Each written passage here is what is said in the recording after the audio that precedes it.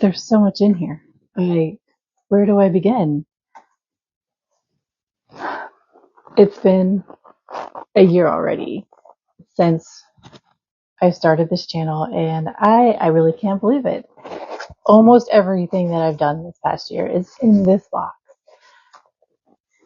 And honestly, I think it's been a fun time. So what I'm going to do over the next 24 hours is I am going to live stream on a loop, and we can chit chat. I'll be in and out every so many hours to check in on the chat and see what you guys think. But we're going to start with my first video of the beginning of Enchanted Yarnworks here on YouTube. And then I'm going to play over the next 24 hours my top videos that you guys have watched. And I'm kind of excited to do this. So I invite you to join me. We're going to chit chat in the chat. I'll be in and out every so often because it's a lengthy thing.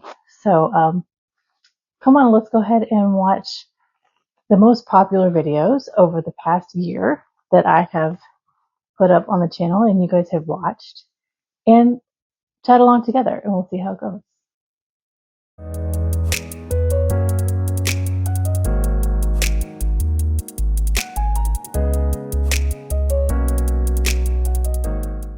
Hello there, Kristen here with Enchanted Yarnworks, and welcome to my channel.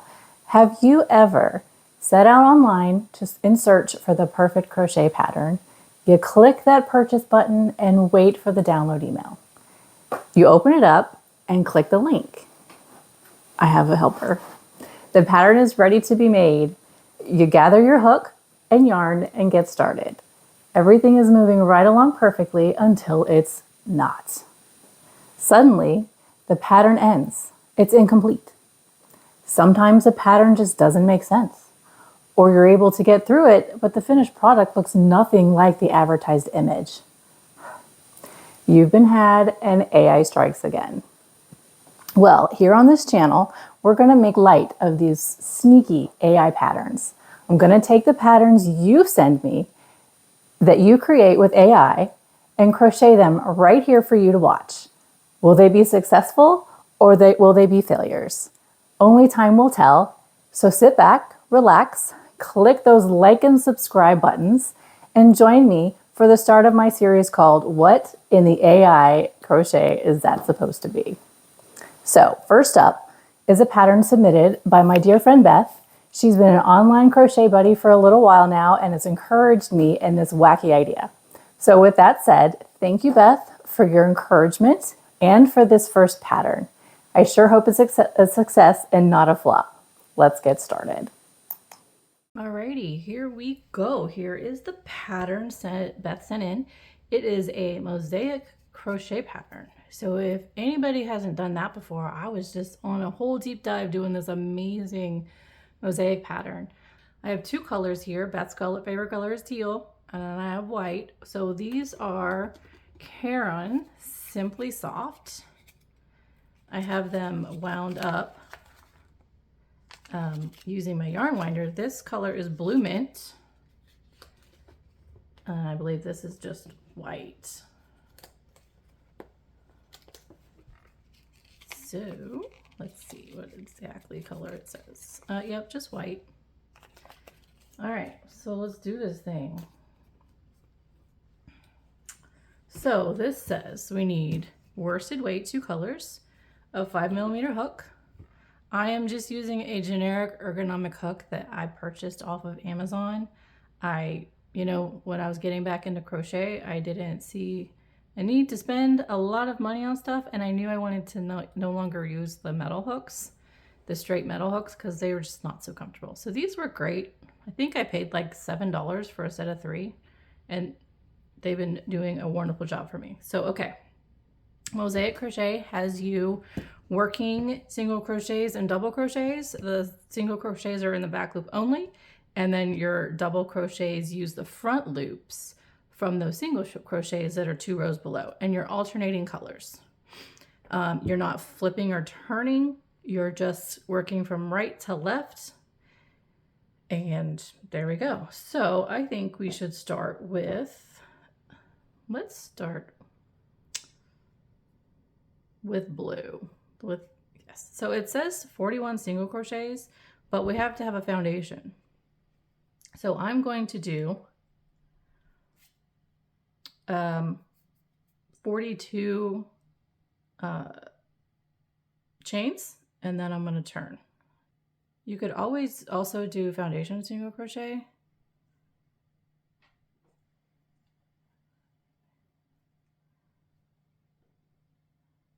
$40, $41, $42. All right, now let's go back 41 single crochets. So I like to use the back loop. So I'm skipping the first back loop.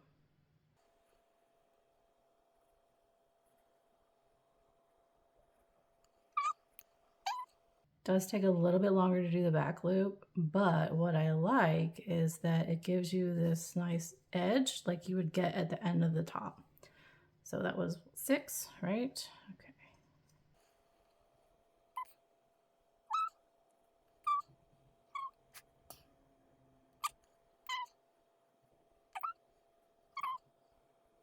Okay. $15. Okay, I will come back when I am at the end and see you there. All right, chain, and then I have an extra because I have to make that chain space. All right, so now that is row 1. I have a pen so I can mark that off. And I'm just gonna cut, pull that up. All right, there we go, first row. Row 2 is color B.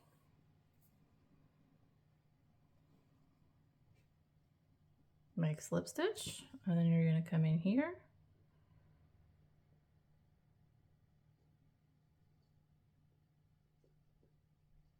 and you always start chain 1, skip 1, and then here we go, 41 back loop only.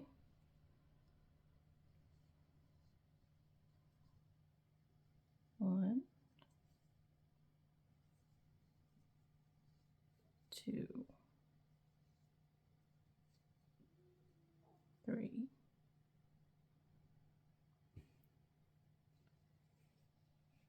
4. Okay, so remember, this is Beth's pattern that she sent me. So I'm going to call this Beth's episode. So please, everyone say hello to Beth. And how many other Beths are watching today? If you are also in the Beth Club, please, please, please drop a line down below. I'm really, really curious how many Beths are out there. I think I've only known probably about 3 Beths in my time. So I'm definitely curious, absolutely curious. So yes, this is Beth's episode, and what I'm going to be doing is I'm going to do shout outs for everybody that sends me a pattern. So if you would like to send me a pattern, I would love for you to send me a pattern. Go ahead and use your preferred AI platform and just go in there and have them create whatever kind of crochet pattern that you would like. Please have it be something not too big, like a blanket, something that I can work on in an episode, or, you know, not too long, because I know you guys don't want to sit here and watch me do this for like 2 hours, right? So, or even 3 days. So yeah, like you could do some amigurumi, some flowers, some animals, some scarves, some hats. This is a mosaic pattern. It's obviously not a large one. So it has 41 rows. So it looks like it's going to be a square with some patterning in it. Filet crochet works fine as well. Wall hangings, those would be fun. Like you could say like a specific type of wall hanging that you would like. You like it to say something or have a picture. Anything like that. So what you would do, have it created, then send me an email at hello.enchantedyarnworks@gmail.com. And please, when you send it, make sure to leave out the title, because remember, this is supposed to be a mystery. Now, if you'd like me to, after I make this, know the title, you can send me a separate email that has in the title or the subject title, secret title in there. That way I know not to open it until the video is completed. So I can see if AI is actually what it's supposed to be, right? Let me count these real quick. Let's see. 1, 2, 3, 4, 5, 6. Got lost. Sorry. 1, 2, 3, 4, 5, 6, 7, 8, 9, 10, 12, 13, 14, 15, 16, 17, 18, 19, 20, 21, 22, 23, 24, 25, 26, 27, 28, 29, 30, 31, 32, 33, 34, 35, 36, 37. Ooh, I think I miscounted here. My bases. 38, 39,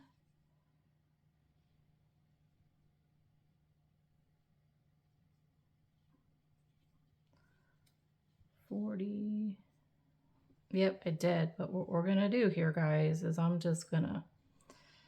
going to make it up in the long run. I'm going to add some stitches in the next row and it'll work out just fine. Okay, so there's row 2.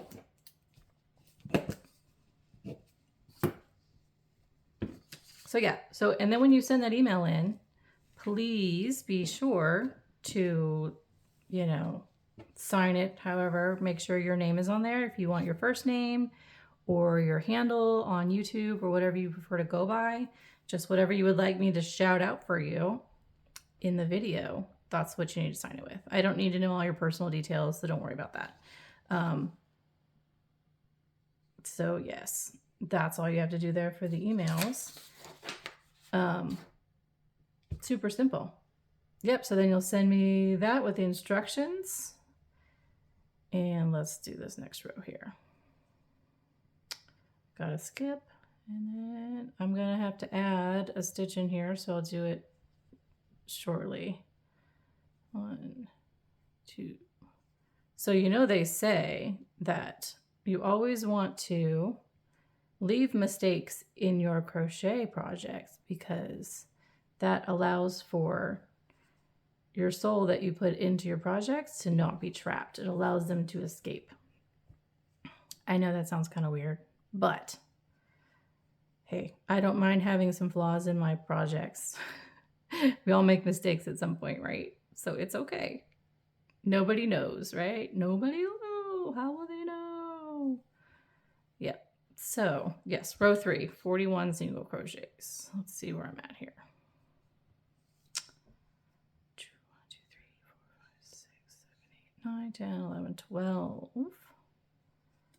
12, 13, 14,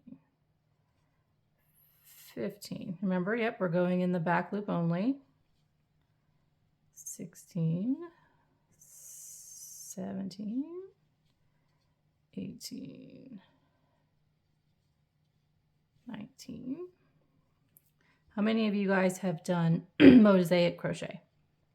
Comment it down below, please. And let me know what your favorite pattern was. Ophelia Talks Crochet. That is who this last pattern was. It was the Odyssey Cow. It was pretty amazing. It was 8 weeks. Maybe not quite 8 weeks, but it started at the end of April. And I guess it was only a month. It just finished at the end of May. It was so much fun. I have my progress posted in my Instagram and on my Facebook. Enchanted Yarnworks. You can look that up.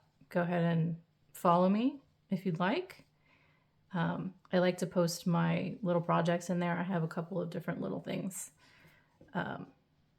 So yeah, I like to do mystery crochets. I like to do crochet alongs because I kind of get overwhelmed with, like, yeah, I have a lovely little stash, which I guess you could see some of it behind me in the video of yarn, but I get a little overwhelmed trying to decide what to use it for. Yeah, so if somebody tells me what to make with it, it makes it so much easier. And I love that so much. So yeah, so I'm looking forward to y'all's patterns. Really, really am. All right, let's see. 1, 3, 4, 5, 6, 7, 8, 9, 10, 11, 12, 13, 14, 15, 16, 17, 18, 19, 20,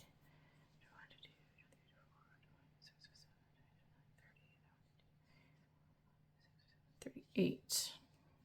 38. Okay, I'm tangled. Yikes. 38. 39. 40. 41, skip, and end. So the reason why we do this open here, where you're creating a box, let me show you. So these extra, I'm doing the chain ones, it's creating a little box in here. So usually when you do mosaic crochet, you'll have all these ends, right? And it's every row. So there's no way that you're gonna want to weave that in. So what you usually do is we create an enclosed border, and when we border it, having these boxes here makes it so much easier to do those borders. So that's why I'm doing that, in case you were wondering. Okay, row 4 is white again. What do you guys think of these colors? I think they're lovely.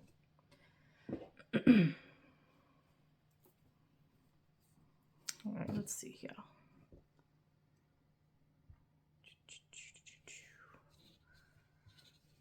Getting a little twisty here. All right, so slip stitch, single crochet front and back loop on the first here before we do the chain.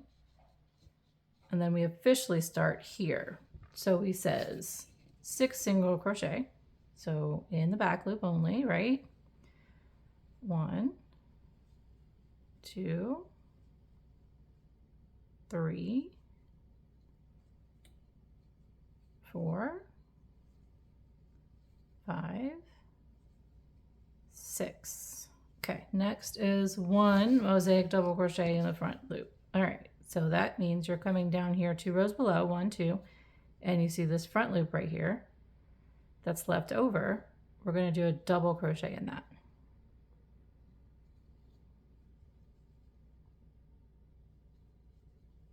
Just like that. Okay, and then 27 single crochets. So we want to make sure we skip that back one and then continue. Okay, so 1, 2, 3, 4, 5,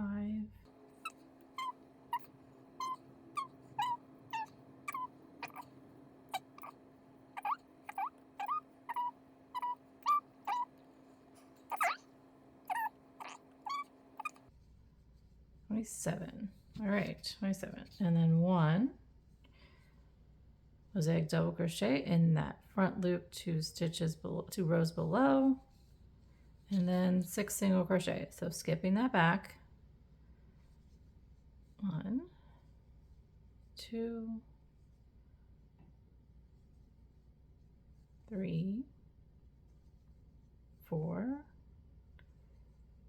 5, 6. All right, chain 1 and double crochet front and back, and then finish. So then we cut that, pull out. There we go. What I love about mosaic is that it's fun to watch a pattern appear as you work through this. Okay, I need a T-zip.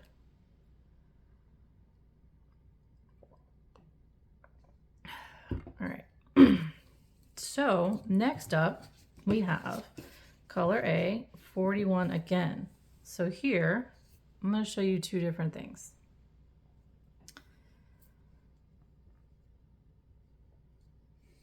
Slip stitch, front and back loop single, chain. All right, so we said 41, right? Okay, 1,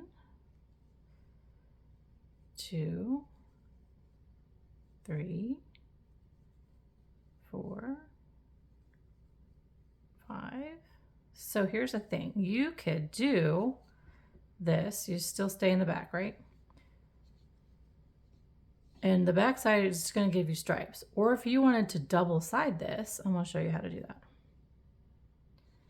you're going to go through the back loop, and then you're going to go through the back loop of the color to the row 2 down, and then you do a loop over and yarn over, pull through 2, and then 2, and that gives you a drop in the back, which makes it double-sided, which is absolutely gorgeous.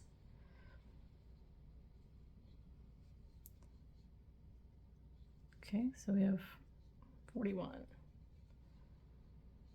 So that would be 7, 8, 9, 10, 11.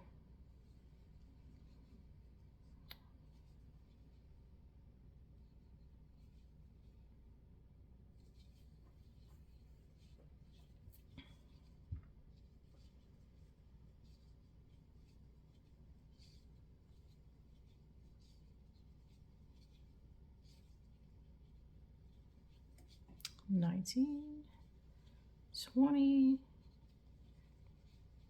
21, 22, 23, 24, 25, 26, 27. So in case you're wondering, I chose this yarn because I have such a stash of worsted weight, and Caron Simply Soft is absolutely lovely to work with. It does not have dye lots in the respect that a lot of others do. So if you are working on something and it's stashed away for a while and you're like, oh no, I have run out, I need more, you're not, as long as the color still exists. Now here I am going in the back again for this double-sided. As long as the color is not discontinued, you are absolutely going to be able to find that that same color is going to match again without any issues. So these are the 2 colors I have stashed, and this is what, well, 2 of the colors, and this is what I decided to use today. Beth loves teal, so this is pretty tealy as far as my colors I have. Okay, end of this row.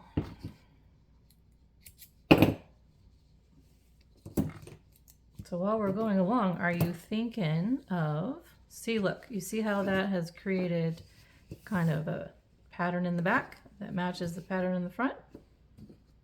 All right, row 6, back to white.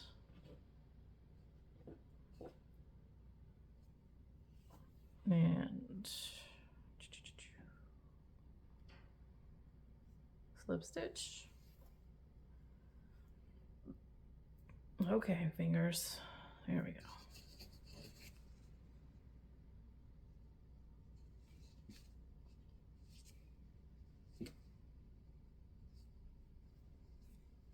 So we say chain 1, and we need 5 back loop only single crochets. Sorry, 1, 2, 3, 4, 5, and then 3 mosaic double crochets. So down 1,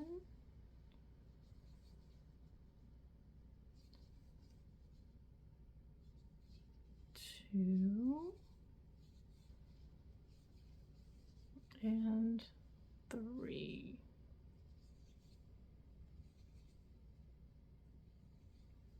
Okay, see how that looks? All right, now 25 singles, so we're skipping 1, 2, and 3. 2,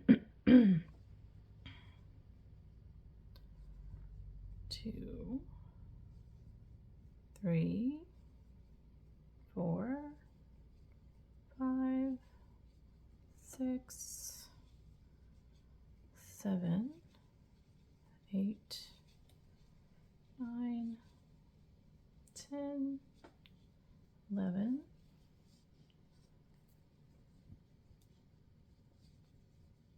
12, 13, 14, 15, 16, 17, 18, 19, 20, 21, 22, 23, 24, 25. All right, so now we have, again, 3 mosaic double crochets. So down to the row, 2 rows below. 1, 2,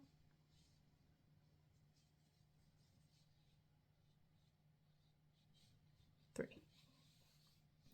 And then we should have 5 single crochets, back loop only. So skipping those 3 in the back, 1, 2, 3. 1, 2, 3, 4, 5. Chain 1, double crochet, single crochet, both loops at the end there. All right, and then cut. Okay, it's building. Now, 41 single crochets.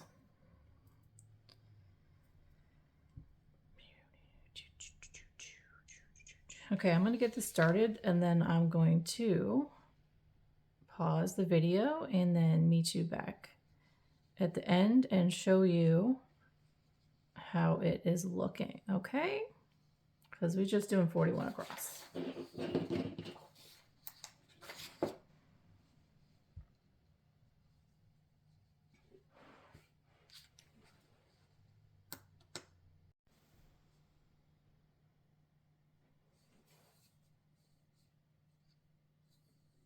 Alrighty, welcome back. So I'm finishing up this row. And I will show you, I did continue with the double-sided. You see how that's coming out on that side? Yep. It's kind of cool. Okay. Row 8. We have 4 single crochet. Ooh, this is going to start to create a pattern. All right, let's see what we've got. Slip stitch, single crochet, both loops, chain 1. All right, 4 single crochets. 1, 2, 3, 4. 1 mosaic double,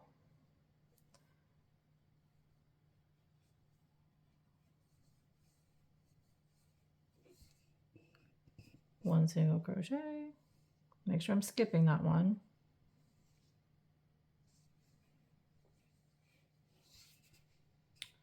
1 other mosaic double crochet.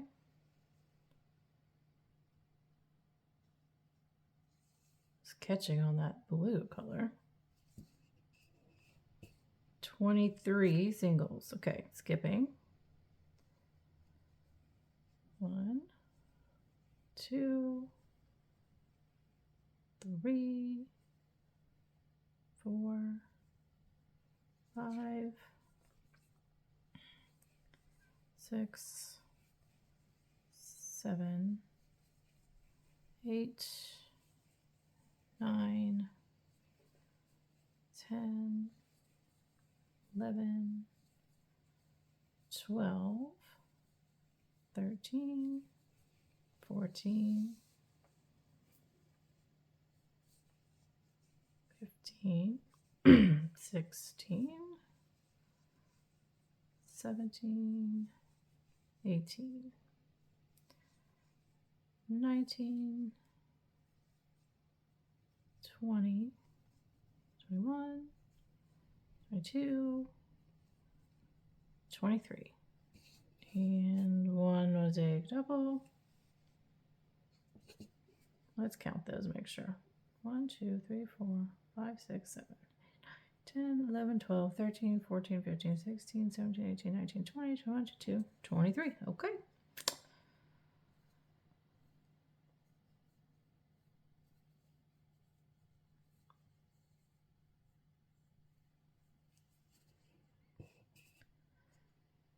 1 single, make sure we're skipping 1 mosaic,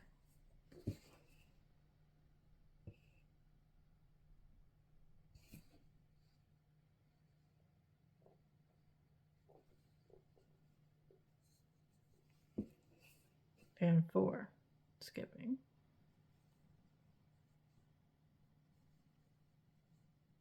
Well, here's our first error, guys. Check it out.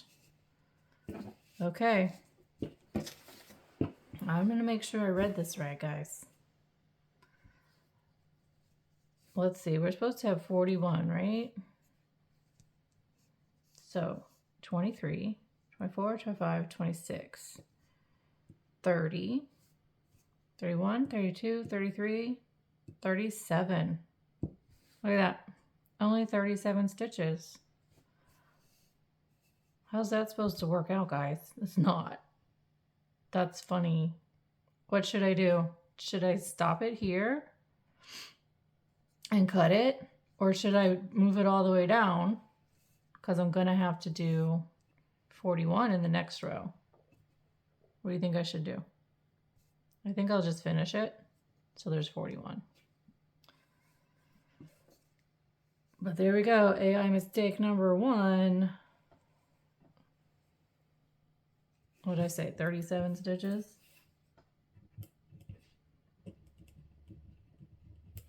Okay. Funny, funny. All right, once I finish this, I'm going to pause and do the next row of 41 in the blue, and then I'll be back for row 10.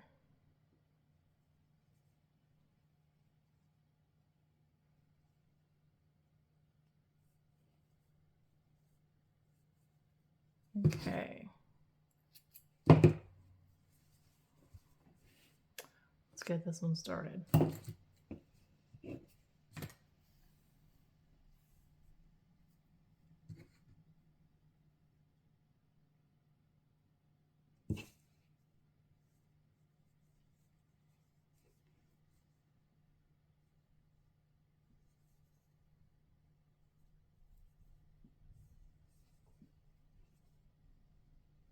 And yep, I'm going to do the double-sided like I've been doing to keep it consistent.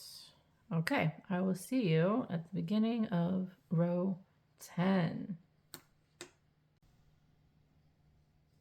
Okay. Almost done with row 9. So I was thinking when I was doing this, I'm going to put a stitch marker where row 8 was supposed to end for fun. Okay, so check out these cute stitch markers I got. Those little kitty cat stitch markers. Kind of like this one right here. I found these on Amazon yesterday. Look, okay. There's so many. I mean, there's duplicates, but if you like the cats, these are your guys, y'all. These are so darn cute. Look, my daughter loves this one. Strawberry shortcake.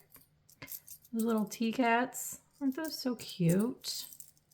Tea cats.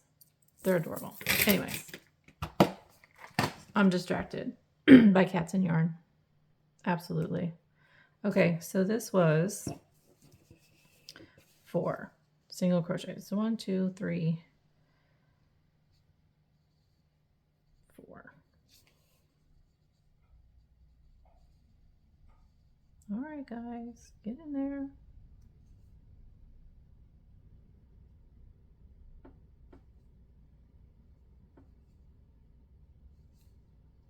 Okay. That's where that row was supposed to end. Ta-da! All right, row 10. Let's do it. Is it going to be accurate? I didn't even count stitches, guys. I didn't. I just figured we'll wing it because that's the point, right? We're going to wing this game. It's going to be fun. Okay. Here we go. Da, da, da, da. All right, how many do we need to go? 3. Single crochet back loop. 1, 2, 3, 1, mosaic double crochet. So down to the second row, skip 1 here, 2 single crochet, 1, 2, 1 mosaic,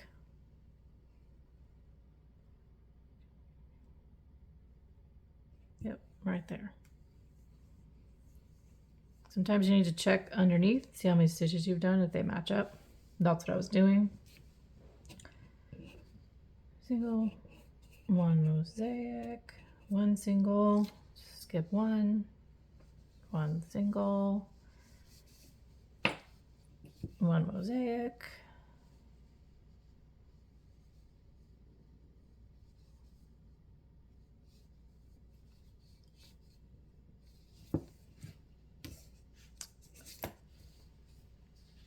okay, so we did 1, skip 2, 1, skip 1, 1. Okay, 15 singles. Skip 1, and that frayed.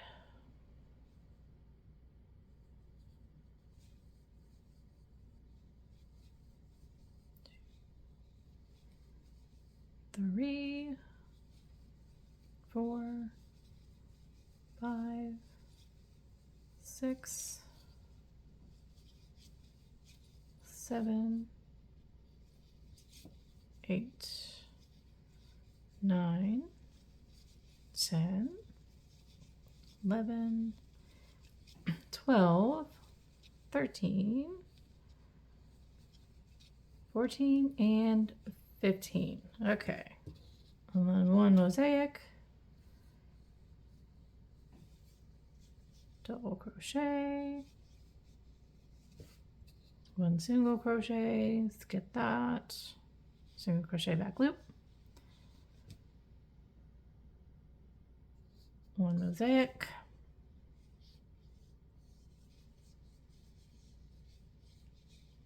skip there, 2 singles, and then 1 mosaic again,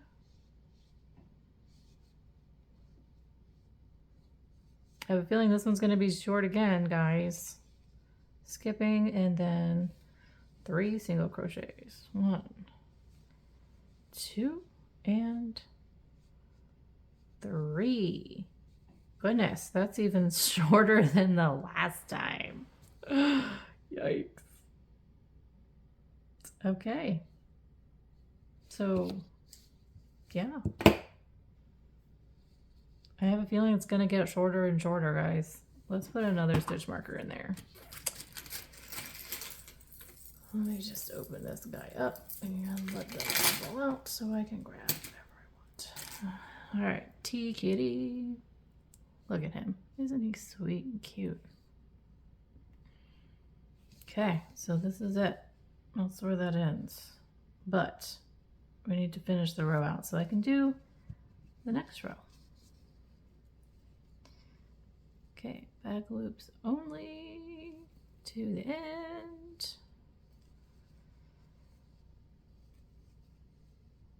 Okay, so I'm going to pause and then I will be back when I get done with the blue row, row 11, and I will see you at row 12, since 11 is just doing the 41 stitches. Okay, all right, see you soon. Okay, guys, it is time for row 10. Let's see what is going to happen. All right, here we go. This is our white color. Single crochet through both loops, chain 1. And make sure I've got this in the camera view. And what are we doing first? I gotta mark this up here. 3 single crochets. Okay. In the back loop, remember? 1, 2, 3. Okay. Next, 1 mosaic double, so 2 rows below. whoop, 2 singles, skipping that back one, 1, 2, 1 mosaic double,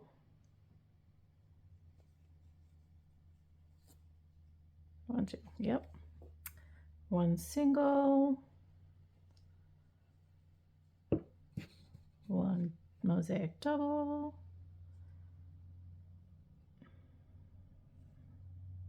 wait a minute, I think I skipped too many. Let's go back. I did. See, I skipped 2 in the back instead of 1. So here's the single, skipping only 1. Didn't line up right. Okay, now double, right? So we have 3, 1, 2, 3, 1 mosaic, 2 singles, 1 mosaic, 1 single, 1 mosaic. Okay, now 15 singles, skipping only 1 back here. 1, 2,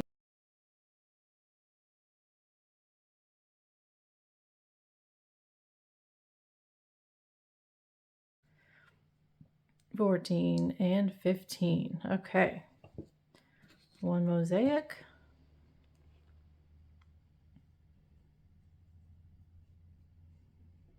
1 single, 1 mosaic, move that over, 2 singles, skipping only 1 this time, 1 and 2, and 1 mosaic, 1 and 2. Excuse me, sorry, my voice. Skip 1 and 3 singles. Okay, 1, 2, 3. Okay, that's the end, and that's even shorter than the last time. Let's mark that guy. Okay, let's see here. How many stitches is that? Okay, 1, 2, 3, 4, 5, 6, 7, 8, 9, 10, 11, 12, 13, 14, 15, 16, 17, 18, 19, 20, 21, 22, 23, 24, 25, 26, 27, 28, 29, 30, 31, 32, 33. 33.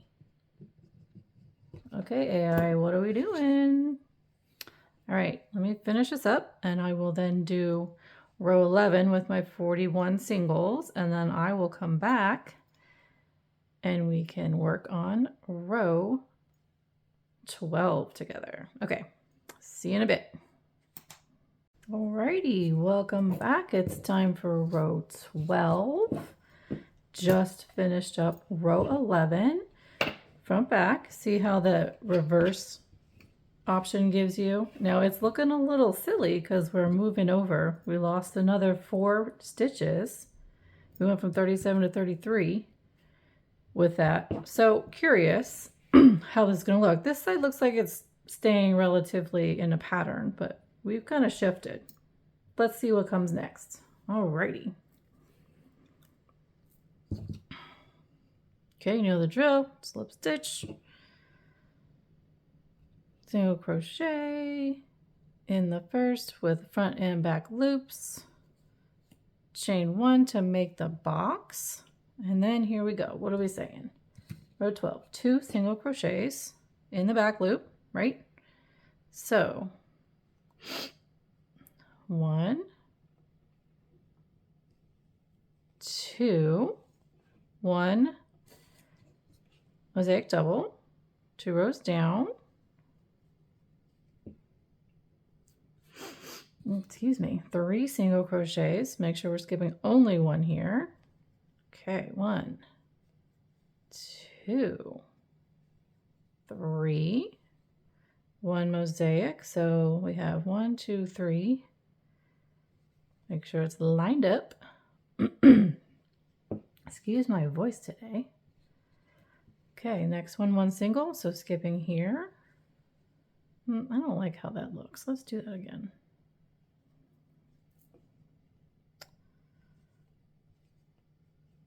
There we go, that's better. Skip 1, okay. 1 single crochet. Now 1 mosaic crochet, double. Okay. And then 5 singles, so skipping 1. 15, not 5. Goodness. 1, 2, 3, 4, 5, 6, 7, 8, 9,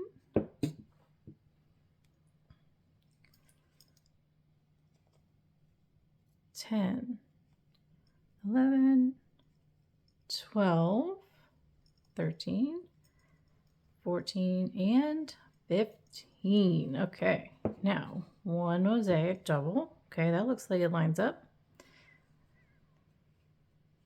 1 single, skip that back. 1 mosaic double, lining up again.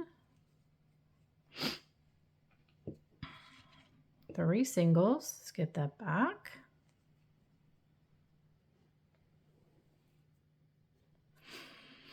Excuse me. 2 and 3.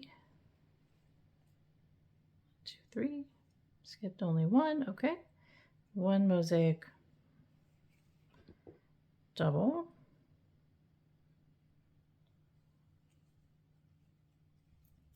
And 2 singles. Skip here. And 1. And 2. Okay. Well, that looks like it's lining up there. All right. We're that cute little tea cat. Do you see him? He's so adorable. So glad I picked these up from Amazon. They're stinking cute. All right, let's see. Let me finish up this row. Ooh, if I can get him in there. And then do row 13, which is just another row of blue 41 single crochet. And then I will catch you for row 14. Let's see what this pattern's gonna do. Beth, do you know? Have you done it? Or are you just waiting to see how it turns out for me? Okay, see you in a few. Alrighty, 13 is done. Let's get to 14.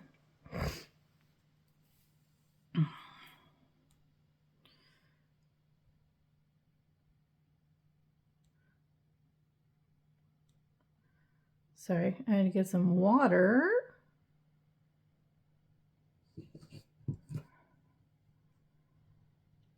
Okay, let's go.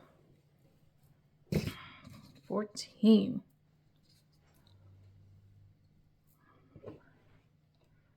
Set up our edge. Being all twisty weird.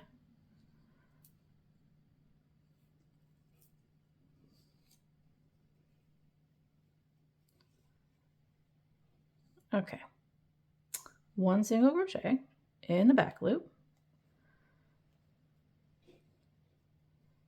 1 mosaic double.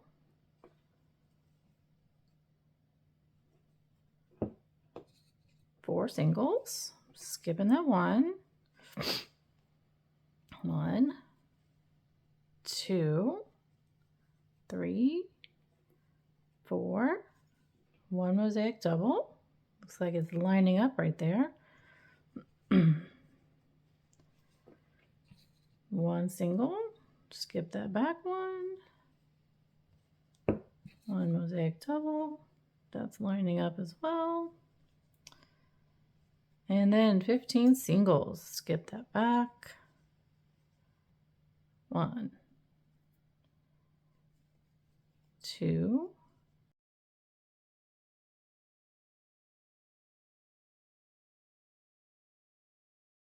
14 and 15. Okay. 1 mosaic double.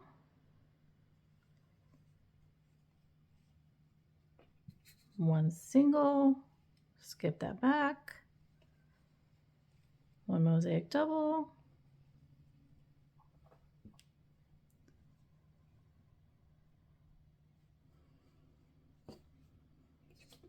4 singles. Skip the back.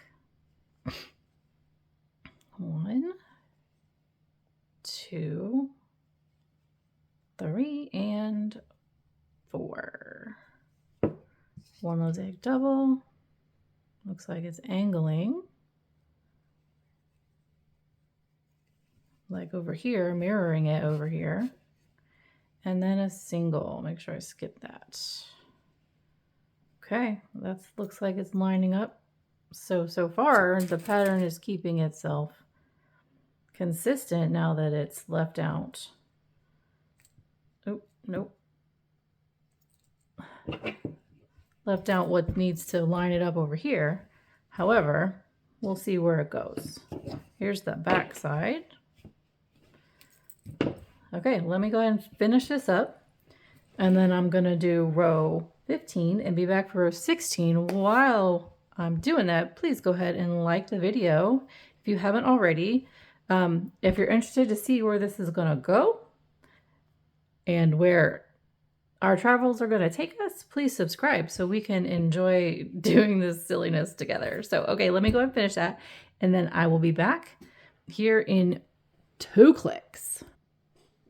Okie dokie, row 15's finished. Row 16 time. Okay, your front and the back. These guys are so cute. I love them. Okay, 16. So are you guys thinking about what kind of patterns you can send me? What creations are popping into your creative minds out there? Oof, I would love to make my own patterns and see what I can do with them, but that would take away the fun of the mystery. So please, please, please, please, I need y'all's help with this. Okay, here we go. First stitch is a mosaic double crochet. And then we have 5 singles, so skipping this one. 1, 2, 3, 4, and 5. Okay, 1 mosaic double. Make sure that's right. 1, 2, 3, 4, 5. Yep. Landing on that one below. 1 single, skip here, single, and then a mosaic double, lining up with this one. I see the pattern forming. Do you guys see the pattern forming? Got this like a double V here. Part of me thinks there should have been something here. That just looks odd. That's okay. Okay, 15 singles. Back loop, skip 1, the one that's behind this double. Okay, 1, 2,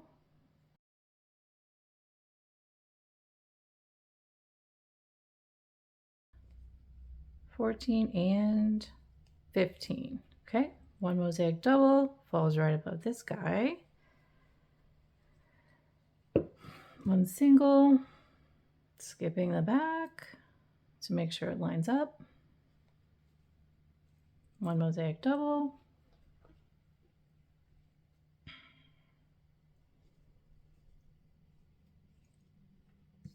5 singles, skip there. 1, 2, 3, 4, and 5. Okay, and then 1 mosaic. Okay, looks like it's getting that angle there that the other side started with. Yep. It's just a bummer that it's not lined up over here. Oh well. Okay, here we go. Finish this row.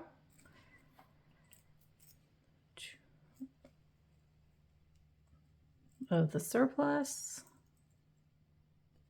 so that we have a stable row to put the blue on, because the blue is written correctly with 41 single crochets every single time.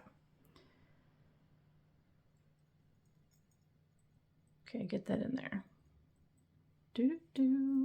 All right.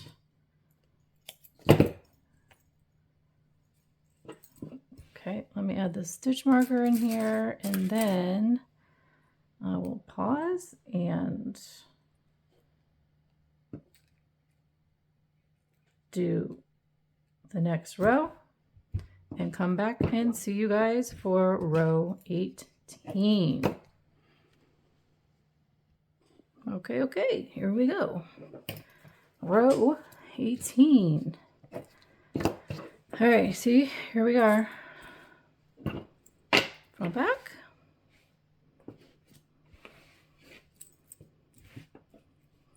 Okay, let's see what we've got here.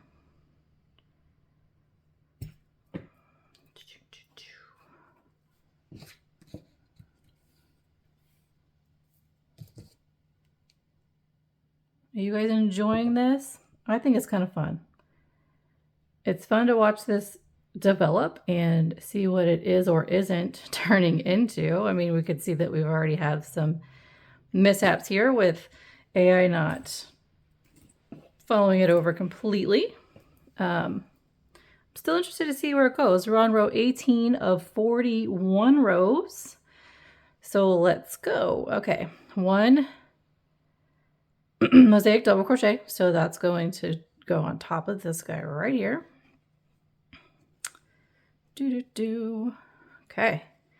And then 1 single crochet. So make sure we skip that back one there so we don't catch it and then our counts are off. Oh, okay, there we go. 5 mosaic doubles. Okay, so toot. All right. 1, 2, 3, 4, and 5 ends on that guy there. Okay, 1 single. Looks like we're doing the same thing.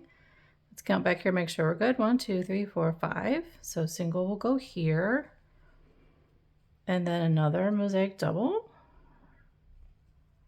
in the front.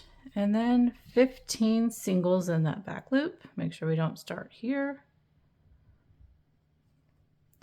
1,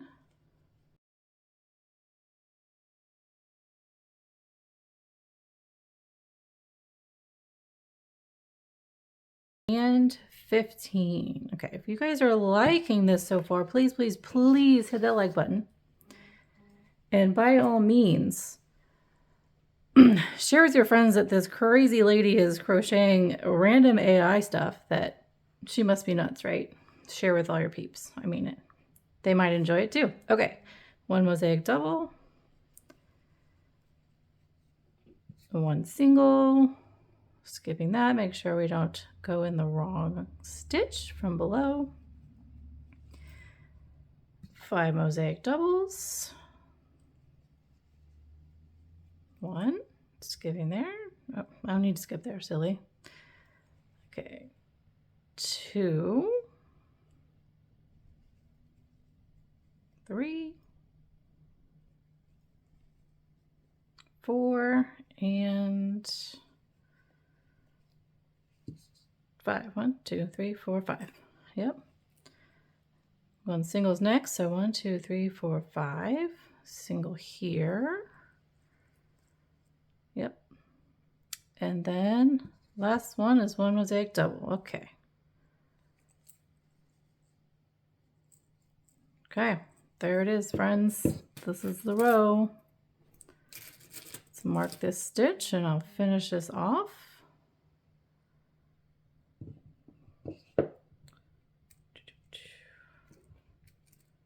When you're thinking about pattern creations and the type of yarn that could be used, I have worsted weight yarn. I love DK weight yarn. I have a good amount of that with some wonderful color selection. I do have some bulky and some of that like, what's it called?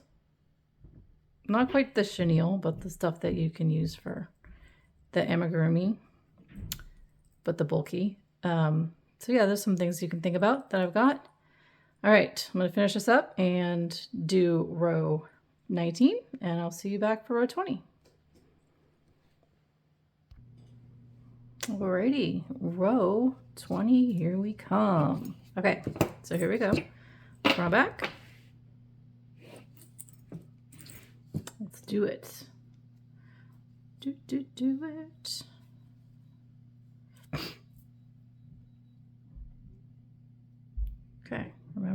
we start single crochet, chain 1, and then we begin. 1 mosaic double, so right on top here. 1 single, make sure we skip that bit. 1 mosaic double.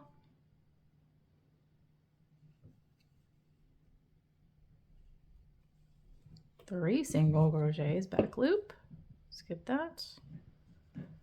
1,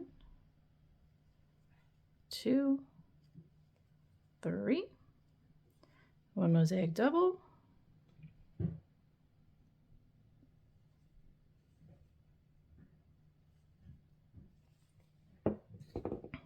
1 single, and 1 mosaic double again, and then 15 singles. Make sure we skip that. 1, 2, 3, 4, 5, 6, 7, 8, 9, 10, 11, 12, 13, 14, and 15. Okay, 1 mosaic double,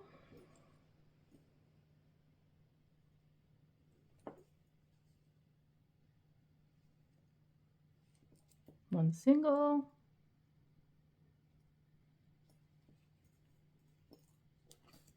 1 mosaic double,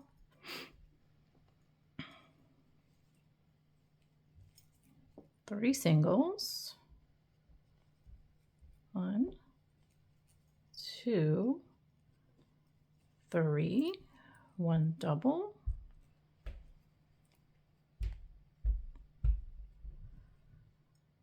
1 single, and 1 double to finish that out. Okay, let's put a stitch marker there. And then let me finish this off to the 41.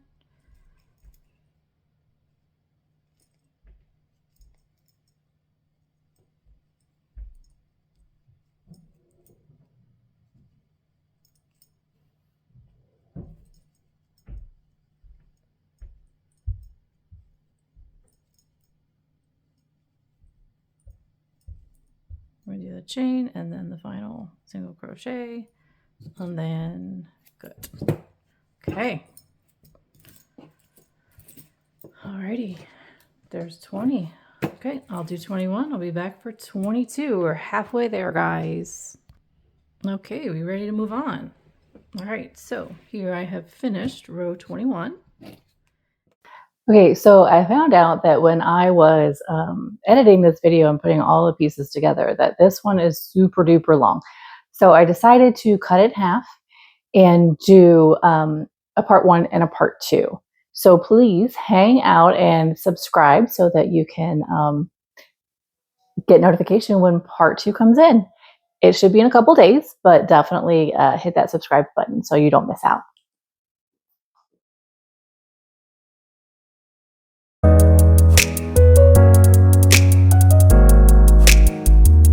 Welcome back to part 2 of Beth's episode of What in the AI Crochet Is That Supposed to Be? So last time I said that the video was just way too long to post, so I decided I was going to break it up. So here is the continuation and the finale of this first episode. I hope you enjoy it and see you at the end. Okay, we ready to move on?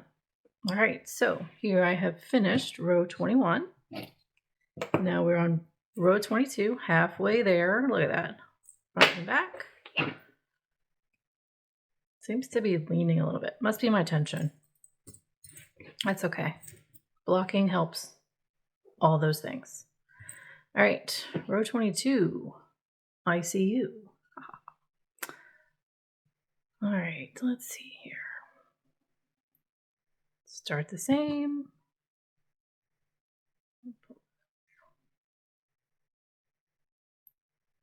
Back. All right.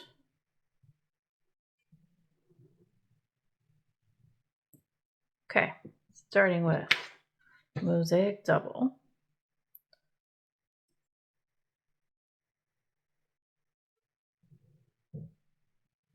Then a single. Okay.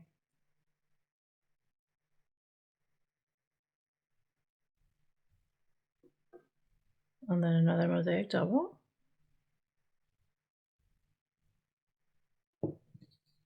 Then a single.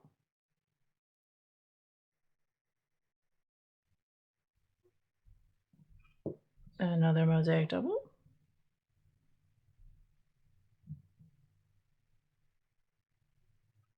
Three singles. Two. Three.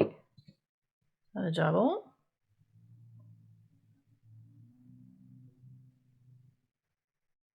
One, two, three. Yeah, okay. It just looked weird. And then 15.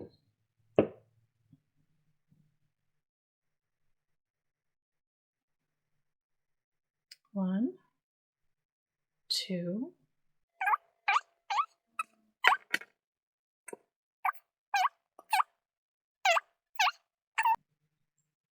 14 and 15. Okay, one mosaic double.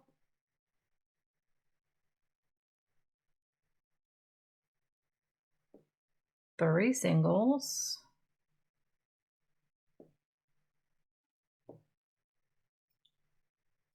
Two, three, one double.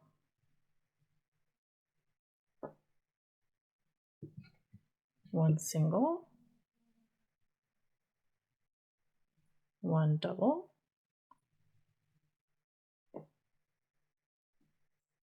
Oh, and second page. One single.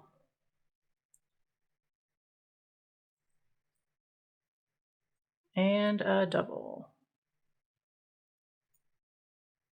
Okay. Mark this one.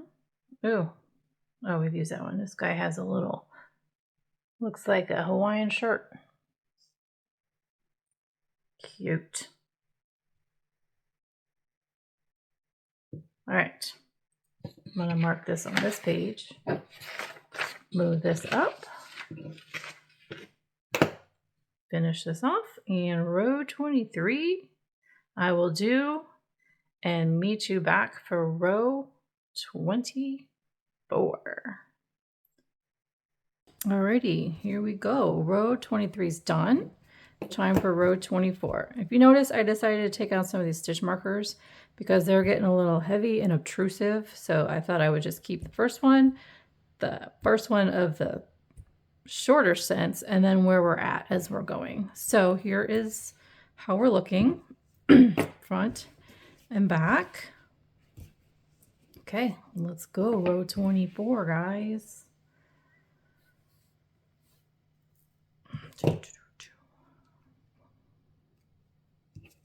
Okay.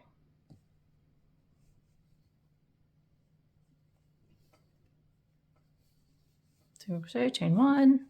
All right, mosaic double is where we start again.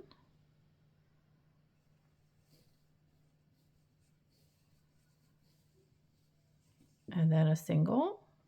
So make sure I'm not in there. And then another mosaic double.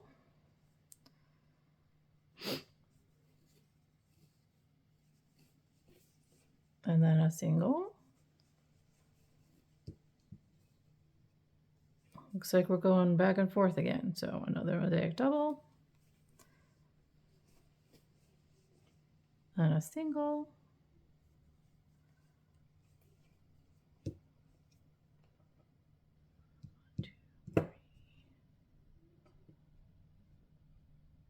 a mosaic double,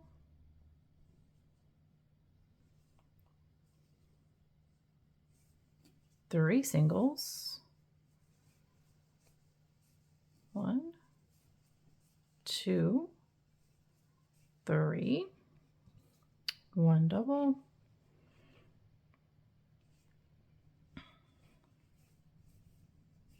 and then 15 singles.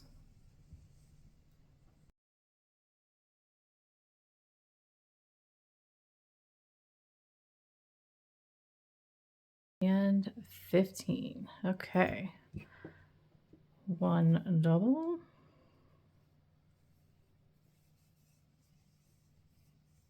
3 singles,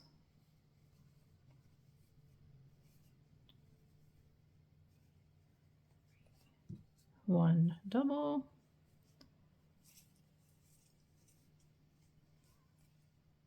1 single,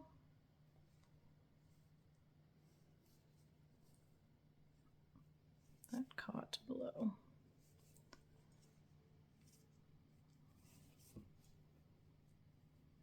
I pulled it too far. Oh shoot. Okay. 1 double. Yes.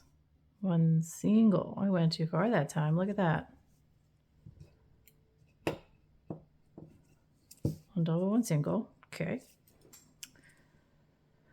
1 double again. 1 single.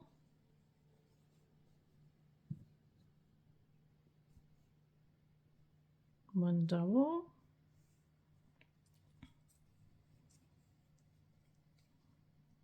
1 single.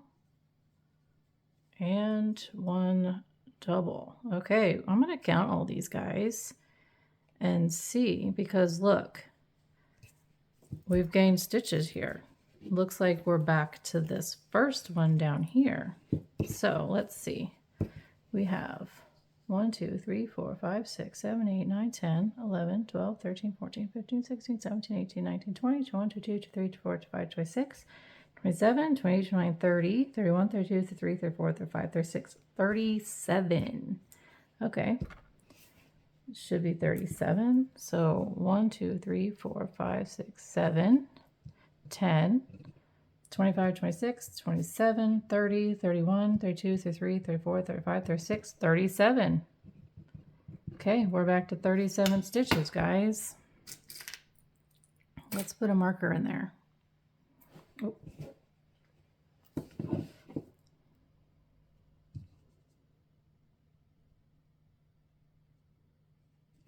Interesting for sure. All right, finish this out. So we're back to 41, so that the next row with the blue will have a base to build on.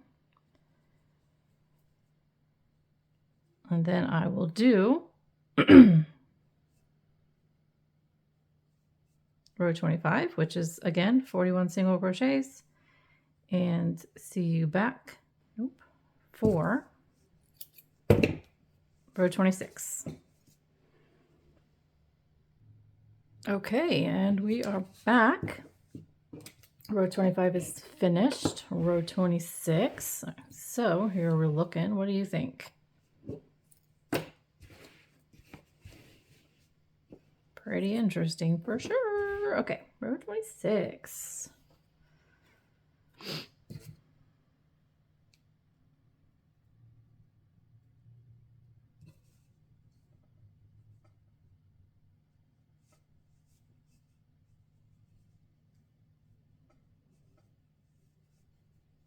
Okay, we have mosaic double,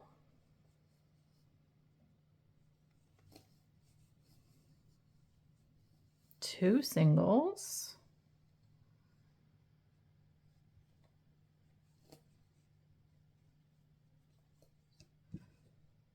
mosaic double. Let me make sure I got that right. 1, 1, 2. Okay, yep. 3 singles,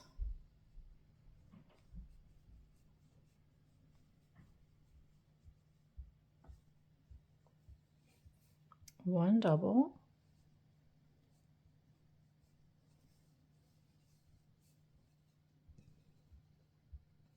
5 singles,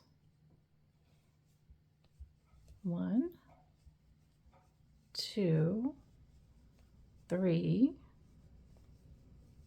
4, 5, 1 double. Let's make sure.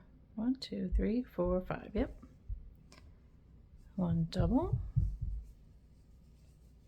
3 singles, 2, 3, 5 doubles,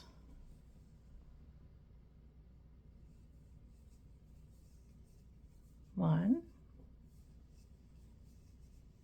2, 3, 4, and 5. Okay, 3 singles. 1, 2, 3, 4, 5. 1, 2, 3, 1 double, 5 singles, 1, 2, 3, 4, and 5. 1 double, 1, 2, 3, 4, 5. 3 singles,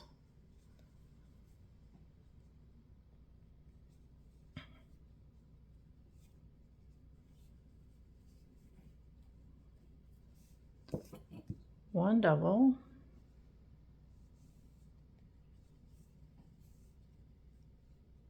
2 singles, and 1 double. Goodness, looks like we're moving again. I'm gonna have to count the stitches here, guys. Okay, let's see. 1, 2, 3, 4, 5, 6, 7, 8, 9, 10, 11, 12, 13, 14, 15, 16, 17, 18, 19, 20, 21, 22, 23, 24, 25, 26, 27, 28, 29, 30, 31, 32, 33, 34, 35, 36, 37, 38, 39. Okay, we're gonna mark that bad boy.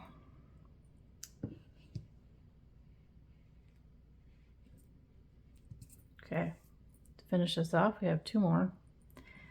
And then as usual, I will see you back for row 28 after I do 41 blue stitches for row 27. Okay.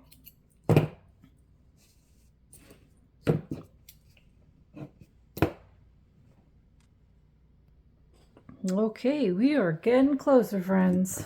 All right. Can anybody see what this might be? I mean, let's just kind of maybe look at that side. I don't know. Definitely interesting. Okay. Beth, what did you make for us, girly? What did you make? Okay. Let's go. Row 28.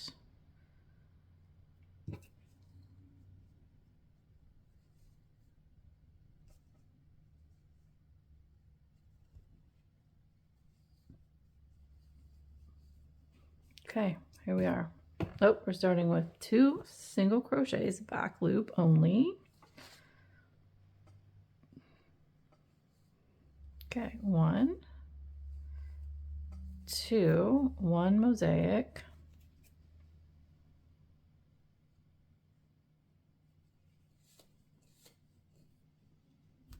Ooh. 2 singles.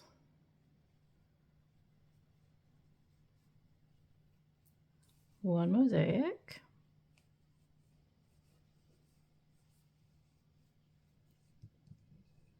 5 singles,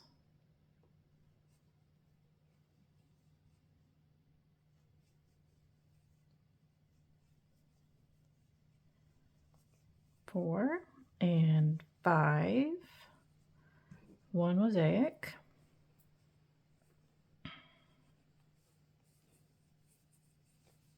1 single,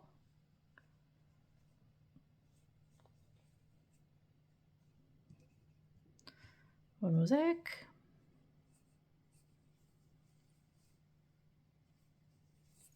3 singles, 1, 2, 3, 1 mosaic. Oh, I missed that. 3,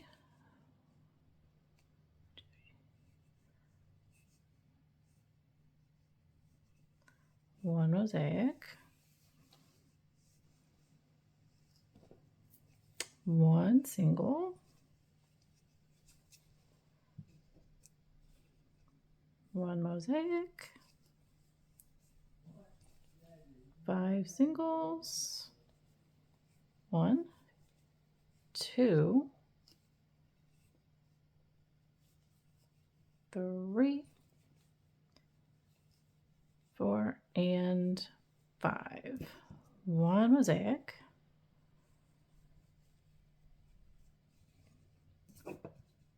2 singles,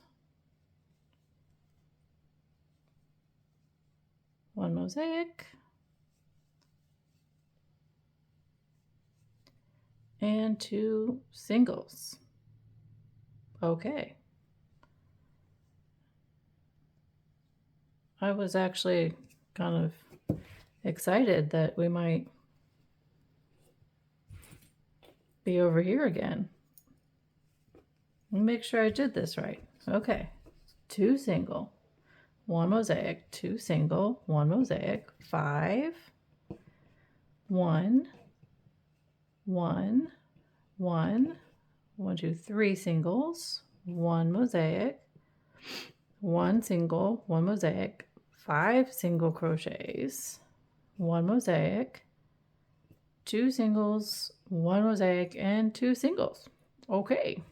2, 3, 4, 5, 6, 7, 8, 9, 10, 11, 12, 13, 14, 15, 16, 17, 18, 19, 20, 21, 22, 23, 24, 25, 26, 27, 28, 29, 30, 31, guys. 31. 31. That's the least amount we've had. Okay. Mark this.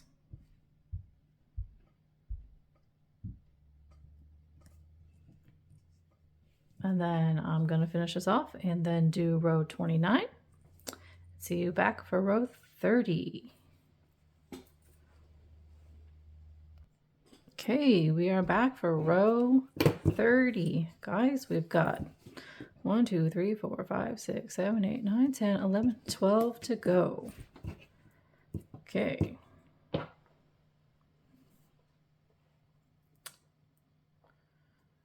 Let's see here.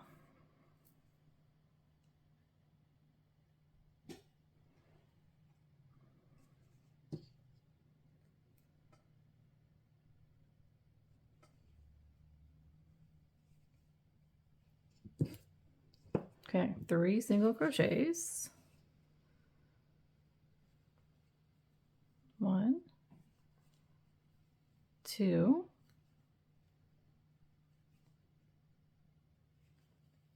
3, 1 double. So 1, 2, 3, yes.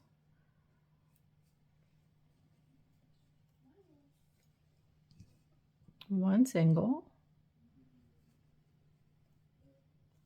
1 double,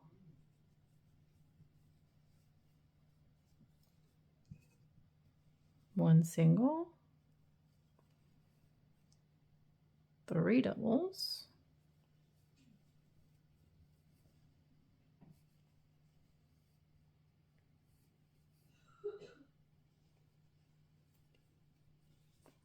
1 single,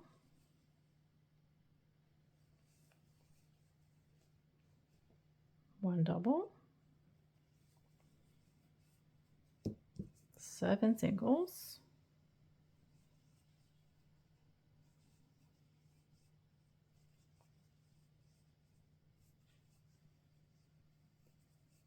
5, 6, 7, 1 double, 4, 5, 6, 7. So make sure it lined up. 1 single, 3 doubles,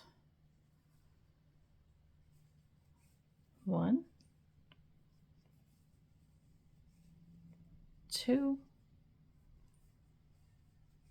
3. 1 single, 1 double,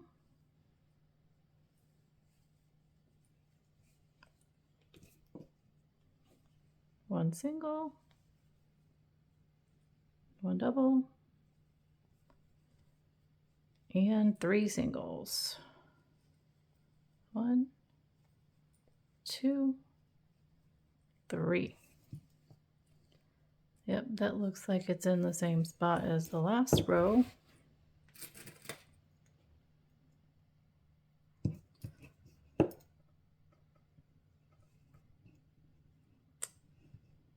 So let's just mark it. Okay. All right, I'm gonna finish that off and see you back here for row 32. Alrighty, righty. Okay, 31 done. 32. Whew, 10 more to go, guys. 10 more. Can you believe it? Thanks for hanging out with me. You guys have been troopers. Really appreciate it. I hope you're really liking this, or at least intrigued by what is to come. I know I think it's fun because I have no idea what I'm getting into. I don't even read over the pattern, guys. I just go. Okay, here we go. 5 single crochets.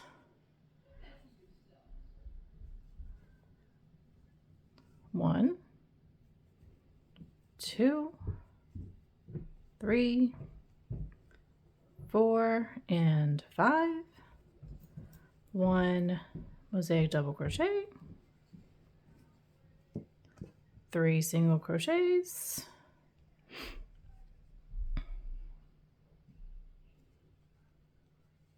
1, 2, and 3. 3 mosaic doubles. 1,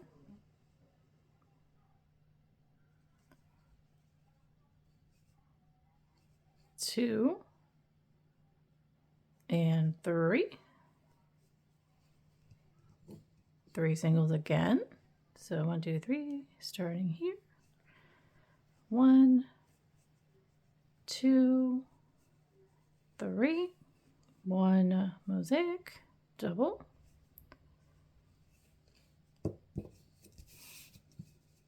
1 single crochet. Wait, what did I just do? Oh my goodness, I just realized I was reading off the wrong line. Okay, let's go back. 1, 2, 3, 4, 5. 1, 1, 2, 3. 1, 2, 3. 1, 2, 3. Oh, okay. It wasn't too far off. All right. Thank goodness. Okay, 1 single crochet. 1 mosaic double.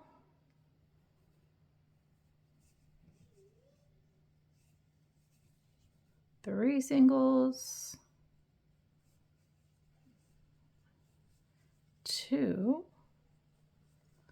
3. 3 mosaic doubles.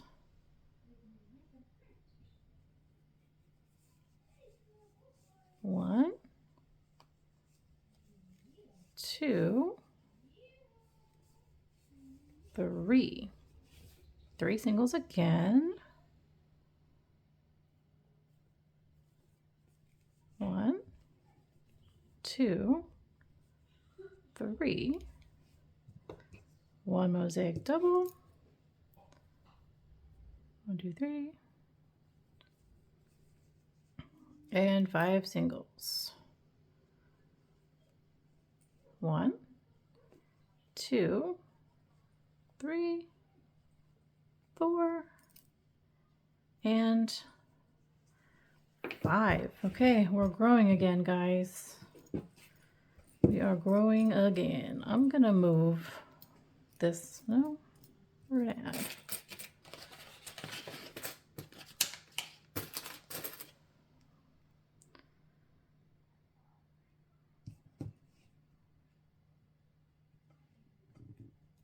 I'm genuinely curious what this pattern, if there was an image, and what it is supposed to look like. Beth, please tell me that you have an image of what this is going to look like, and you can share it with us when we're done. Okay. Chain 1, single crochet over, and cut. Okay, check, check. All right, I'm gonna do row 33. I'll be back when that's finished so we can do row 34. Although row 34 is looking like it might get a little smaller. We shall see. Alrighty, friends. 33 is done. 34, let's do it. Okay, this one looks kind of short, but we shall see, won't we? All right, starting over here with our single crochet, chain 1,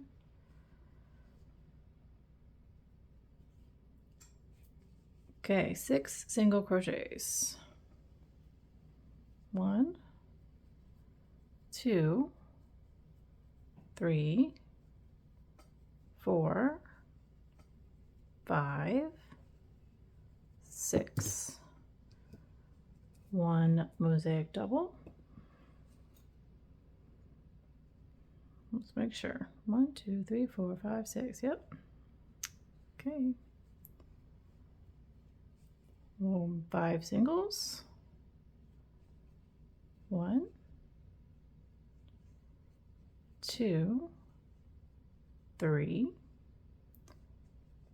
4, and 5. 1 mosaic double.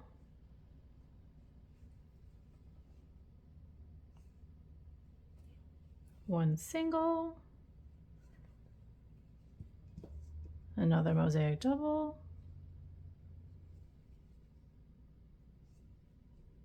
5 singles. 1, 2, 3, 4, 5. 1 mosaic double.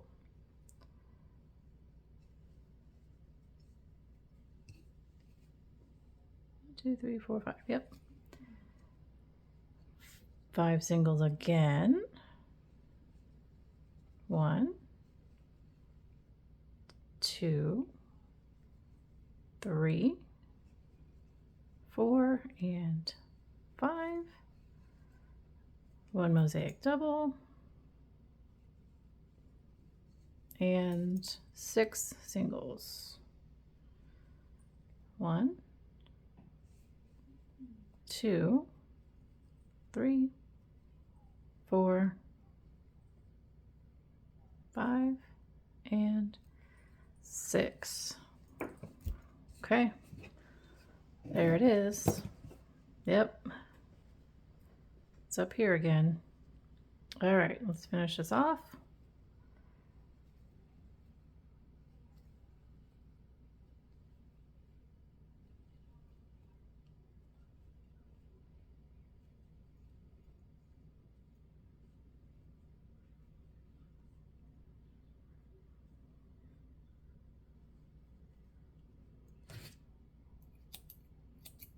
All right.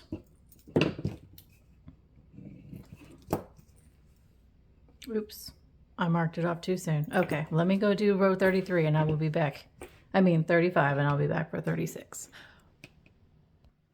Okay, 35's done.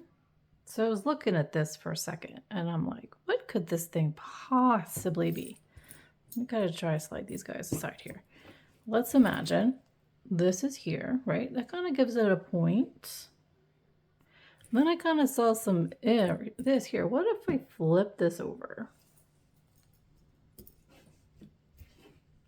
Kind of getting like ears in a way, maybe. I don't know.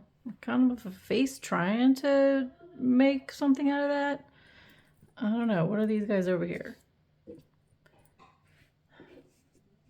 Maybe like dragon ears or something? I don't know. What do you guys think? Anyways, okay. Let's get it back over. Let's go ahead and get 36. Row 36. We are starting with 7 single crochets. Back loop only, of course, but we got to get our border piece here. Chain 1. Okay, here we go. 1, 2, 3, 4, 5, 6, and 7. 1 double. Get in there. 25 singles. Okay. 1, 2,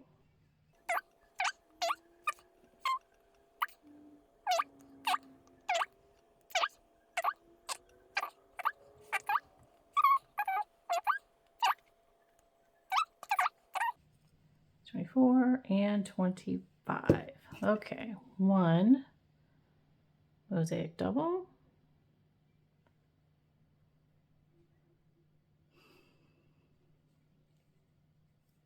And 7 singles. 1, 2, 3, 4. Oh my goodness. 5, 6.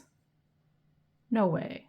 7. We are back to the end. There's no way. We're back to 41 stitches, guys. Why is that so exciting? Okay. All right. That was pretty simple there. Okay. I will see you for row 38. We're getting close. Alrighty, row 38. Let's do this thing. All right, 37 done. 1, 2, 3, 4. Guys, we're almost done. Can you see an image on here? I'm still not sure, guys. Still not sure. Okay, here we go. Start it up. Chain 1. All right, what are we doing? We've got 8 single crochets.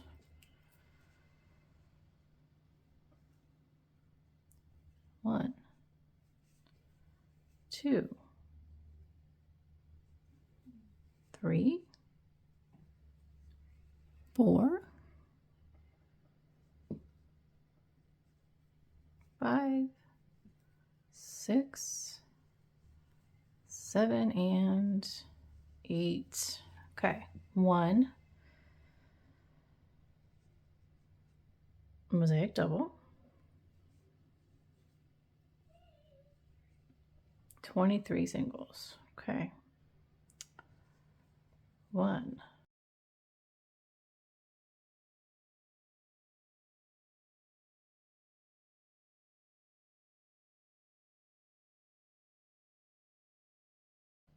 22 and 23. You know, they say if you can't count, you can't crochet.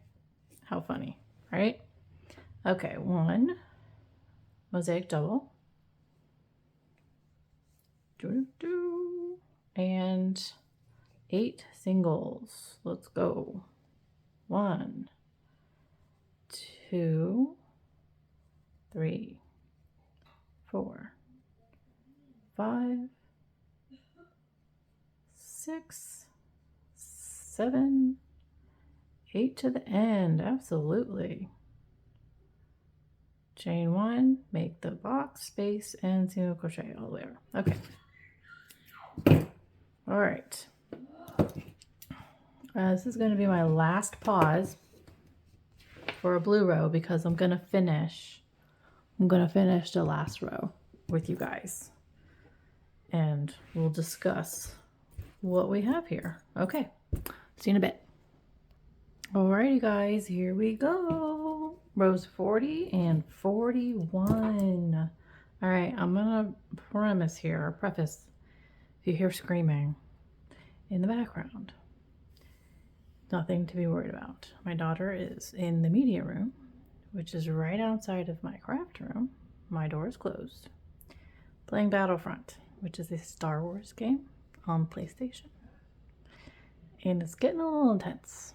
So if she screams, promise, it's just a game, nothing to be worried about. All right, let's do this. 9 singles. Okay, 1, 2, 3, 4, 5, 6, 7, 8, 9, 1 mosaic, double crochet, 21 singles, 1, 2,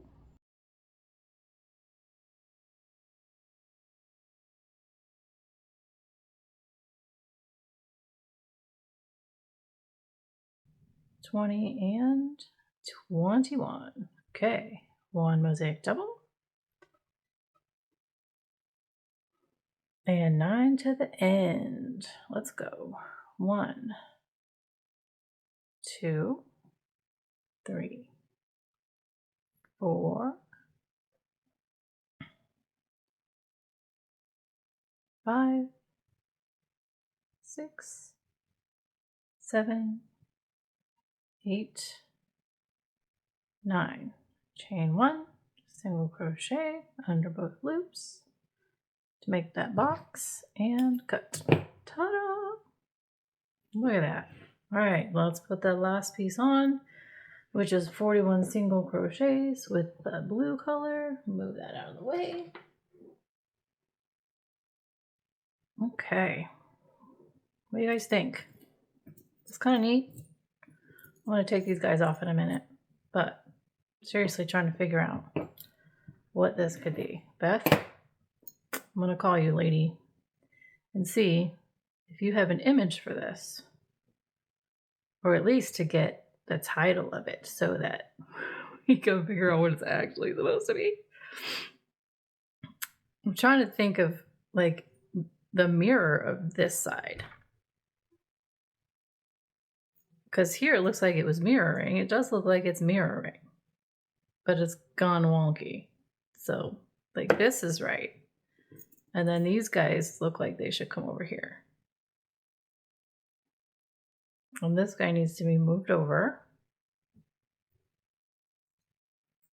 I don't know. We'll see. We'll see what she has to say. All right, let's get the last one in. 41 single crochets. Chain 1, skip, and back loop only. 1, 2, 3, 4, 5, 6, 7, 8, 9. Now because I'm doing the reverse, I go in the back loop here again, and then the back loop 2 rows down. Loop it up, go through 2 loops, go through 2 loops. That was 10, right? 2, 3, 4, 5, 6, 7, 8, 9, 10. Yep. 11,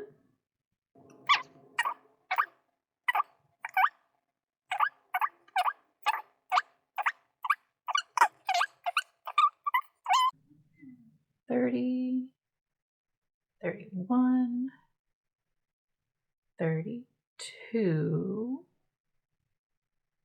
still 32, 32, 33, 4, 35, 36, 37, 38, 39, 40, and 41, chain 1, single crochet over here, and that's it. Ta-da! We finished it, folks. Let's check that last one off. Yes. All right. There it is. So yeah, the only thing I got was overlay mosaic pattern, worsted weight yarn, 5mm hook, rotate, alternate between A and B, starting with A. That's exactly what we did, guys. Okay, so let's see.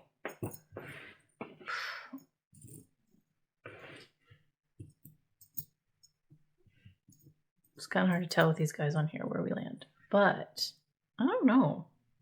Let's look at the back side. You know what? This is almost looking like something I made before. It was a mushroom. I'm gonna have to get the pattern and show you guys. It was a little swatch. It was like a mystery swatch. It's kind of like a mushroom with a face. This is similar. Yeah, I'm gonna get that and I'm gonna show it to you guys. Let me get this guy kind of curious if that is what this made. How funny. I would laugh if it was the same thing. So, okay. All right, guys. So remember, I would absolutely love for you guys to send me some patterns so we can do this. I hope you enjoyed this. I hope it was fun and intriguing. Please like the video. If you haven't done so already, share with your friends. Tell them this crazy crochet lady who loves cats and has cat pins is making random mystery AI videos, crochet patterns, and it's wild. And please hit the subscribe button so you can see all my future endeavors and we can take this journey together. I'm so glad you guys came. Let me get this together and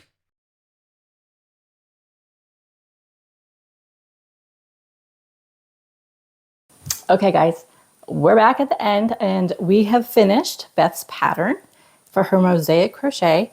I have no idea what this is supposed to be. So what I did was I messaged Beth to see if she could tell me because she didn't send it in the message, which is totally fine. I don't want it in the message because I don't want to be skewed. I want it to be a mystery. So she said, let me pull it up here.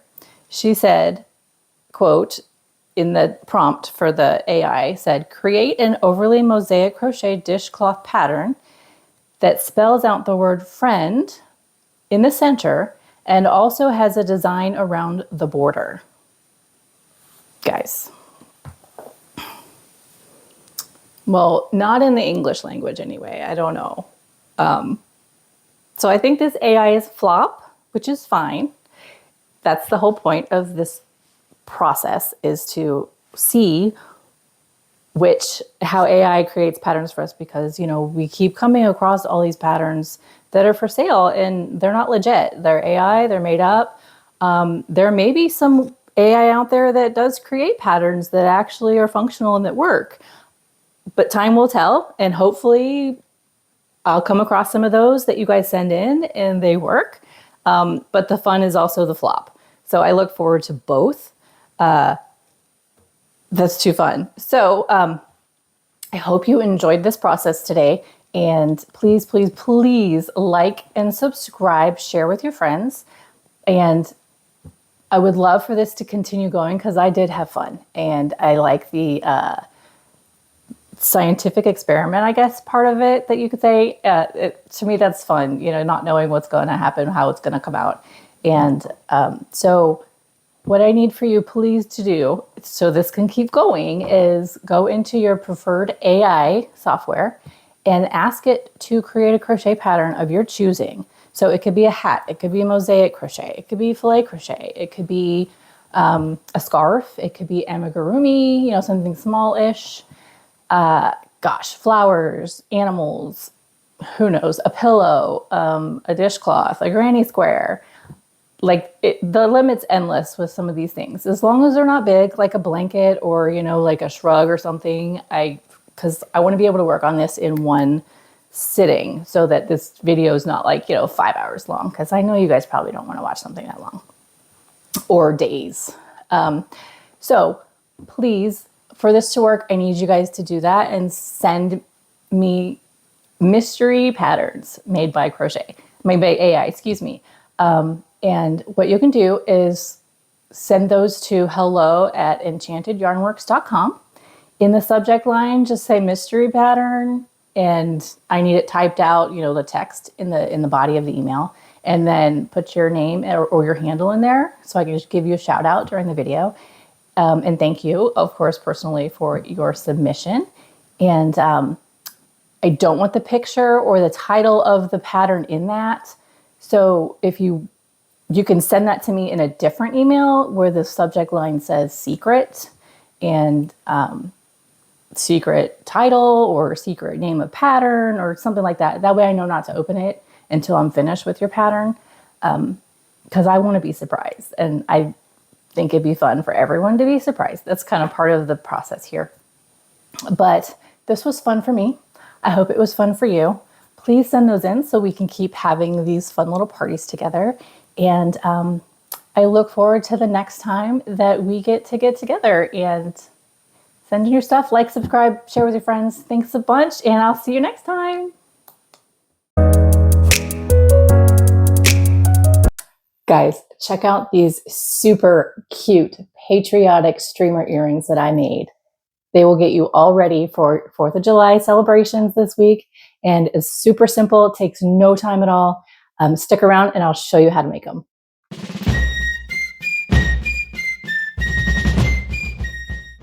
Kristen here with Enchanted Yarnworks. Thanks for joining me. I'm so glad you made it.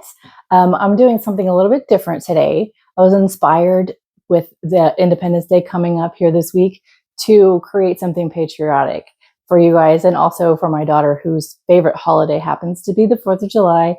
And she and her best friend are gonna hang out, and they always dress up all red, white, and blue and festive and patriotic. So we're gonna make these earrings today. They were super easy, super quick. All you just need is, you know, your cotton thread and your earring findings and some. So stick around and we'll get started on those, and I'll show you how to make them. Okay, so here we go with these cute earrings that I created yesterday. I thought they'd be perfect for our upcoming Independence Day, 4th of July celebrations. And then, you know, my daughter and her best friend are going to go hang out at the river. And they always dress up and do cute stuff for 4th of July. So I said, let me make them a pair of earrings. So here's my first pair. And then let me show you guys how to make, while I make the second pair. So I'll put these right over here. What we need today is a 1.5 millimeter crochet hook. We're going to need some sewing needles to weave in our ends. Cotton crochet thread, size 10. So I got years ago, guys, years ago. When I tell you that crocheting and collecting yarn or gathering yarn are two very separate hobbies, I'm not kidding, okay? So a few years ago, I saw this at Hobby Lobby, marked down.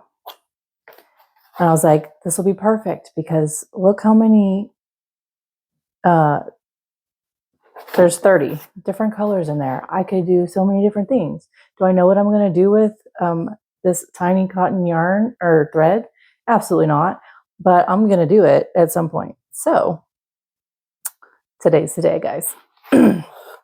So out of that beautiful stash of colors, I have this gorgeous blue, which is called Blueberry. This lovely red, which is Poppy Red. And then Ivory. So now if you guys are asking me why Hobby Lobby, well, when I purchased this, Hobby Lobby was the only, mind you, only craft store within a 45-minute drive. Okay. So yeah, I was going to drive 20 minutes from my house to go to Hobby Lobby and not 45 minutes to go to Michael's or even farther to go to Joann's. Sorry. Rest in peace, Joann's. We love you. All right. So we're going to start. My instructions are here. I did create this yesterday. Super simple. We start out with red and we need to make this larger spiral. We'll make 2 of those. So I'll probably zoom in on this as we do this so that you can kind of see closer. I need something to put this on so it doesn't roll everywhere. Oh well, I don't have it.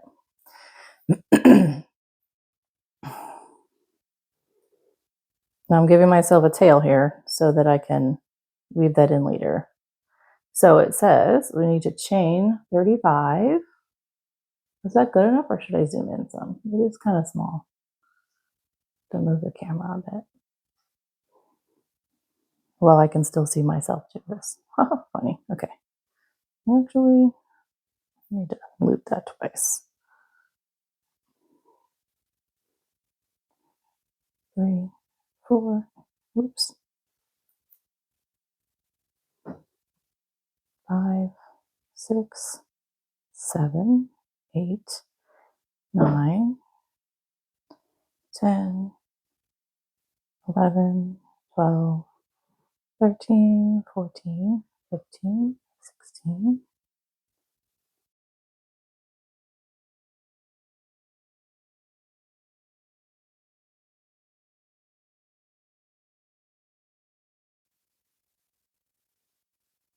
Is that okay, guys? I'm making sure you guys can see that okay.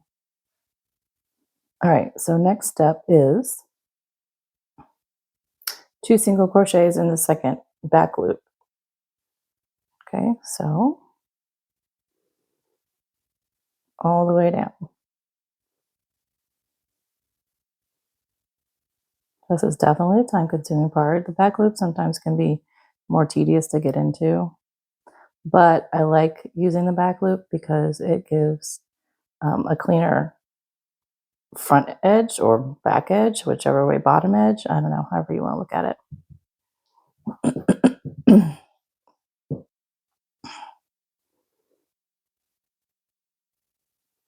Oops, sorry. I think I'm going to zoom this back out.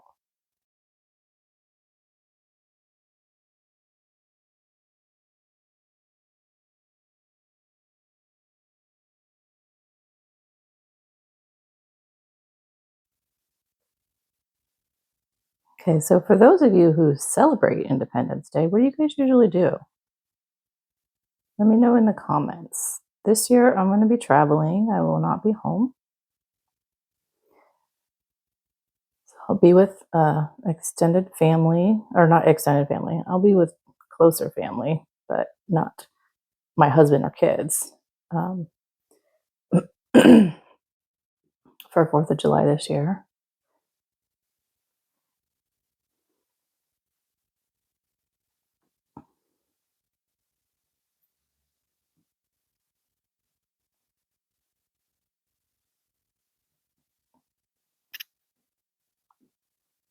I have to say though, I don't usually work with cotton thread. My preferred weight actually is DK. I don't know, it gives it a lighter, more comfy texture for me than like the bulkier or heavier weights. So this is kind of a learning curve right now, working with this thread. Like I said, collecting yarn is an entirely different hobby. Ooh, shiny things.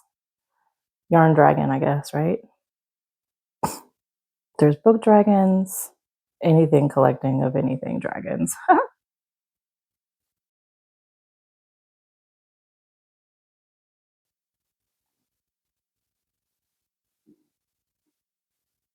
Okay, that little spiral is spiraling nicely. However, it's kind of in my way.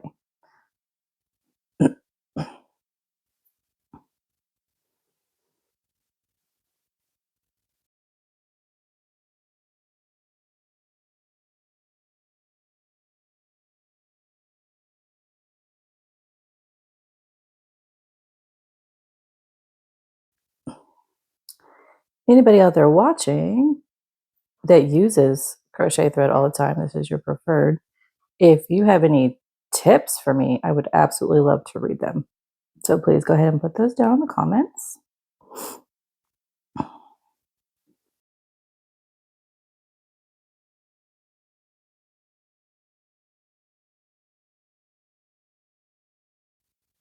Okay, this back loop is being kind of difficult. Maybe if I hook it like this.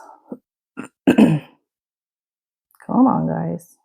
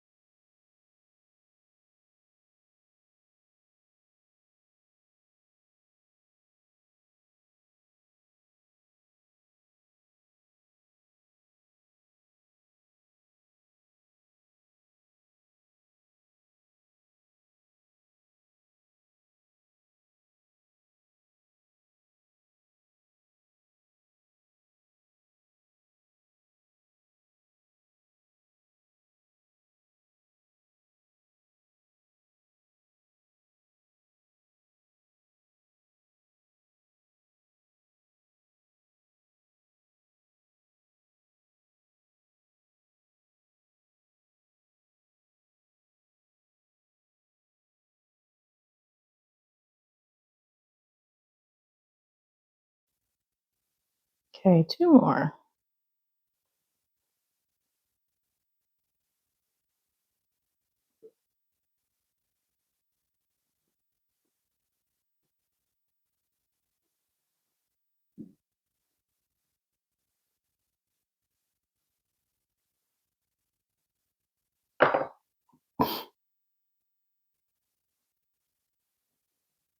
Oh, you know.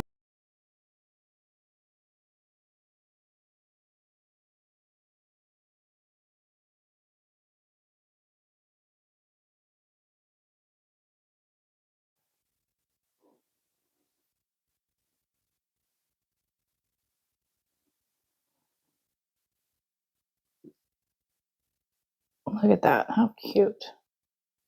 Okay. So what I'm going to do is I'm going to pull this starting end over, pull that tight.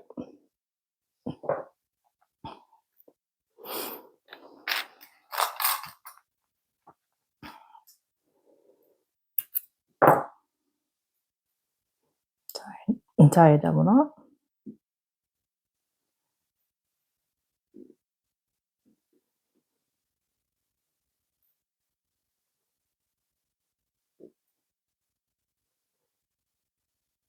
And then later we'll weave in those ends. We'll do them all at the same time. Okay, so we need to make two of those. And I will do that. And then we'll start on the shorter spiral, which is the blue. So put that guy up there. Okay, time for the blue. It's the same process. It's just a shorter chain. Instead of 35 chains, we're just doing 25.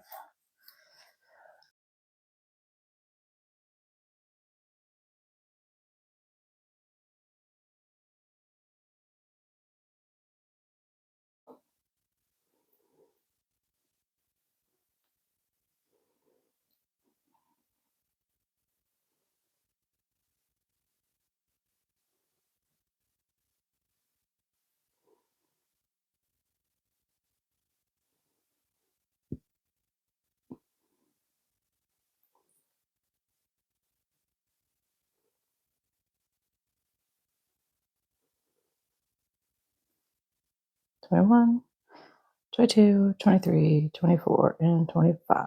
So second loop from the hook, and we're doing 2 single crochets just like before.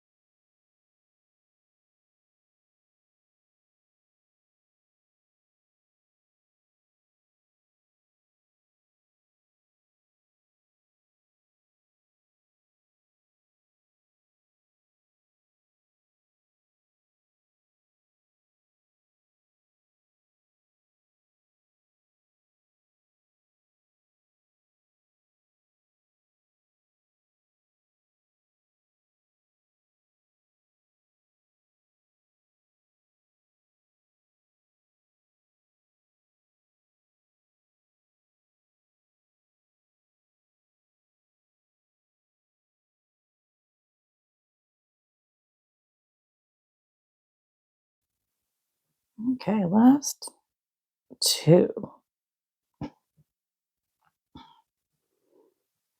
Alrighty. Those are cute. Okay, so I'm going to cut this.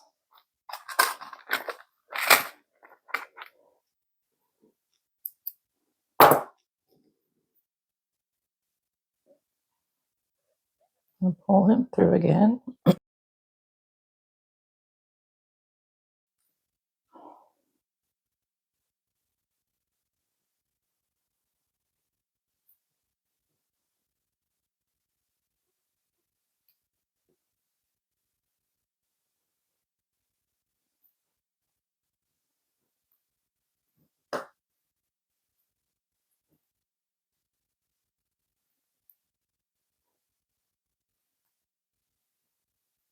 Tie this up, and then remember you're going to make 2 of these because we have 2 ears. Well, if you want 2 earrings, of course. 2 ears.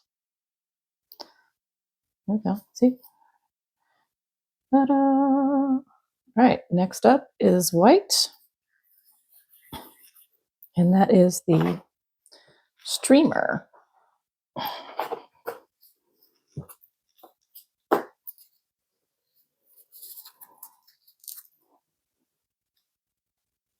So this one's even shorter. This one, we're chaining 20, and then we're just doing 1 single crochet in the back loop. So this guy works up a little bit faster.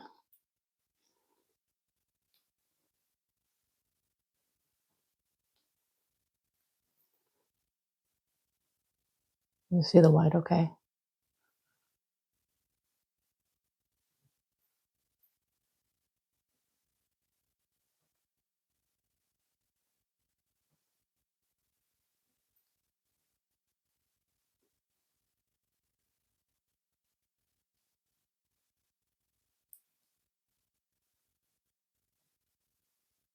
$20.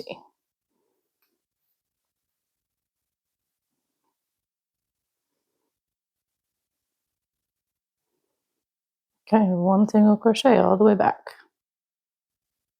in the back loops. This one will definitely show you like the cleaner edge by doing the back loops because it's a straighter piece. It's not going to do the twisting.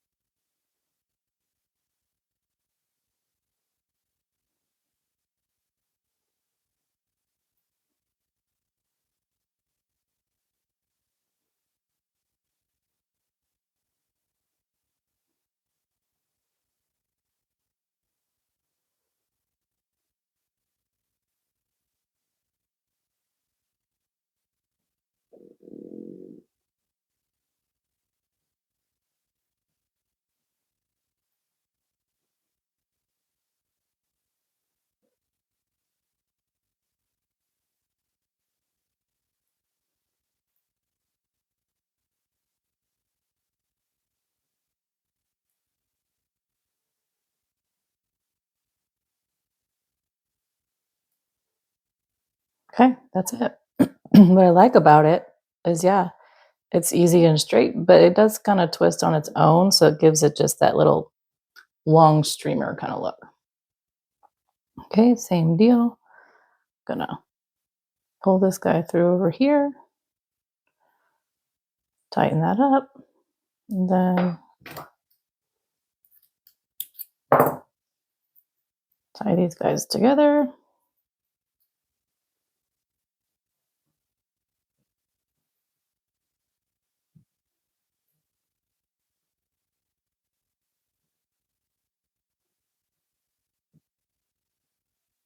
So let me get this needle out that I have. This is just I grabbed it at Walmart. It has a bunch of different needles in there. So what I decided to use was,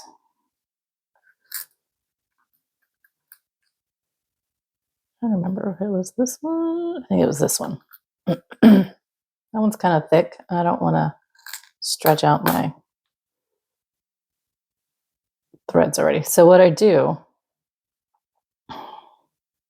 I may be doing this the wrong way, but you know what? It's the way that I'm doing it. So I just take my needle. No, I haven't threaded it yet. And send this needle down here a little bit, a few stitches. It's my cheat code. And then I thread it. Give myself enough room so that I can actually have the space to do that. And then I pull it down.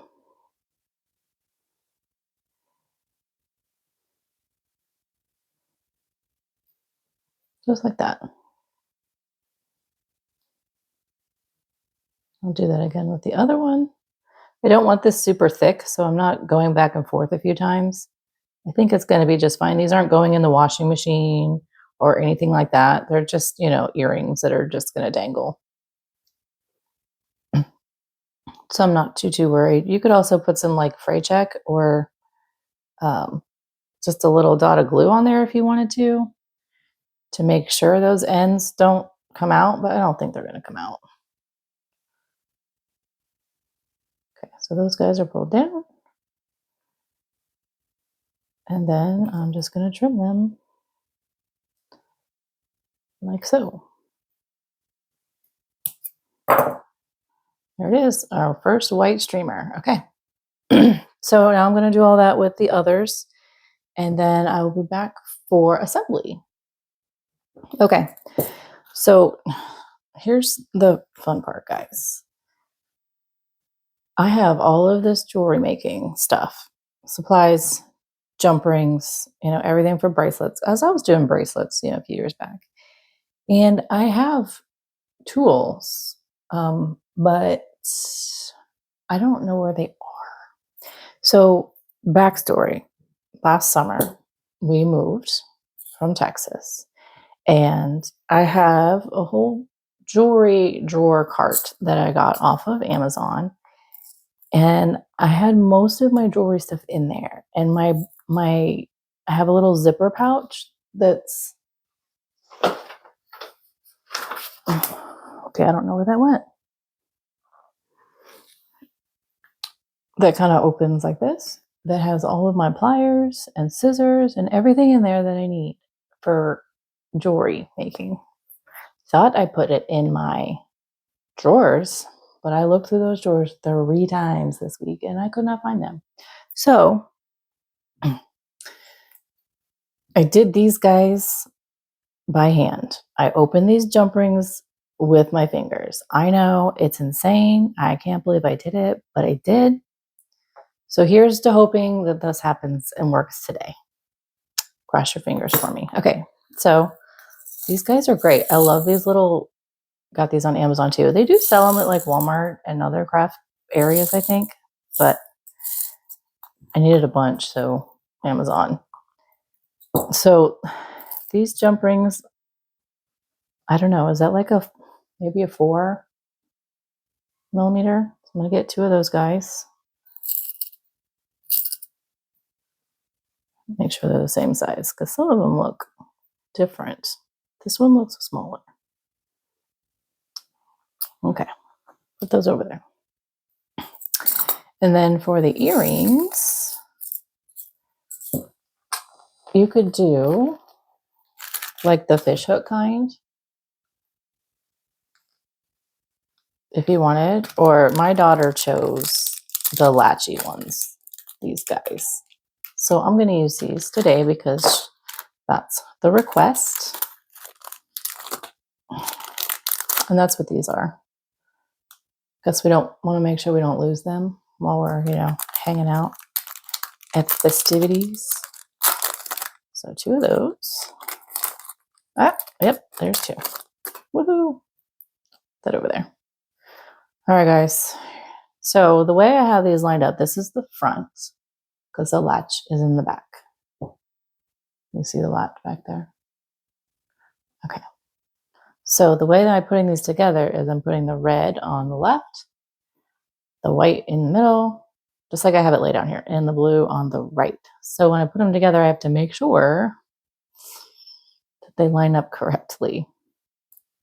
So I don't have to like twist these a million times. All right. Wish me luck. Here goes. I'll do it close so you guys can see the magic, I guess. Here it goes. Woo! Okay. So when you're doing jump rings, if you haven't done these before, you don't want to like pull open this way. You want to just twist them. And that helps the metal not wear out. Okay, so I need to put these through at least 2 loops. You want to make sure that it's pretty stable. Yep. Okay, so that's the red.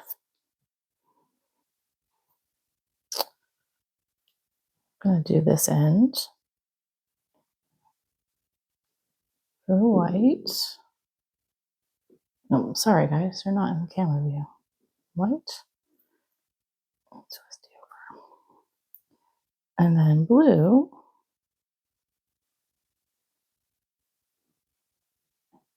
I'm so sorry, I'm getting bad at this camera angle thing.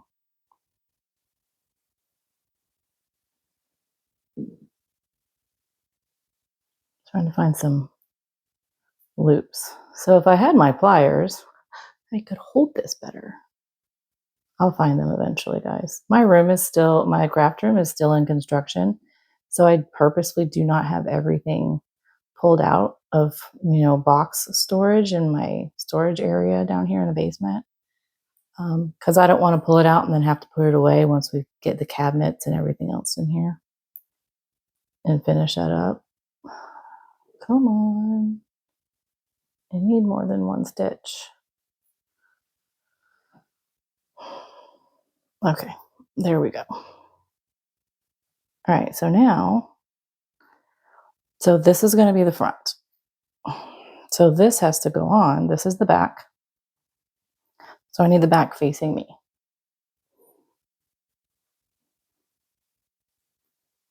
All right, now for the fun part. Twist it back together.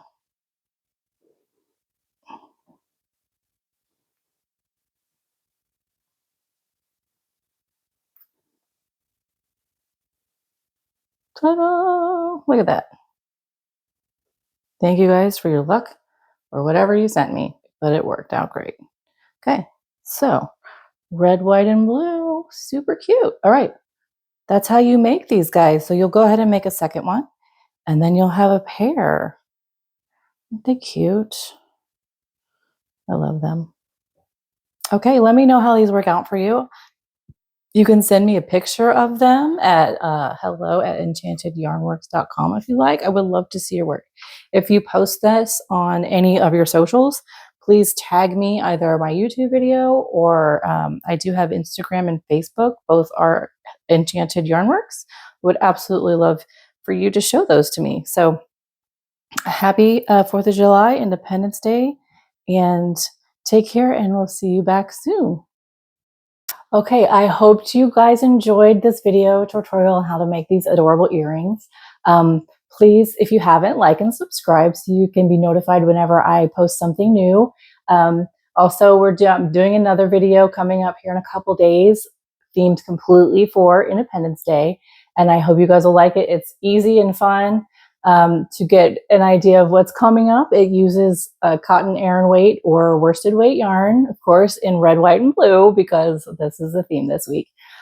So again, like and subscribe. I'm so glad you guys were here, and send me pictures or comment below any questions or your finished items. I would love to see them. All right, until next time, see you then.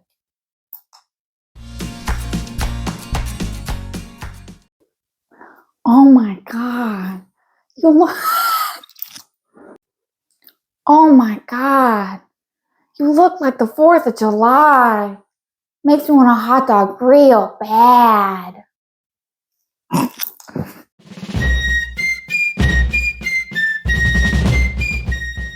Okay, welcome back. Kristen here with Enchanted Yarnworks.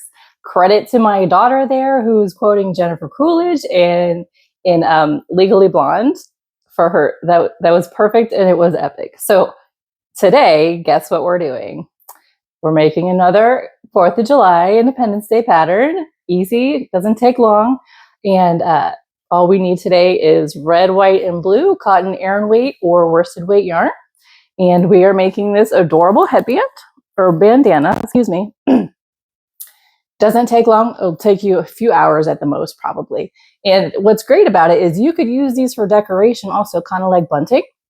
But please, let's get started today, and like and subscribe so that you can keep up to date on any future videos I have and you don't miss out on anything. So let's get started. For our patriotic bandana.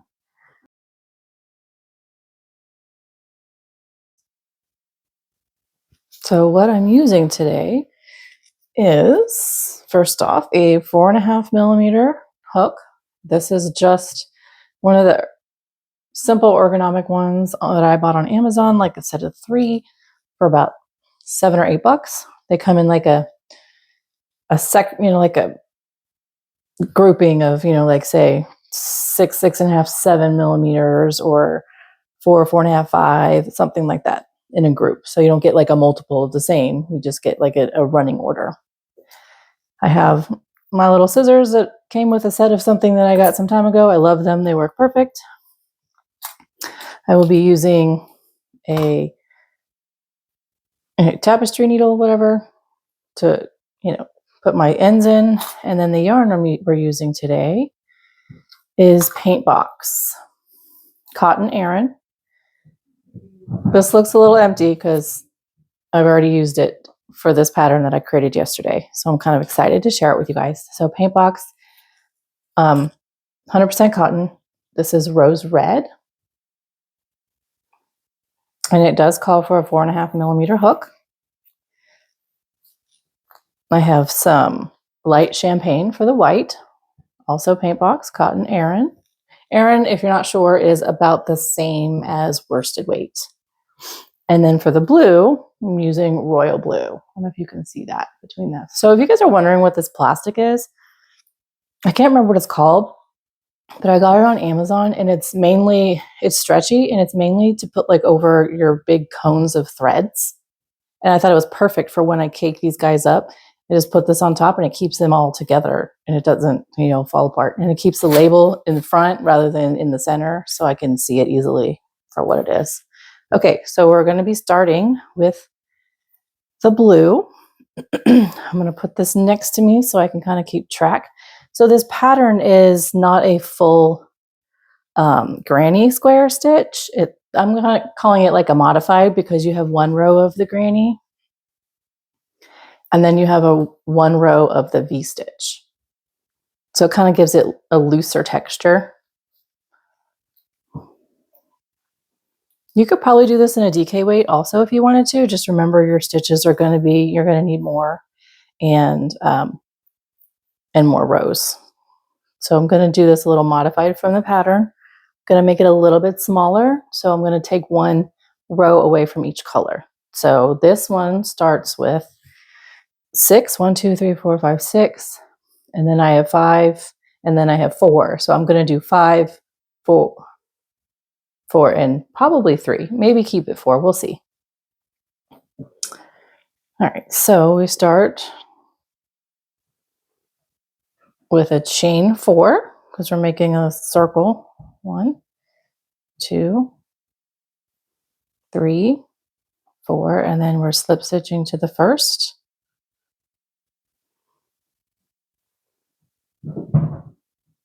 Okay, put that over there so I can work over it. And then I'm going to zoom in just a tiny bit, guys. And then we're going to chain 4.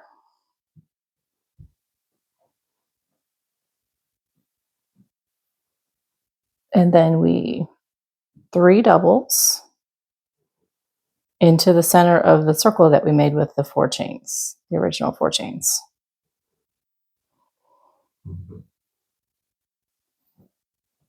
One,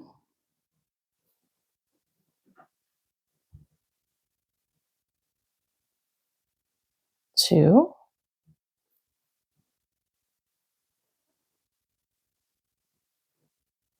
3, and then we have 3 chains. We're making the first corner, which is this little spot right here. We're making this.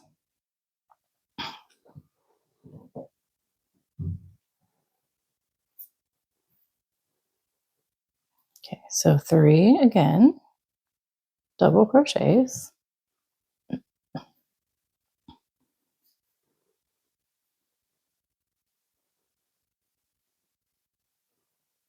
2,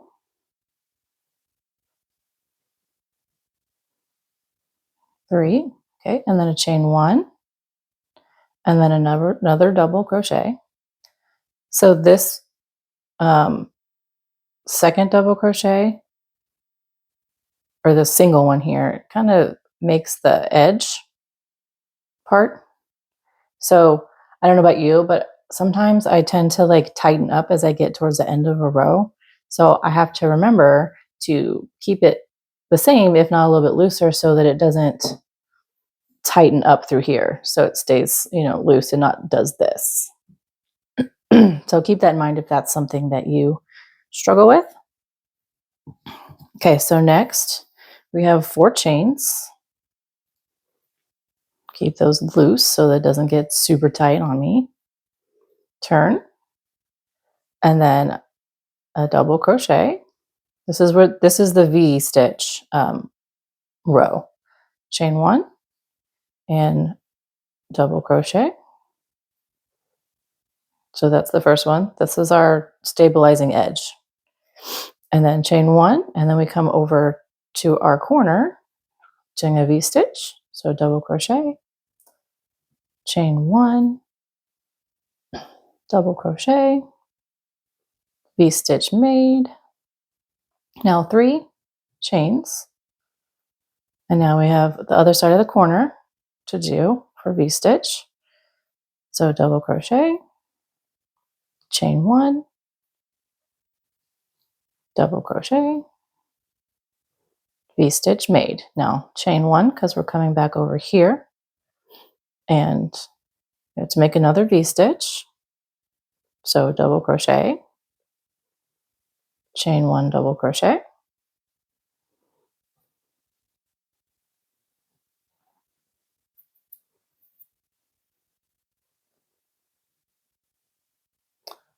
and then chain 1 to make the foundation. I'm going to call it the foundation edge, and another double crochet. Okay, so there's row 2.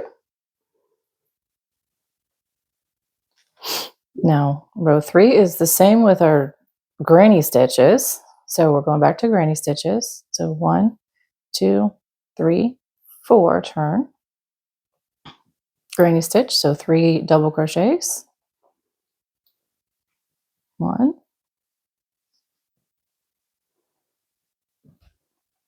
2. Okay, the yarn is being silly.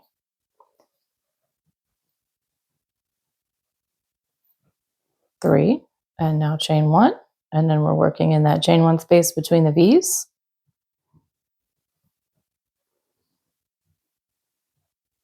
1,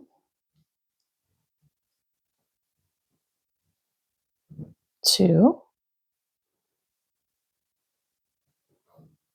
3, chain 1, now into the corner, 1, 2,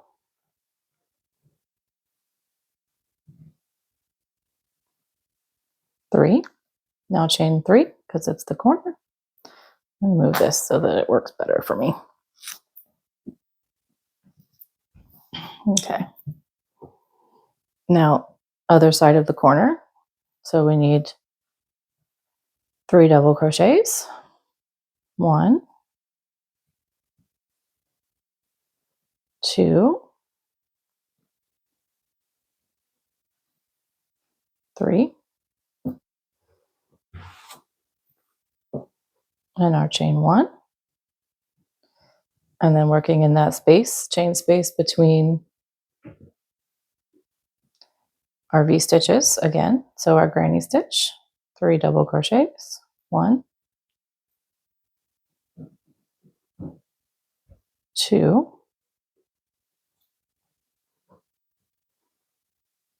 3, and chain 1.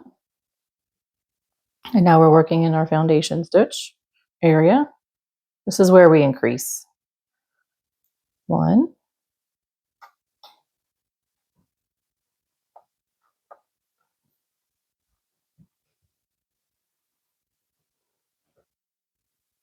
2, 3, chain 1, and then we make our foundation leg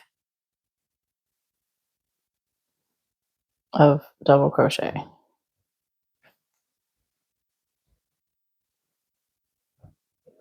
Okay, so that is 3 rows complete, and we are going for 5 rows. 1, 2.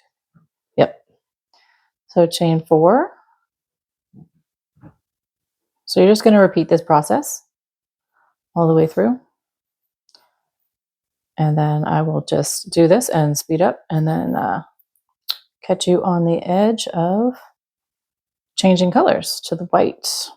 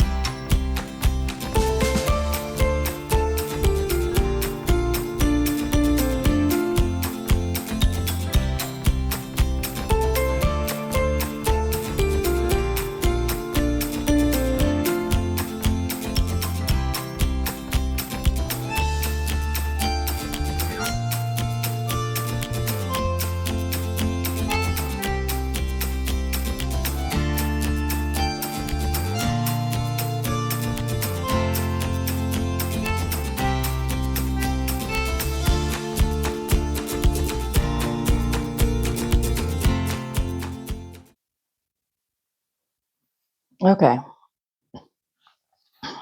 So 1, 2, 3, 4, 5. So now it's time to change colors to the white. See, it's still pulling in. I tried to make it looser. So now we've got paint box, the light champagne color.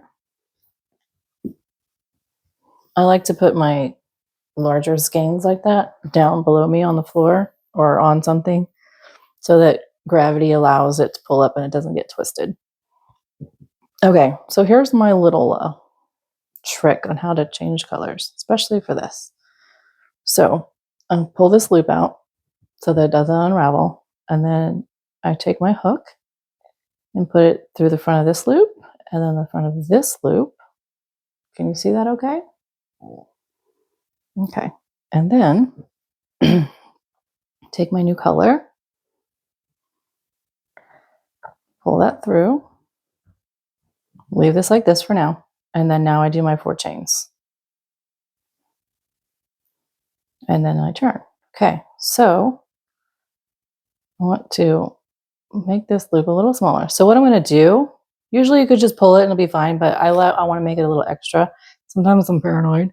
So I'm going to hook this in as I go. So what we're going to be doing is our V-stitch. And so I'm going to do my double crochet, but I'm going to put it through here and then down through the loop.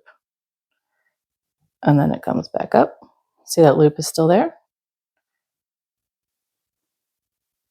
And then double crochet done. So now I will pull this one and I will pull this one. And now it's nice and tight. See? I hope that helps you if you ever try to change colors or anything. So second double crochet for the V and chain 1. And then here we go. We're just going to do this all the way through. Same story. Double crochet, chain 1, double crochet, chain 1, etc., etc. Make sure you put 2 in each of the chain spaces as you go.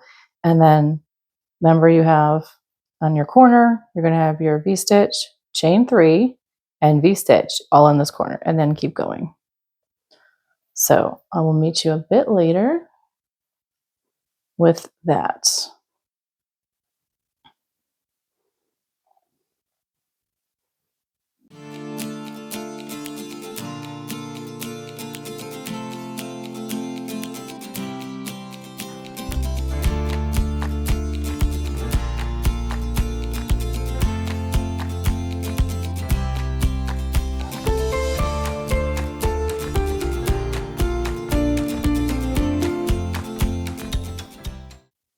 Okay, so we're finishing this row, and then we're going to start the granny square row, granny stitch, excuse me. There's no squares here. Row. So chain 4.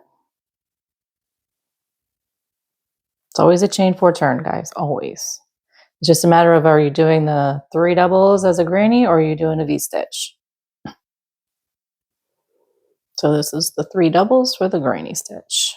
And then here we go. We're just going to continue this on all the way down to the corner and all the way around. Always chain 1 after those 3, and then go to the chain space between. Sometimes I catch myself because I just did, the double crochet, chain 1, double crochet, chain 1. So I'm like, wait. I'm doing the granny, don't chain. Don't chain between the next when I'm doing the grouping. I almost did it again right there. Did you see that pause?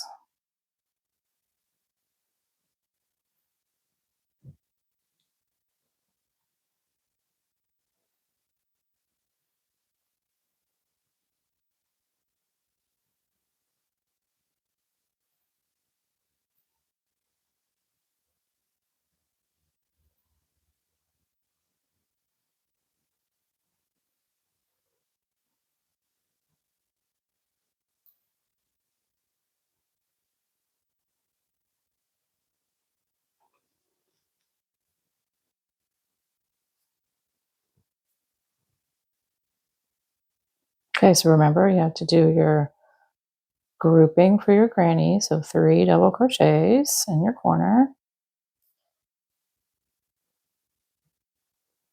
And then always, instead of that chain 1, you're doing the chain 3 because you're in the corner. It gives you space to do the double stitches in there or double groupings in there, however you want to think of it.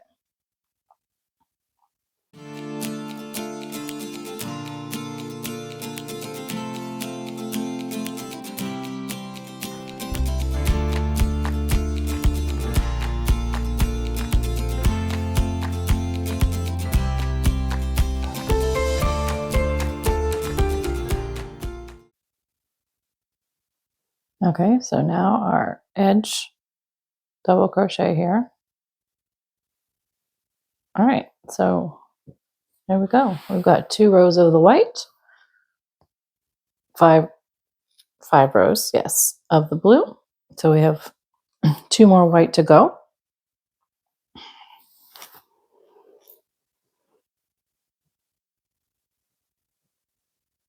Move the camera just a little bit, guys. Okay, let's see. Okay, so 1, 2, 3, 4. I just realized I haven't cut this yet. Okay, there we go. Less mess. All right, so now we're doing V-stitch again. So remember, you've got your starter, and then you do your V in this space, double crochet, chain 1, double crochet, and you'll do that all the way through. And in the corner, don't forget, you have 3 chains instead of the 1 chain.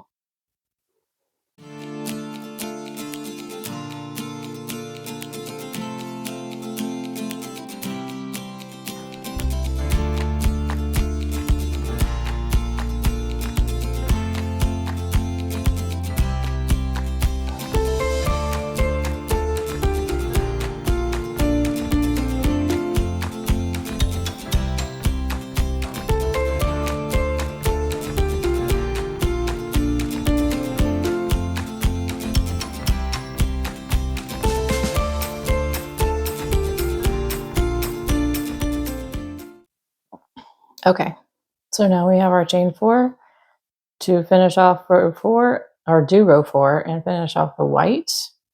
3 chains, same drill. So I'm going to finish this row up and I will see you at the end before our color change.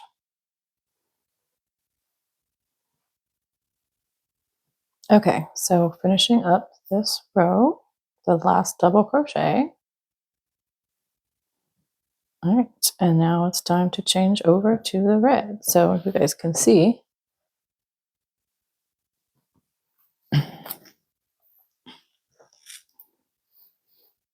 right, again, so we take the 2 loops here in the front, put our hook in there,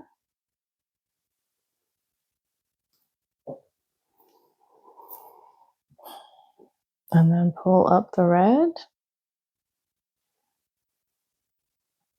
and then 1, 2, 3, and 4. I'm going to turn, and now remember I want to hook that white because we're doing the V-stitch. So 1 double crochet,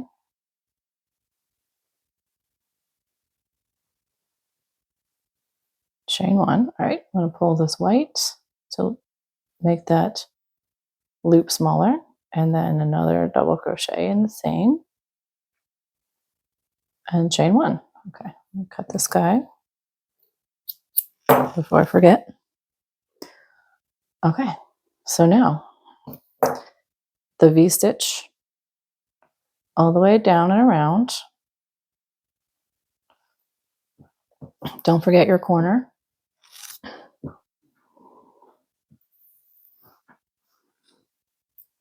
And here we go.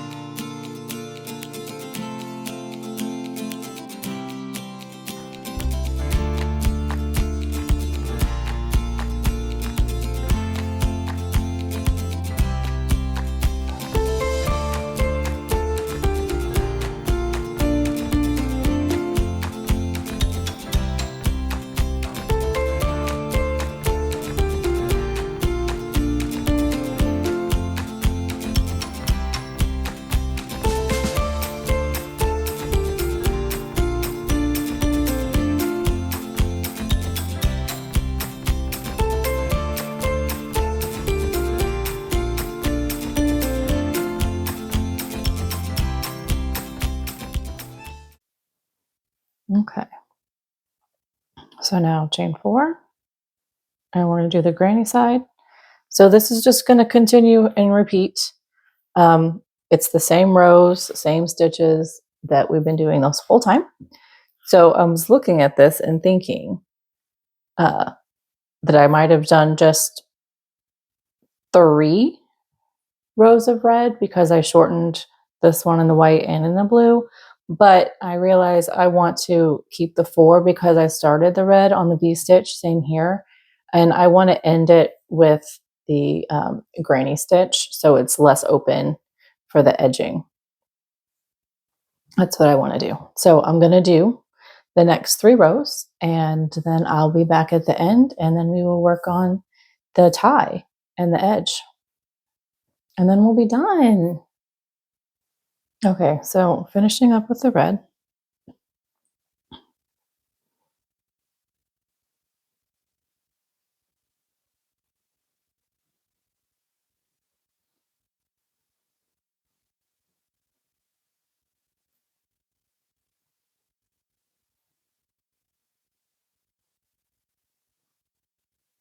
Okay, so there it is, guys.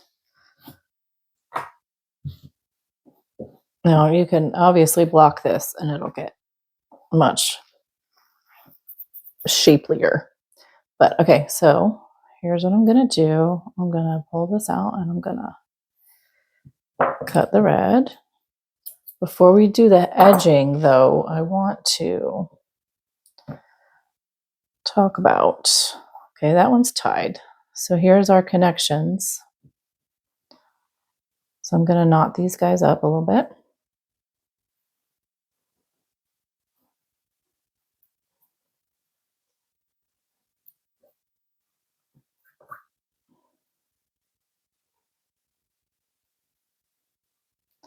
Help keep them from unraveling.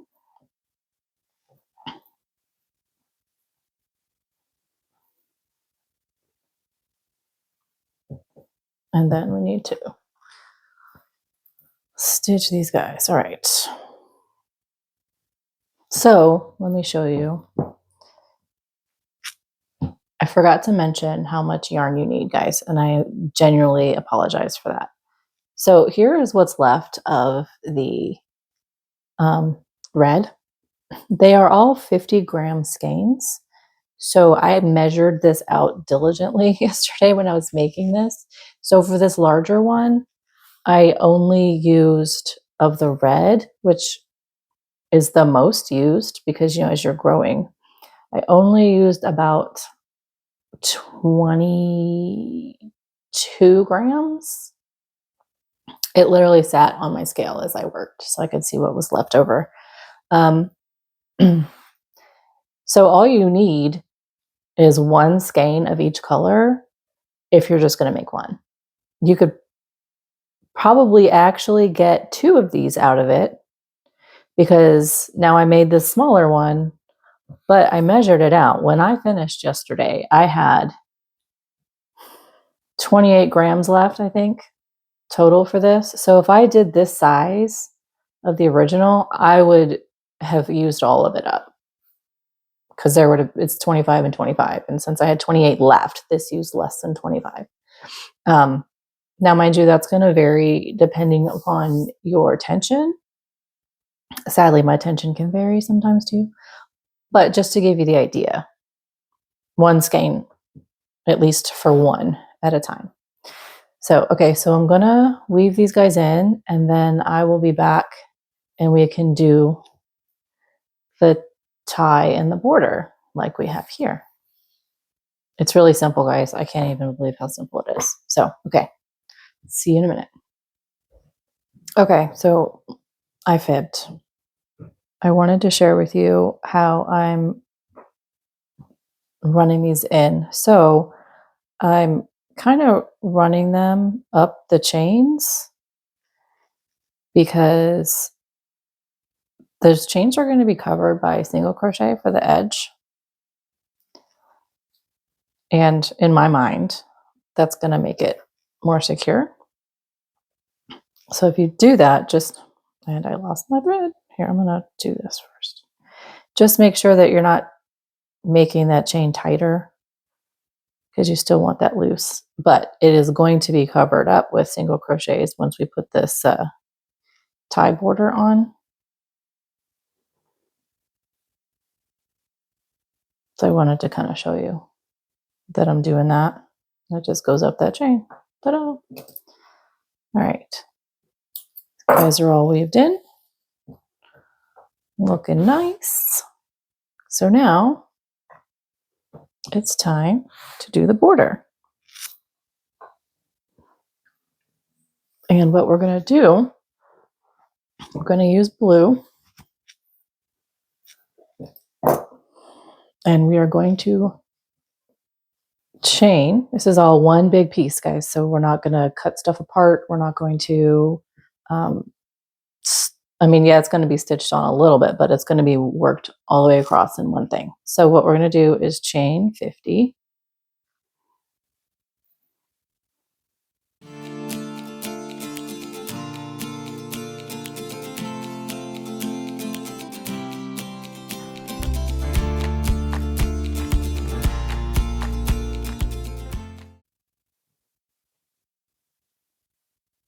Actually, I think I want to make this a little bit longer because of this one being shorter. Let me see here. Yeah, I've got a good inch on each side, so I definitely want to chain more than that. So 55 would probably be good.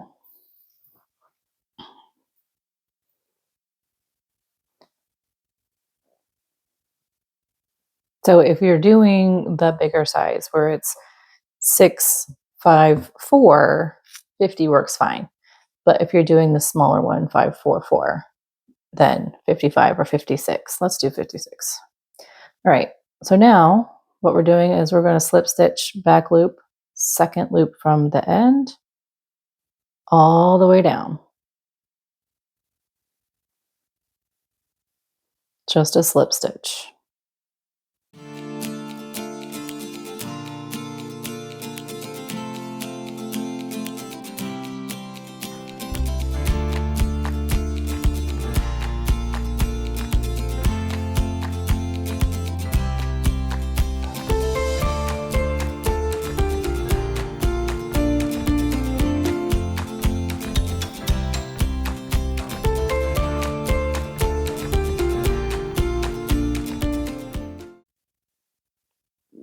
This is so much easier than the cotton thread I was doing the other day to make those earrings. Oh goodness, so much smaller. This is definitely easier. If you haven't seen that video, go back and check it out. I made some super cute patriotic earrings. They are red, white, and blue, of course. And they're just like streamers. Super, super adorable.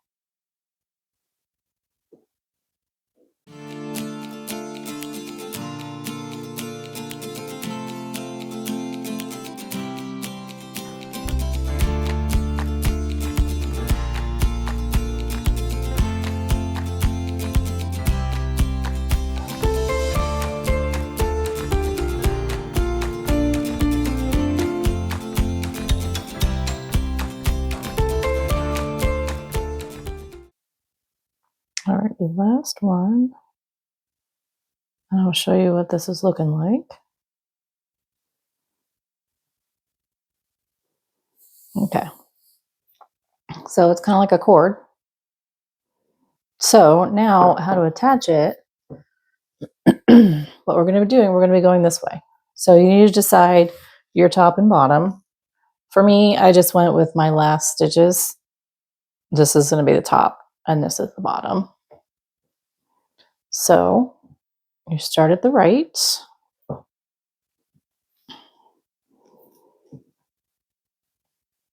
And just single crochet, guys.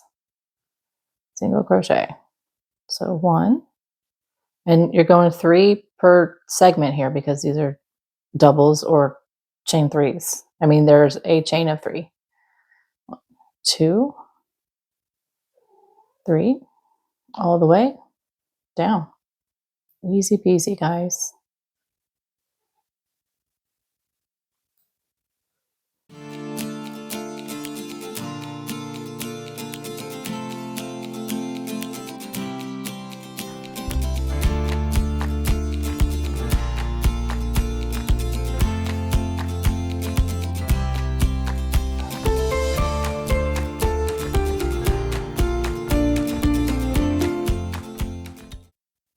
Okay, now that center, you're just going to do 1 and then continue with your 3s all the way to the end.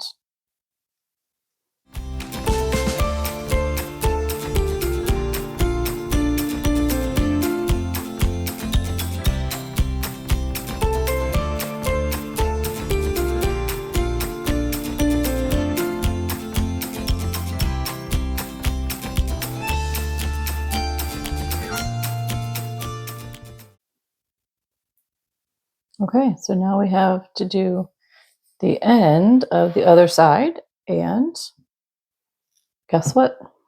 Chain 55, and then all you have to do is back loop it back, and then I'll show you how to connect.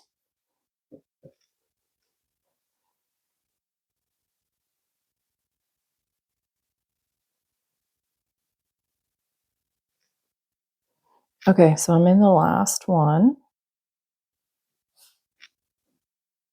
and what I'll do, I'm going to cut this kind of long, and then we're going to start stitching.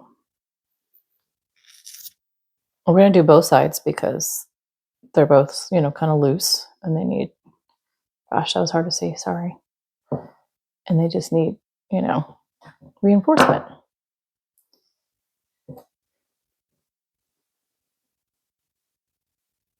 Okay, so I'm going to start by going underneath, and I'm going to make sure I'm going into the red stitching, the red yarn also.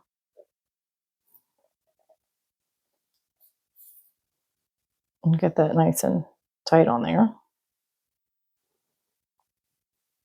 Now, I may not do this the typical way that somebody may, because I'm weird about sewing in my ends. I am hyper vigilant about making sure something is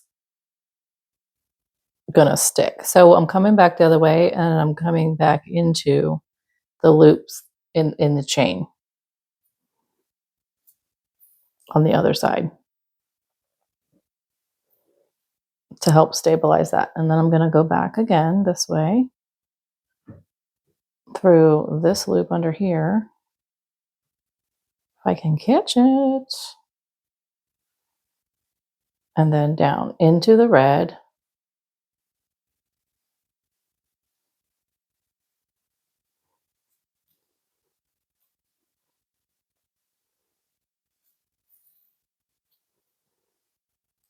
and then I'm going to go back and forth a couple times.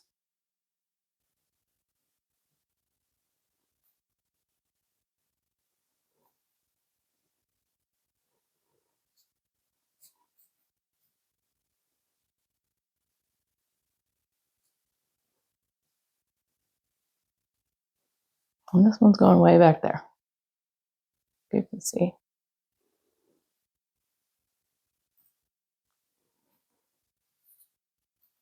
Okay, that one feels like it's going to be secure.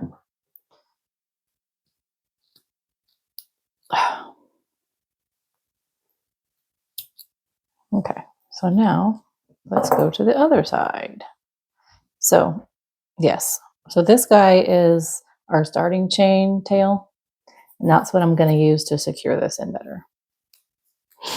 So definitely want to make sure that starting chain tail, sorry, I should have said it earlier, is longer.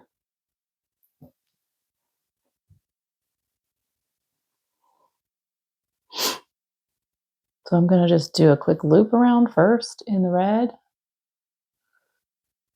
pull it, and then bring it back here, and then loop it back again so that it's tighter. Okay. Now I'm going to start going through the red chain stitches.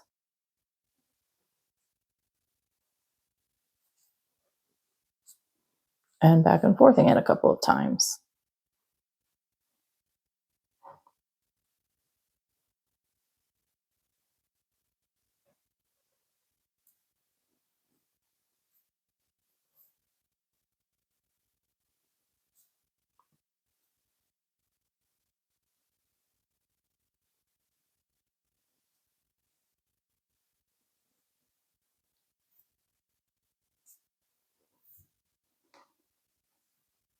Trying to make sure I don't make it tight, so it's still loose on the edge. And then coming back this way. I'm going to bring it out over here and then in one more and then cut. Yep, that works right there.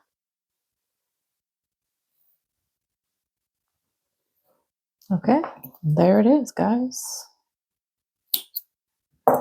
All finished. What do you think?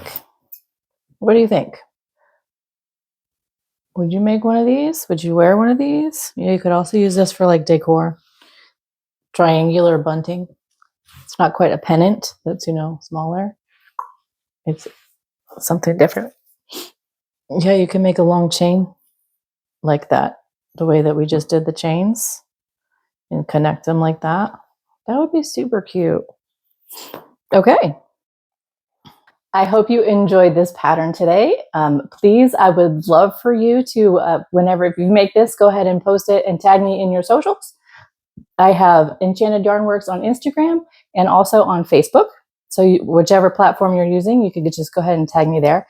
And of course, comment down below if you have questions or anything that you would like to say. I'd love to hear from you guys. And if you're celebrating Independence Day here in the United States, happy birthday to America to you guys. If you guys are outside the US and you don't celebrate, that's okay. You could actually take this pattern and make it into whatever colors you like or color, you know, it's a simple pattern. It's easy to adjust and it'll be great. And it's cute and comfy and not too big and not too small. And like I said, you could also decorate it with it in your house for any other holidays you would like to do. So again, thank you for hanging out with me today. And please like and subscribe to get future notifications for my future videos and any patterns I may put out, or just the fun ones, which is the AI crochet. And again, have a great weekend and I will see you next time.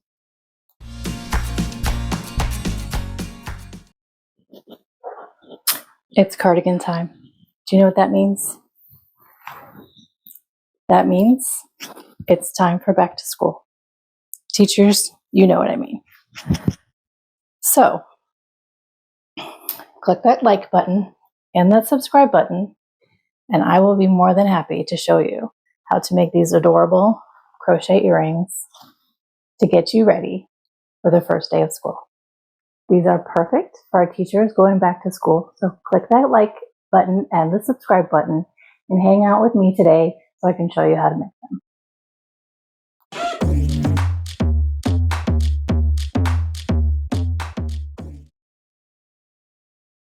So let's get started on making these cute little pencil earrings. This is the first one done. Here's one of my let me show you some processes. Here's some prototypes that I made before getting it nailed down. I had to come up with a way to secure the eye pin inside. So I'm going to show you that. It's kind of just me, for lack of a better word, jerry-rigging an idea because I couldn't find a piece that would work that I was thinking of. So here's my layout of what we're going to need. Firstly, here, let's go with the tools. We have a 1.25 millimeter hook. I bought them as a set of 4 from Amazon. They start at 1.0 and then 1.25 and then 1.5 and 1.75. I have my jewelry tools. Okay, so if you guys watched my other most recent earring tutorial for 4th of July, I was missing my tools. No, so these blue ones here come in this handy case, which I think is bead along, which I love. Comes in this handy case. I couldn't find it anywhere. Lo and behold, turns out I knew they were unpacked when I moved in at some point a year ago, but who knows where they went. Well, my daughter found them in her closet when she was cleaning the other day, so yay her. All right, so these are tools that we need. I'm going to move them aside. So, sorry, I use this round one because I'm going to have to wrap one of these eye pins. And I'm going to show you what I mean by that here in a second. Put that over there. Put that over there. I use these two for cutting the eye pin and also for gripping for the tiny little jump rings. Okay. That probably is what, 3 millimeters, 2.5, 3. We need, I use the fish ear wires. So I have one of these. Then I need, you can use whatever you have, but I'm going to use these little silver bead, one silver bead per earring, and I'll explain that to you in just a moment on how that works. Tools are there. My scissors. Tools. Okay. Obviously a sewing needle to weave in our ends so they're not an ugly mess like this. Put that over here. And then lastly, our crochet thread. So as like last time, I love this box, guys. This is an amazing thing. Hobby Lobby has these. I looked online still. They still have them. They're on sale. $18.99 for this set of 30, I believe it is. Yep, 30. They're only 10 gram spools, and that's fine because I'm only doing tiny little projects. Now, if I was constantly using crochet thread, then I would buy bigger ones, but I don't use crochet thread all the time. So I don't want to go buy the big ones and then have, where am I going to put them? Like, I have other yarn that takes up all my space. So these are gorgeous. Look at all these fabulous colors. So today we are going to be using Tropical Pink for the eraser. The pencil is the Gold Dust. The metal banding around between the eraser and pencil is Cloud, that light gray color. And then we have, for the sharpened part of the pencil, is Eggnog. Can you see that? Come on, there it is, Eggnog. And then lastly, we have the lead part, which is going to be Pewter. Okay, so I'll pull those out. Put this away. Move this over here so it's out of the way. And then we're going to start this process. Okay. Starting with the pink. Let me zoom in a little so you guys can see a little bit better. Because this is going to be tiny. Actually, before I start this, let me get over here to my little creation on how to get this eye pin inside the end of the earring. So, I mean, it kind of makes sense. You just stick that in, but the problem is you can't just stick that in there because it can pull out, right? So I needed to make a stopper of sorts, okay? So that's what I did. So I took this guy right here like this, put the bead on there, and then I don't remember what these are called, guys. Please forgive me. If you know, please put it in the comments. Jewelry making was kind of a little, I did a short stint of it a couple years ago. So I don't have all of the basics and all of the extras down. But what I'm going to do is twist this around.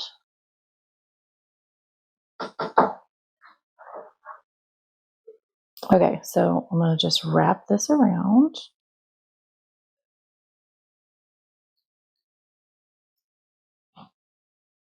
If I'm doing this wrong, I'm so sorry. Like I said, this has not been a skill that I have mastered yet in the jewelry making arena. So everything's an experiment at this point. It's okay, right? Okay, so I just want a little loop stopper so that just doesn't, the bead doesn't come off. So now I'm going to kind of smush this down. And then I'm gonna cut this.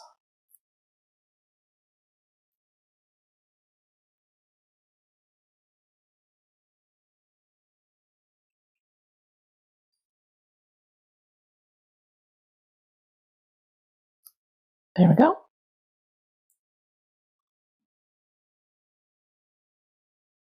And to get a better angle so you guys can see what I'm doing, I kind of want to get that smooth a little bit so it's not, sorry, so it's not pointy so much.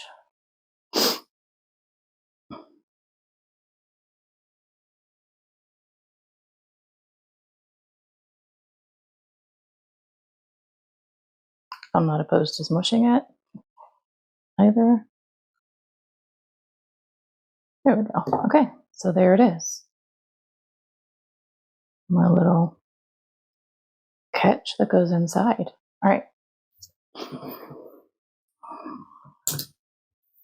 That's it for the tools until the end when we have to put everything back together. So starting out with the pink, we need to do a magic ring.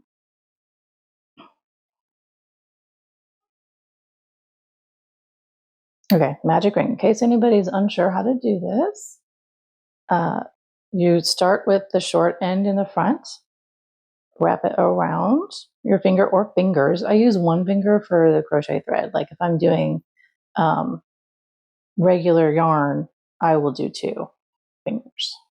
But if I do 2, it ends up being so much waste, and I don't want to do that. Besides, this is small. Okay, so 1, and then cross it over. Put your hook underneath. Grab the thread and pull up a loop. And then make like a chain. Come on. I've been working with regular yarn for the past couple of days, so I have to work again at this. It's kind of a learning curve with the smallers. Okay, there it is. And then I wrap around my pinky finger and then twice around my index finger when I'm using smaller yarns and or thread, because I just need more tension. Okay, so then I'm going to single crochet 4. Goodness, forgive me. 1, 2, 3, 4, and then I'm going to pull this a little bit, but not all the way, because I want to get at least a row in there before I put my my eye loop thingy in there. So now I'm going to slip stitch to the beginning first single crochet. This one's hard for me to find sometimes, so bear with me. My interview. There it is. Okay, so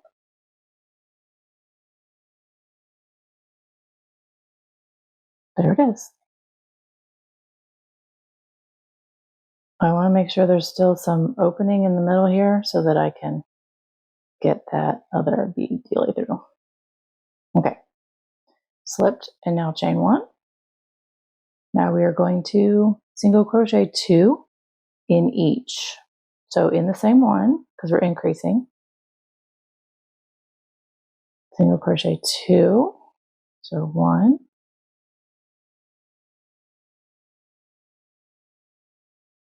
2. Now in the next, 3, 4. In the next, 5,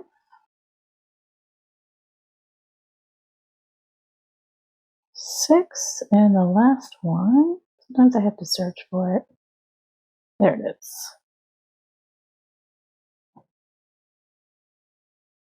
7,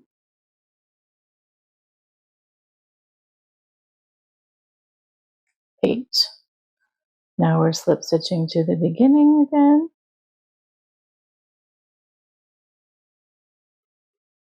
There it goes, and then chain 1. Okay, so now we're only doing 3 rows of this pink. So now I'm going to see if I can get this in here.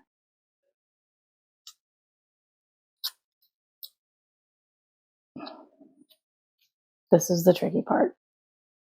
But the earring needs somewhere to hold on to. So I have to find a reason. If you know a better way to do this, please, please, please comment and let me know, because this isn't my favorite, but it works.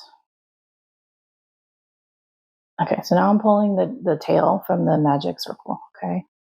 In case you're wondering. All right, there we go.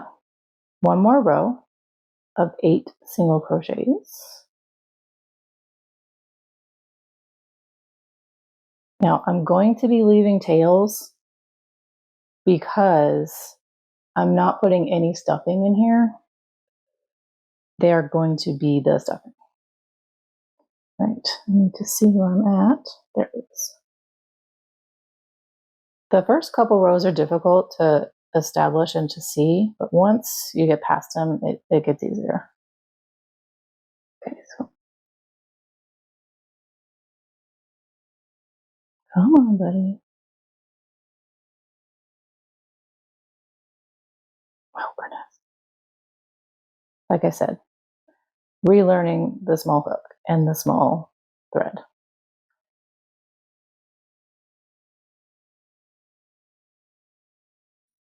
Let's still in view. 1,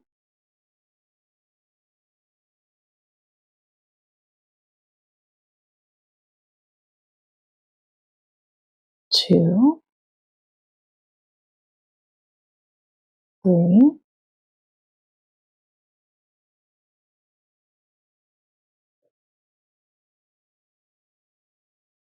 4,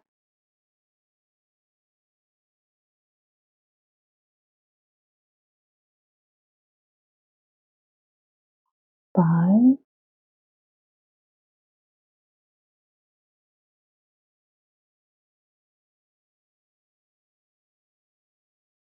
6, 7,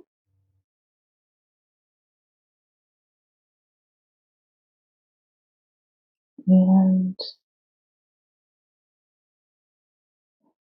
8. So now we're going to slip stitch over here.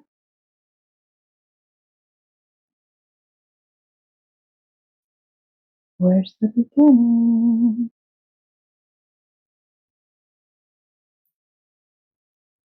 Okay. Now we're going to change colors. Pull that longer loop there to make it easier and it doesn't come out. I'm going to show you how to easily change colors. Okay. All right. So next up, let me cut these ends.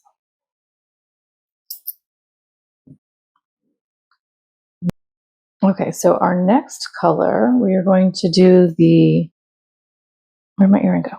We're going to do the metal band here. Is that okay? So we need my light gray, which is cloud. And all we're doing is one row of this. Where is the end? So to change colors, what we need to do is go back through the loop from our slip stitch into the first single crochet loops on top there, okay? So then now we'll just pull the new color through. And then I like to do my chain one that we need. And then I'm going to start let me show you that again. I'm worried that it was not in view. Okay, so in those two loops,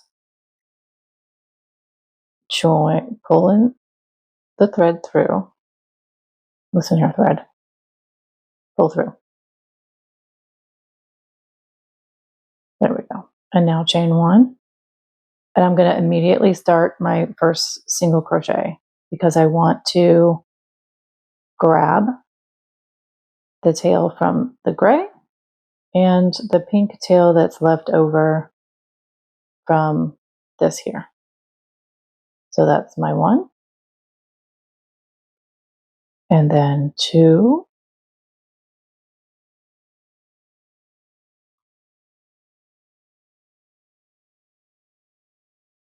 And that should be stable.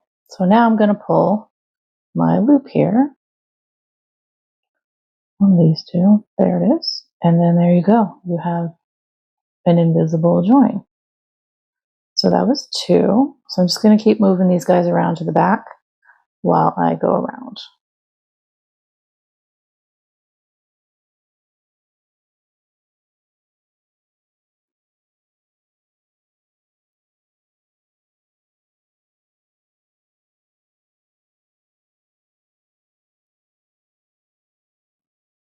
It does get tedious with that in the middle. However, it gets much easier as you go along. 3, once you get past it. 4,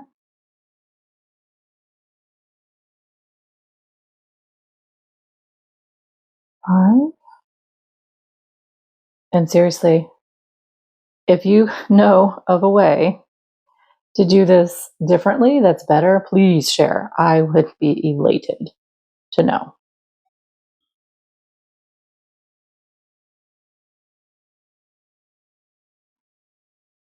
Come on, buddy. You're in my way.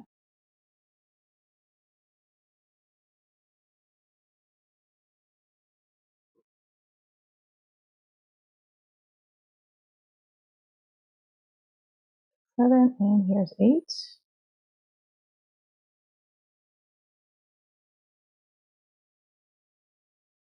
Now slip stitch to the first single crochet. And we're going to change colors to the pencil color, which is yellow. So it's the same process. I'm going to go ahead and cut this off so it's not pulling at me. And then put this color away. Just keep it neat and tidy. Put it on that side. Okay, here we go. Okay, same drill.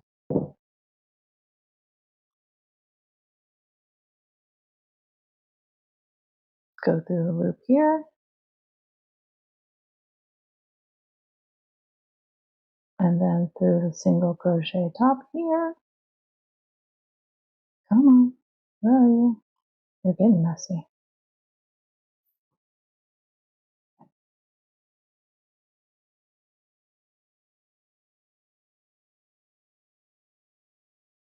Sometimes it's easy to do this, and at this second, it's being difficult.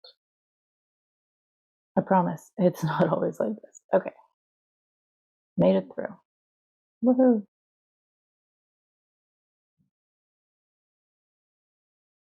And just like before, we're going to connect it pull it through and pull it through. And something about this yellow thread just does not, there we go. Now chain 1.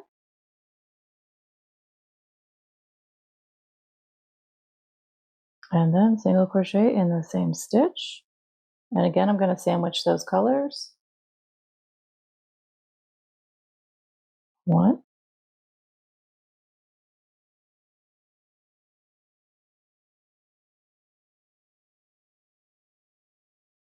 2. Now I can pull this cloud color nice and tight. And there it is. Okay, so now we have 6 more to go.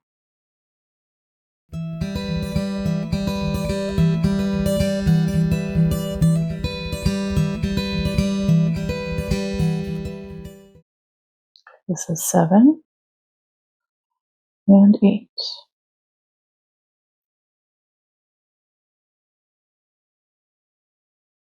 Okay, and then slip stitch to the first.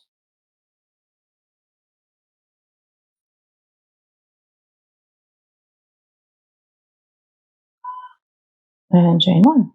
And then continue this process 8 single crochets for 6 more rows, a total of 7 rows. So I'm going to go ahead and finish that up, and I will be back when I am probably on row 6, so that you can see how easy it gets once we get past the center thing. Okay, so I just finished row 6, and here we are above the insides.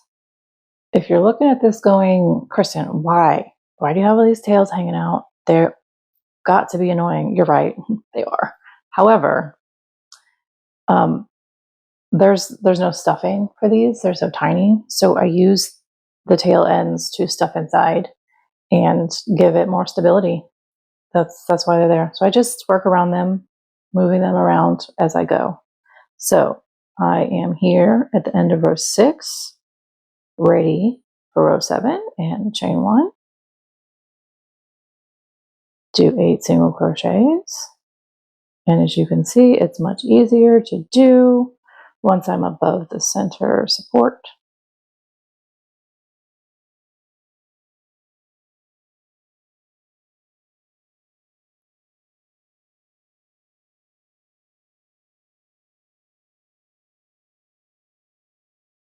I've come to realize that using the thread, I have to use my finger as support much more often than I would with DK or worsted weight or anything else larger in the yarn department.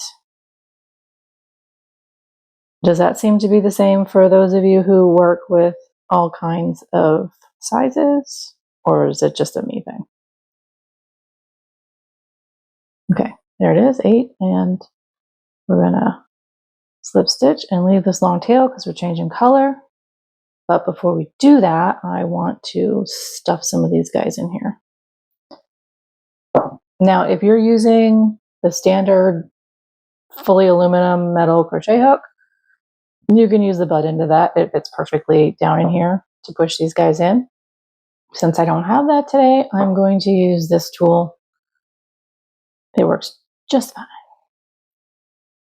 I want to hold this one out of the way so I don't accidentally push it in there.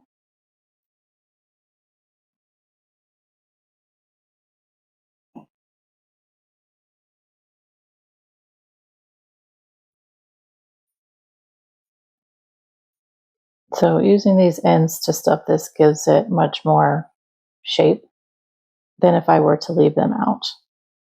The pencil would get flat and funny looking. And who writes with a flat, funny looking pencil? Not me. I mean, they do have flat pencils, don't they? But that's not what we're going for here. And I'm absolutely not worried about how long each of these tails are because it's all going to work out. Okay, pull this up a little bit. So I'm going to leave those like that because as we continue to grow, they will have a place to fit. So, and also by stuffing, it makes this guy more solid in there. Okay, our next color is the, let me cut this first. Put this one away.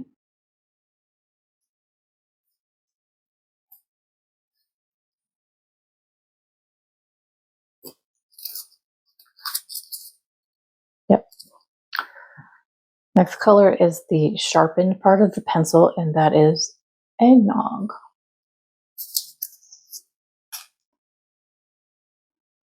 Now this is only 2 rows. So we're almost done. We only have 3 rows left. These guys work up pretty quick once you get the hang of it. Okay, you get the loopy loop,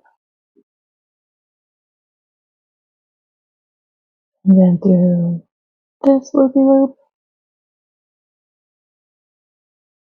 There we go. Nice. Go over there. Okay. Pull through both. Chain 1, single crochet.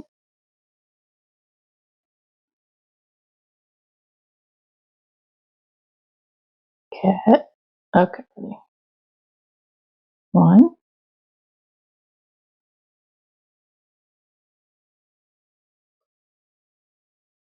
2. Okay, so now I'm going to pull the yellow, make tight. Ta-da! There it is. So now we have 6 more to go. Then I'm going to do some stuffing.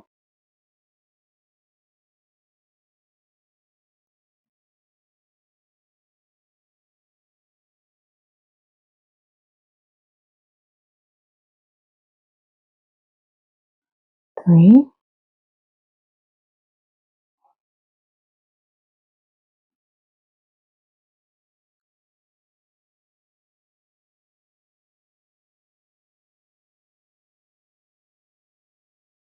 4,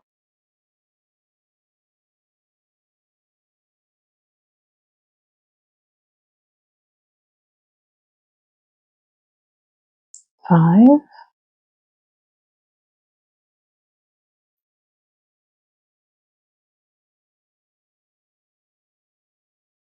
6,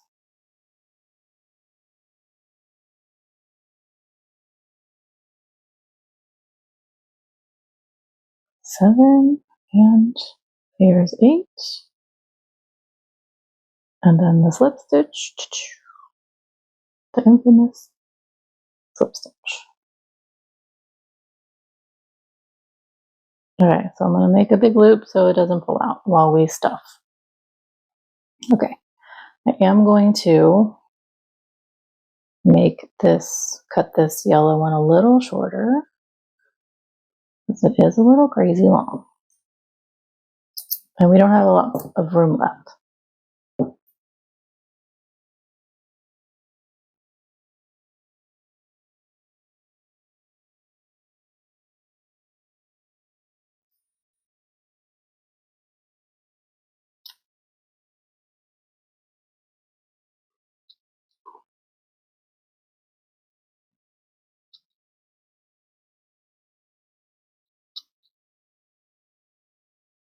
Okay, so this next row is a decreasing row. We're going to use the invisible decrease. If you are not familiar with what that is, it is where you're only using the front loops instead of both loops, so it doesn't get so bulky. Okay, so let me show you. So chain 1. Now we have to grab this front loop here. Come on here, buddy. There it is. And then the next front loop. See, now there's 3 loops there. And then pull through both. And that did not work because, yeah.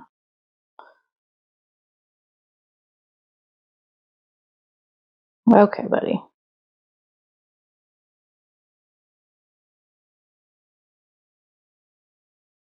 There it is. and then yarn over, single crochet, normal. Okay, so that's one decrease and then one single, and then another decrease,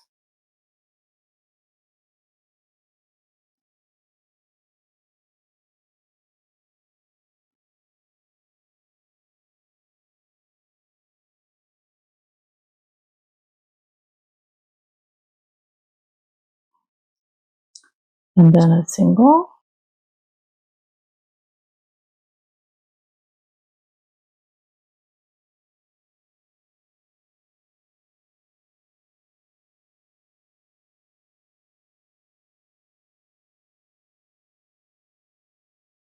and then finally a decrease.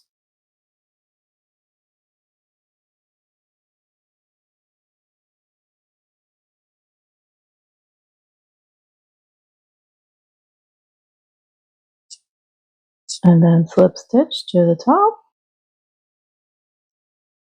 if I can find it.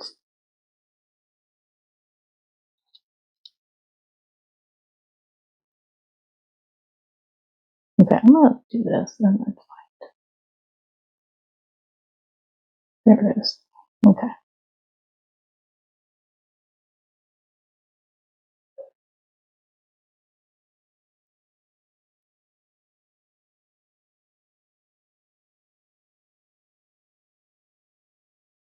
Okay, final color, Ferns. Final color. Got this. We'll wrap it up.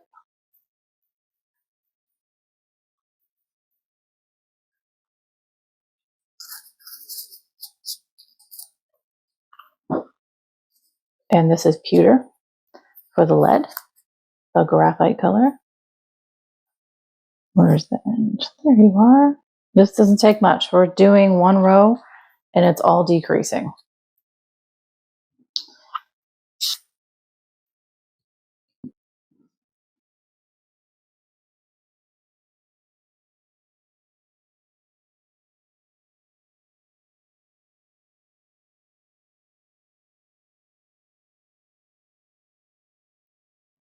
Where are you, buddy?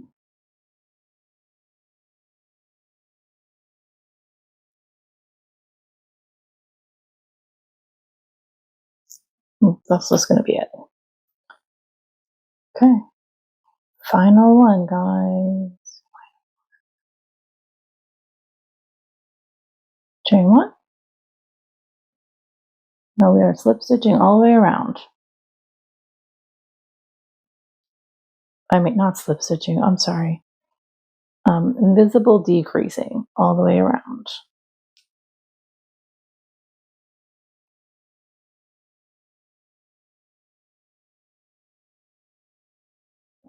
My apologies if it's difficult to see.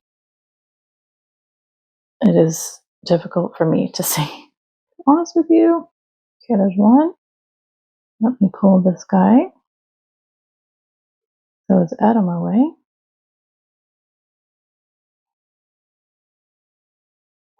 It should be 3 stitches because we should be down to 6. Oh, come on, dude.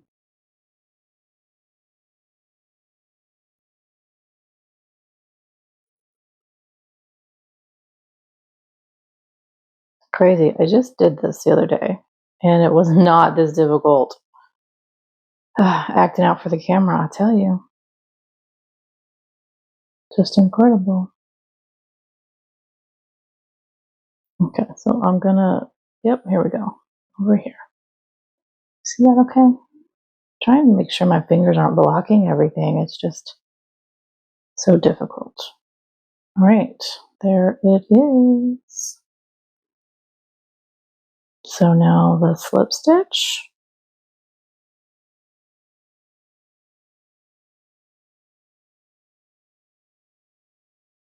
Where are you?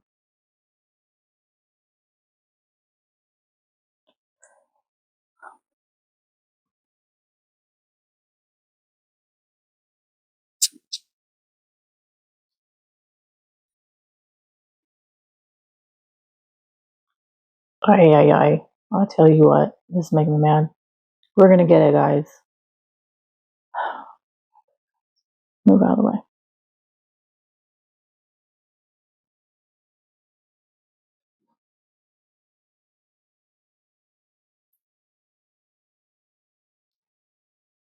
Come on. And then there's my cat at the door who wants to be a part of this. If you can hear him. There it is. Okay, thank goodness. All right, I'm gonna cut this tail. I'm gonna pull this out. And then what we're gonna do is take these guys and feed them back this way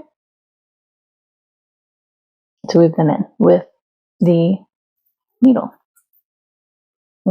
So what I like to do is I always like to kind of thread the needle in first, where I want it to go, and then I put the thread in. We're going to start with the two pieces that are the tails from the join.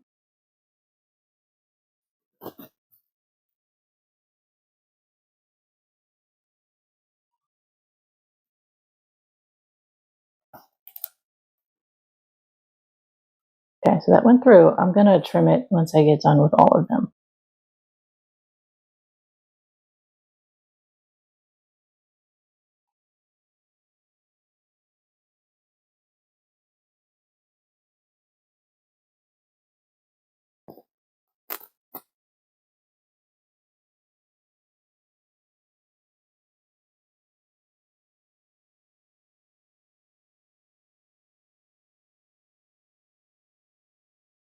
Okay, sometimes this is easier than others.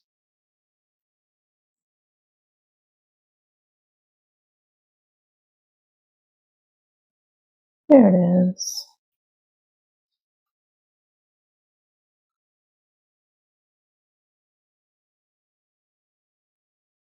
Okay, make sure our shape is good. And now here's the end. So how I'm going to do this, I'm going to do this in a way that kind of keeps the integrity of a point.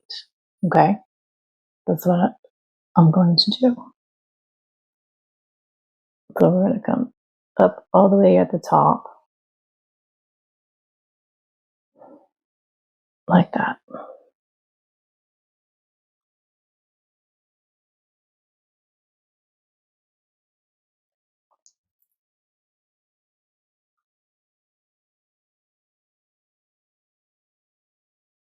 There it is. And pull it down. I'm going to be careful because I want that point to stay up there the best way possible. Look at that. See? This pencil has been used. All right, so now it's time to trim these guys out. So I'm going to pull them just a tiny bit to scrunch, and then I pull this back down, and as you see, it disappears inside there. Disappear.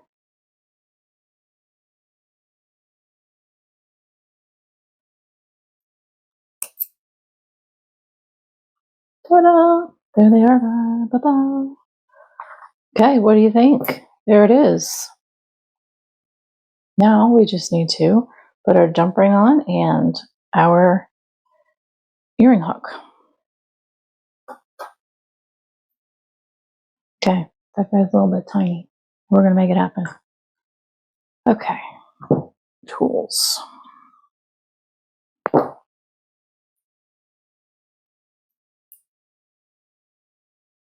So if you've not used jump rings before, they have a little opening in them. I don't know if you can see that. And what you want to do is just bend them this way, like twist. You don't want to pull them apart like this. That messes with the integrity of the metal, and then they will break. And that is not what you want. Okay, so I'm hooking that on. And then I'm hooking this guy on. like so. See? And then I just twist them back the way that they were. Ta-da! You could use some jewelry glue to secure that if you'd like. And there it is. There's the first one, the second earring, excuse me. And then here's his partner. Aren't they cute? Oh, there it goes. Okay, I'm gonna clean this up and I will see you in a minute. I hope you enjoyed this tutorial. I enjoyed making these with you. It was a lot of fun. Go ahead and tag your favorite teachers in the comments and share them this video. You never know, they might be absolutely thrilled to get some earrings like this for back to school. So again, like and subscribe so that you can be in the up and up on all my future videos that come out. And I look forward to reading all of your comments to let me know your favorite things and what you may or may not, what you may be interested in the future to see. And I look forward to our next video together. And thanks again for hanging out with me today.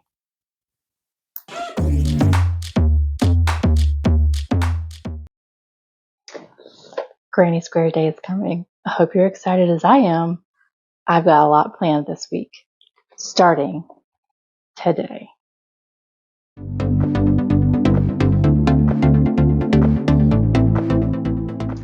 Welcome, Kristen here with Enchanted Yarnworks. I'm so glad you made it. So today I'm super excited because today is the beginning of a full week of, guess what? Granny Squares. Granny Square Day is on Friday, August 15th. I'm excited. Are you excited? So what we're going to do is we're going to randomly choose a Granny Square a day and crochet them for fun. I hope you're excited. Hang out, click that subscribe button and ring the bell so you get all of my updates. And then definitely please send a like and hang out with me today so we can make some fun granny squares with these beautiful colors I have. Here we go. Are you ready? I'm super excited to do this. Granny Square Week is going to be amazing. So here we go, day one. What I've done is, you can see back here, I have the whole clothespin lineup of my Stylecraft DK special yarn colors. I'm super psyched. You guys saw my post that I posted on Sunday. It shows you all the colors that I have, or my lovely cabinet full. It's great. I'm excited. So that's what I'm going to use today and this week for all these granny squares, because I have the most abundance of colors in that type of yarn. So I have 50. I picked it. These are fun. We're going to use these. We're going to do random.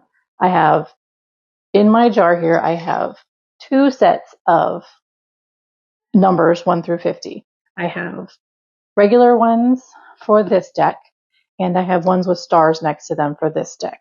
So what I'm going to do is today is I'm going to pull out one number, and it's going to tell us what square we're working with today. So I'm pretty psyched. Then we'll pick the colors and we'll just have some fun. So are you ready? Let's do it. Let me move these out of the way just a little bit so I can do this. Let me angle this just a little bit so we're working more closer to me and not so far away. Okay, here we go. Shake, shake.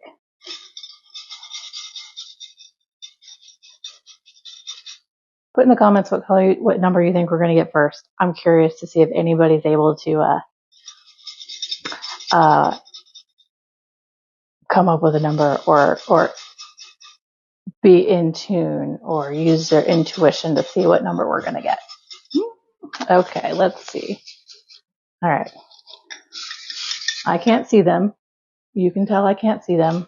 I have no idea what's what. And I purposely wrote these stars in pencil so they don't bleed through the paper. All right, first one. Here we go. Ooh, number 15. So there's no star, so it's going to be this deck here. And I'm going to leave that aside so that I don't draw it again later for our next granny square. Okay, that goes over here. These decks are pretty great. I have them linked down below to with an Amazon Associates link. Disclaimer, everything that I show you today that I'm using, my hooks, my needles, these guys, I'm going to link down below. And I am an Amazon affiliate, so if you choose to purchase anything through that link, I may receive some commissions for that as a thank you from Amazon. And don't worry, you're not going to be charged extra. It's just a little thank you from them. So let's open this together. Comes with a nice little user guide. It shows you the squares they're using, recommended colors for each square. It is a DK weight yarn, so that works perfect for what we're doing. They're going to be 4 inches, a 4mm hook. Absolutely, that's what I'm going to use. It looks like it does have, actually, let me cheat for a sec. It is using crochet terms, US crochet terms, but there is a little chart here to translate for you if you are not familiar with them. And then there's a whole stitch chart. That's nice. It tells you how to read the stitch chart. So if any of you out there are struggling to figure out how to read these guys, sometimes I forget. This will help you tremendously. Yeah, it just goes through. And then special stitches, how to join your squares together. We'll see how the end of this week goes. Maybe I'll do a video. Maybe we'll make something cool out of all this and make something at the end of another video. So this talks about finding your inspiration and what colors to use, etc. How to arrange them. Square patterns. Okay, so there's one where you do half and half colors, I see. Circles, starting with a circle, making it a square. Quarter colors. So your colors are in quarters around your square. Stripes. Sorry. And then a 3D flower. Okay. Sorry if that's weird. So there's a little booklet. And then here's a little flyer saying that this summer, which is past because I have it right here, this was coming out. So yay for that. And then here we are. Here's the first square. Let me move this a little bit more so we can come closer. This is square number 1. So this is a nice thick card. It's lovely. Shows you a great picture. And then on the back, it gives you the instructions on how to make it. Okay, so let's go in here and find, I'm going to do this, square number 15. I'll let you see as we go here. So some are using the granny square technique and some are just using, is that half double? Double crochet, right? Yes, double crochet. As you can see as we go, look at the colors. That one's a corner, another kind of corner. Cool. Stripes. 13. This is 14. Ooh, and here's 15. Okay, so this is pretty much a standard-ish granny square where you usually start in your center and then you change colors as you go. You can do this. All right. Let's move this all aside now. Put this away. Great thing is they're already numbered. I'm not going to get lost. I'm one of those weird people that likes to keep things in a specific order that they came in. I know. If you know, you know. If you don't, and you don't care, look, more power to you. I'm with you. I'm for you for that. Okay. Okay, so here we have all of my colors. Let me go on a little bit. Maybe not that much. Check it out. I just went through my whole stash again and organized all these colors. Aren't they gorgeous? So beautiful. Boom, boom, boom. So, should we match the colors on the square? Or should we do our own colors? Now, mind you, the brand suggested for these colors is not the brand I'm using, but I have this beautiful color palette right here, so I could literally just match it up. Okay, let's do the matching. So for the yellow, I'm thinking lemon, which is right here, orange,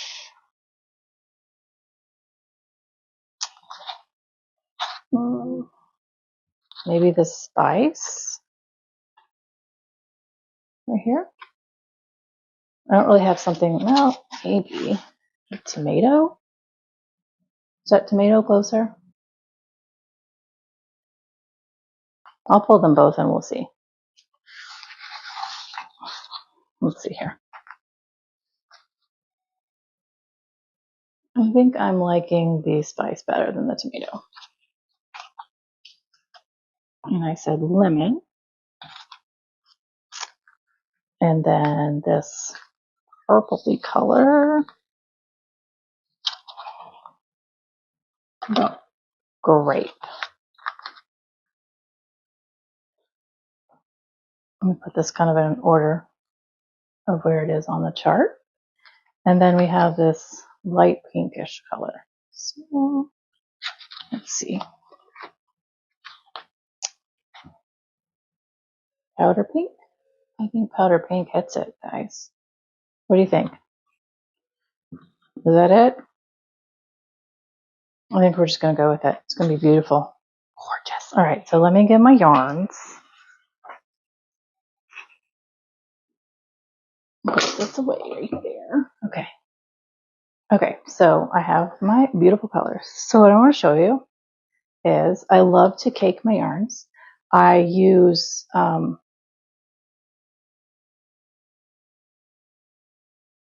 Stanwood yarn winder, which I absolutely love. It's a heavy duty model and it has a big wind thing on, so you can make big cakes and wind big yarns like the chenille yarns. I love it. I'll link that down below too. I'm actually planning on doing a video coming up of me winding some yarns from hanks because I have some hanks that need to be done. But I digress. So I like to wind my yarns up in cakes, and then this is the size that the Stylecraft skeins come. This is how they start and this is how they end up. And then I like to put this thread saver over it with the label in there, so it all stays nice and compact and solid together, and it gives me all the information I need. Doesn't get lost, doesn't get dirty, doesn't unwind. And this is just like a thread saver, so it's made to put over spools of like large thread spools, but I love it. So I'll link that too for you guys. Okay, let's get on with this square making business. So I have the lemon. We're starting with the powder pink. Now some of these are smaller because I've been using them, and I like the fact that when I have them in the thread saver, they just get smaller and smaller and it all stays compact and doesn't unwind, doesn't get messy, it's perfect. And I just pull from the center. And then I have the spice and then the grape. You can see I've used a couple of these. Lemon I haven't used yet, so today's day one for lemon. Woohoo! A 4mm hook is what we need, and I have just my generic ergonomic ones that I picked up when I was needing something quick and easy and cheap. Excuse me, affordable. On Amazon, I'll link them below. They come in a set of 3, and they are absolutely affordable. It's fantastic. So, okay, flipping over our instructions. This is our photo, and we're gonna get going. Okay, let's get started. I know I just said that, but I'm ready. Zoom in just a little bit for you guys so you can kind of see better. All right, 4mm hook. We are starting with powder pink. That's right. Alrighty, let me get this. I feel like the camera's in a weird position. I'm so sorry. I'm gonna get it figured out. Okay, so we are starting with a chain 4. So I'm going to do my slip knot. I do mine a little differently. but that's okay. It works for me, and it's just perfectly fine. Okay, so chain 4. 1, 2, 3, 4, and then we are slip stitching to the first to make our circle. So doing this instead of a magic ring makes sure that it doesn't come unwound in the middle. Sometimes that'll happen. So now we need to chain 3. 1, 2, 3, and then do 2 double crochets in the center of that.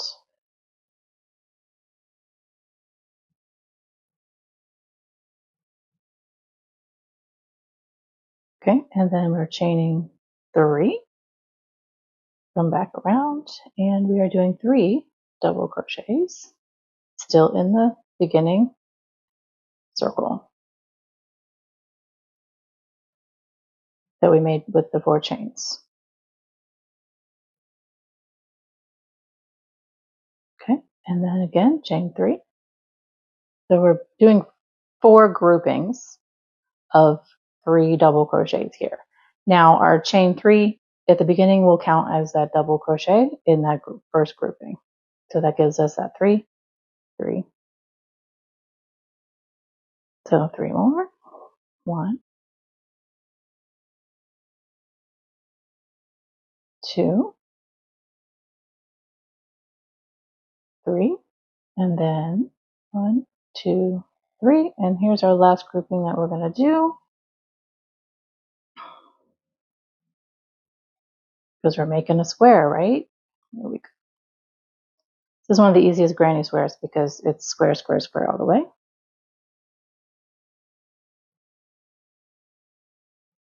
There it is. And then now we need to chain 3 and then slip stitch to the top of our chain 3 over here. Just like that. So look, there it is. There's our first little center. And that is this part right here. Okay. Okay, so I'm looking at this and this is really great. These instructions are fantastic. It is literally telling you how to do each row.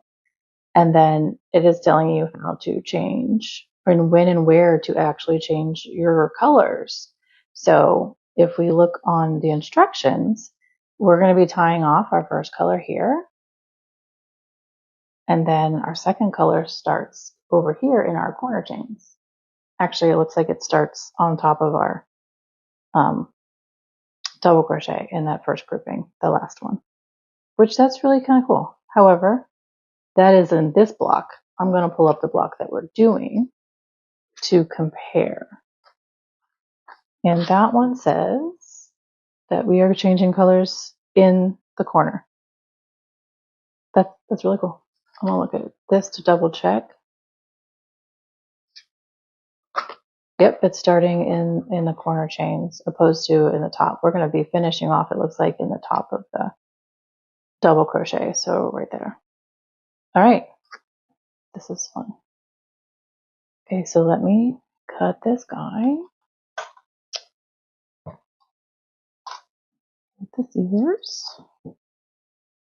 And I'm going to pull that out and finish that. I'm going to pull this through this. There we go.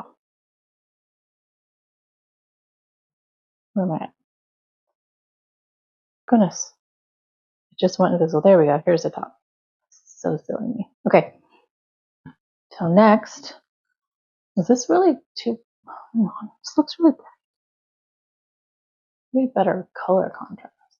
It might be better. Does that look like a better pink? Okay. Next, we have the spice color.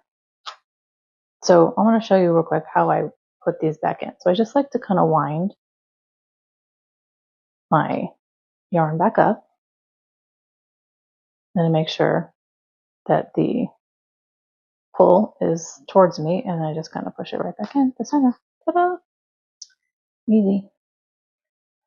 Next up is spice.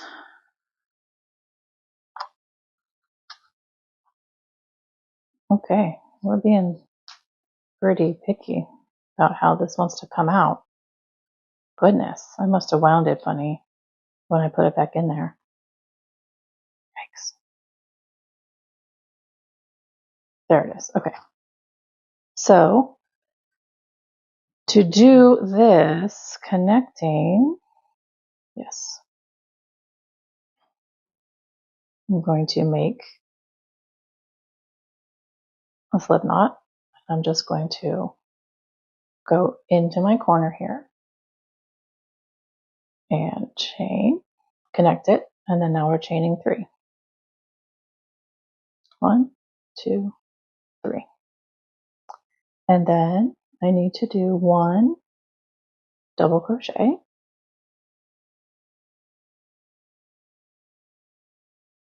and then I'm chaining 3. You guys can see it there. Follow along. 1, 2, and 3. And then I have 2 in the chain corner.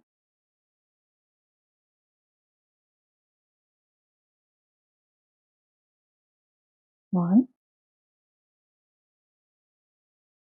2, and now we're going to be working in our actual double crochets there. I want to see how they do. Yep, exactly how I thought. So 1, 2, and 3. 1, 2, and 3 double crochets.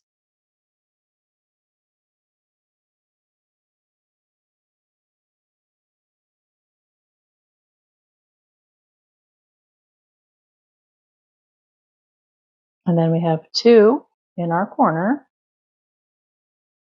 our chain space.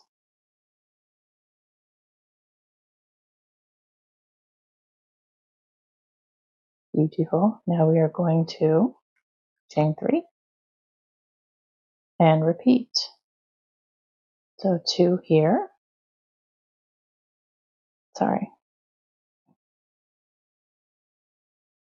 And then 1 in each double crochet. 1,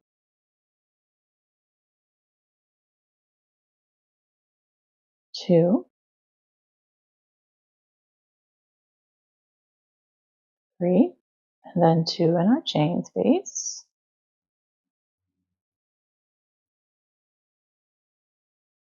And then chaining 3 again. I'm going to turn it so I'm on the same page. Now you could do your granny squares with any size yarn you would like. You can make baby granny squares. Have you guys seen that lady on Instagram? Can't remember her name. I'm going to have to find her and link her. But she's been making that granny square blanket with micro crochet. I am blown away. I think it's amazing. So you could go tiny like that. I actually started a project 2 years ago that I haven't finished that is making a book cover out of embroidery floss. I kind of got distracted. I'll come back to it eventually. But then you could obviously go up in size and make chunky ones, or excuse me, let's go up from DK, which is your worsted weight. And you could make worsted weight, which is usually the typical like wearable weight yarn that people use, Aran weight or worsted weight. And then you could go chunky and super chunky, which will make quick and nice and big granny squares. So yeah, that's what these are great. So this card decks of granny squares will give you so much inspiration on what kind of squares you could do, and you could just make anything. Gosh, there's 100 here. You could do 100 days of granny squares. I might do that, guys. Would you guys watch that? That's pretty cool. If you would, that'd be great. Okay, so now I have to get 1 in the top of this chain space.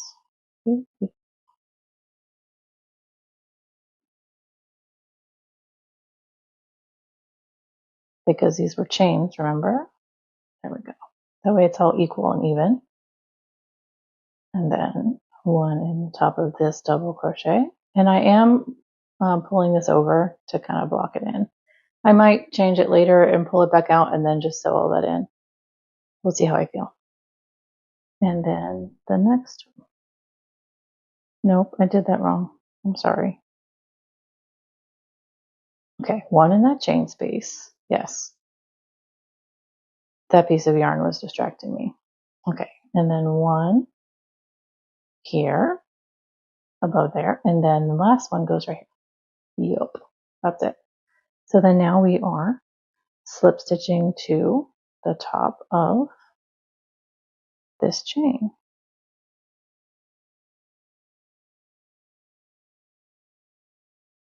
I don't know why I seem to make this harder than it has to be sometimes. Maybe because I have this perfection idea of how it's supposed to go. I don't know. That's just me. Anybody else out there do this? Should we start a club of perfection slip stitching? I don't know. Is that a thing? Goodness gracious. Okay, I think I got it. I didn't. Whatever. It's going to be fine. Okay, there is row 2 for us. Round 2. Pull that out and back. Looking cute. Okay.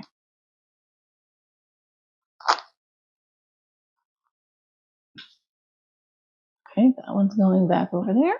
Next up we have grape. And grape says, the purple says we are again going to connect our color in the chain space. So we are going to be connecting it over here.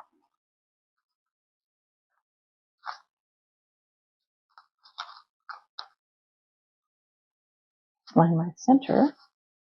There we go. Doo-doo-doo.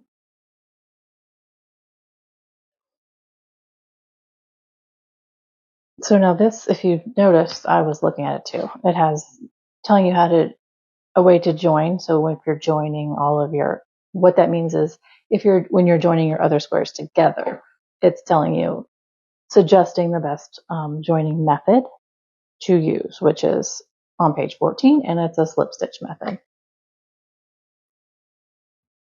Okay, here we go. Slip knot. Oh, buddy, there we go. All right, so joining. Yes, I will be weaving all these guys in. Don't you fret. Join and chaining 3 again. 2 and 3. So sorry. And then we need to do another double. Oh, here we're changing stitches. Did you notice that? So we are actually going to be doing the granny square kind of bunch stitch. That is not what it's called. I'm sorry, but I'm lacking the words right now. Instead of just going all the way around in the double crochet like we did, we're actually doing the granny stitch cluster, maybe? Is that what you would call it? Okay, but we still need to do 2 more double crochets over here. Like so. Okay, and then we are chaining 3. All of our corners are chain 3s, and now we're doing a cluster here.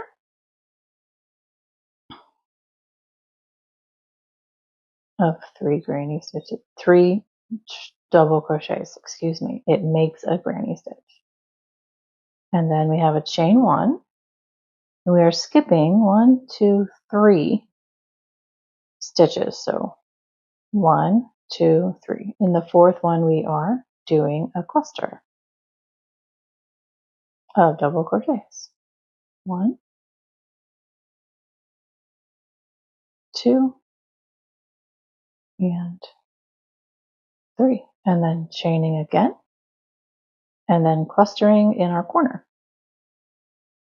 This one is pretty simple, guys. 1, 2,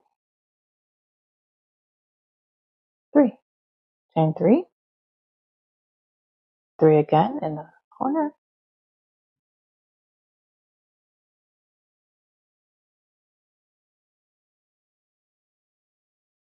1,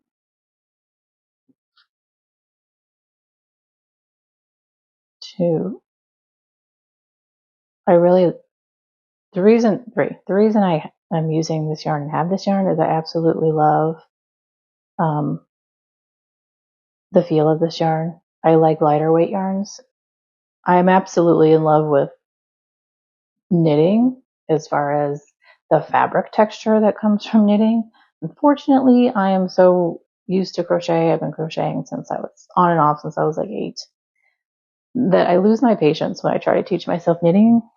I've tried to teach myself probably 4 times, and I just when you're proficient at something and you're learning something new, it's hard. It's really hard to really throw yourself into it. But I'm trying. I'll get there eventually. But I do like the lighter weight that this of fabric that this yarn gives me. Okay, so I chained 1. Now we're skipping the 3.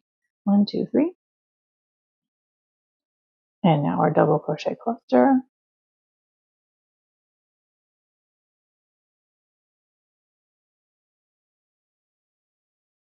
And then chain 1, and then back in the corner with another cluster.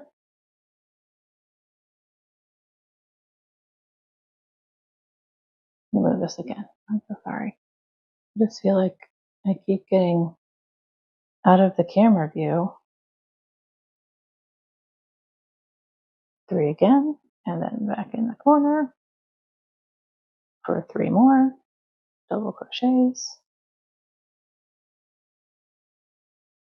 And then a chain 1, skipping 3, 1, 2, 3, and in the 4th, 1, 2,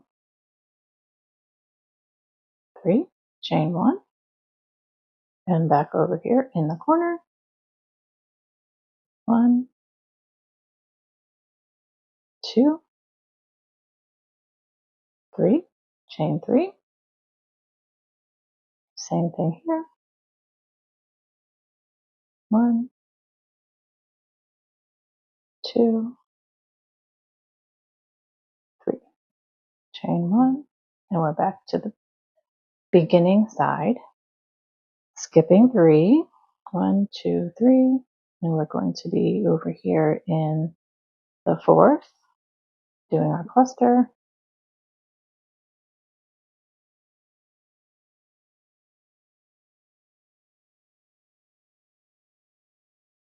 and then chaining 1, and I really need to tie that off because it's being silly and loose. And then we slip stitch over here into the top of this chain 3. There it is. How cute. Okay.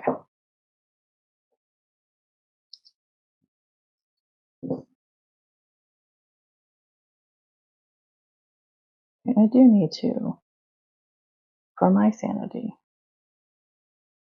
and to keep this from being a mess, I'll come back to it. Okay, last one we have is the lemon color. And again, we are connecting in the corners. We will be doing a chain 3 again. And I put this grape color away.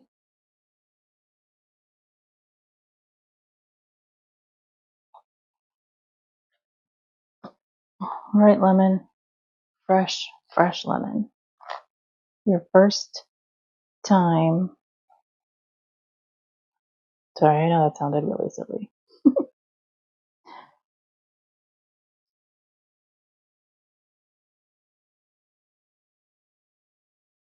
All right. Okay, slip knot again. And then we start chain 3 in our corner. Just like before. 1, 2, and 3. And now we have, now this is harder to read because it's light yellow. So we just have 1 double crochet. And then a chain 3.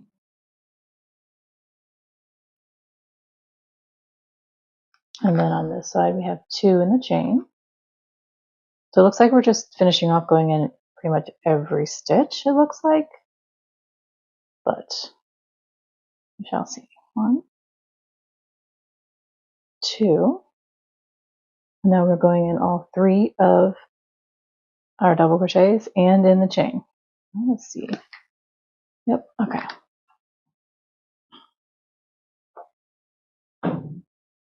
There's no chains on this side, only in the corners.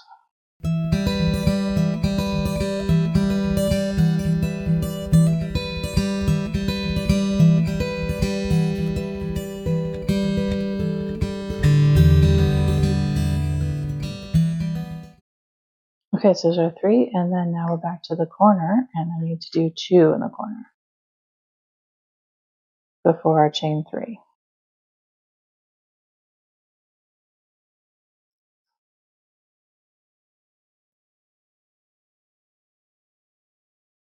And then 2 here, and then back all the way across. 1 in each.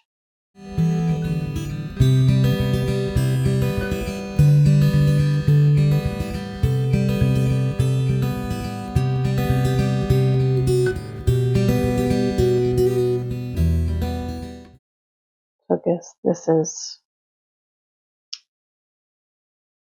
2, 4, 6, 8, 10, 12, 14, 15. 15 stitches on each side. Chain 3.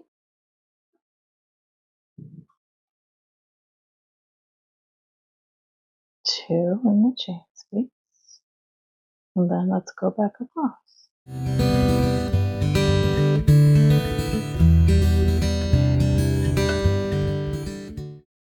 You know, you could do so many color options with any of these granny squares. I mean, you could do like a muted ombre option. You could do, there's so many options. I love it.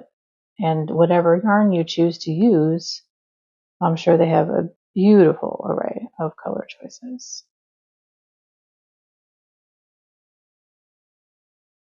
But like I said, I do love this Stylecraft Special DK. Yes, it's acrylic. Oh, it's so soft and so easy to work with, and gives me the perfect texture of fabric that I absolutely love to use for most of my works. So chain 3.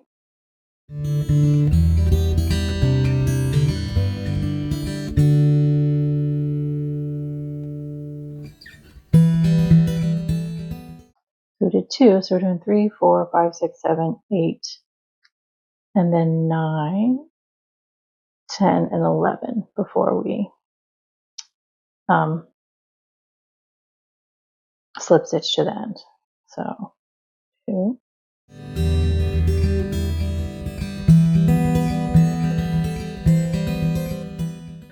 So definitely what you could do before you change colors is properly tie these off so they don't kind of unwind and get in the way. I just wanted to get through and show you these amazing granny square cards and do these fun granny squares for you. Maybe the next one in tomorrow's video, I think I'll do that for you guys. I'll just pause the video and then have it nicely cleaned before we start a new color.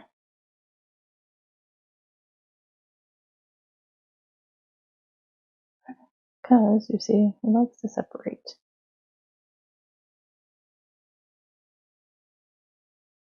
But they're definitely getting wound in the back here before we go anywhere else.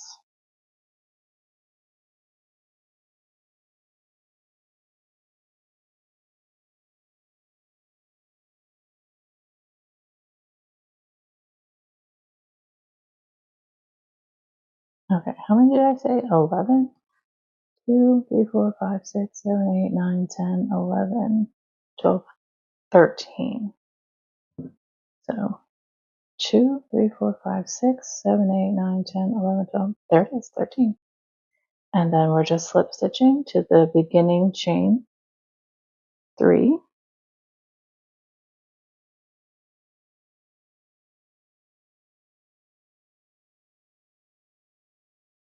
And there it is. How cute. Okay. How does that look? What do you think? I'm going to go ahead and weave all these guys in here in a second and then come back and chit chat for a minute. Now this has obviously been blocked because it's nice and squared for the picture. So absolutely, before you, if you want to, before you go ahead and put your squares together to make whatever it is you're going to make, you can block them to get them perfectly where you want them. Blocking mats I highly recommend are from Knit IQ. I absolutely love them. I will link them down below too, so that you can check them out. They have a few different styles. The one that I have has nine square blocks, and they all fit together in a huge block, for lack of words. I'm so sorry. And they have a big circle, and so they have the grids, the 1-inch grids. They also make ones with centimeter grids for those of you who are metric.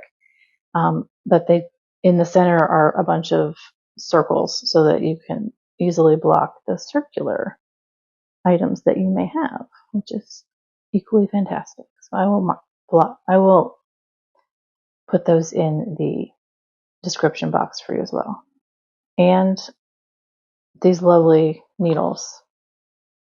These needles come in this fabulous tin. This is a saltine cracker tin. You get a random tin, which I think is kind of fun. But it comes with like 18 or 16 needles. Most of them are the larger size like this, and then there are a few that are smaller. I keep those in the bag so I don't lose them, because, you know, they're probably going to get lost if I let everybody out of the bag. So, okay.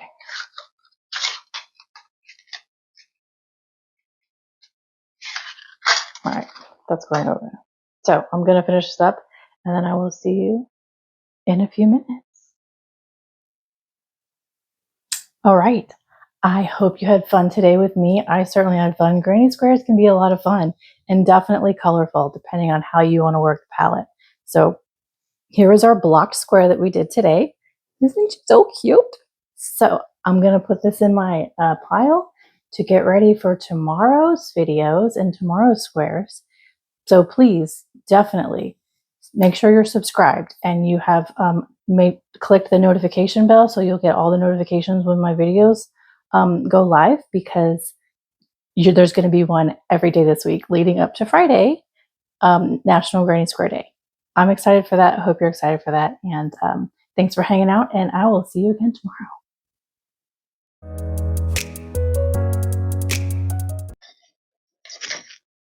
What are we going to make today? I'm very excited to find out which box we get to make a square from.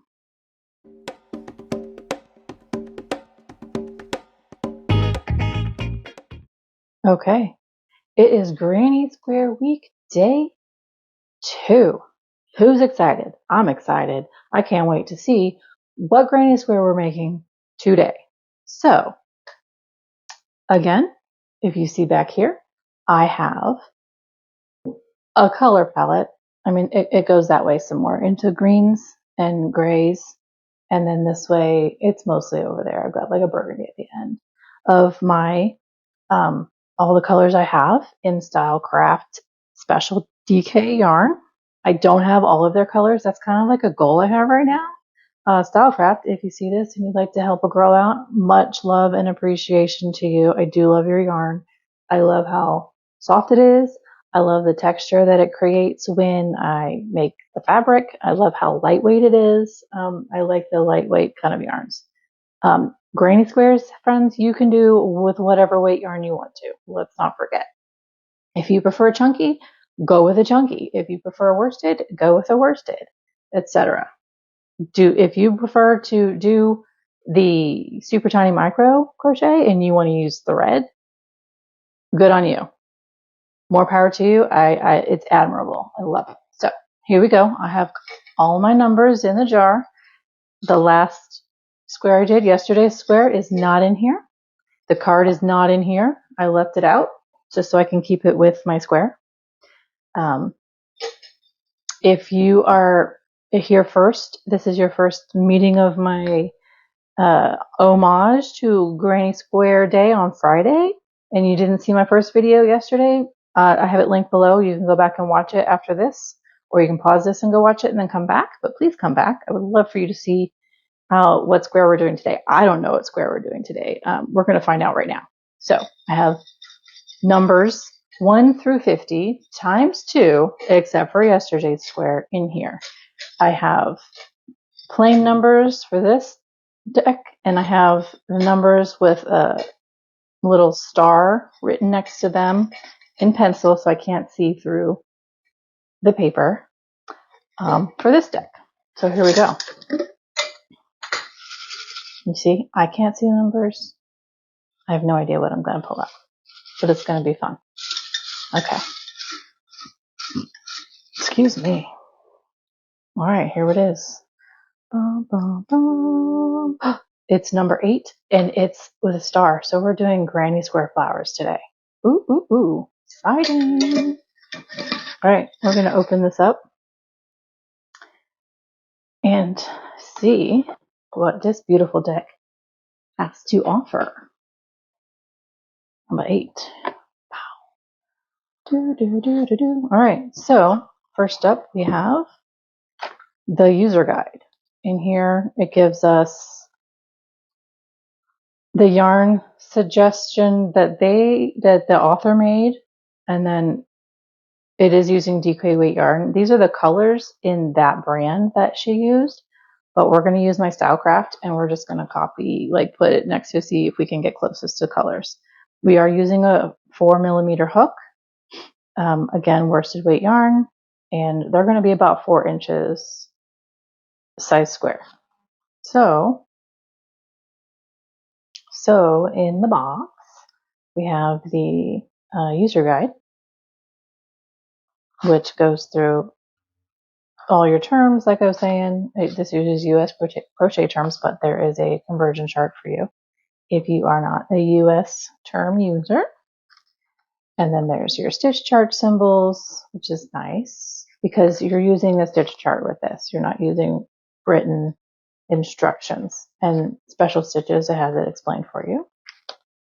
And then it shows you how to read the charts and how to, when and where in the chart to connect your colors, which is really cool. And where to start to explain the squares, the instructions. It's really pretty cool. They have a lot of stuff in here. And then how to do the 3D flowers, because that's what we're doing. These are 3D. Some of these are 3D flowers. I'm kind of excited. Are you excited? All right, so let's go through here and see what we have. And next is their little flyer about the other deck, which I already have and we just used. So here are a couple. Here's the first one, and this is what the back looks like. So we're looking for number 8. I'm just going to go through, pull out number 8 as we go, so you can kind of see the flowers. 5, 6, 7, 8. Here's 8. This is a fleabane flower. So we need 3 colors for this. Pull that one out. Put this away for now. They're already numbered, which is fabulous. So I don't have to worry about them getting lost in order. Easily put them back. So, all right. Here is my swatch of my Stylecraft Special DK weight yarn. I'll show you all my fabulous colors. I love that I did this. I'm going to hang this up so it's easier to use once I get it all done. I'll probably put them on like a ribbon or something and put them on my cabinet. But they're so lovely. Look at them all. I don't have all of them, like I said. Goals. Okay, and there we are at the end. So we're going to kind of do some matchy-matchy here. Now we could choose different colors, but I kind of want to keep it similar. So for the yellow, I'm thinking, no, not dandelion. Citron? Citron or sunshine? Let's see. Nope, I like citron. Okay, so, and then we have a pink.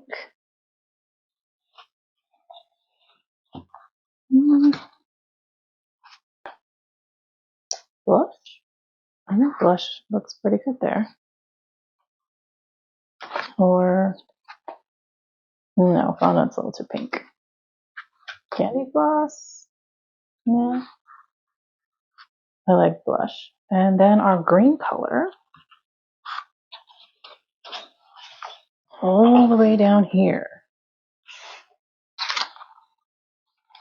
I'm thinking the closest I have is this lime color.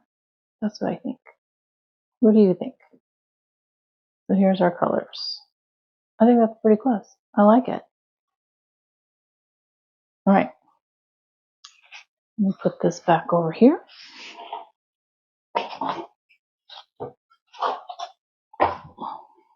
Let's get these colors. All right. We have our colors. So this says 3 double crochet cluster as a special stitch. And then it gives us instructions on how to join, which method you should do to join your squares together to make something. Gives you 2 options there. Okay, so let me zoom in a little bit and bring this back down for a better angle. So what we're using besides our Stylecraft yarn, I have my 4mm hook from Amazon. I'll have that linked down below for you. I'm also going to be using my yarn needles that come in a set of 18, I think. They come in this cute little tin that varies by design. That will also be linked below. All of these items are in my Amazon associate links. And just a disclaimer,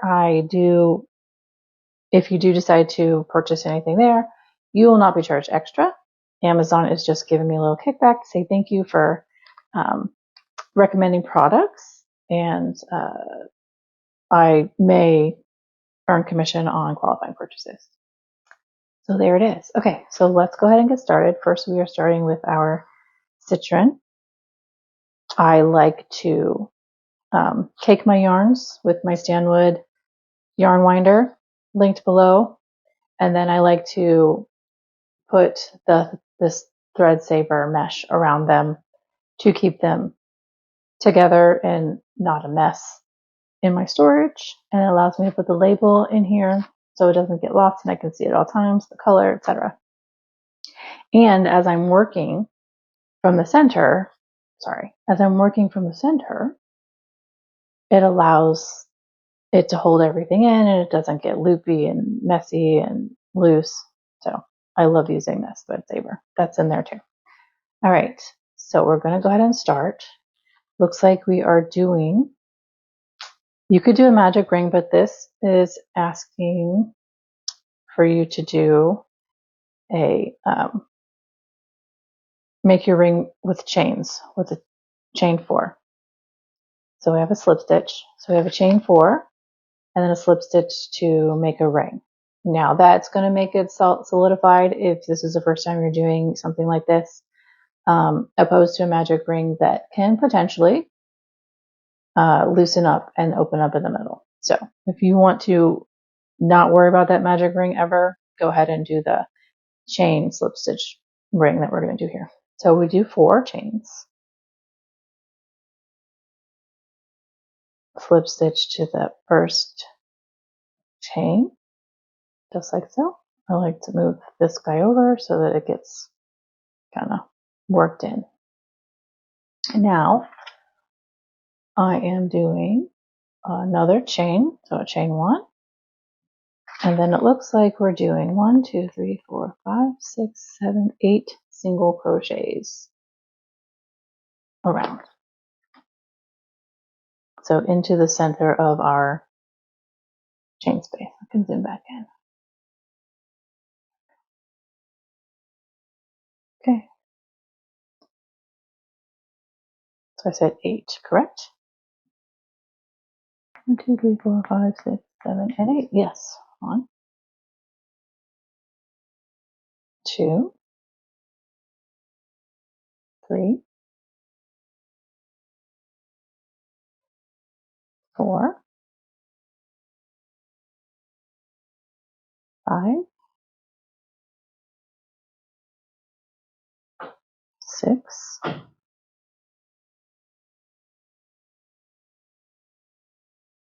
7, and 8. Now we're slip stitching to the first stitch.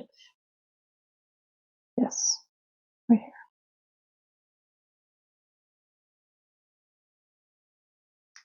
So that's a slip stitch. And then we're going to fasten that off. I'm going to weave this in right away so that it doesn't become cumbersome and get in the way. So I will be right back with that. Okay, here is our first color ring, ready to add the pink on.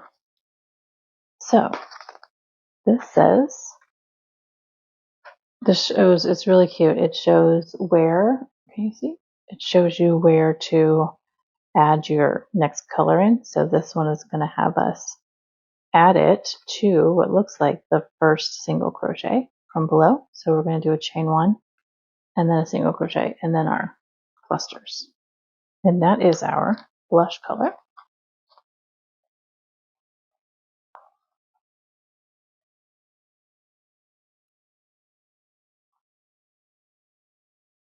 Okay, so I'm going to do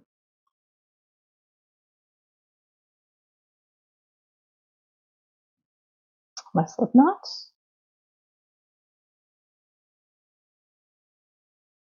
And I'm inserting into a single crochet and chain. So that's slipped in there, and then I'm just going to do a chain 1. There it is. Now we have single crochet in the next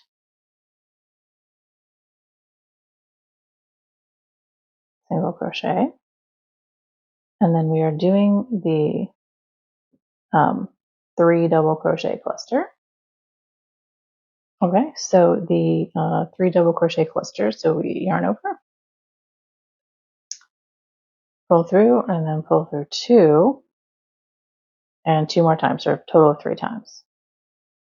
And we'll have 4 loops on the hook.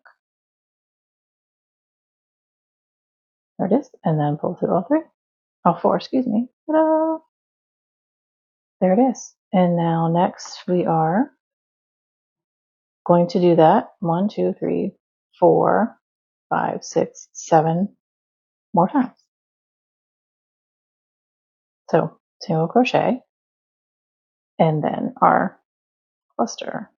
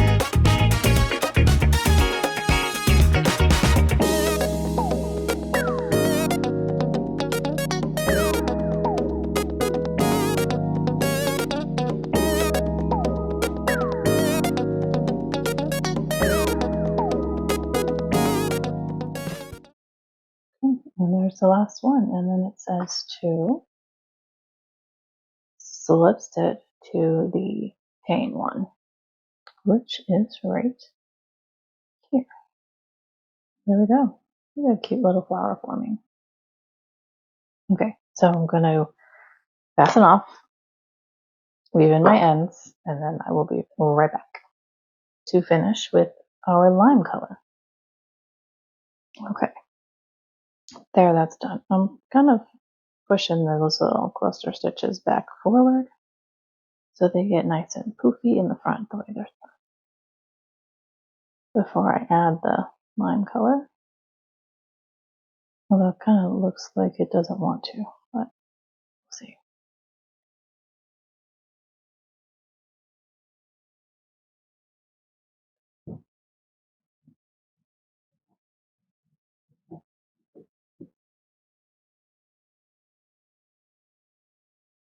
Okay, looking pretty cute.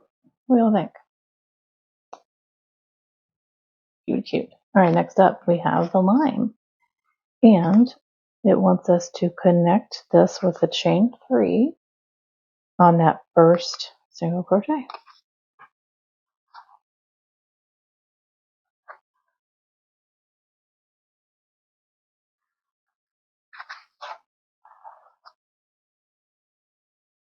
Okay, so I'll put that here.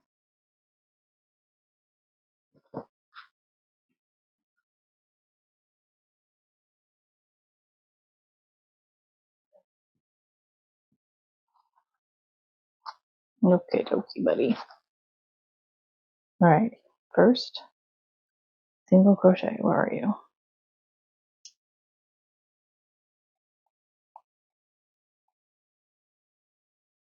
Right here.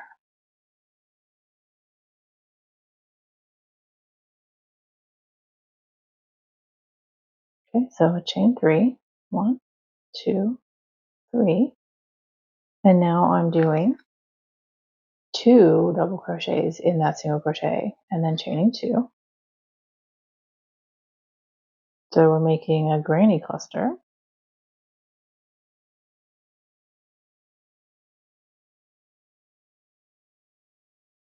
And then it looks like all the way around we're doing, 3 double crochets in the single crochet before our cluster in the previous row, all the way around.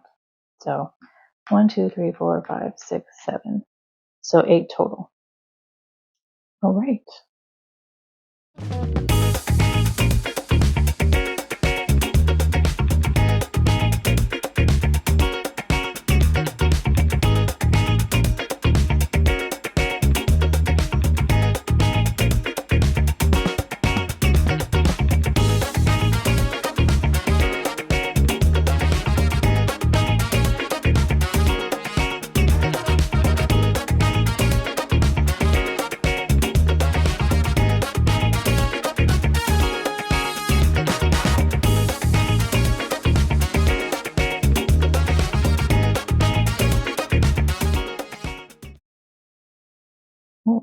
Let's see, 1, 2, 3, 4, 5, 6, 7, 8 total. Perfect. Now I am slip stitching. I did my chain 2. Slip stitching to the top of my chain 3. There we go. So now we're not changing colors. So it looks like we need to move over to our chain space. So we're doing 2 slip stitches across to the chain space. So 1, 2, 3. So slip stitch 1, 2, and into the chain space is 3. And then now we are chaining 2, and it looks like 2 half double crochets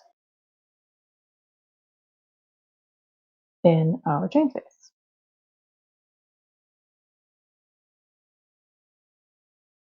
Because now we're going to square this out. Started round, but it's going to end up as a square. And now chain 1, so you can follow along. So sorry. Let me zoom out just a scoop, tiny bit. There. Okay. Chain 1. And now 3. Now we're making the corner. So 3 double crochets in the next chain space.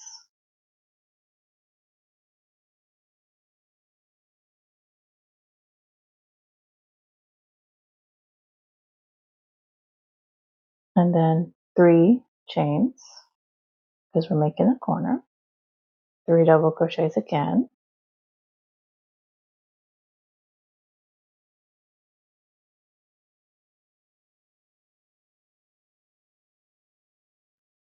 and then a chain 1, 2 half doubles in the next chain space, 3 half doubles, and then a chain 1, and now our next corner, so 3 double crochets,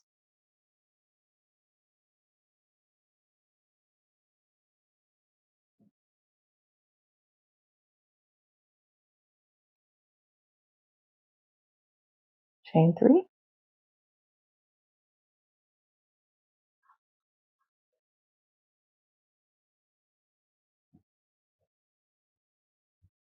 three double crochets again in the same for our corner.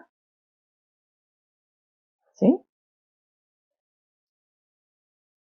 And chain 1, half doubles,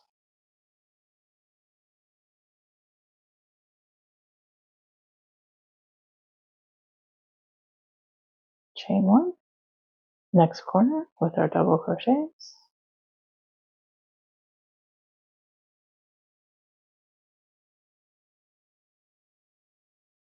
and our chain 3,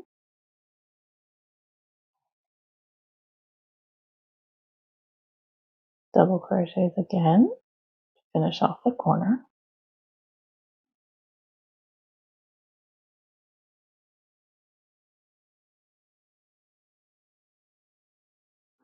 chain 1, 3 half doubles for our side,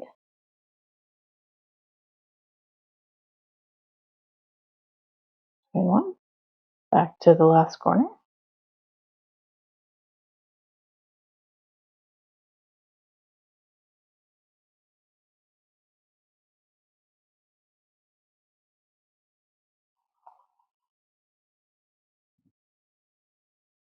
chain 3,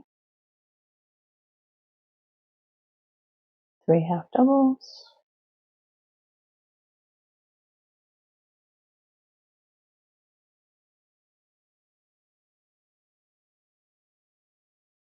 chain 1, and then we are slip stitching into the top of our chain 2.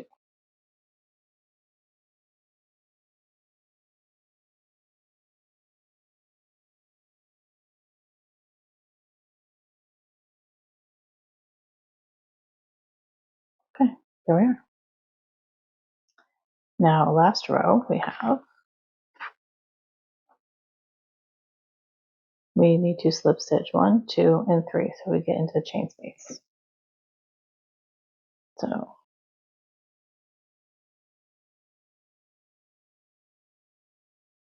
1,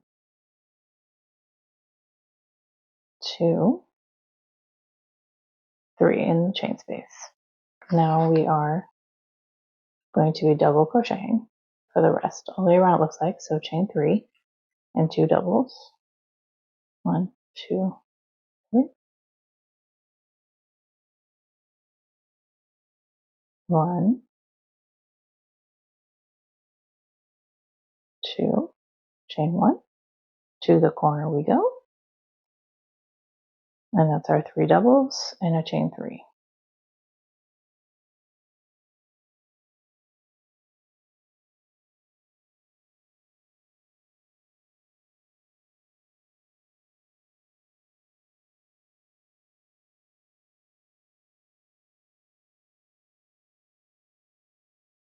Okay, chain 1. And we are doing the 3 doubles in our chain spaces below, all the way around, with our corners doing the chain 3s.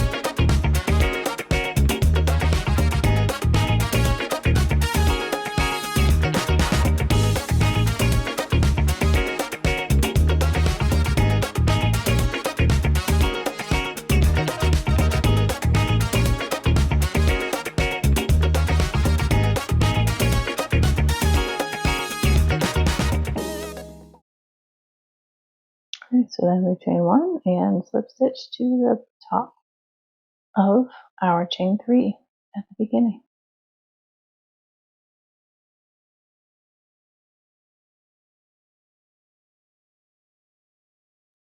There it goes.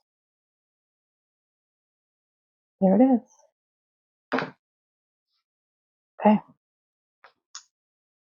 I'm going to weave these in, and then I'm going to show you how to block this on the blocking mat so that it's nice and flat. And then I will have it blocked for you to see.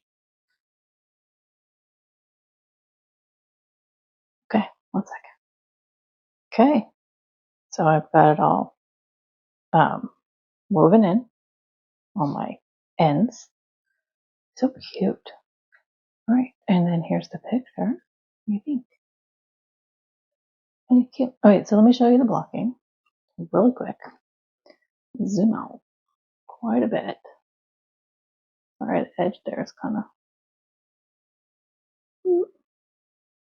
So the mats come in this lovely case, and there's 9. Can you see? There's 9 of them, and they also have your T-pins. So I'm just going to take 1 out.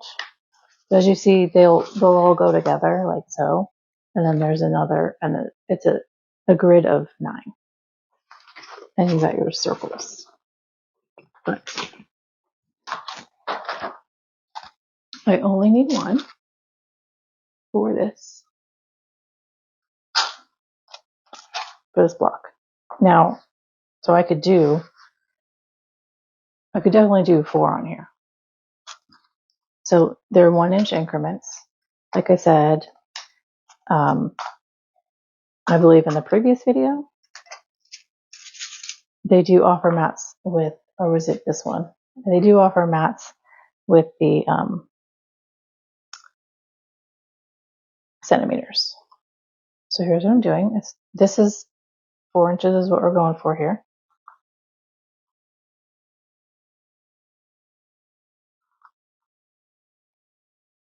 And that just makes it so easy.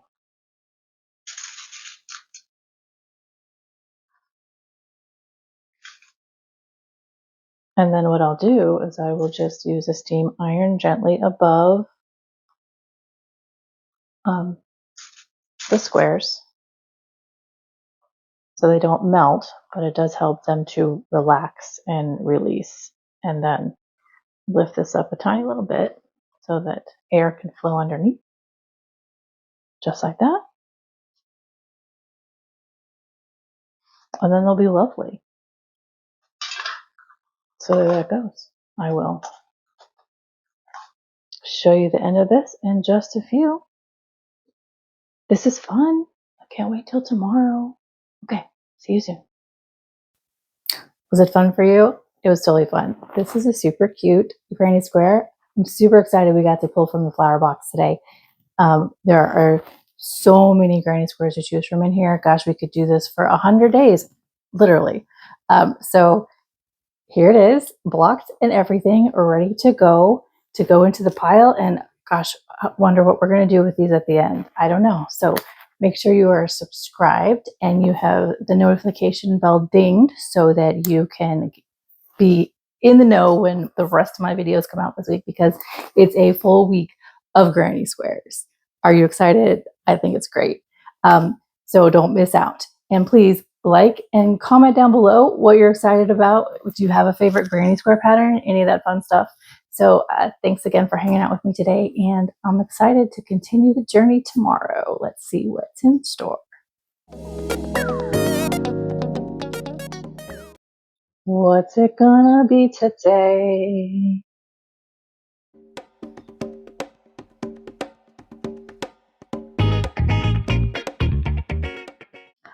Kristen here with Enchanted Yarnworks. Welcome. I'm so glad you made it. Today is, guess what, day 3 of Granny Square Week. Granny Square Week, what is that? Well, okay, I just decided to be a little bit extra. So Friday, in 2 days, is August 15th, which is Granny Square Day. Have you heard of this before? I hadn't. I'm super psyched though. So Today's day 3. Hang out with me today. We're going to see which of these boxes we get to make a granny square out of. So hang out with me, click that subscribe button, make sure the bell is clicked so that you get all my notifications, and also like and comment down below, and we'll go ahead and get started in about 2 seconds.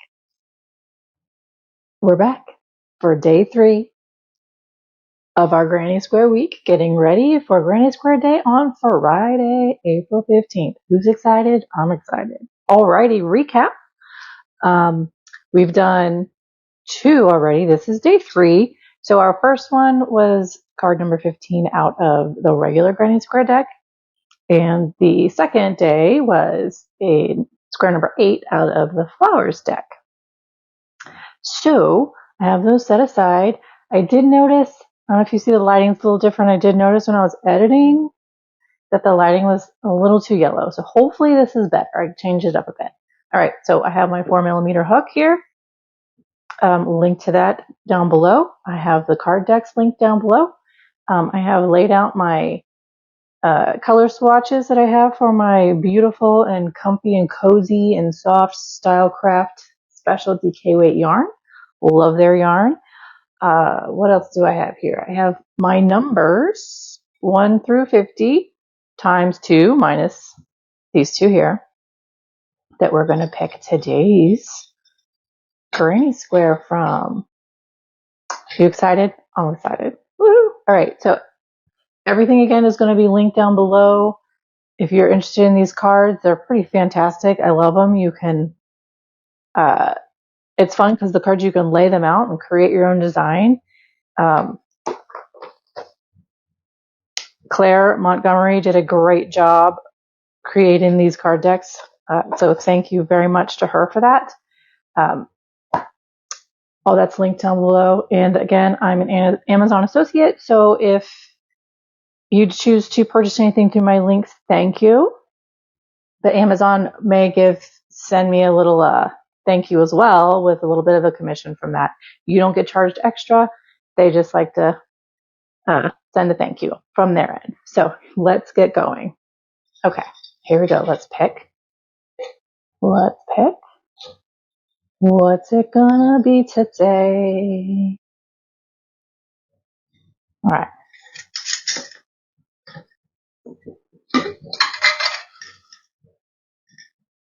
Oh, there's more than one. There it is. Ba-ba-ba. What do you guys think? Anybody have a guess? I'm gonna pause. Put in the comments your guess for today's number. I'm gonna slow this down, see if anybody has any ideas, any intuitions, any insights. What do you think? Comment down below, or even comment your favorite number. What number do you hope it's gonna be? I don't know. Is it gonna be the regular deck? Just the granny squares, or is it gonna be flowers today? Let's do it. Number 33. This is no star. So that means we're working out of the regular deck today. All right, I'm going to set these guys aside over here. We are on deck number 33, regular deck. Move our flowers aside.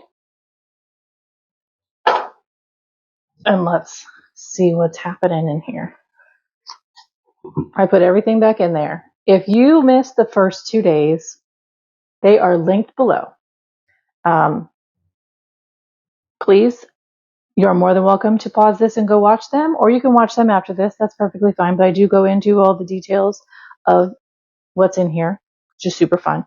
The user guide gives us the authors recommended what they use, their colors, and the type of yarn they used. They used DK weight, so it's perfect for what I'm going to do. And hook size 4mm, absolutely perfect. We do have US terms and UK terms. This book is written, these cards are written in US terms. So this is here for you to translate, for lack of a better word, for reference. And then there's stitch chart symbols, which is nice. How to read your stitch chart in case you've never done that before. So this is fantastic. learning new crochet skills. Because, you know, I go on Pinterest and I see these awesome charts or awesome patterns, and it's just a chart. There's no written instructions, which is great for if somebody of a different language creates something. So it's kind of a universal if you're just using your chart, which is nice. And then it tells you how to use said charts that we have. Special stitches are written out so you can understand how to do them. Different ways to join squares to make whatever larger item you're going to do. And it kind of gives you an idea how to pick colors, etc. Arrangement ideas, different patterns on how to use and change colors. Sorry, it just kind of goes through all of that fun stuff in there. All right, boom.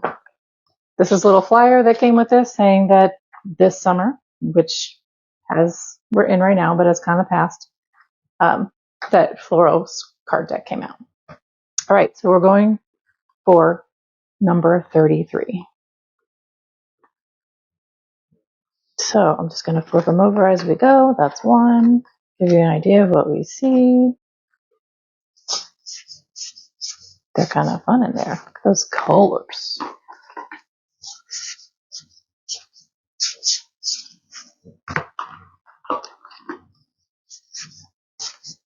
These are pretty cool. That was up to 22. Okay. 28, 29, 30, 31, 32. Oop, 33. Okay. Looks like we're doing mini squares today. Okay. Put this in here. Set it aside.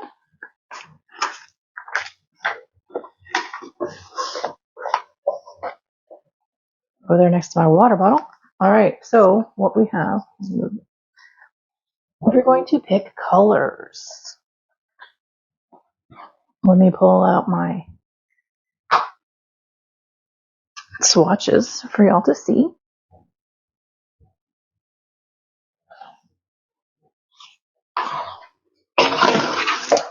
I have a long tail on this because I will be adding more.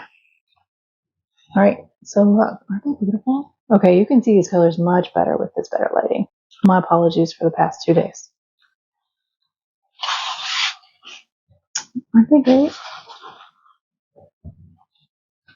So I do plan to maybe put these on something more sturdy that's not cardboard, but for right now, this is just the way I'm going to do it. It may be a string, it may be like a ribbon to hang from my cabinets when I get everything completed. Okay, so here's our colors. Let's see. I'm thinking lemon. Oops. Thinking lemon for the yellow.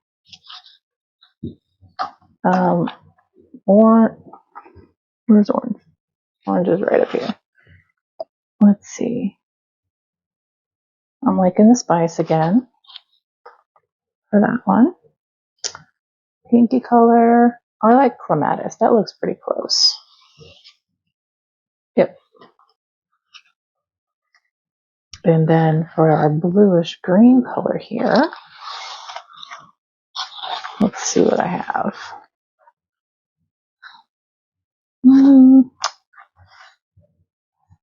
Herbert's kind of lighter. I think it looks different for you than it does for me, honestly. Just a little bit. I think it's going to be sherbet, though. I think it's the tealest of the options without being too boldly bright, and not too green. Because I think cloud blue is too blue. There's not enough green in there. So I think it's going to be sherbet. It'll be just a little bit different, but it'll be okay. All right.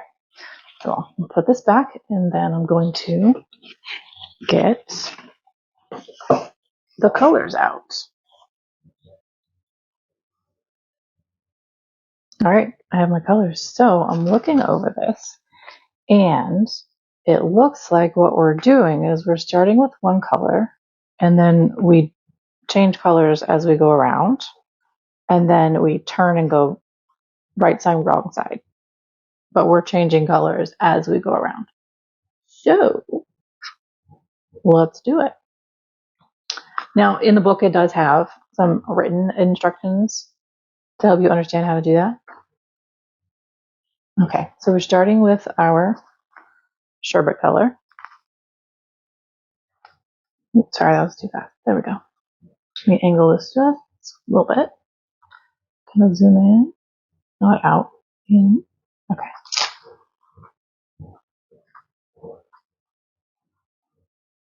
So we will be using all the colors all of the time.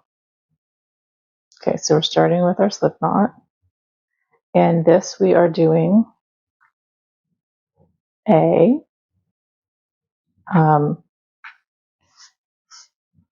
chain circle. We're not doing any magic circles. I don't think any of these squares have magic circles, which is okay. So we need to chain 4. 1, 2, 3, 4, and then slip stitch.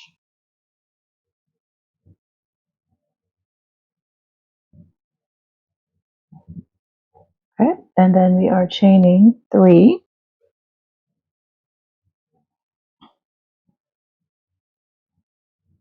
And double crocheting in the first.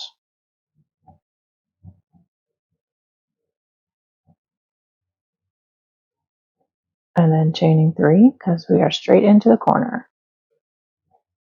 And 2 double crochets of this color.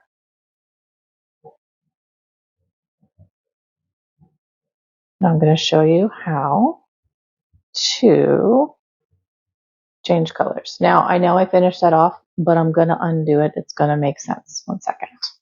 Actually, I'm going to get all of these ready so that I can just grab and go. Because I feel like that's what I'm going to have to do. Grab and go.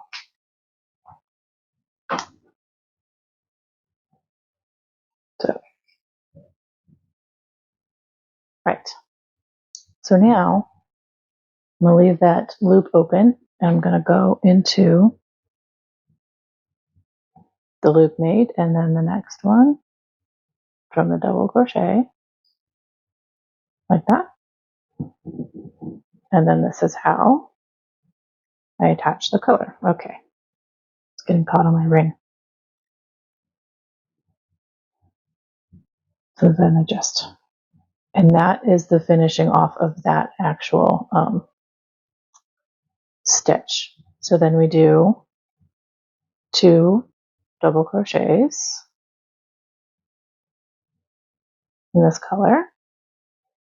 And I am stitching over, I'm pulling the tails in the back. 2. So now I'm going to pull this loop. And there it is. See? Okay, so then now we have a chain 3 and then 2 more of this color.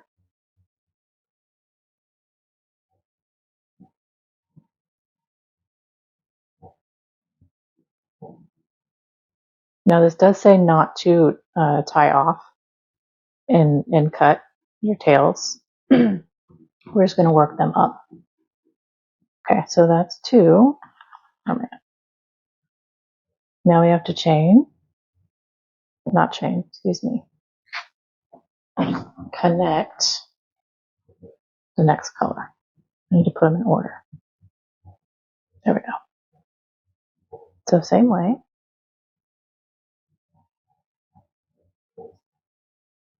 Like so.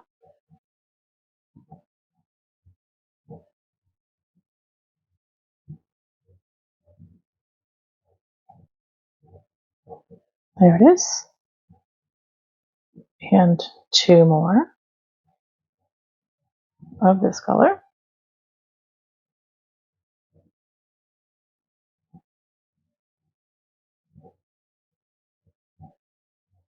And pull the yellow tail. Tie that up. And then chain 2. and 2 on this side. And then we are about to connect our last color,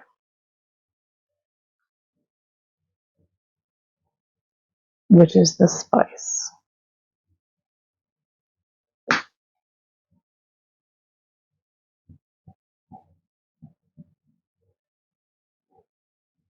Okay, that's ready.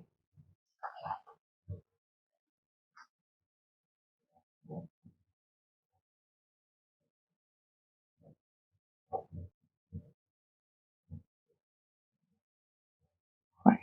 Now, again, 2 double crochets.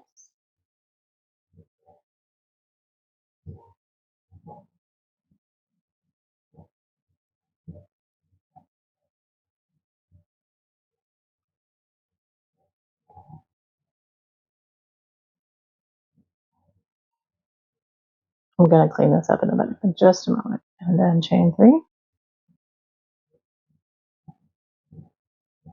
And then we have 2 again.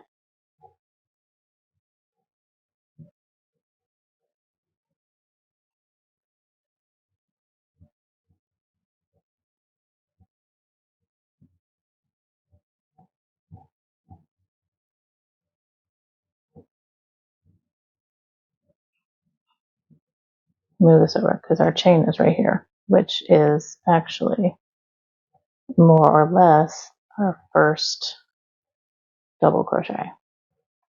Okay, so then we have to slip stitch this into the top of this chain, like so. There we go. Yep, I gotta move everything around because. Okay, I'm gonna pull this long real quick so I could kind of make sense of what's happening on the back side. What I want to do, yes, all of the long ones, they're gonna get carried up. So what I want to actually do is take the small ones here and weave them in really quick so they're kind of out of the way. So I'm going to do that, then I will be right back. Okay, so this is much nicer. Oops, I pulled the wrong one. Okay, this is much nicer. Fewer wild ends. All right, so number 2 is we're going to be working on the wrong side. So we need to chain 3 or turn and chain 3.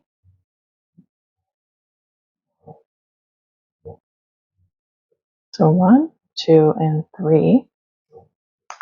And we are going backwards. So we need to do 3. Well, 1 in the next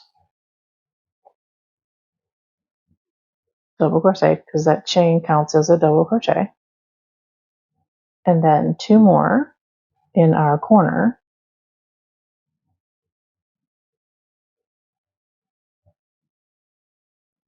And then chain 3.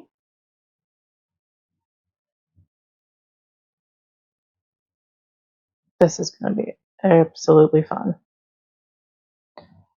And 2 in the corner.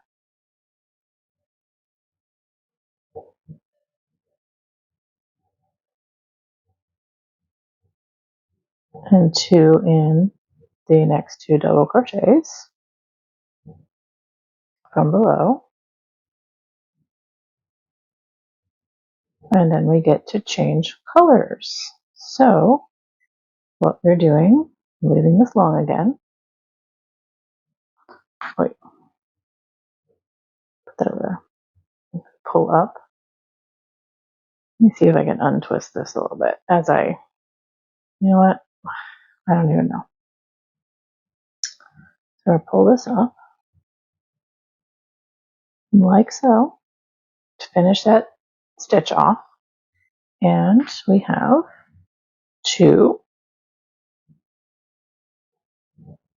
I'm going to kind of go behind here so that it grabs that tail and links it in. See, so that it kind of looks almost invisible. That makes sense. Okay. 2 in our corner chains.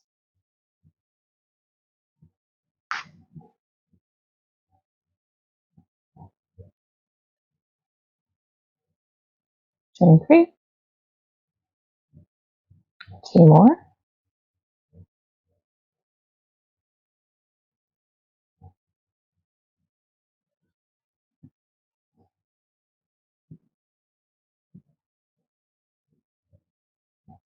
And then 2 in our double crochets from the row below.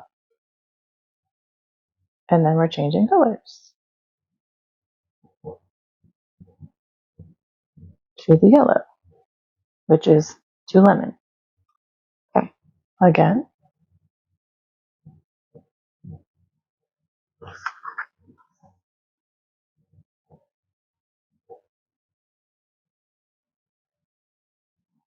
Okay, I'm gonna unwind these 1 second. Oh, freedom. Okay. So I made the mistake of grabbing the yarns as I changed over to the new color, so they're kind of not where they're supposed to be. I will not do that again. Okay, and 2.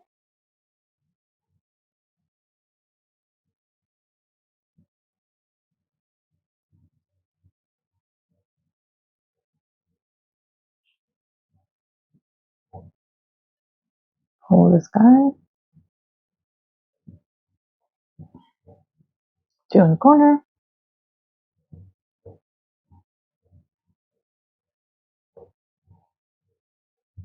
Chain 3. 2 in the corner.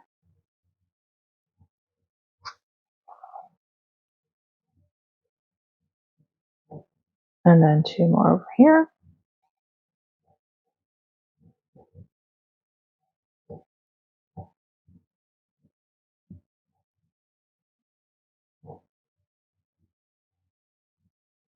And now we're changing to sherbet, which is our original starting color. And this was my bad. I pulled it too far over, and now it's completely on the opposite side. Don't do that, friends. Well, we're going to make sure that there's a back side and a front side, for sure.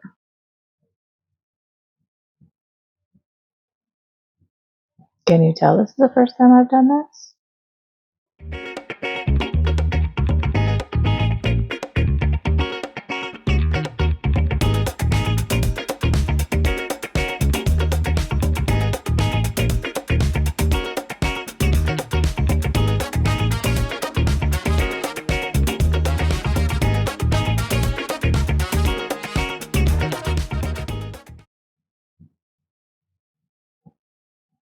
There we go. Slip stitch in here. Come on.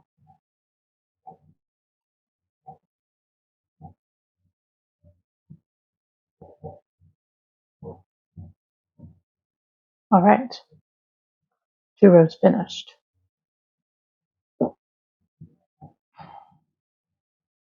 Yes, so I'm making it a point to not cross over too much, so these guys will just pull up.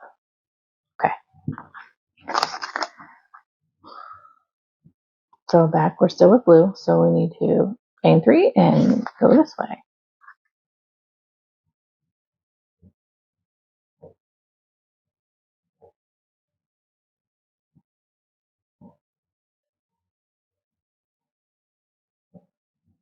Turn, chain 3, and we have 1, 2, right. So we have 1, 2, 3. This one skips because it's the chain.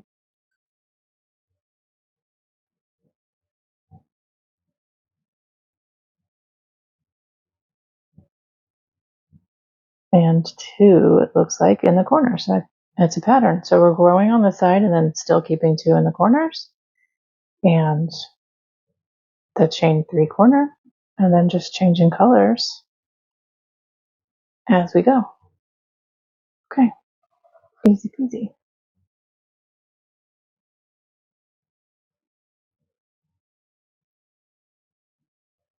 So we just match up above, so this will be 4. So we're increasing by 2 each way. Makes sense.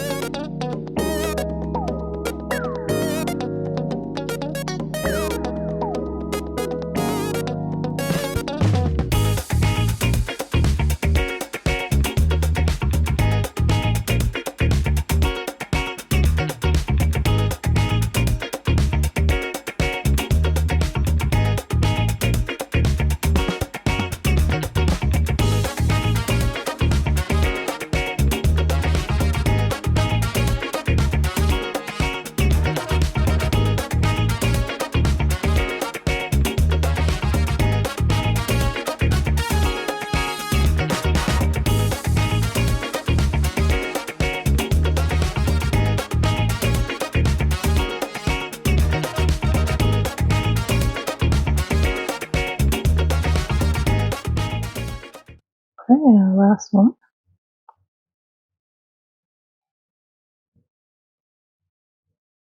For this row.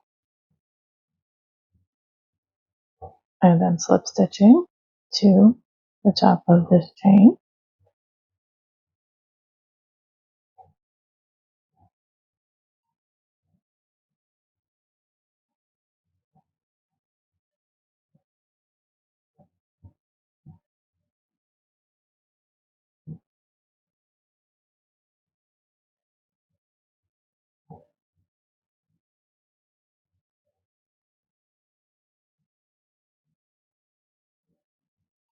Okay. Now it says we are going to turn and then we are going back. Easy peasy. Okay, so I'm turning first, then I'm going to chain.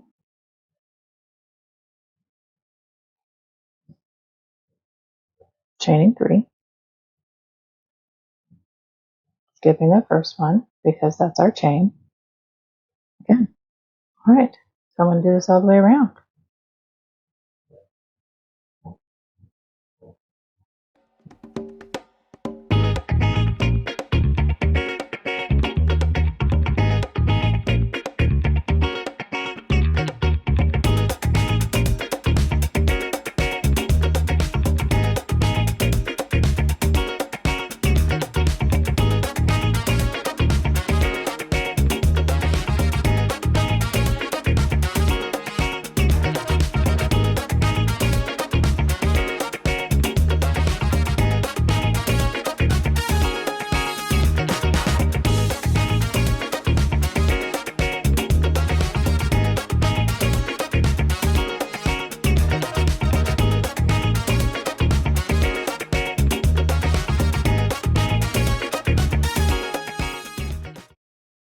Okay, so I'm finished with this color since this is our last row. So I'm just going to cut it and then get it out of the way because it's just tangling and making a mess. And then here we go. Next color.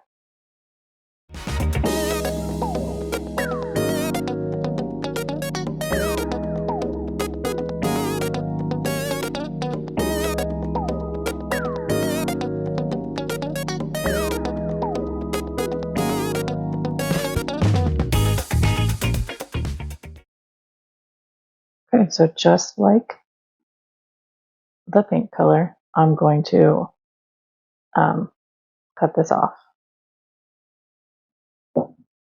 And then I will tie it in. But yes, we need to get rid of what's tangling up. All right, coming to the blue. This is our last color. This is our last row and our last color. It's worked up pretty quick. But, I mean, you could make this as large as you want. It could be. You can make a huge blanket out of this, you know, a big square blanket. So you just keep doing the same thing. That's what's kind of cool about granny squares. You just make them as big as you want to once you get past a certain row.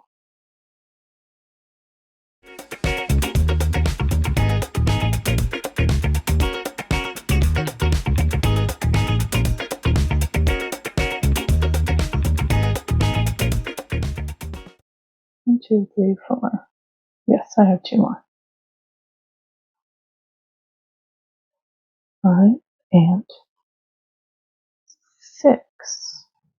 Go on. Must have pulled that a little too tight.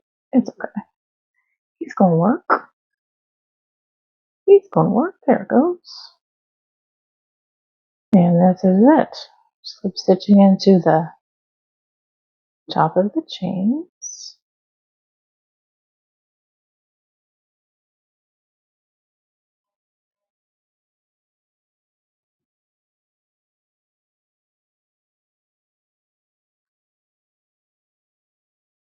Okay. Now this is what I'm going to consider the back side because I have my, I just forgot what they're called.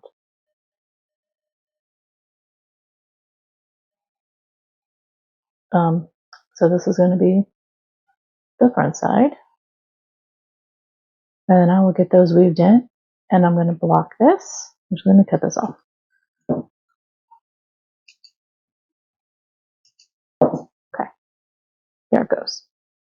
So I will weave all those in and I will be right back. So as I'm doing this, what's nice about when you're changing colors in the middle like this is that you don't have the join that you have to do. So there's like no invisible join that you have to worry about. All you have to do is weave these back in. Super simple.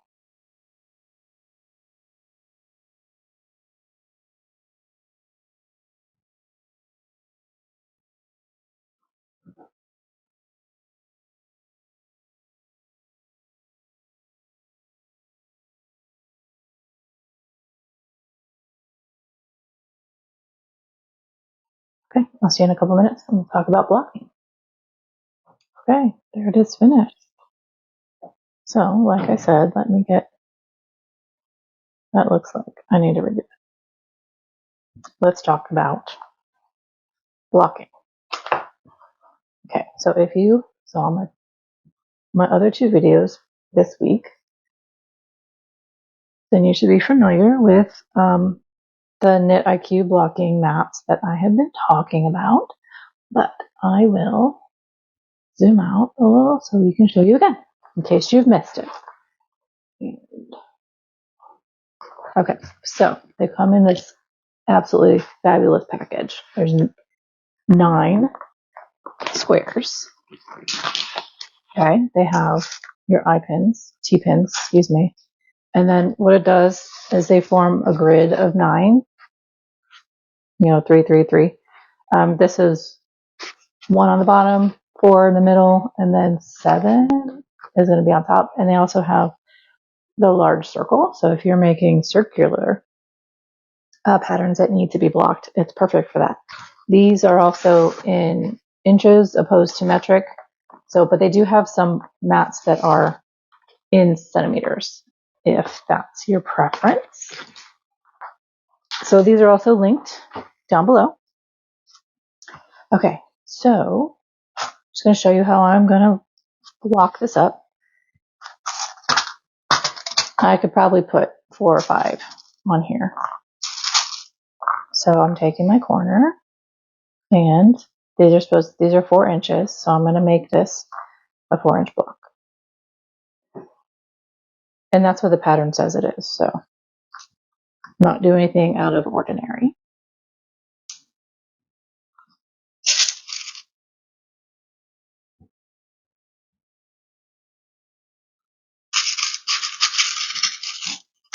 And I'm just going to reinforce the sides here, like so.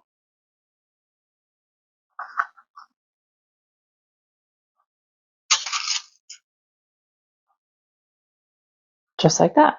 And then I like to raise this up off the mat so that when I use my steam iron, the air and the steam and all of that can go underneath. I'll show you there.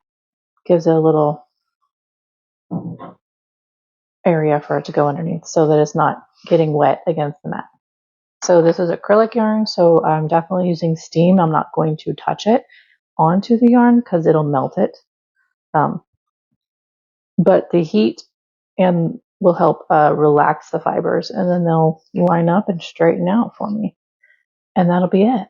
So I'm going to do that. I'm going to clean up all this, and then I'll see you in a couple of minutes. I don't know about you, but day 3 was pretty fun. Isn't this a cutie? I love the different colors. I love the segments. This was a really enjoyable granny square. I hope you liked it too. So comment down below. Did you like it? Did you, how would you change it? If there's any, like, how would you do these colors? Let me know what you thought. Also, make sure you're subscribed and that bell is rung so that you can get my notifications when my other videos come out for the rest of this week. We've got 2 more days until actual official Granny Square Day, when everybody's going to be posting their Granny Squares. So I will see you then. Hang out with me tomorrow. Keep checking. And thanks for hanging out with me today. I had fun, and I will see you again tomorrow.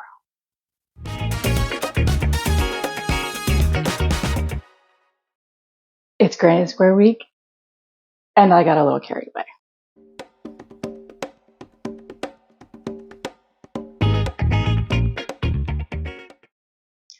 Kristen here with Enchanted Yarnwork.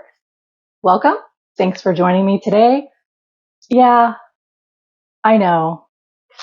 Granny Square Day was yesterday. And I said I probably wasn't going to do another video this week, but I couldn't help myself.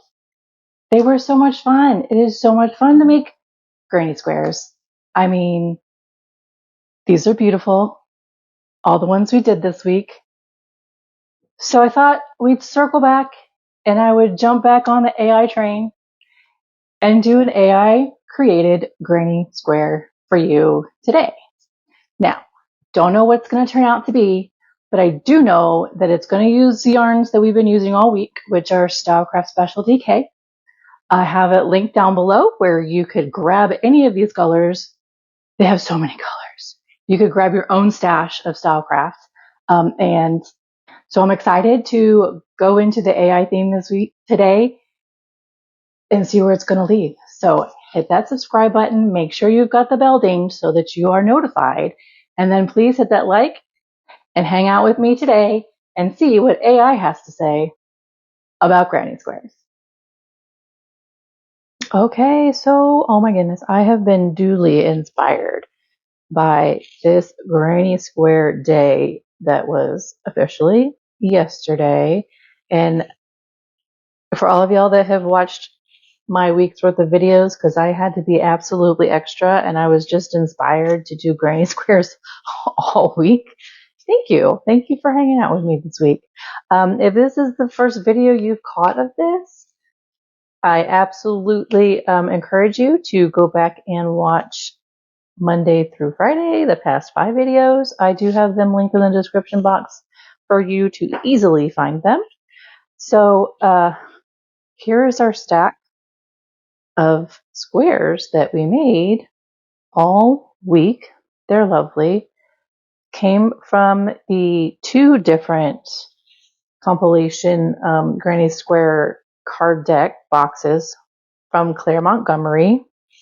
They are also linked down below in my Amazon. I am an affiliate, so disclaimer there. I may receive commissions from any qualifying purchases that are made through those links.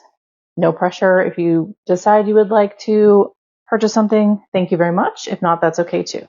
So, I know I said I was just going to do through Friday. I was just so inspired. So here we are. We're going to circle back to AI crochet patterns, guys. I haven't done one in a minute, so I thought we would incorporate an AI into the granny squares for the week. Let's keep with the theme. So yes, I did go in and ask for this to be created because I wanted specifics. So this is what AI has for me for a granny square. I asked for my Stylecraft special DK weight yarn because that's what I've been using all week. It has the best colors options that I have currently in my stash. And I wanted to continue with a whole theme and vibe because I want to add it to the 5 that I did this week. I think it'll be cool. So here's what we're going to do. We're using a 4mm hook. That is also linked down below. I know that I'm going to be weaving in ends. So I have my tin of tapestry needles, yarn needles, etc. That is also linked down below. There are 18 needles that come in this pack. There's a lot of in multiple colors of this kind, and then there's some smaller, straighter ones for any kind that you need. Let's see. I'm also probably going to use a stitch marker, which I've been using this cute little guy all week. So we're going to continue with this cat one. And then I have my yarns, and they're gorgeous. So we're going to be using today Stylecraft Special DK. This is teal, raspberry, silver. I don't have a label on this one because it got lost, but I do have others, so I know it's the same color. And then cream. So if you're wondering what in the world do you have on your yarn cakes, let me tell you. This is actually thread saver. I'm calling them thread savers, spool thread saver sleeves. I think they're nylon, but they, it's a nice mesh. Come in a 40-yard string of it, just like this, and you cut it to whatever length you need. So I wind them up on my Stanwood yarn winder, which I love. It's such quick work. It's manual, but it works quick, and you can make huge cakes with it. And then if they're the normal size cakes like this, I can wrap them with the thread saver, and it keeps them organized and together, and they don't get messy, and I pull from the center and then they shrink down. As you can see, this one's a little bit smaller. The cream is, so it's been used a little bit. So it just kind of shrinks it down so it doesn't get loose in a disaster. Okay, let's get started. I've yapped quite a bit. I do have a pair of scissors, but I don't have that length because that came in a kit that I got over 10 years ago. I have no idea what it is, but any little scissors will work just fine for you for this project. So we are going to start with color A. This gave me 5 pages, guys. 5 pages. Oh no, I could have. It's fine. So we're starting out. I'm not going to do a magic ring, but you could do a magic ring just because I'm keeping with the theme of the week. I don't want to do a magic ring. So we're starting with the cream color. I'm going to start with chain 4. So making my slip knot. Okay, and then a chain 4. And what we're doing is we're going to slip stitch this back to the first chain, and that makes a ring that is not going to come apart. Absolutely not. All right. And then we're chaining 3. This is going to be our first double crochet. And then we need 2 double crochets into the center of our ring here.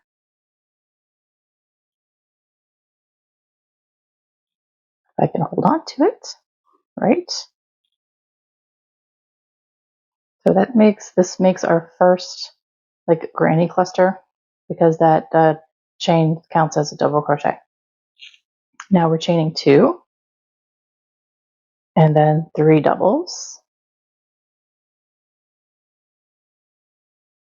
So I don't know exactly what I asked AI was create a detailed granny square pattern with such yarn and hook size, etc.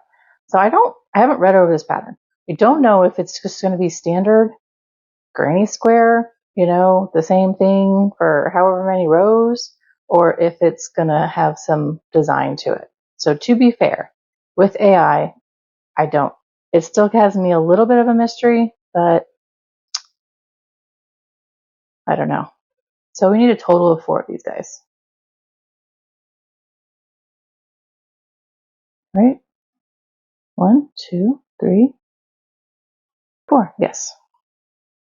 I don't want to assume. I mean, this is an AI pattern after all.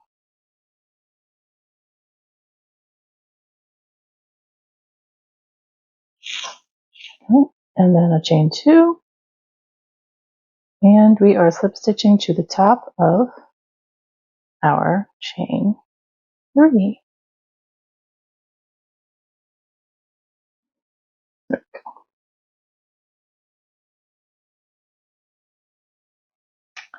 Maybe. I think I did that chain a little too tight. Oh well. It's gonna work.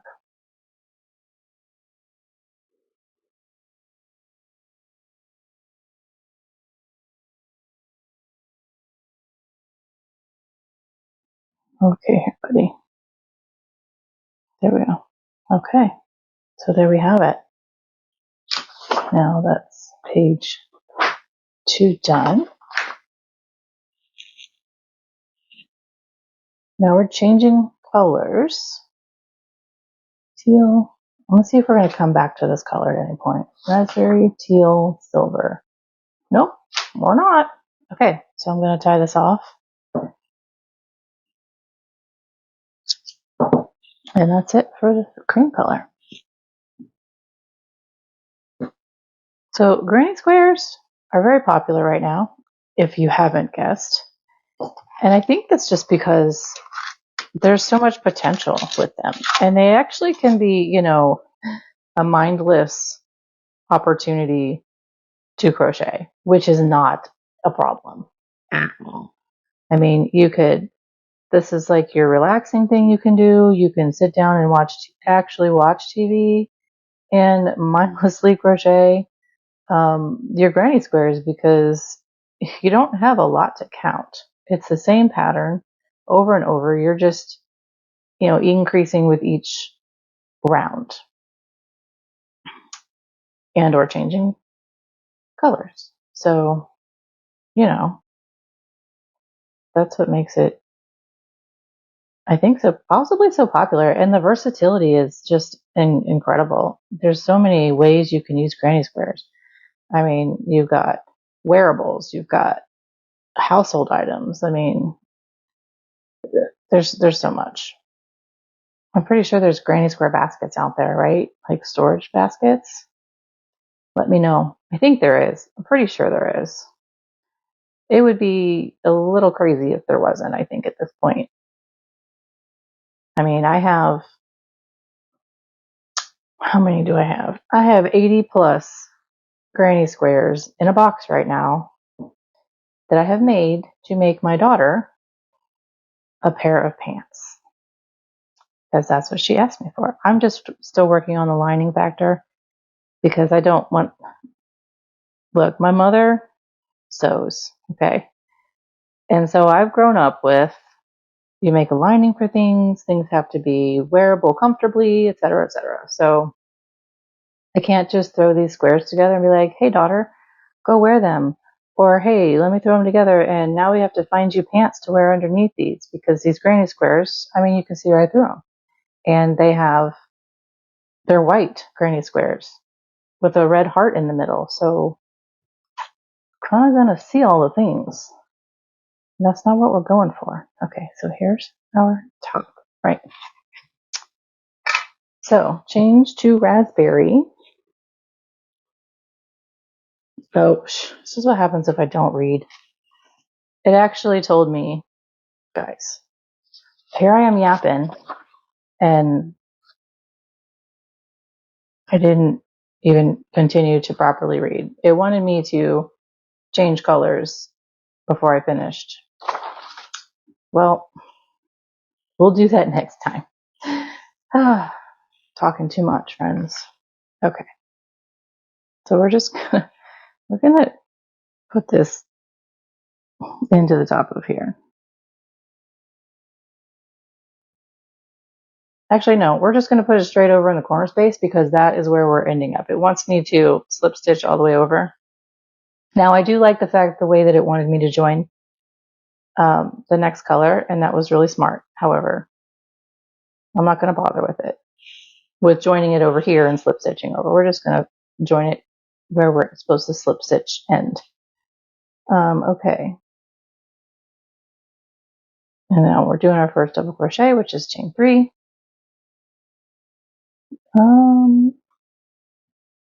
So 2 double crochets, and that's going to make, with our chain 3, our cluster, our granny cluster. And then we have a chain 2, and then another granny cluster. So this is a full cluster of 3 double crochets.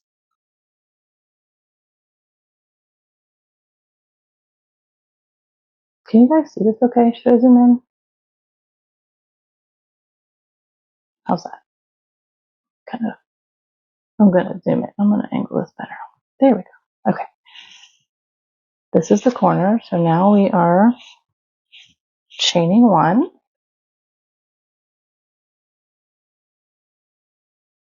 And now we're working in the other corner and doing the same thing.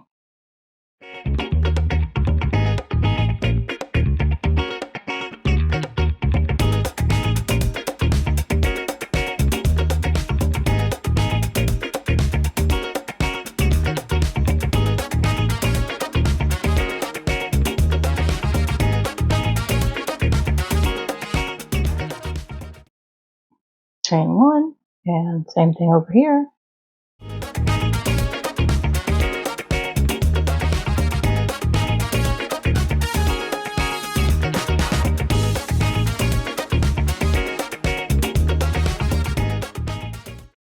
Third corner, and now the last corner.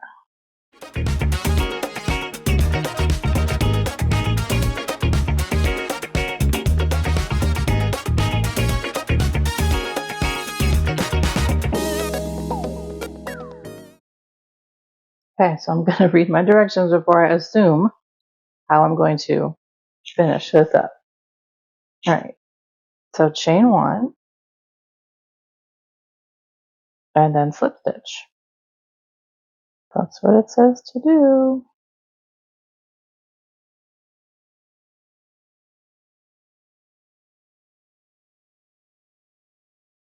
But then at the same time, it's telling me before I finish, yeah, I don't think that's going to work, AI, because I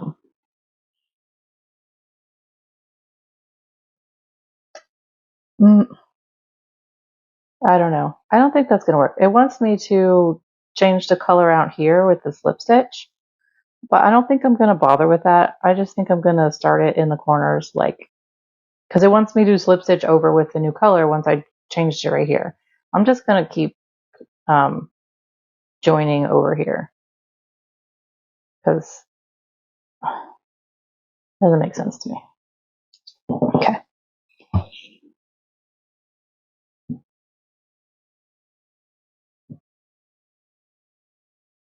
Okay, let me weave in these ends, and I will be right back. Okay. Done with that. Our next color is teal. So pretty.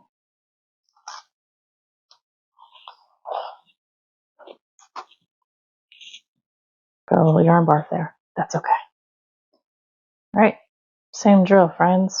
We are going to slip knots and connect in the corner and chain 3.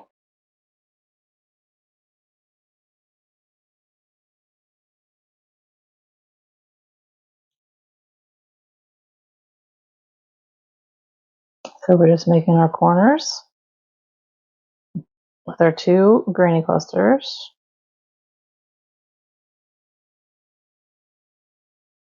And then a chain 1.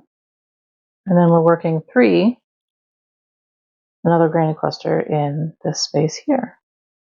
And then chain 1 and corners.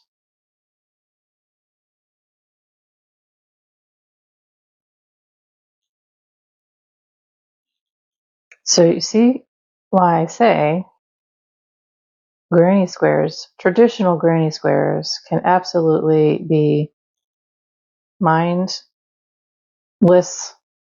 can be mindless projects. I mean, truly, because you see, it's just this simple. I mean, I can talk to you about it as I go all the way around and not have to think.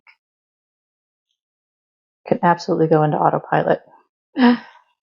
And you can make these as big as you want. I mean, you could make a whole blanket of one big granny square if you just wanted to continue on like that.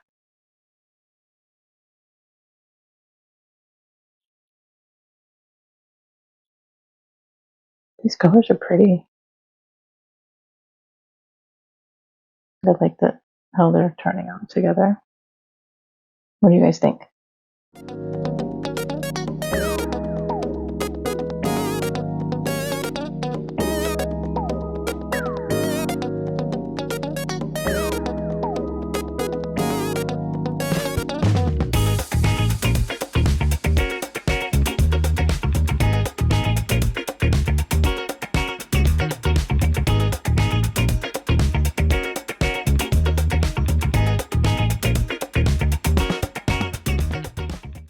Okay, last side. And then we finish off this color.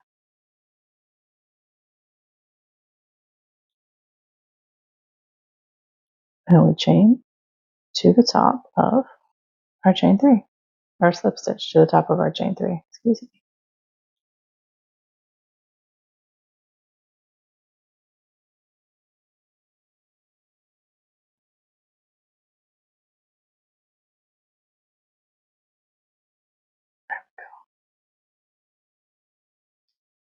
There we go. How pretty that is. I like that. What do you think? That's a lovely color combo. Okay, make sure I did this correctly, because like I said, autopilot is a thing. All right, and then we just have the last color. So it looks like we are only doing 4 rounds. Now you could do a repeat and make this 8 rounds. And like I said, just keep going until you are happy and content. So, move this in a bit.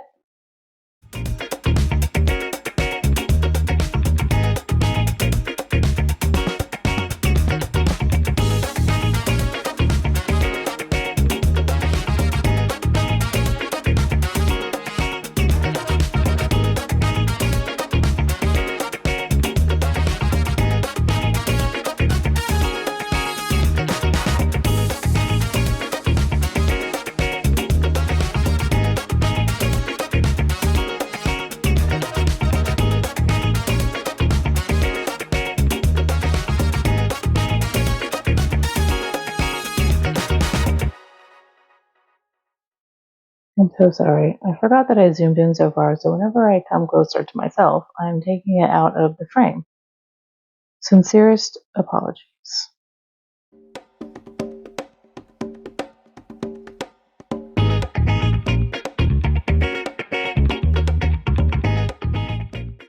All right. Pretty.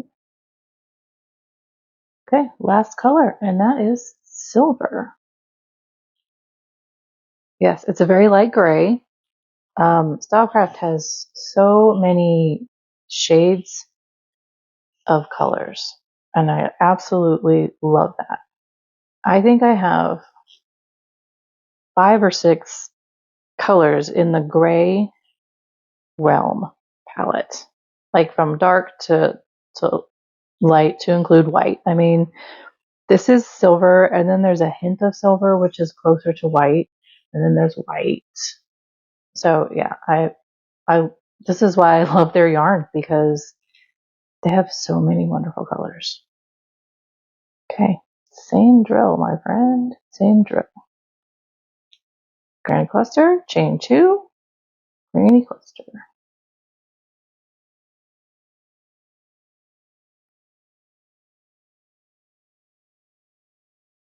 And then we chain 1, and then we have 2 clusters along our side now, and then corners. Easy peasy.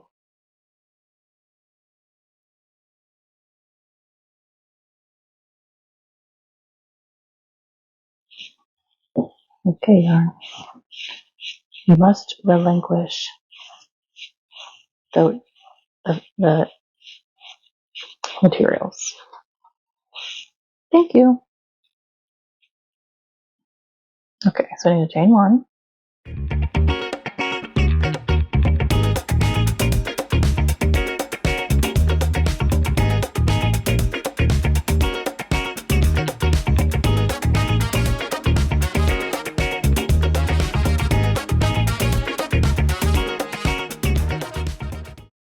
So tell me, what do you think of these colors? I think they're really pretty. I don't think I would have put them together, because I just wouldn't have thought about that. What colors would you do?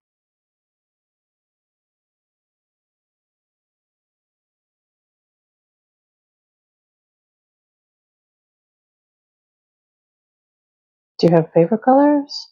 I mean, and that's another great thing about the granny squares, is that they're so customizable with colors. I mean, I could take this same square and make one for every season of the year, meaning I just need to change the colors a little bit, and then there's something, I could make holiday squares, same pattern, different colors.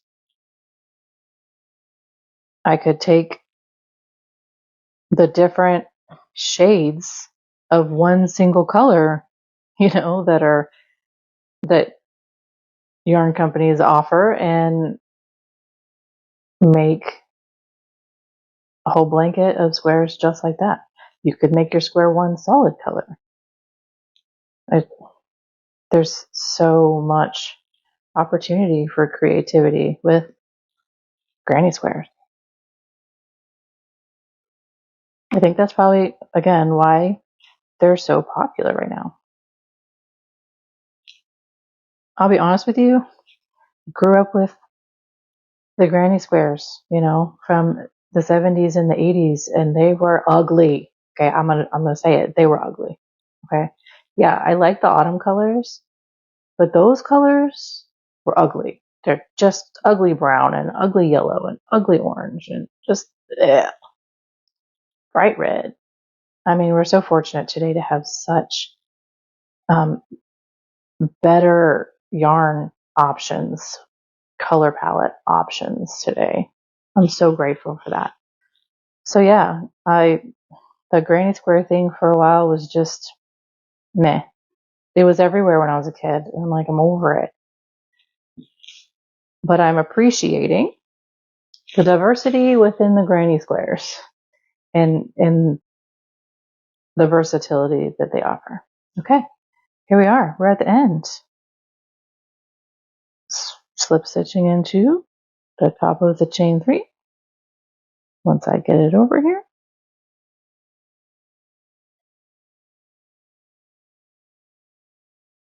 Why does this seem so difficult for me to do?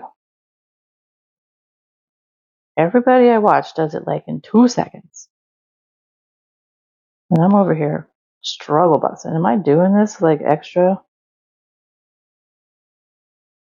I don't like to just put it through one loop, because then it's kind of loosey-goosey, and I don't really like that. I want it to be stable and sturdy. I guess I'm being extra. Okay, yarn. There we go. There it is. Okay. Looky pretty, pretty. I do like that. Oh my goodness. See, and I would have actually thought alternate the light colors. I would have probably put the silver where the teal is, because that's typical of what I'm used to granny squares looking like. You alternate the light and the dark. I like this. Let me know what you think. Okay, I'm going to weave these in, clean up my mess, and then block this on my fabulous, I can't rave enough, Knit IQ blocking mats. They're so versatile and handy. Come in a lovely case. I have them linked below. Please check them out.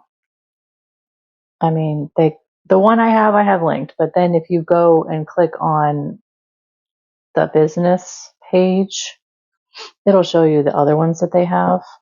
They have versatility there too. So if you're a metric user, no judgments. They offer it in centimeters. They offer them without the circle in the middle. So, I mean, they all come with a T-pin. They all come with a case to keep them organized, which is so smart. And it makes it easy. I absolutely love them. Okay.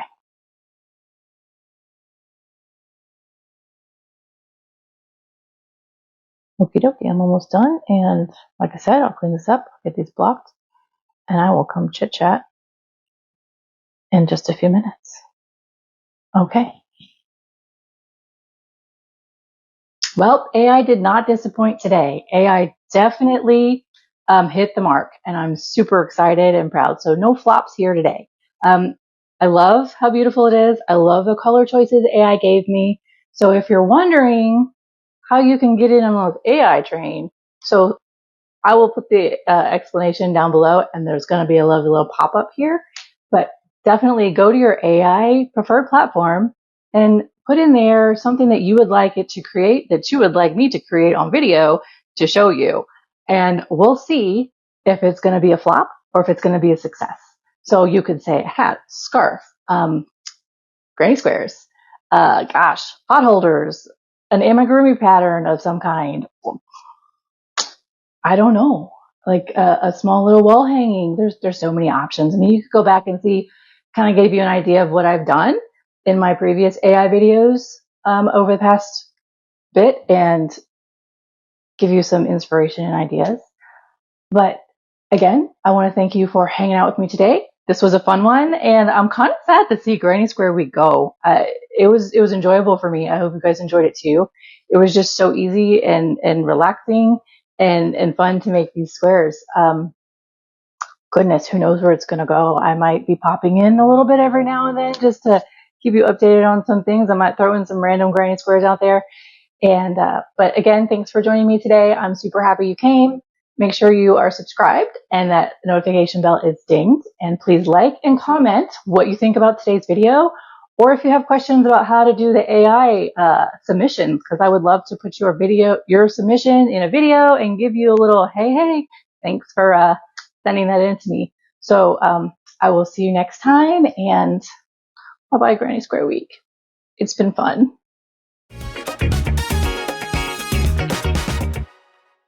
But you know what? All acorns are different. All leaves are different. All people are different.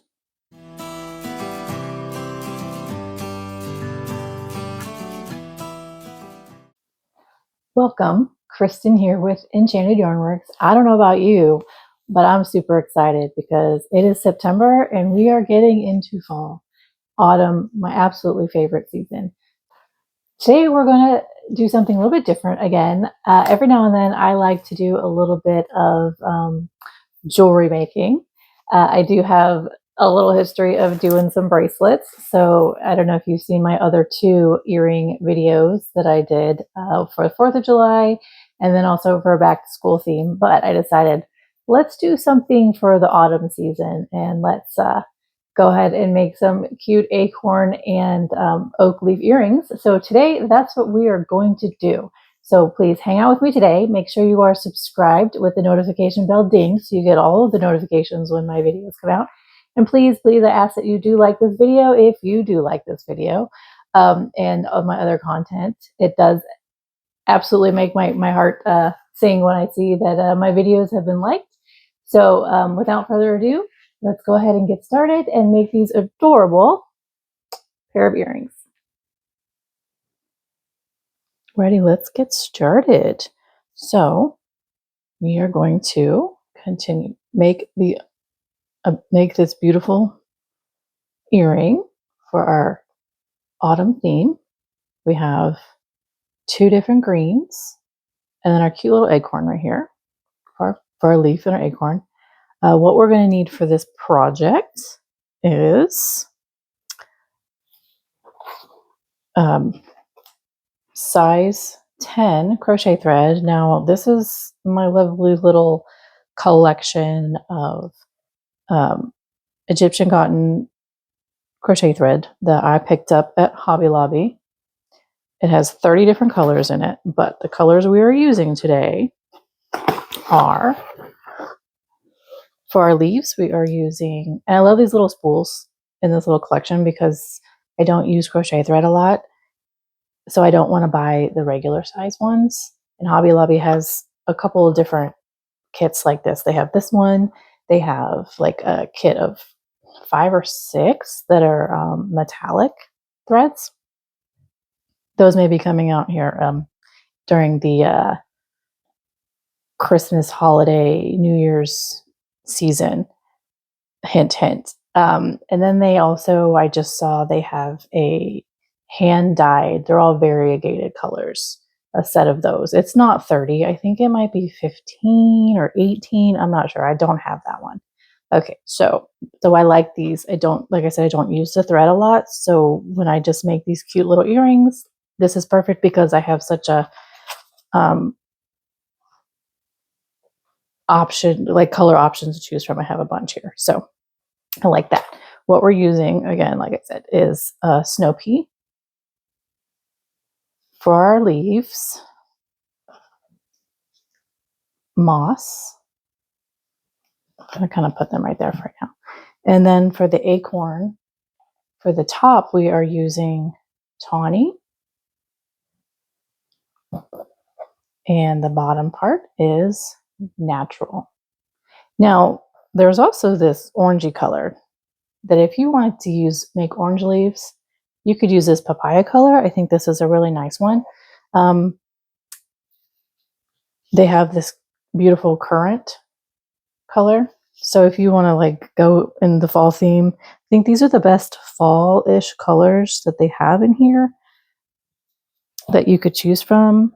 Maybe this antique might serve as a nice fall tone. But there's a cream and, an ivory color. Yes, ivory also. And this color is eggnog. So, there's a few options, but those are the 4 we're going to use today. I'm going to leave this over here open. And then we also need a 1.25 millimeter hook.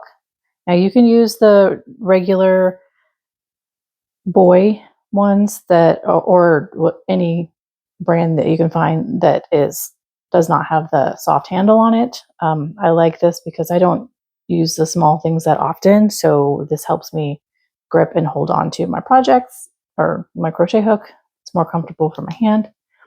I have fish hook earrings. This is the color gold. I got these at Michael's.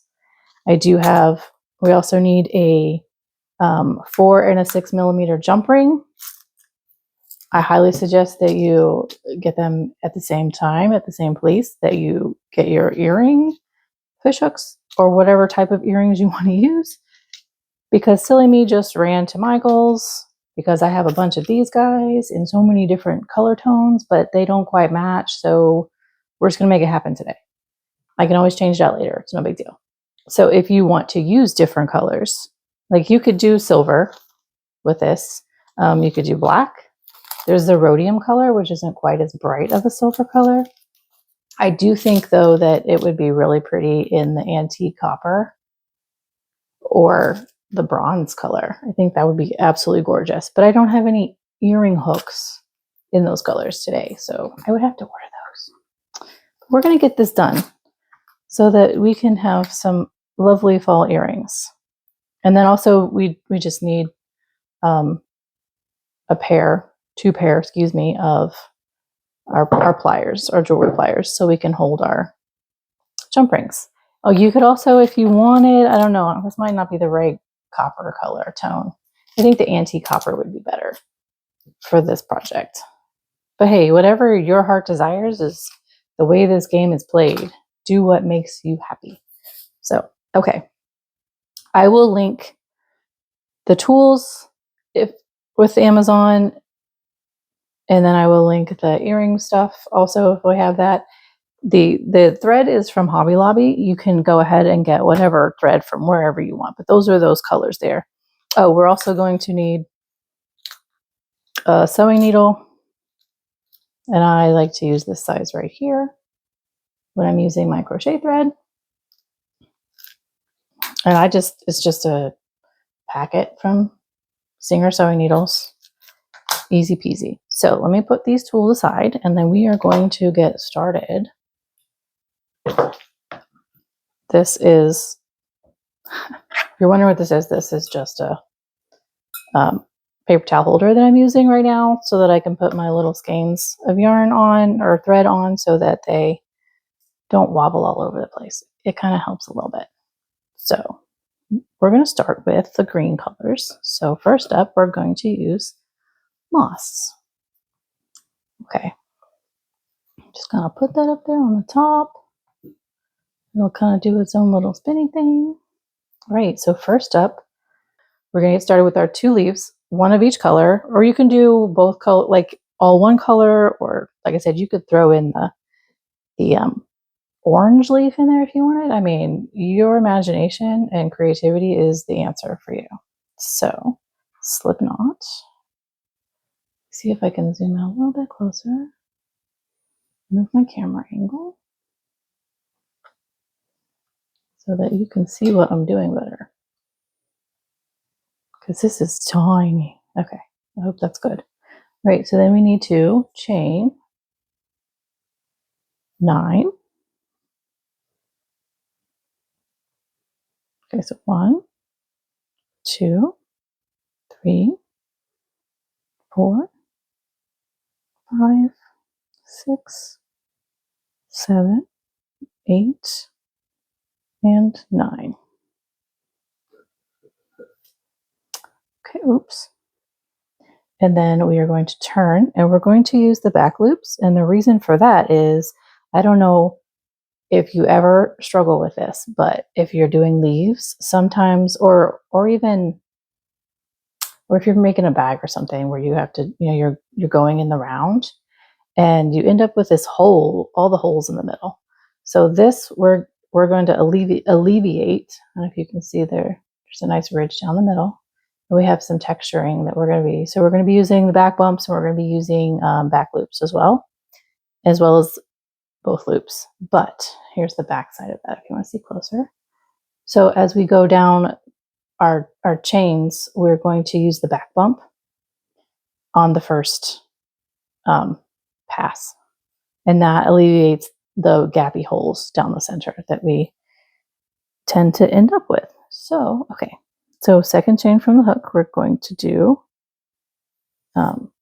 3 single crochets first. Make sure I'm in view. 1,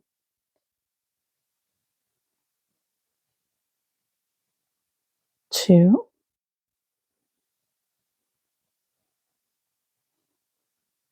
3, and now we have 4 half double crochets.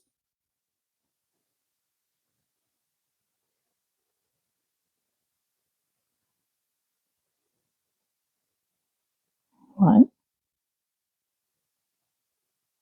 whoops, I didn't yarn over. 2,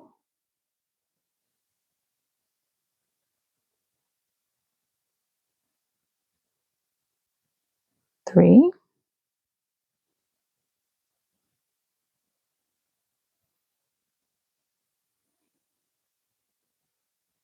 there it is, 4. Okay, so then now we have our last, I'm sorry, I didn't realize it was over there. We have our last chain over here, and we are going to do 6 double crochets in that.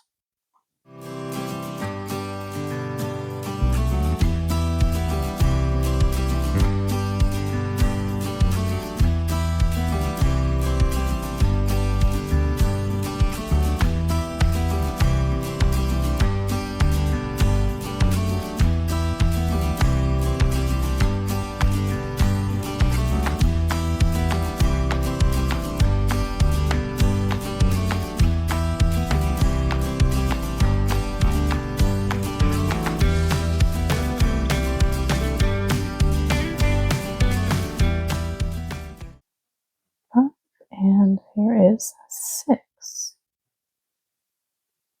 Okay, so now we're working back this direction, and we are going to be working in this, the back side of the loop, this back loop back here, and that's going to give us that ridge down the middle and keep the holes from forming. Okay, so we have 4 half doubles, so we're mirroring the other side. That's what's so great about this pattern, is it's just, you go one way and then it's a mirror down the opposite. So I have done this leaf about 8 times, and this is the first time that I'm getting, my hands must be tired, I'm getting trouble with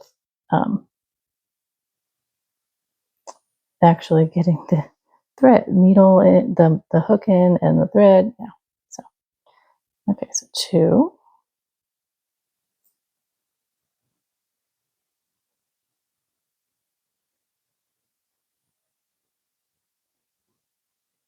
3,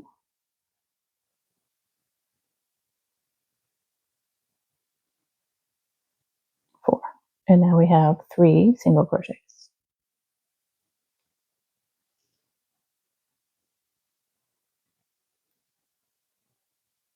Trying to find the best place to sit so that the camera gets the best view. But every time I move, I feel like I'm out of view. That was 2. And then here is 3. Okay. So there we see. Now that's a little wonky down there, but it is going to work itself out. Okay, so then now we come back over and we're slip stitching to our first single crochet. And then we're going to chain 1. And then now everything up to about here is going to be in the back loops. Okay, let me pull some thread a little bit. So first up in the same slip stitch loop, we are doing a half double crochet.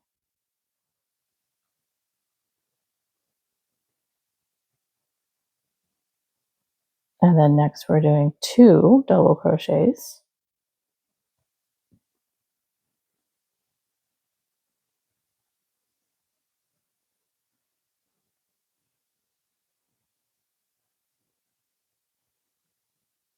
Okay, and then we need to chain 3. And then we are slip stitching in the same, sorry, that was 2 double crochets in the same loop, and then we are chaining 3 and then slip stitching in that same loop. Okay, there we go. And then slip stitching again in the next. And then we're doing a single crochet,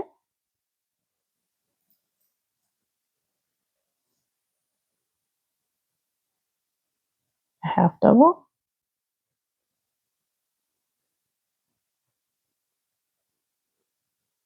a double,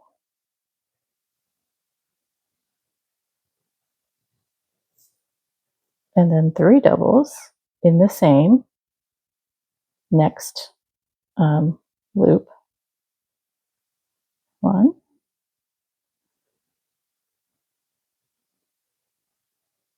2,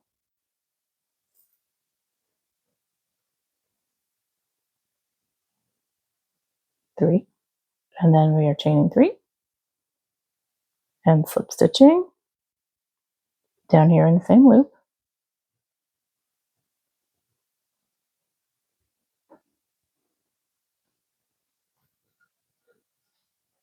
Okay, and then this whole round here is going to be in both loops. Okay, so we need to slip stitch 2,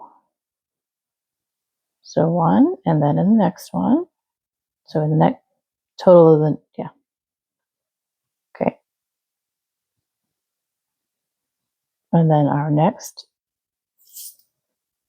stitch we are doing a single crochet, a half double, all in the same stitch, and then a double,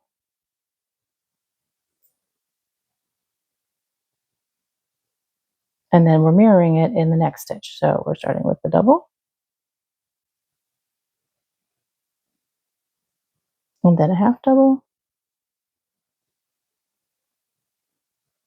and then a single. Okay, now we are going to slip stitch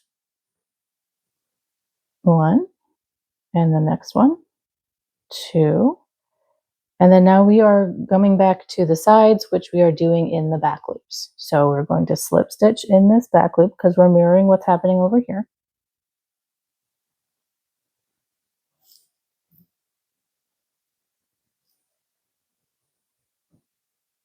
And then chain 3,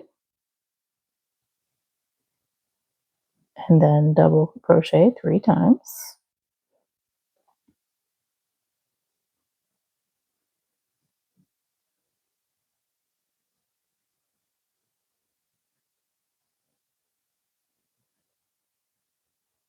Okay, and then double crochet in the next one.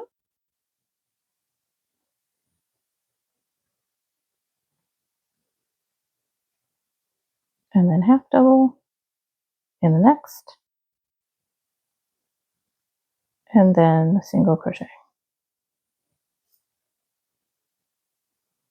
Okay, and then now we have 1 slip stitch. And our next stitch is going to be another building stitch right here. So we have slip stitch here, and then chain 3, and 2 double crochets in the same stitch.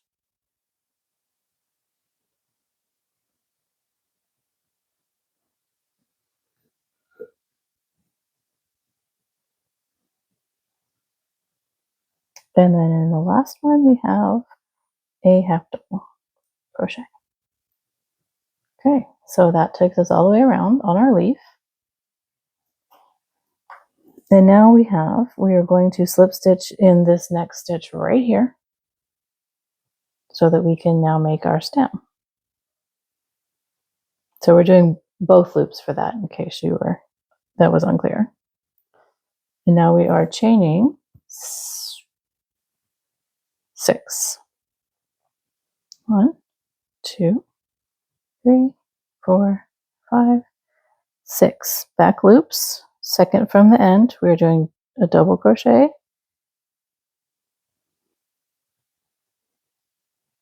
another double, a single, goodness, single crochet, excuse me. And then over the next 3, we are doing slip stitch.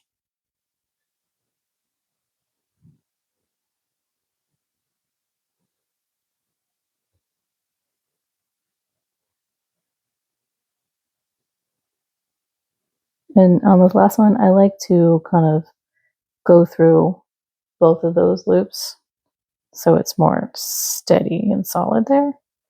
And then we're going to slip stitch right back into where we slip stitched before we started the chain.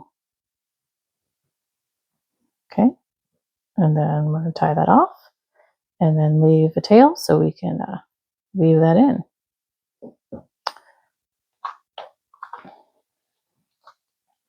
Scissors. All right.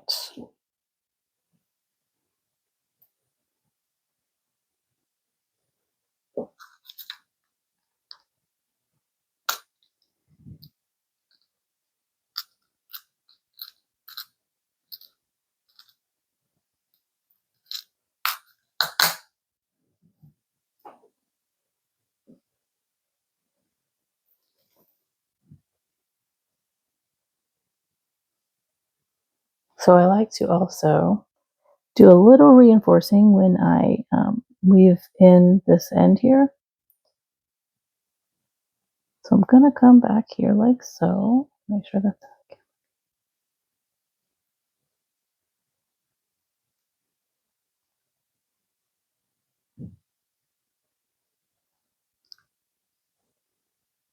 And you see here, it's kind of wonky looking. So I'm going to come back through the front here.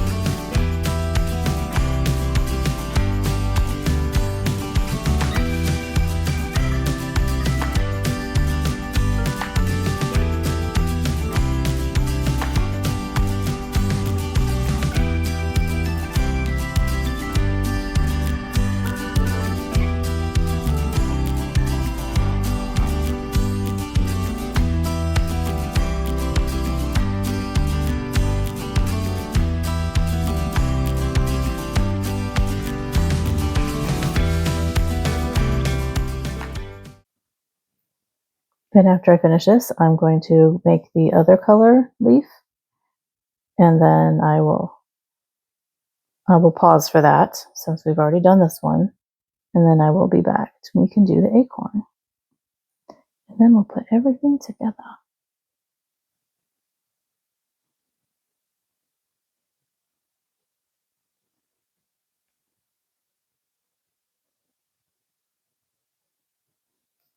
Okay.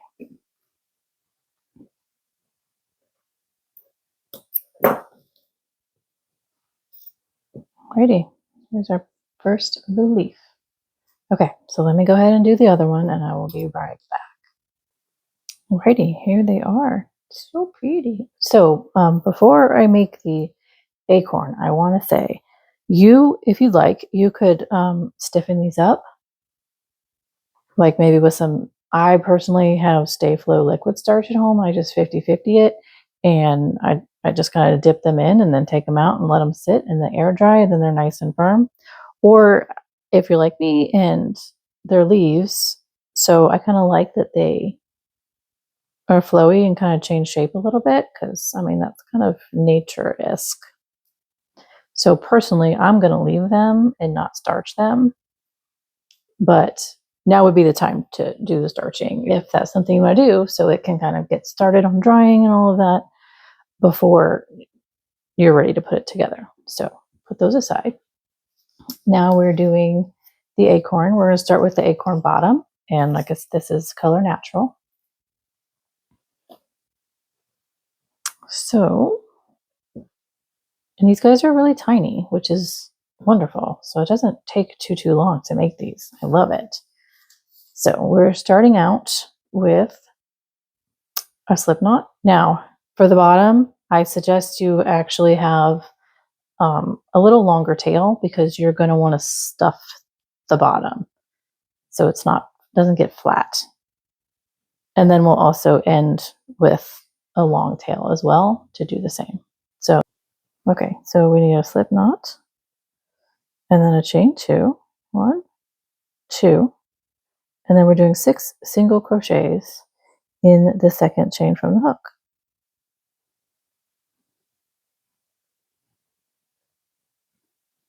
1, 2,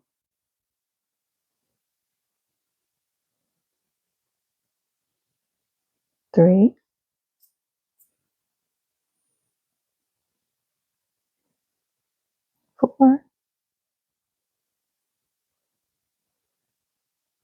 5 and whoops, 6. Okay, is that difficult to see? Should I get the dark background? Or are we okay with this white background? Let me see. Okay, that seems so much better. Makes it easier for me even to see. All right, so next we're going to increase to 9. So we're doing a single crochet in the first, and then 2 single crochets in the second, and so forth and so on.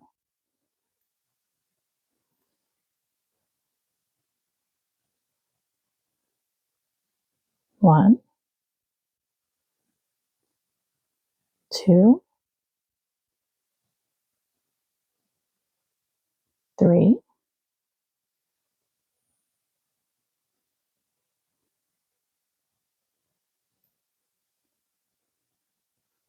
4,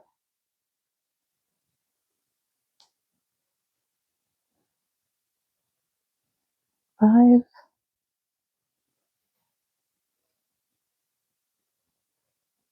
6,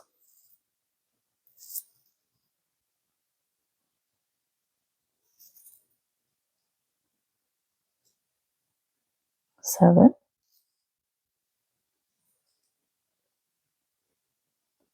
8, and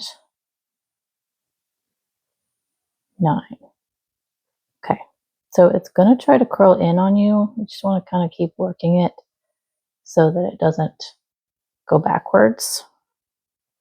All right, so now we need to do 3 rows of 9. So I'm just going to count to myself to 27. Okay.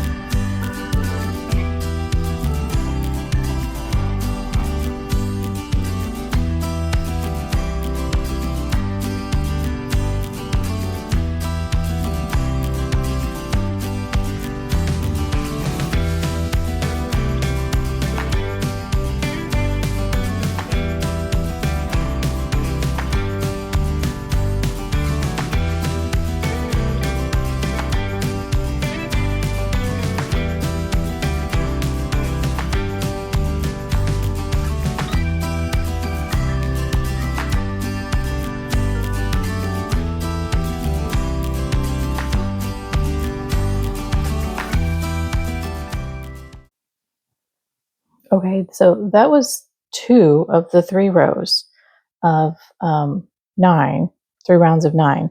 So I want to stop and say one thing. So if you want your acorn to be a little shorter, like if you want this part to be a little bit shorter, then in the 3rd round, work it back loops only.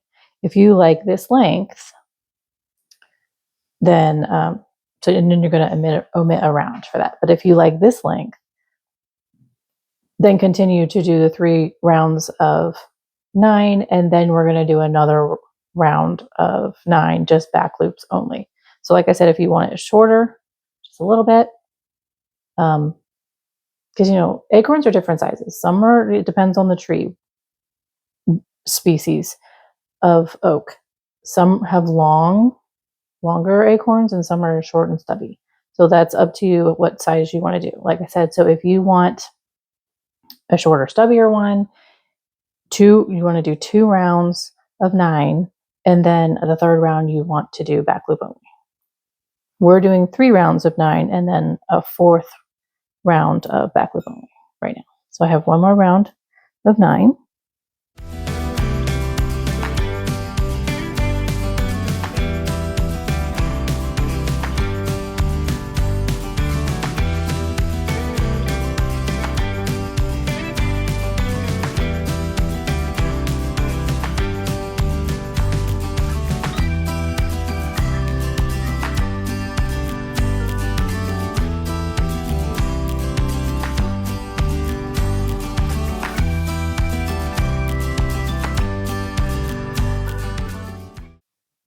Okay, so that is that round. I'm gonna pause here. I'm gonna try to stuff this tail in here. Now we're not closing this up, so it's not gonna get like super tiny or anything like that. I just want to get this kind of out of the way a little bit. So let me get something. Okay. I'm using one of my full metal hooks here. Hopefully.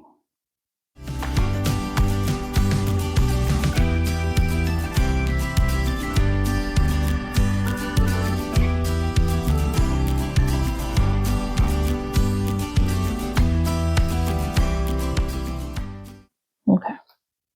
All right, so this last round we are doing back loops only. Still 9, just back loops only.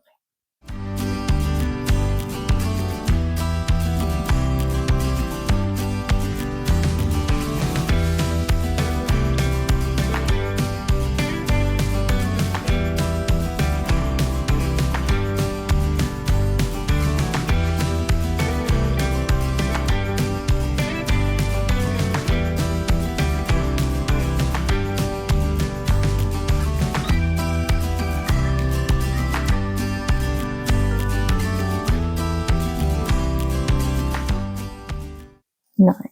Okay.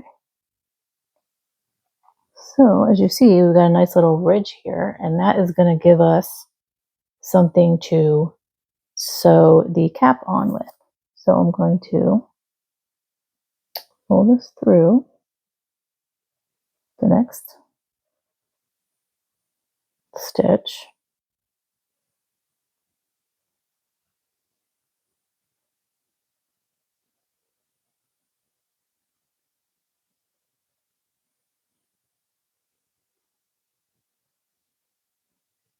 Okay. Now we're going to leave a tail because we still have space to stuff in here. Now I know that looks super tall and skinny, but as we stuff it, it can kind of make it squish down. All right.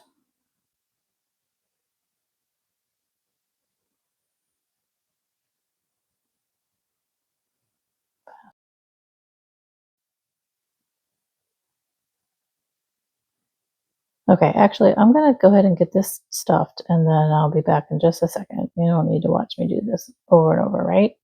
And then we will start the cap, and that'll be really quick. And then we get to put it all together. Yay. Okay, I'll be right back. Alrighty. If you can kind of see, stuffed it in there. It's stuffed about to there, so it kind of bulges out just a little bit. Okay, put that aside. And let's get on to the cap. Let me wind up my color here.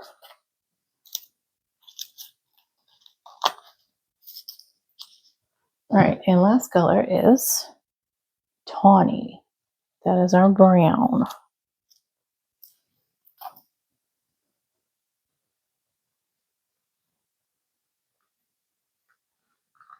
Okay, should I leave the dark or should I go back to the light background? What do you think? What do I think, really? Let's go back to the light. This is a darker color. Okay. So as we start this, what it's going to do is two things. We're creating all at one time. We're creating the stem piece here, and it's also going to be worked inside out. So it's going to stay inside out, which means it's going to curl on you, and I promise you it's going to be annoying. So if you want to flip it inside out or right side out, you can, but make sure you flip this before you get too far in, because I tried to switch it back over and it was difficult. So, but I do like, it gives a little bit of different texture, kind of like an acorn cap, if you keep it inside out. Entirely up to you. Okay, let's see. So we are chaining 5. I don't need a long beginning tail for this. It's just going to get in the way and be annoying.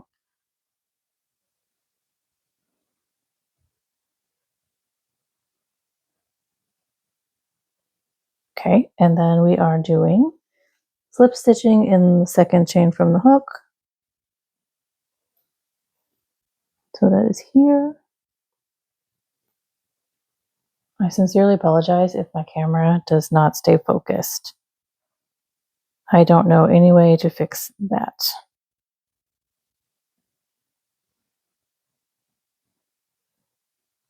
And then we are slip stitching in the next two. I'm doing the back loops. You don't have to do the back loops.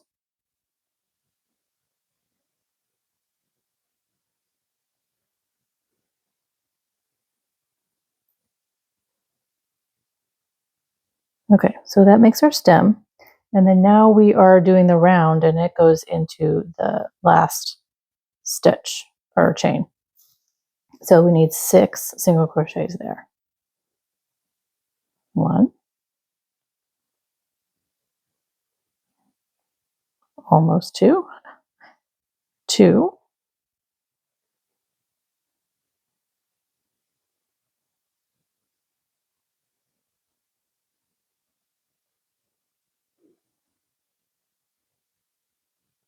3, 4, 5, and 6. Whoops.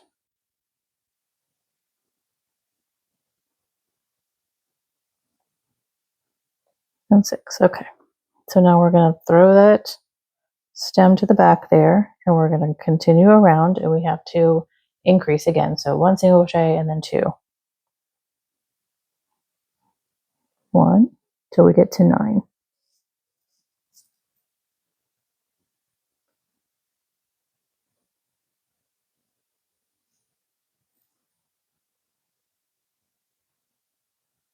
2,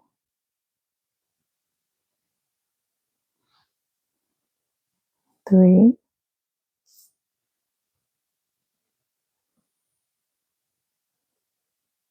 4, 5 and 6,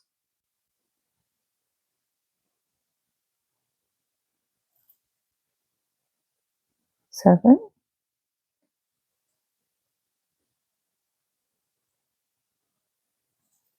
and 8 and 9.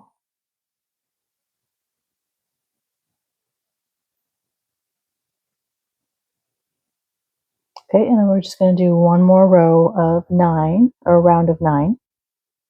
And then, like I said, it's going to try and curl.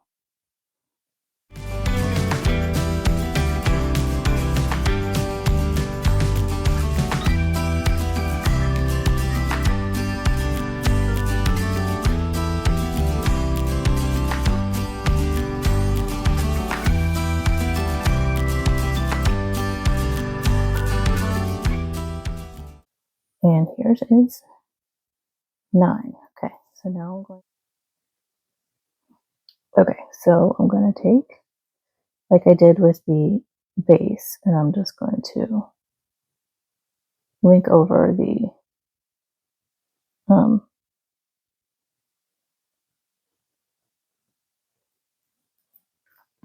loop here, like so.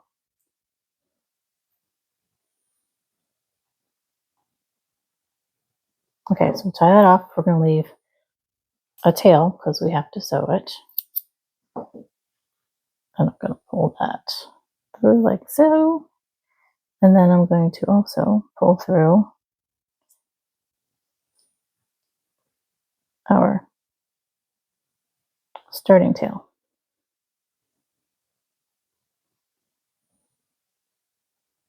And if I can make it work, I will use it for stuffing. If it annoys me, I'm cutting it off. Okay, so I'm kind of just stretching this open a little bit to make it easier for me to attach it to this part. I know it looks a little mushroomy right now. It's gonna work out. Trust. Okay, get this needle threaded.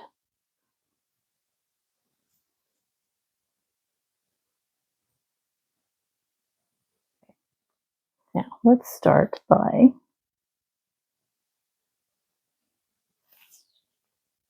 getting our starting stitch going. That helps tremendously. And then find one of the front loops from where we started.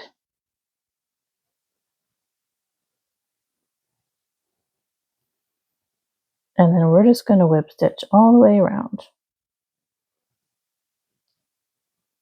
Can you see okay? Oh, good. That's what we're doing.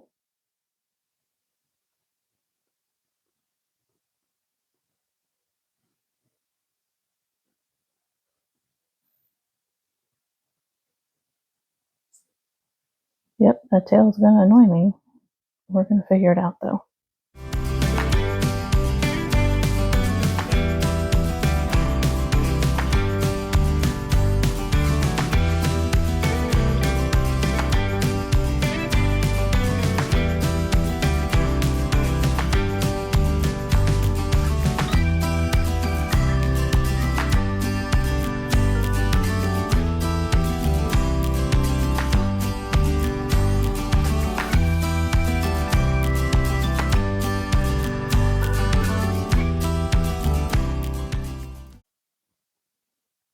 You know what? Yes, I'm doing this sloppily, but for me, it's going to work. You know what? If it works that way for you, here you go. I'm validating it for you. Okay.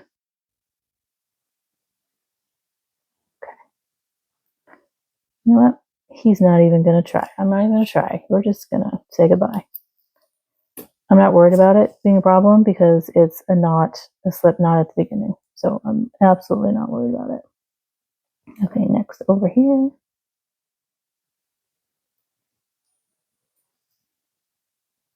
There we go. That makes it so much easier.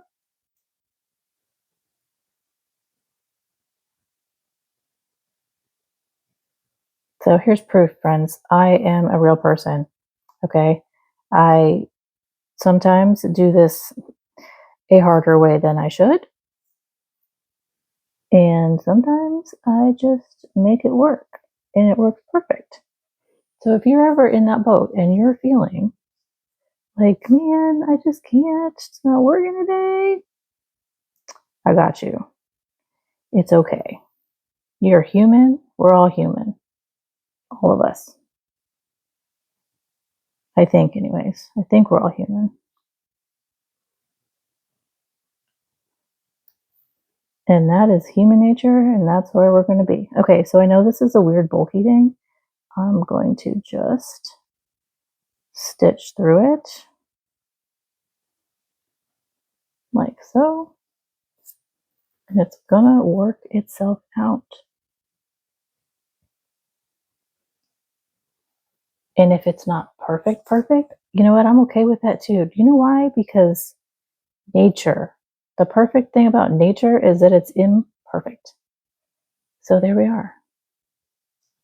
Oh, look at that. It's sticking out. Get in there. You know what? I have the solution. Okay. So we are stitched all the way around. Gonna go back this way because we're gonna start tying this off.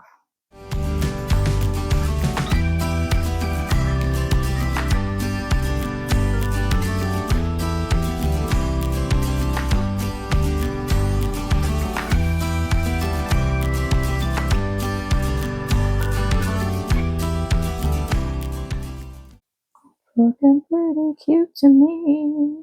What do you think? It's so cute. I think this one's better looking than the last one. I don't know. Okay, one more.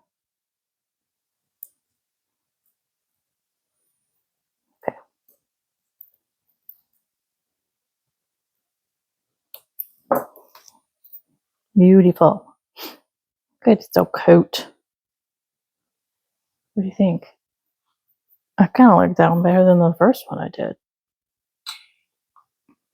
But you know what? All acorns are different. All leaves are different. All people are different. We have, I guess I did this one tighter. That's okay. Like I said, nature is perfectly imperfect. All right, so now it is time to start putting these beauties together. Now you can choose whatever color you want in the front. I personally like the lighter green in the front. I'm going to zoom out just a little bit for this because I feel like all in the face. All right, so we need our earring hook.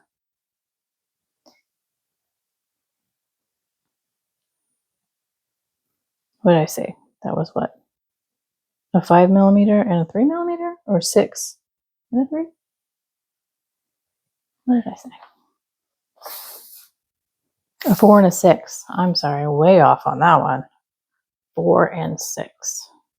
Why is my camera all the way over there? Okay. All right. My tools. So I'm going to start by putting these together. Actually, no. I'm going to put this one on this one first. Put the little itty bitty one. So now if you've never done jump rings or any jewelry, I'll show you on the big one. There's always an opening, a cut side, okay? I'm going to find it on here. This guy's so tiny, I can't even. There we go. Okay. Can you see? Now it's cut, kind of already open. When you are doing this, you don't want to pull out, okay? You want to, let's try to focus on what's down there. You want to just gently turn like this. You're just twisting, okay? So I'm going to put this one on here. I don't care which way it goes right now because it's not going to matter until it gets on this ring. So I'm just connecting these together, twisting it back. I'm not pulling it one way or the other. I'm just twisting front back. And it doesn't want to hold. Goodness gracious.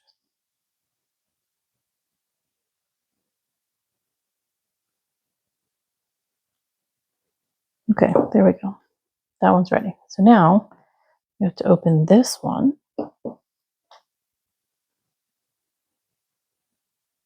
Just like so. All right. Now I'm putting this one back. So I'm going to put this on. So you're going to go through, you want to go through like 2 loops. You don't want a single because it won't be as stable. So I think that works out well. Can you see that okay?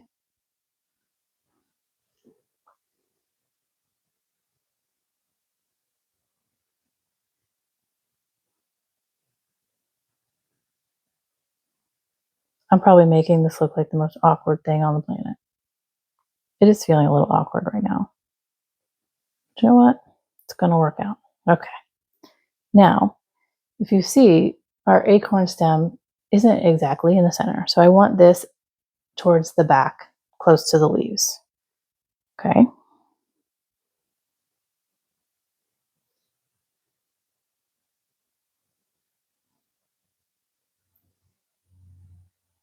There we go.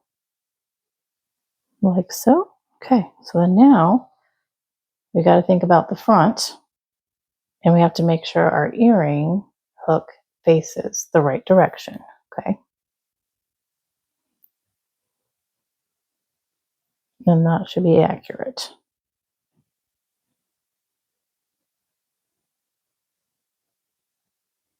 And then just gently twist it back. And there we are.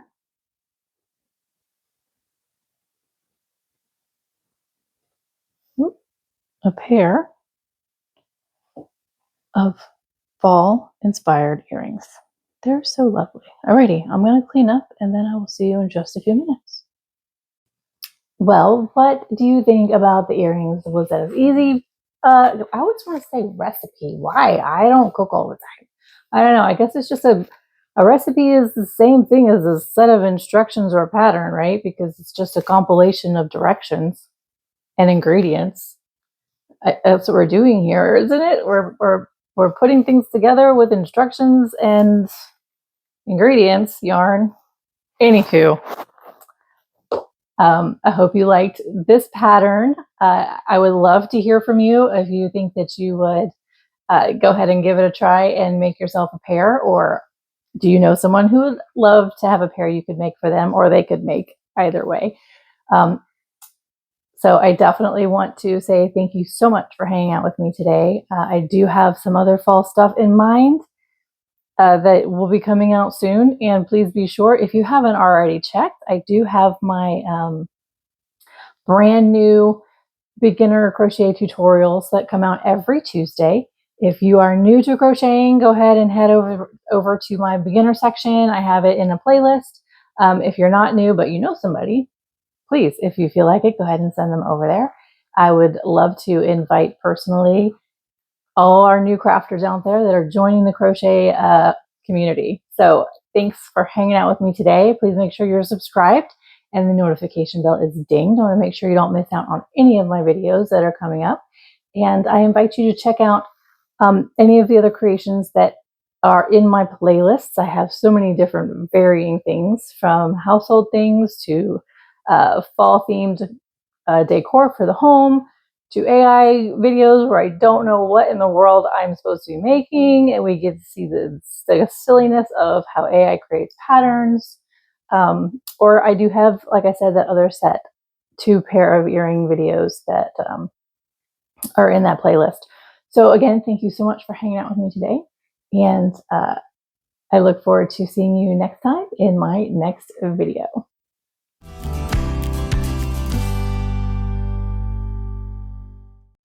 Kind of looks like it's a chicken. Look at that.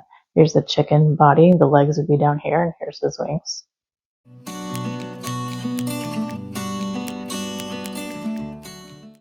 Hey there, Kristen here with Enchanted Yarnworks. I'm so glad you made it. So I don't know if you are like me, but I am super, super excited because we're in September. And what does that mean? That means we have started the BER months, the B-E-R. Every month ends in B-E-R. So this is the beginning of fall, autumn, my absolute favorite time of the year, because that's when the leaves change, the colors change, the air gets crisper and cooler, the sun is a little lower in the sky and not so blinding and hot. It's my favorite time of year. I don't even know what to say. So I'm excited today. So today we are going to make this absolutely gorgeous maple leaf pillow. I'm excited to share that with you. So before we get in, make sure you are subscribed, your notification bell is dinged, and you have liked this video so that next time you can get all notifications when my next videos come out. So without further ado, let's go ahead and get started on this fun little project. Okay, my lovelies, I don't know about you, but I am super excited. Do you know why? Because it is September. What does that mean? That means it's the first month of the BER months. September, October, November. My favorite time of year, friends. My favorite time of year. So I was fully inspired. Are we ready? Here is what we need to make this fabulous, probably a little extra, but fabulous leaf pillow, leaf stuffy, whatever you want to call it. I don't care.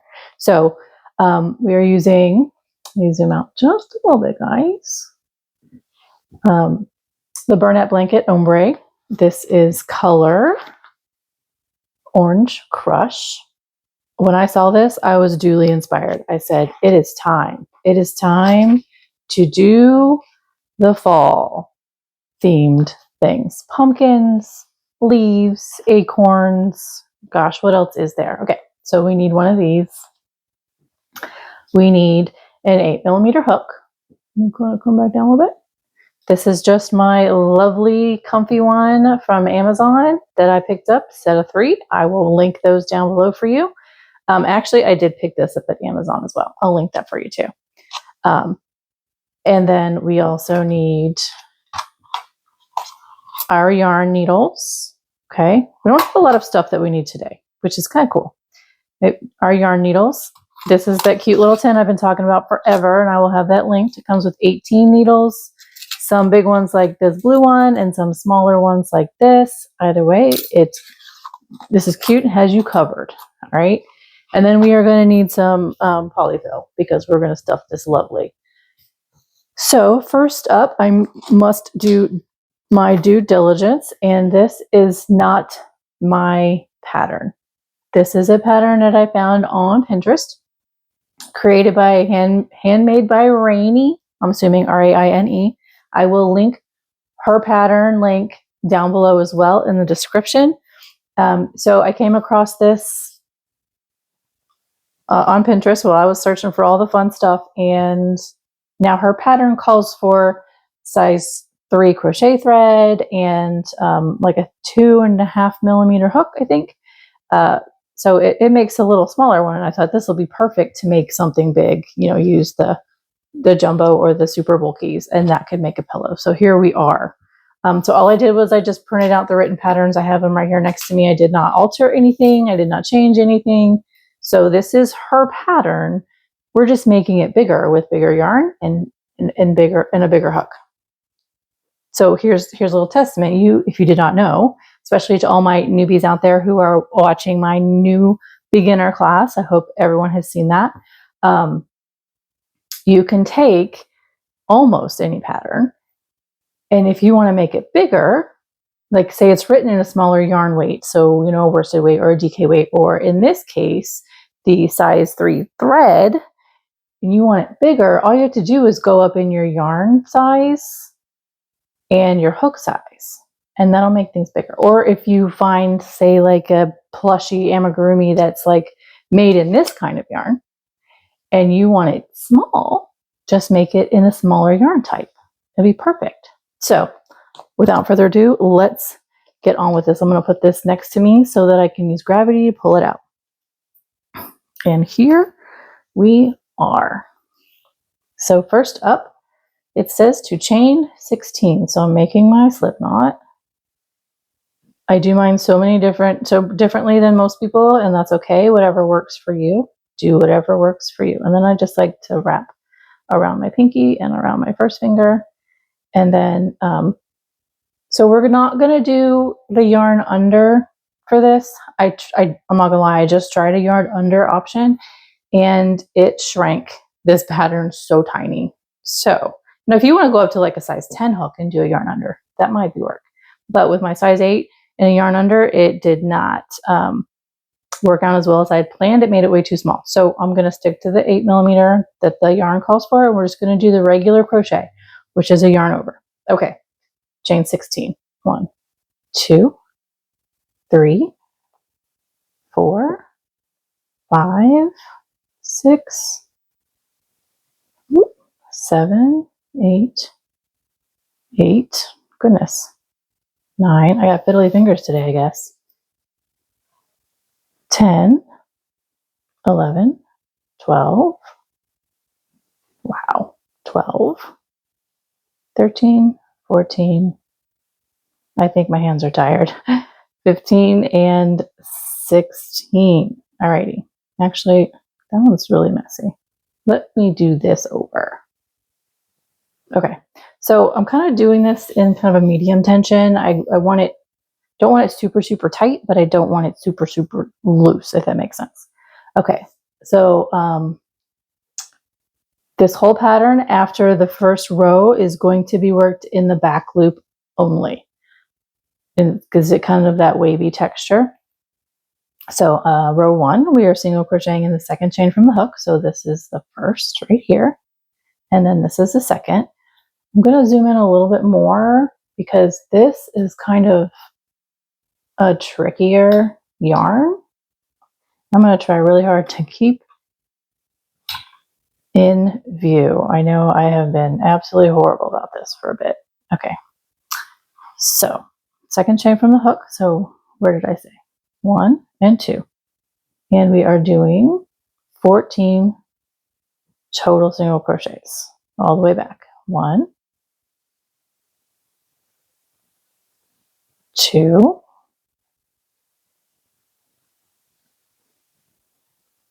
know what? I'm sorry. This camera is bugging me.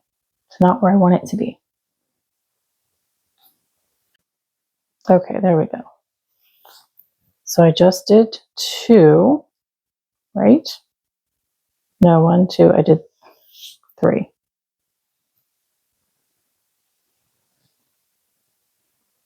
4, 5,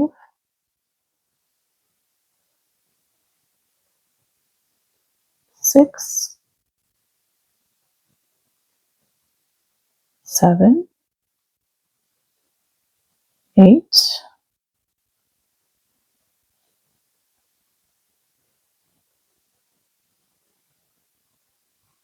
9, 10, 11, 12, 13, and 14. So now we are doing 3 single crochets in the last chain here. Okay, so 1, I like to loop that tail over. 2, and then here's 3. And now we are doing 14 all the way back. So here's our first right here.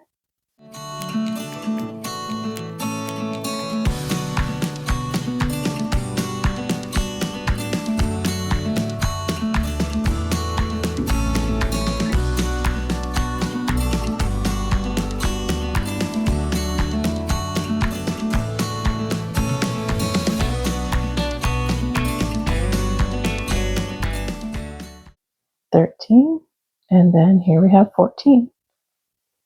And so then what we're doing is we're going to chain 1 and we're going to turn and we're going to go like this. Okay, so okay. So we are chaining 1 and then we are turning. And we are skipping this first single crochet right here and back loop only. We are going back 14. 1, 2,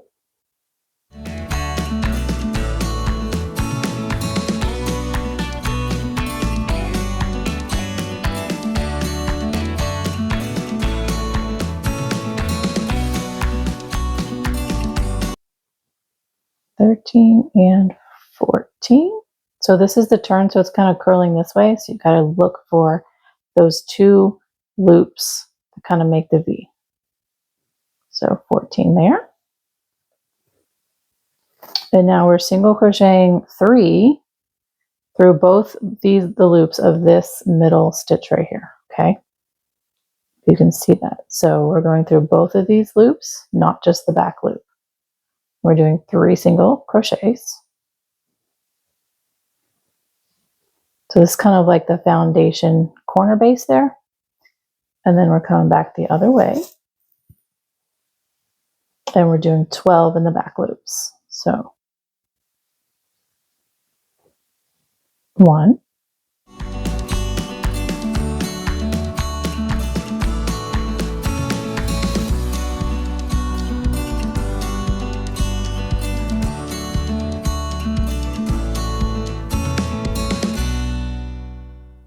Okay, so we did the 12. Let me put something over here so I can mark my spot on my directions. All right, so then we need to chain 1 and turn.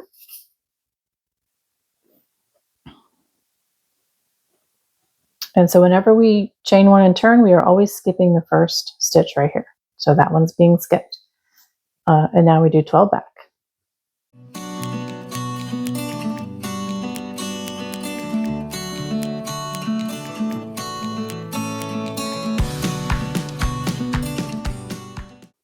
There's 11, and here is 12. Now we're doing 3 again in that center of both front and back loops.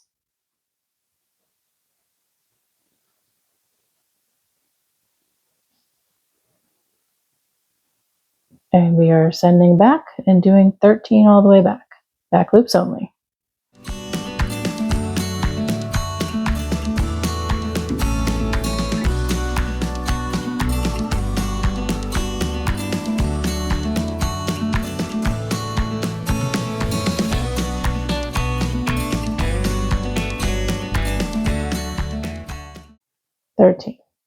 Alrighty.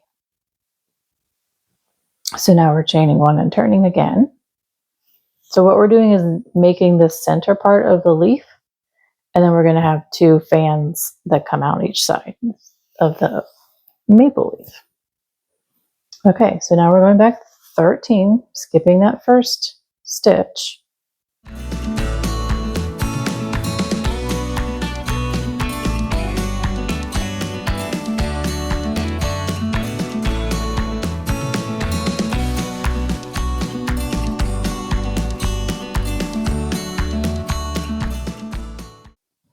Okay, and then back the other way, 11.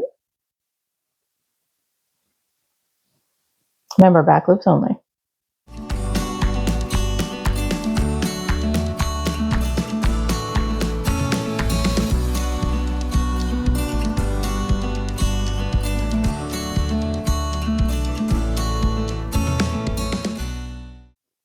And 11. Okay. Chaining one and turning. And we're repeating. So 11 back. So 11 back, and then 3 in the middle here, and then 12 on that side. Okay, skipping the first.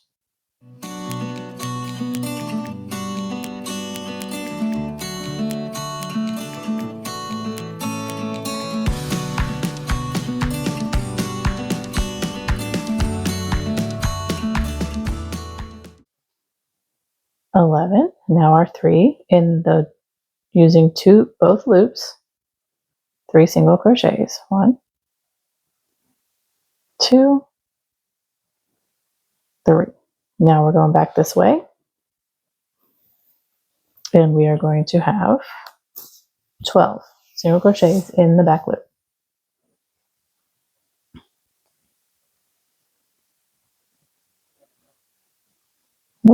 Okay, 1.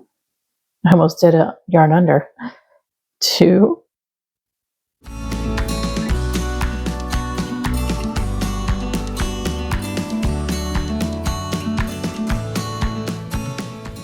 11, and here is our 12.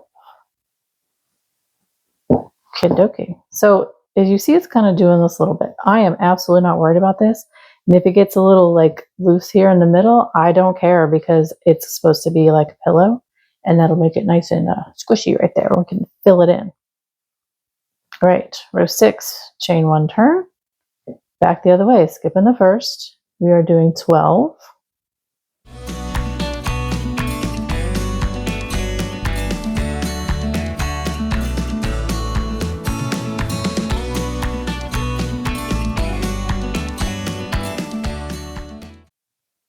$11 and 12. So here we have 3 again in both loops. Both loops. 1, 2, 3, and now on the way back we're only doing 10. Okay, so here's our first one, back loops only. 1, 2,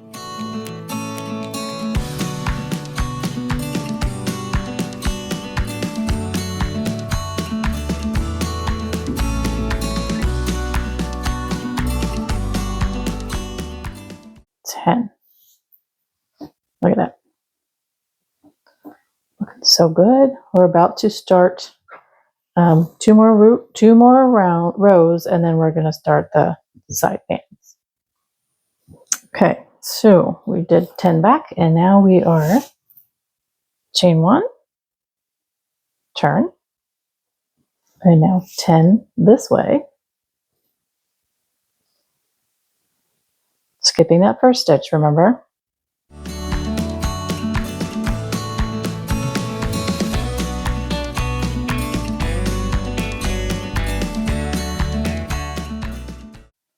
Nine and 10. Now 3 through the next, both loops again.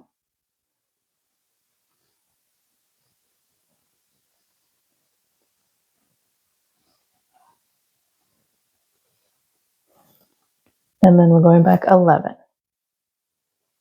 And this here is our first stitch. Looks like it's hiding because it's covered up by those 3.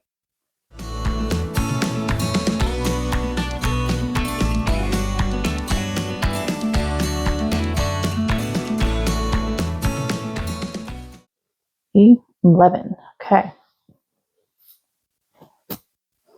Chain 1, turn. Now go back 11 again, skipping that first.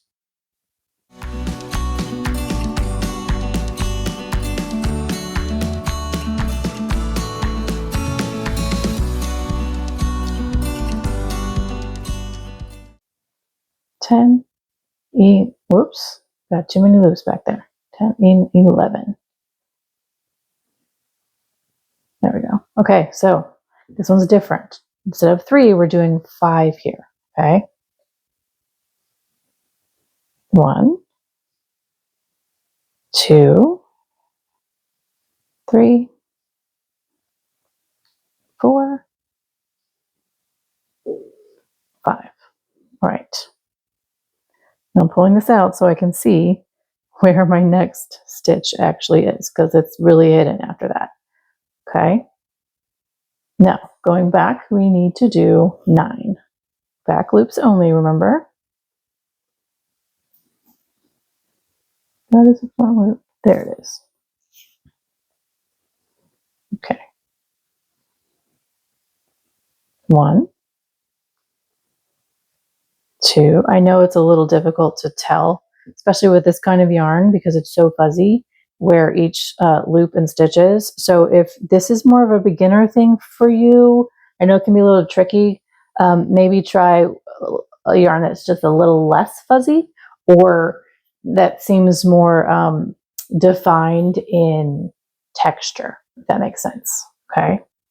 I did 3, right? 1, 2, 3. 4, 5, 6, 7,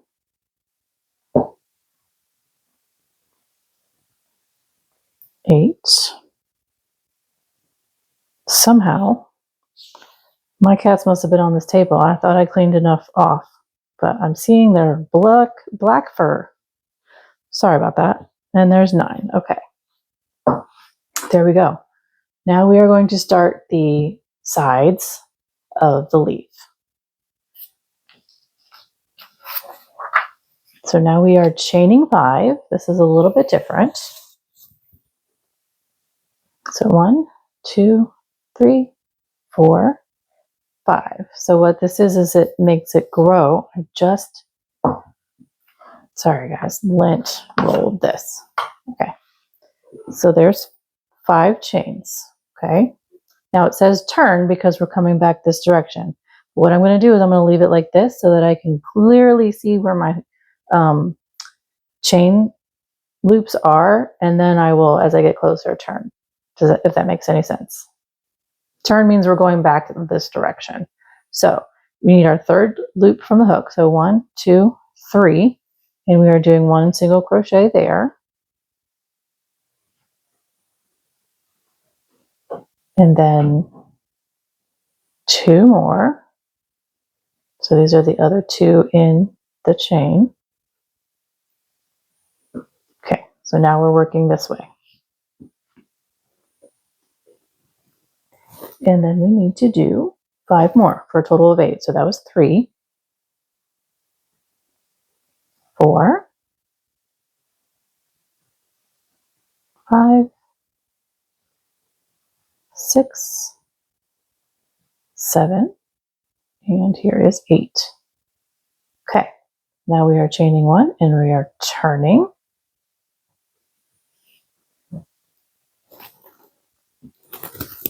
Let me mark where I'm at here with my little paper. Skipping our first stitch as usual.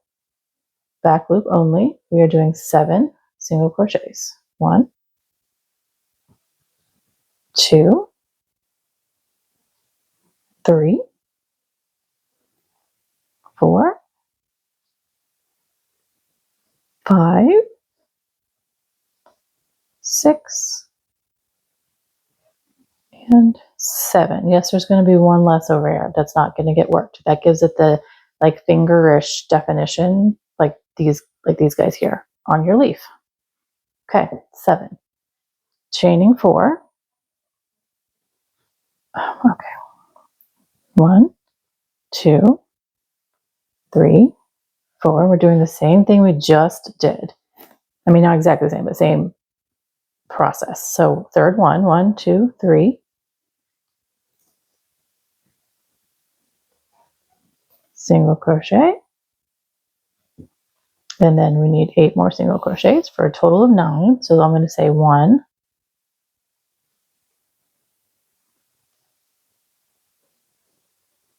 2, 3, 4, 5, 6, 7, 8. And this takes us all the way back to where we started to build. 9. And what we have to do now is connect to our main leaf part. And then we do 1 single crochet in the row below, right here at the edge. It doesn't have to be perfect where it goes, just kind of, okay guys, there it goes. 1 single crochet here.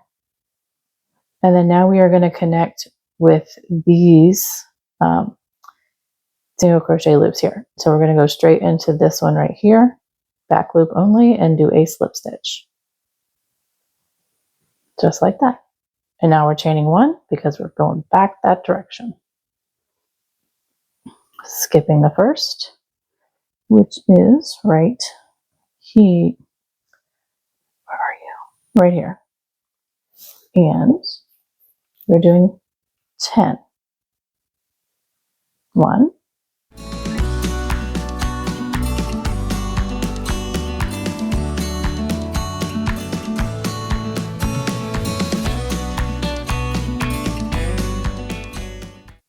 9, and the last one is 10. So usually it's 1 less than what you have there, okay? 10. And then chaining 4. 1, 2, 3, 4. Same process. 1, 2, 3, right here. So we need a total of 12. 1, 2,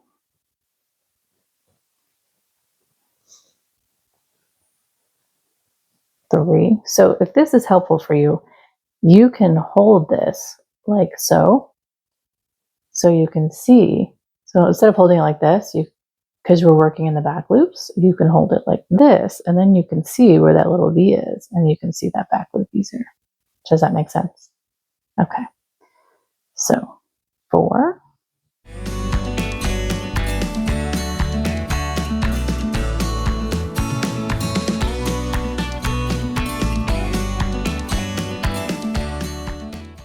11,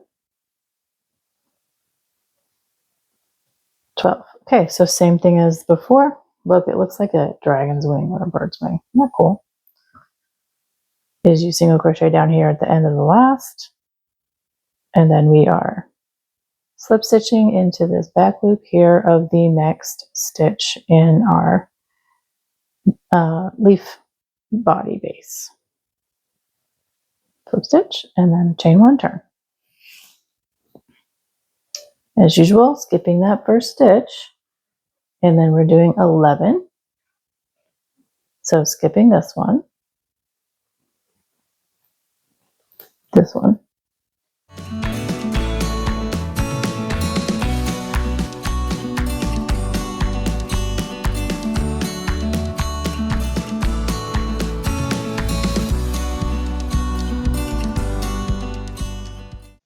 ten, and here's 11.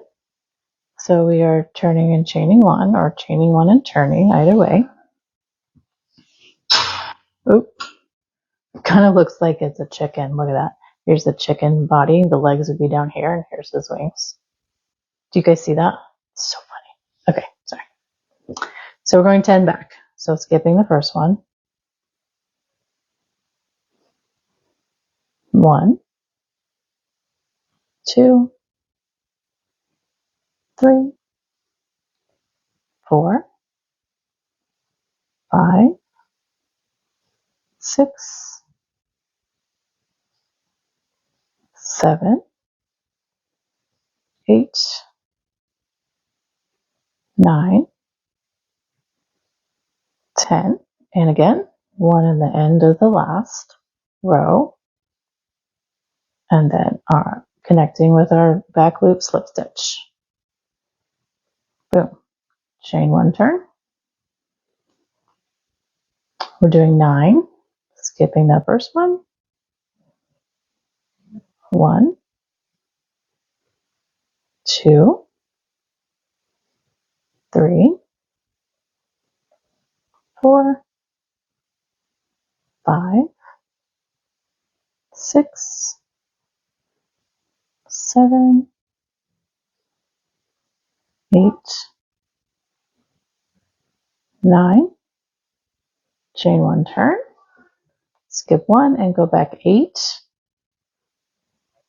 1, 2,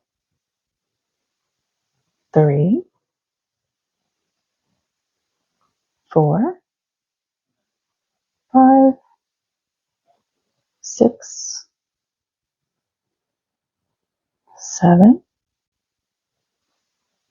8, and again we are 1 in the last row, and then slip stitch in the next at the base. Okay, chain 1 and turn.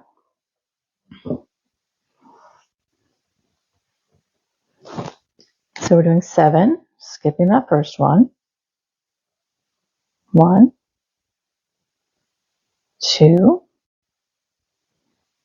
3, 4, 5, 6, 7, chaining 4. So we're doing another one of these guys, okay? 1, 2, 3, 4. So 1, 2, and here's 3. And we need 9 total. So 1, 2,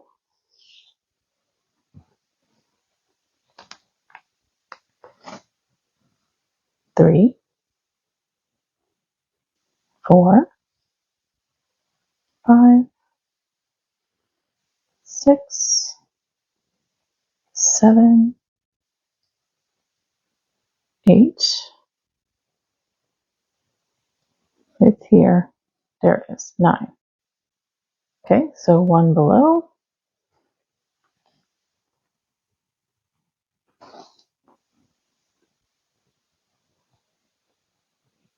And then slip stitch.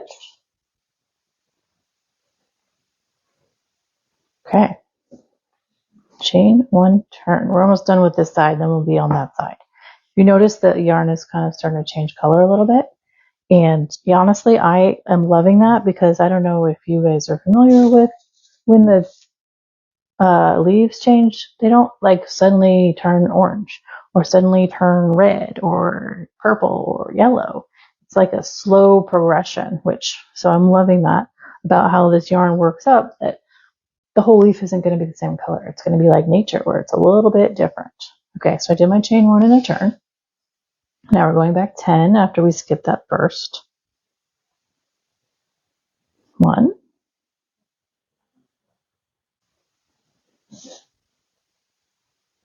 right? Or do we just do 10? Yes, I started talking and forgot that I already moved my paper. So yes, we're doing 10 back. Okay. 1, 2, 3, 4, 5, 6, 7, 8, 9, 10. Okay, chaining 4.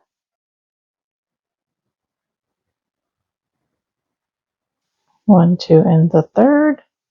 And we have to go back 12. 1, 2,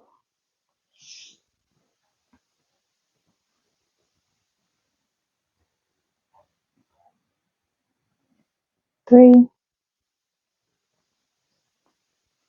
4, 5, 6, 7, 8,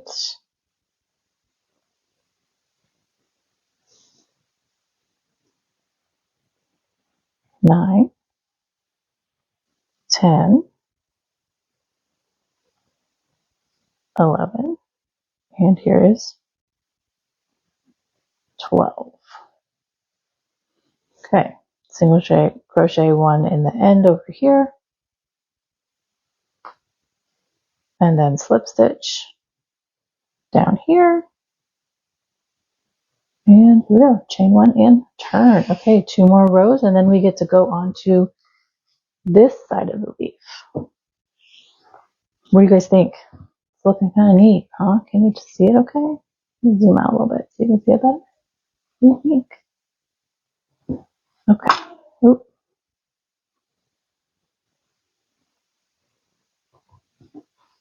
All right, so we did 10.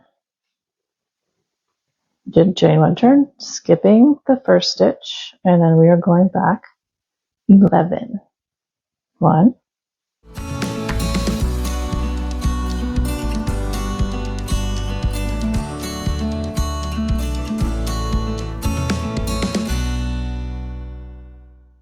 11. Turn chain 1, 10 back, skipping that first stitch, excuse me. So 10 back. 1, 2, 3, 4, 5, 6, 7, 8, 9,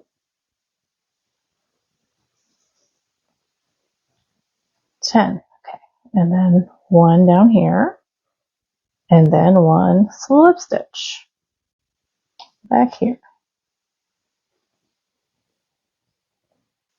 Okay, and then chain 1 and turn. Here is our last row of this side of our leaf.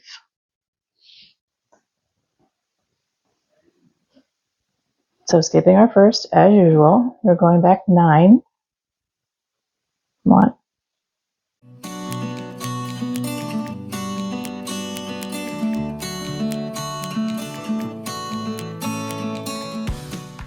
9.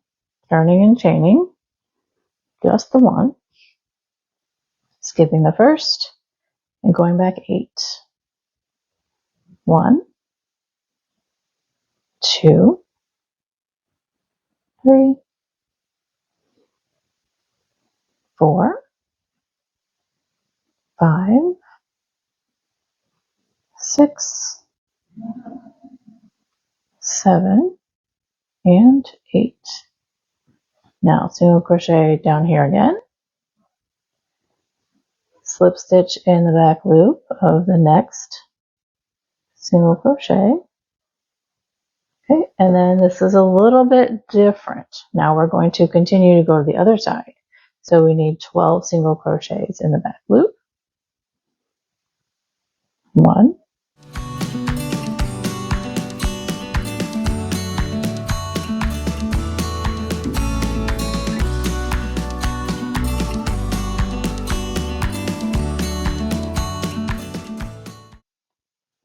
12. Okay, so now we're going to be repeating 9 through 12. So let me kind of put this up here so you can kind of see where we're at. So this is our center, and then our leaves are going to kind of come out like this. And then there's going to be this whole part over here. Does that make sense? Okay. Zoom back in. Alrighty. So we're chaining 5. 1, 2, 3, 4, 5. And then we need to do in the third 1, 2, 3. 8 total. 1, 2, 3,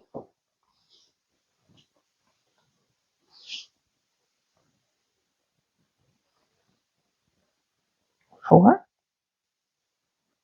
5, 6, 7, and 8. Chain 1 turn. And now we're doing 7 back, skipping that first again. 1, 2, 3, 4, 5, 6, 7, and now we have a chain 4. 2, 3, 4, 1, 2, 3, and now we have to come back 9. 1,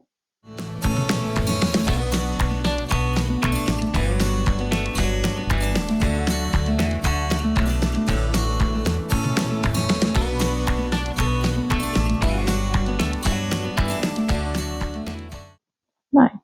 And then here we go. We're going to attach now. So 1 below and our slip stitch. Chain 1 and turn.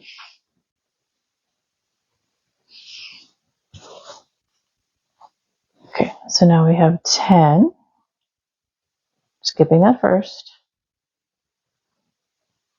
1,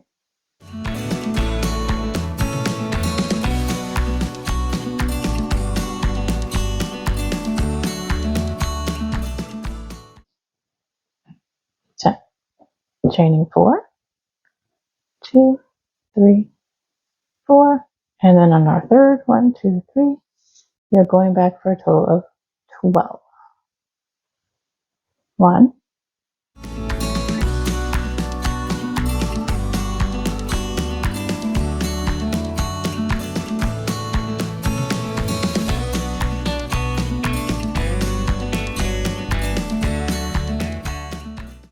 11, and 12. So connecting, go, 1 single crochet, and then our slip stitch in the main body.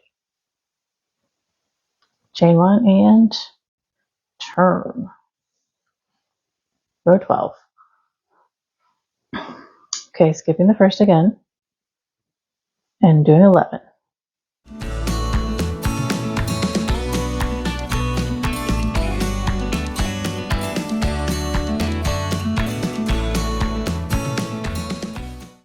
Okay, turning and chaining 1. Going back 10. Skipping that first.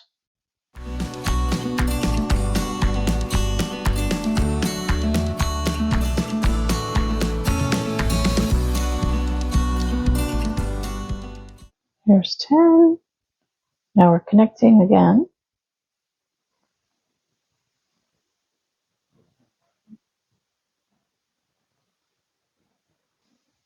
Chain 1 and turn. Okay, so we're doing 9 back, skipping the first, of course.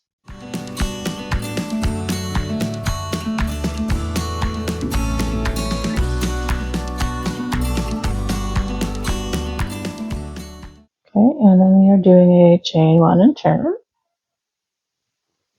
And then 8 back from there, skipping the first.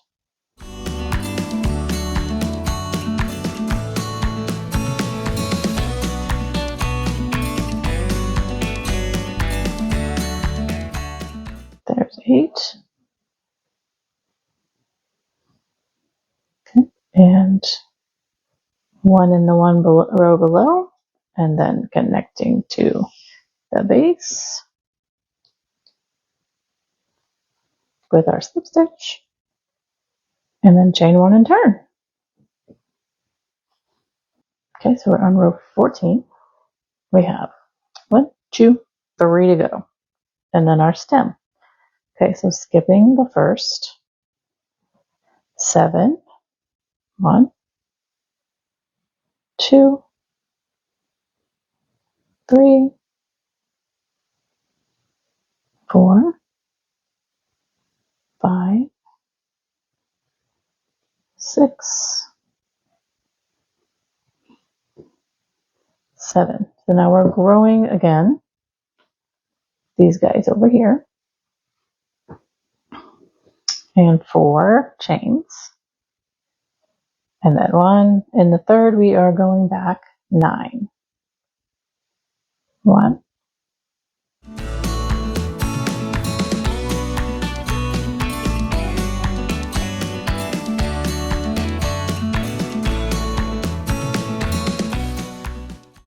9.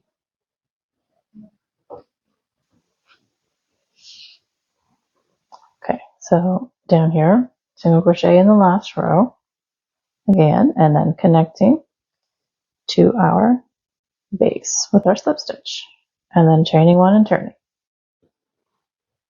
We have 10 back, skipping that first. 1, 2, 3, 4, 5, 6, 7, 8,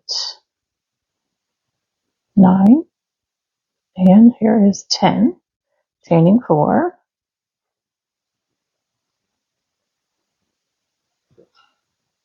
and then back in our third. 1, 2, 3.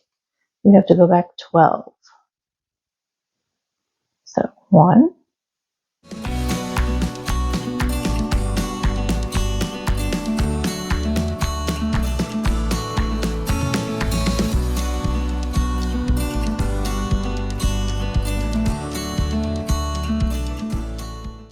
11, and here is 12. Okay, and we're connecting.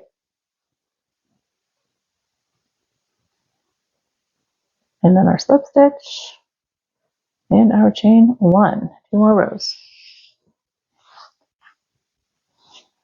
Okay, 11 back. So skipping the first.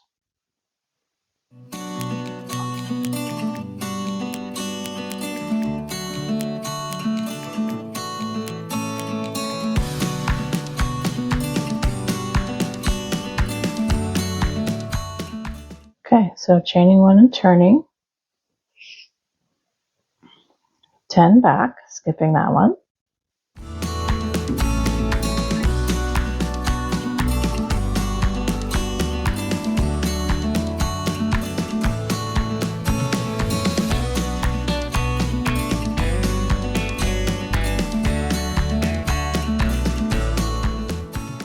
Okay. Same drill. Alrighty. Slip stitch down here. Okay, chain 1 and turn. Here's our last row. Then we get to do our stem. And then all over again. Okay. So we have 9, skipping the first. 1.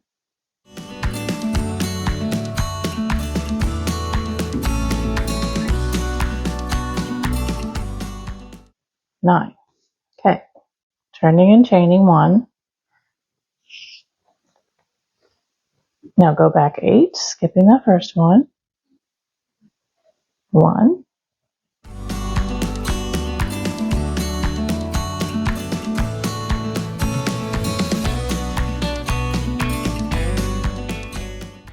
And the last one is 8. And then we are doing 1 down here, as we have been. And then slip stitching. So now we are not following all of the steps of row 17 because we are not going back to the other side. Zoom out just a little, okay? We're not going back to the other side. So we're just going to do our,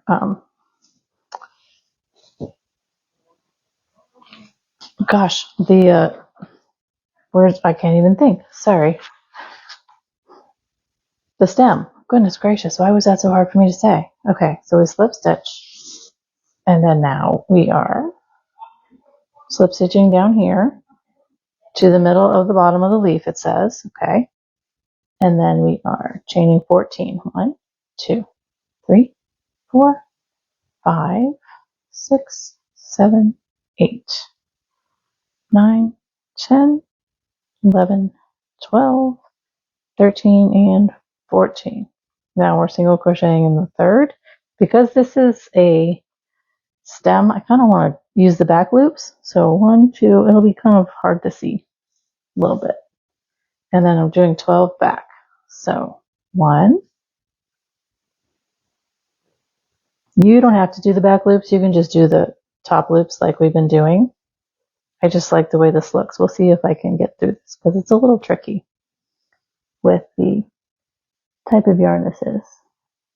There it is. There we go. 2.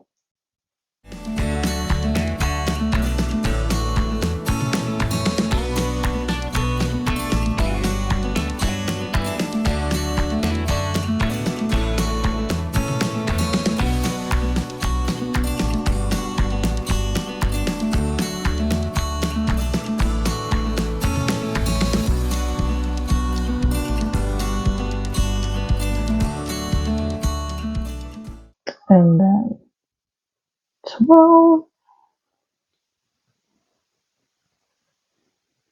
Actually, I'm going to loop through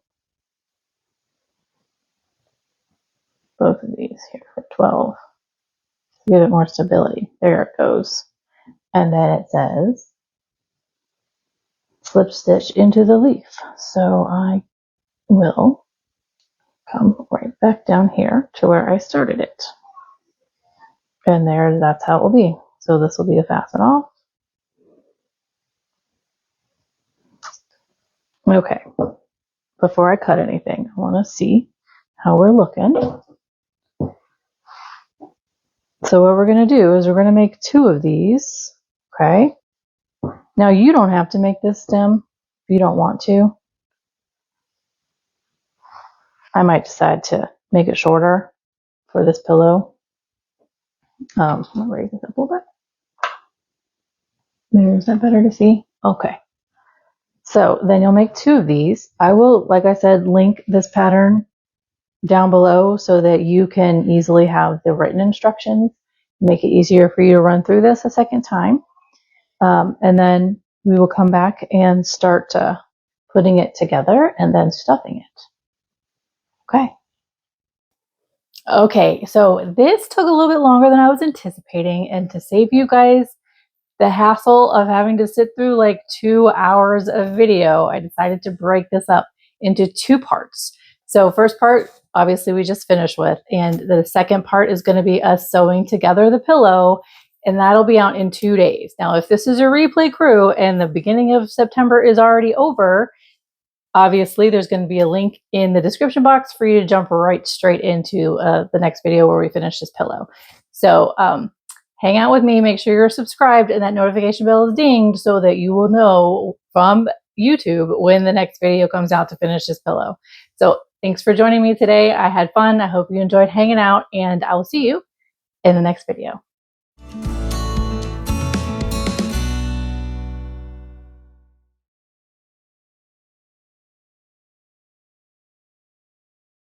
We're back. Video number 2.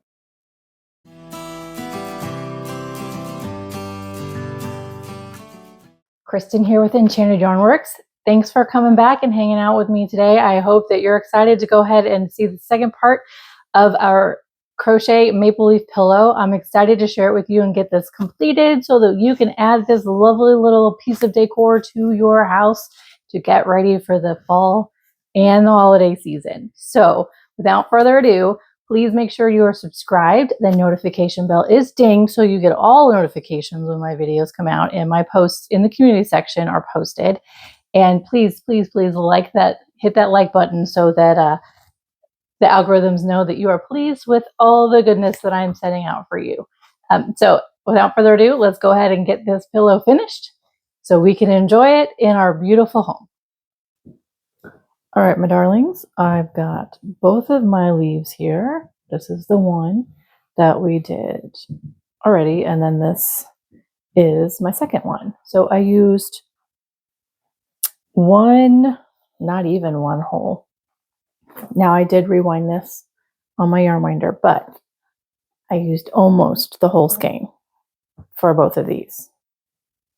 So I think that's a bonus. So what we're going to do now, like I said, you can make the stems or you can leave them off. That's entirely up to you. I decided to make a humongously long tail with this color from the last one, and I just actually cut it off at the color change because where'd it go? It's already gone because there was this heinous knot. It wasn't even a nice color change. They literally just tied these two together. So I said, okay, I'm cutting it there, and that's going to be my tail. So it's actually over 2 yards long, but you probably are not going to need one that long. So what I'm going to do is we're going to slip stitch this around, and I think I have thrown my needle. Where did it go? 1 second while I find it.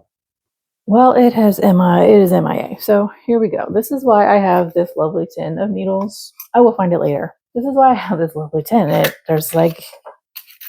comes with 18. So I can always find another one, and then I'll find it. It's around here somewhere, but we don't have time for me to sit here and search. So let me put this end on my needle. I know it looks like a hot mess. It'll work out. So I've decided I'm just going to whip stitch this around, and I have already, so this is where my tail ended. As I came back and stitched, that's my slip stitch to end, to join, and then I just weaved it down here for this one on the other one. So we're just going to come back around. And the great thing about this being such bulky yarn is you can absolutely see every single stitch, and you can see where it's going to line up. But if it makes you feel better, you can always put some stitch markers in, like these cute little guys. Link down below, folks. You can put some stitch markers in just to kind of hold it together.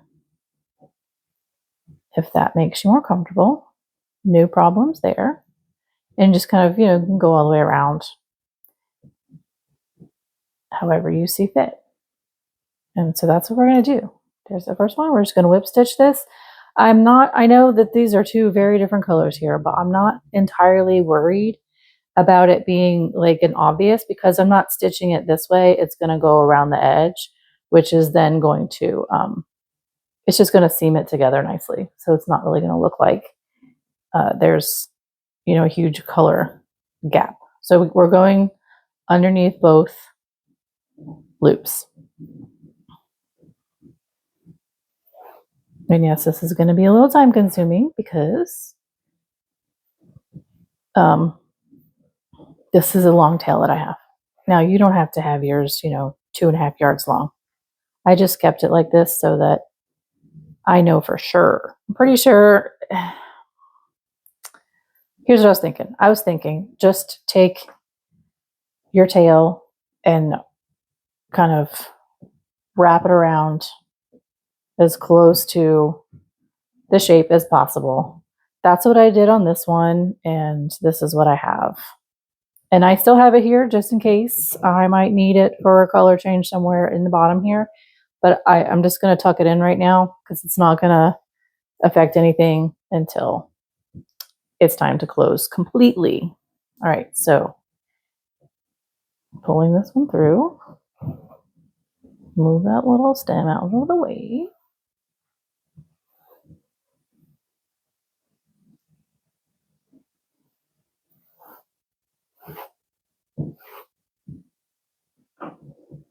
And what's great is that, you know, this is nice bulky yarn, so it's going to absolutely catch pretty well and not be ugly obvious. See, that doesn't look too bad, I don't think.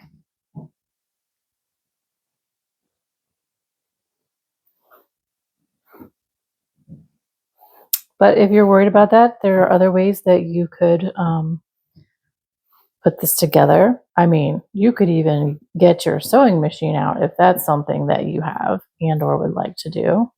So see there, it's nice and seamed. It's kind of hard to tell. I mean, yeah, it's kind of coming in here, but I'm not worried about it. Like I said about color changing leaves, there are multiple colors in the process of the changing of the leaves. So in each specific leaf. So I'm not pressed. Nature's perfection is that it is not perfect. Okay.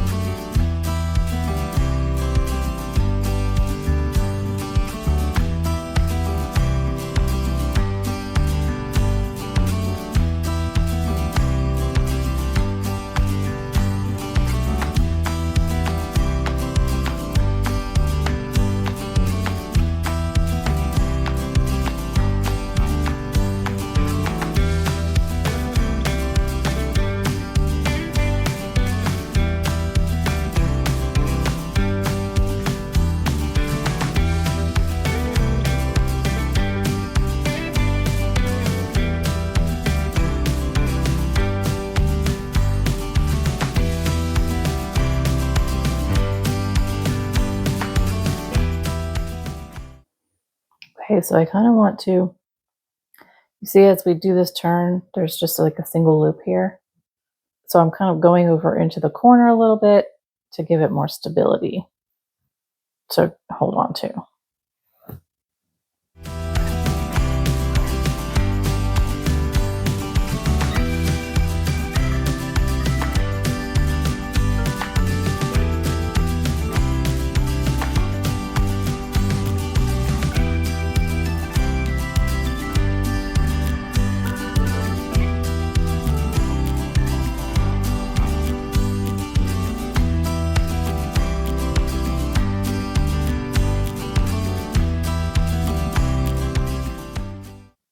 Okay, so back in this corner, I want to make sure that I have 2 loops all the ways.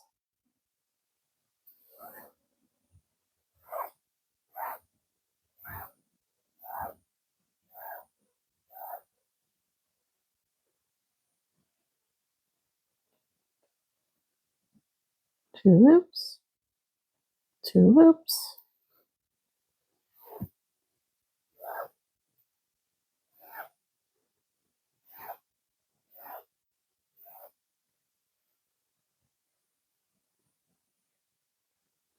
Okay, so back in this little corner, we have the single. So I'm coming down here and down here on the other side to make sure there's stability. I'm going to be doing that all the way around when we get into these little corners and then up in these corners all the way around. So just be personally aware to do that. You don't want your stuffing flying out of those corner holes.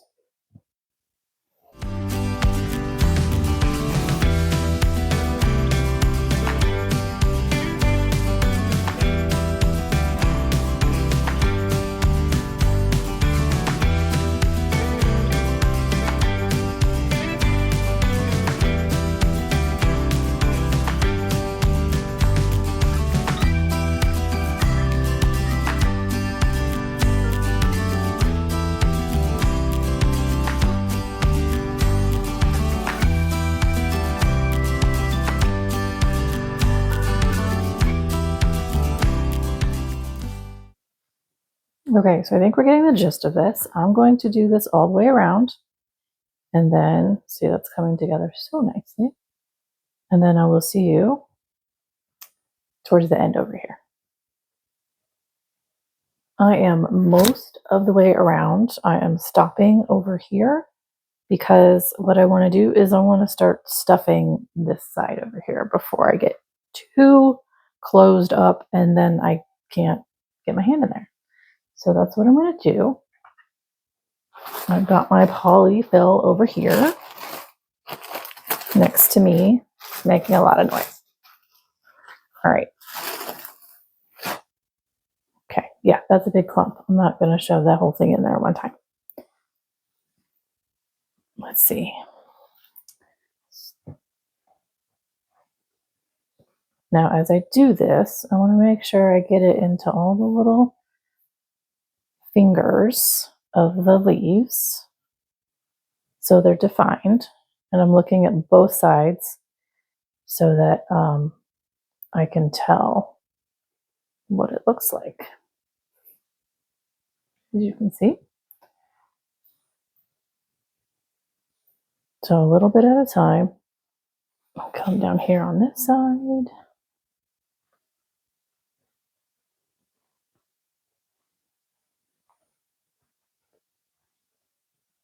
You know, that actually looks really kind of pretty with the edging of the darker color from the back. I like that. That gives it that fall definition that kind of happens when leaves change. Ooh, I love it more than I thought I would. Okay. Now I haven't decided how firmly I want to stuff this just yet. So I'm just kind of doing a little bit at a time. It's only about yay thick.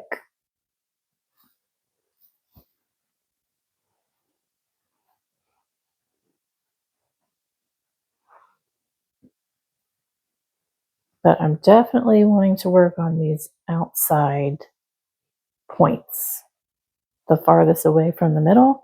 Yes, I still have all of the yarn tail from this stem. Why can't I ever say that when I need to say it? It's all stuffed in here. I'm not worried about it coming out. I'm not worried about losing it or anything. So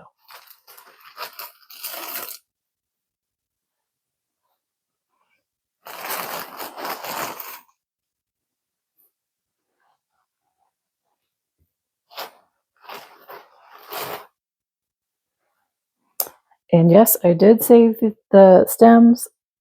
We shall see how I feel about the stems when we get to closing. If I don't like them, I'm just gonna shove them inside there.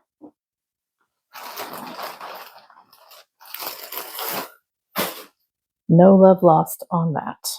Okay, kind of just separating these big chunks so they'll go in softer.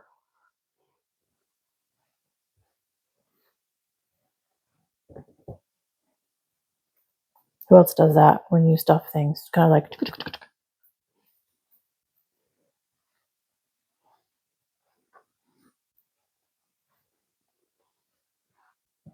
There's a little ridge right there. Flip that side. You're so pretty. Look at those colors. Oof, I'm in love. Okay. Yep, I'm going to kind of fill that in.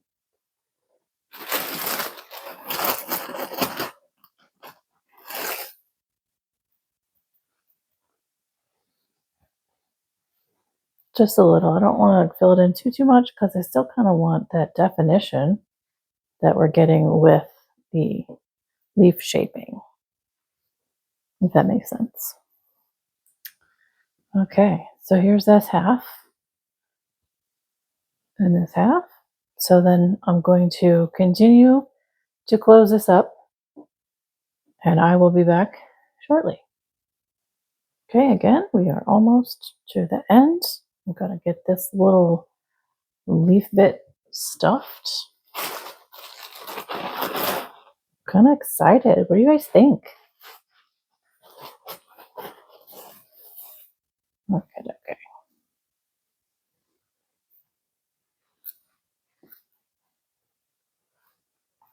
Again, stuffing all the way as far as I can into the little fingers over here.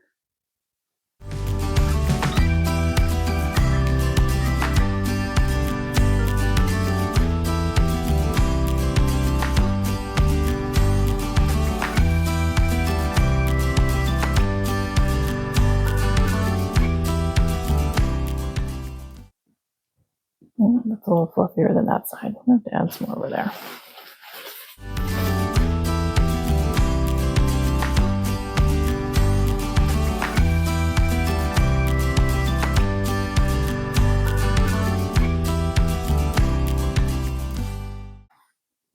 See this side? Ooh, that's kind of messy. Look at that. Glad I flipped it over. It was very messy over there. Okay.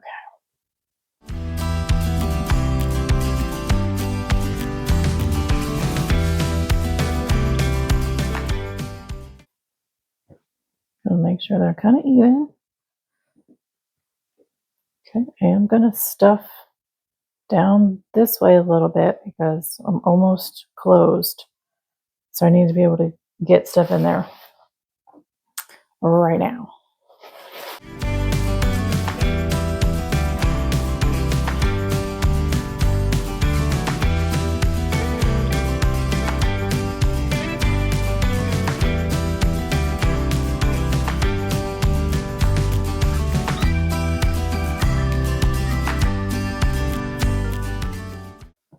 These are kind of weird looking. What do you think? Should I leave them? I'm going to stitch them together, obviously, but should I leave them? Or should I hide them? I don't know. It might just be different. I might just leave them out. Okay. Get this going.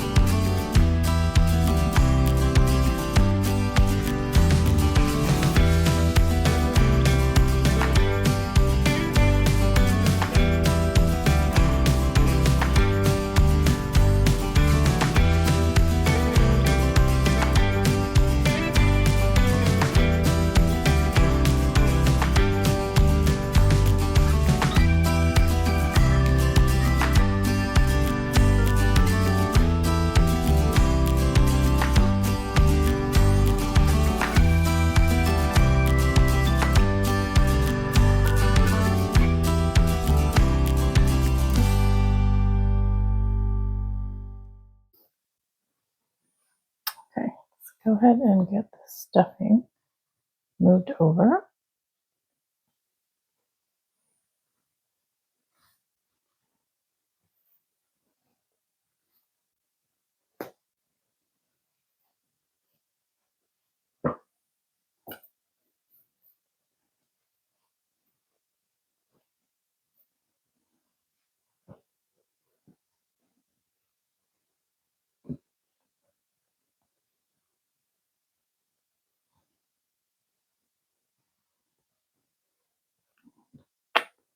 Almost there.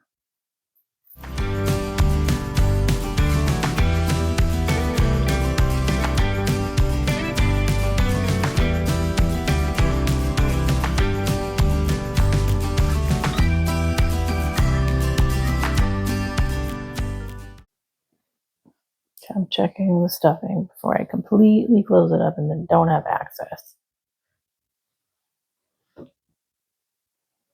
Okay, I think I might want a little bit more. Not much. Right here in the middle on this edge.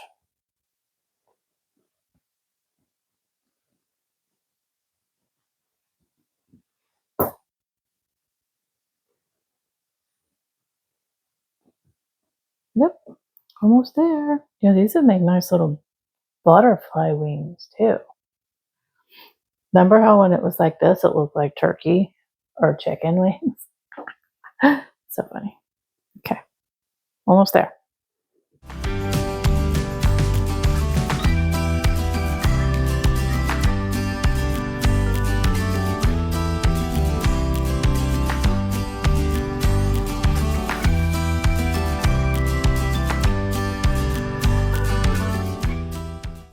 Okay.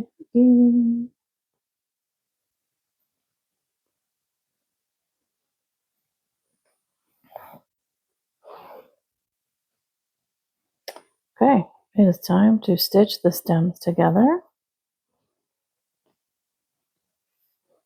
And I'm going to do the same exact thing I've been doing all the way around.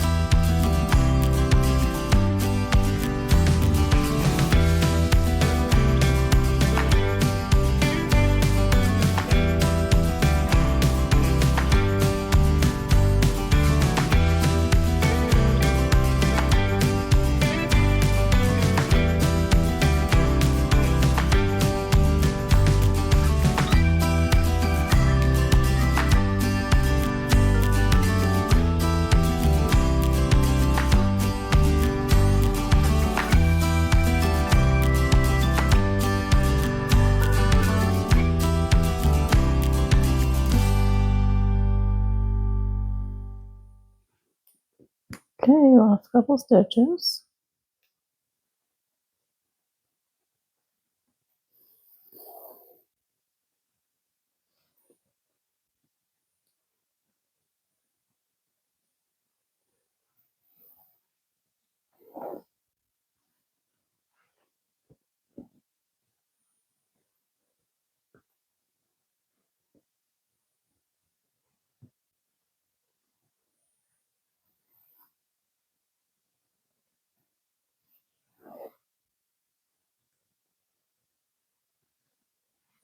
Okay. Yep, that's a little different, but I think it's still pretty cute. What do you think? All right, so I'm going to tie this off, and that'll be good. I might kind of weave this up in here a little bit because that looks a little open.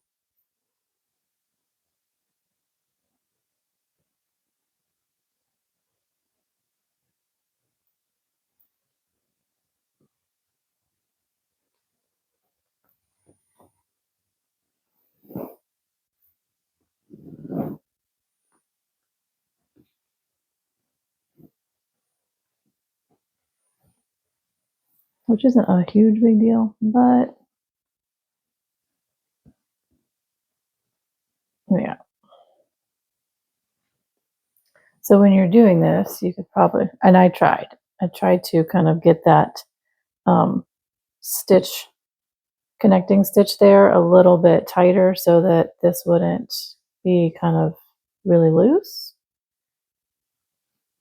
So if you do a tighter stitch all over, you'll get a little smaller pillow. I kind of wanted it to stay larger like this. So I didn't do super, super tight. So, yep, I'm going to go back down this way.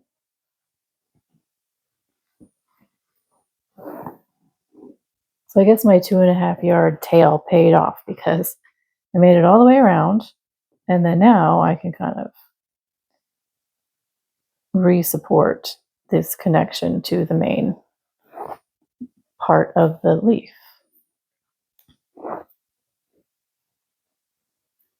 Like so.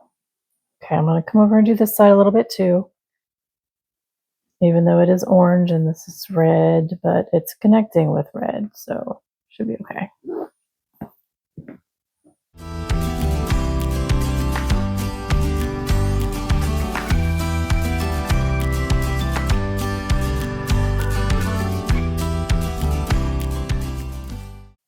Okay, I'm going to send this back underneath so it's not obvious that I just used the red on this super orange part. If that makes sense.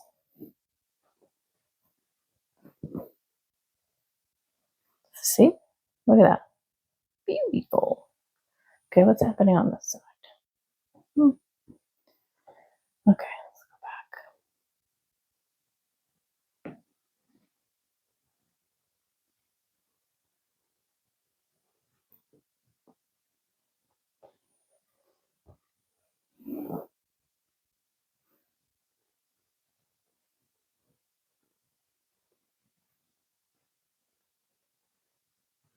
How does that look?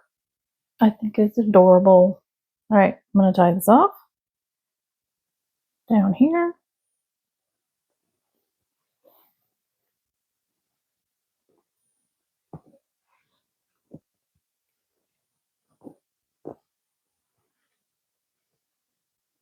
Somewhere. It's kind of tricky right now.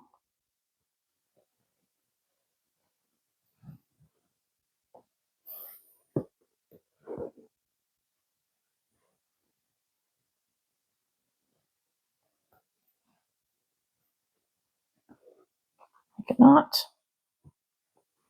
Actually, I think I'm just going to weave this tail. No, I'm going to send it through the pillow all the way to the other side.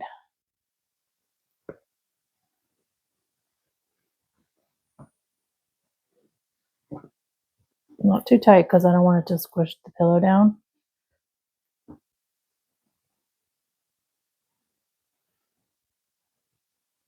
And then, there we go. Now we're going to cut this off.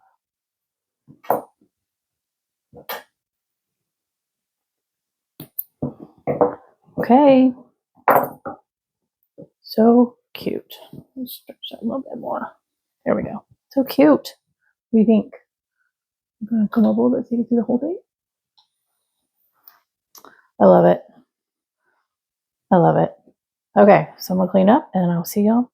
And just, actually, before I do that, I do want to say that as I was stitching around, I was thinking of so many different things you could actually do with this pattern in this large size. I mean, you could get a different kind of bulky yarn and you could make like a fall purse out of this. So, you know, it would be maybe an upside down purse. So the bottom here would be open and, you know, you could create, you know, the opening with maybe buttons or a zipper or something, or leave it open and find a way to line it and then make straps. How cute would that be? So, okay, there's my little side idea.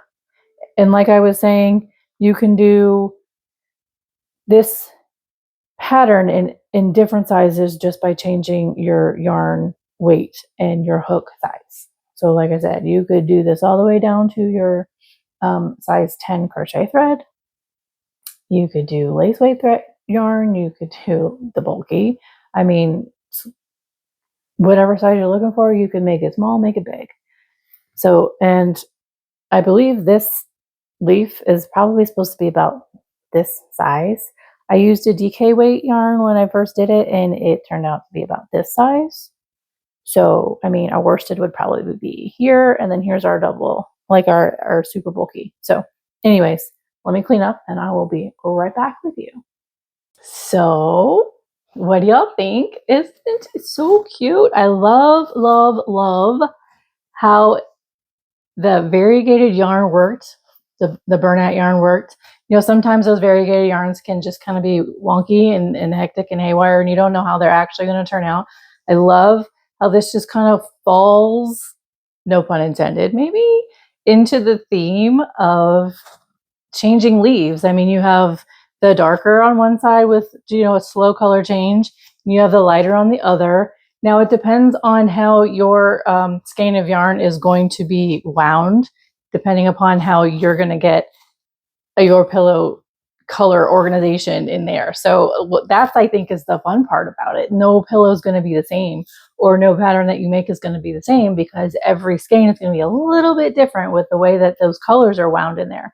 So also, what did you think about the idea to, you know, kind of carry this around upside down like a little fall themed purse, you know, a little pillow in there? I thought that was a kind of cute idea. So go ahead and comment down below what you like about this pattern, what you can see yourself doing with it in other ways. Like I said, you could make it smaller with the smaller yarns. You could go back to Rainy's website and you could make it exactly how she wrote it, and it'd be a smaller little motif or decor piece. But be sure to go ahead and check out her link too, so that you know exactly what's in there. And all her instructions are written in there for you to refer to. I want to give her due credit because this is her pattern. I'm just using it to make something a little bit different. I didn't change anything about it. So make sure you go down in the description box and check out her stuff. Also, everything that you need to make these are in the description box as well. And reminder, I am an affiliate for wherever I post it to, Amazon or Lovecrafts or Yarn Inspirations, and I will get a little kickback for commission thank you from all of them if you decide to purchase anything through those links. So thank you in advance. With that said, please go ahead and, if you're not already subscribed, goodness gracious, I love you. Please subscribe and click that notification bell. I have some fun stuff coming up. This is my favorite time of year. I'm super excited to throw a bunch of fall themed things out there. You know, the holidays are coming out too, and I know that's another favorite time for a lot of people. So I do plan to have some themed projects coming out for the season this year. And you never know, I might throw something random in there that just sparked my interest. It's kind of fun. So again, thanks for hanging out with me today. I hope you enjoyed these videos in this two-parter, and comment down below what you love and all of that goodness. And I will see you in my next video.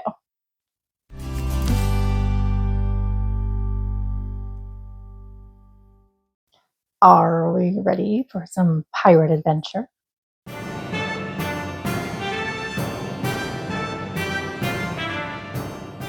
Kristen here with Enchanted Yarnworks, and this week we are doing some pirate stuff. I'm excited. How about you? Be sure that you're subscribed and that notification bells ring, and please hit that like button to give me some love. And let's see this next pirate adventure. Army mateys, what we'd be needing to make this pirate hat today are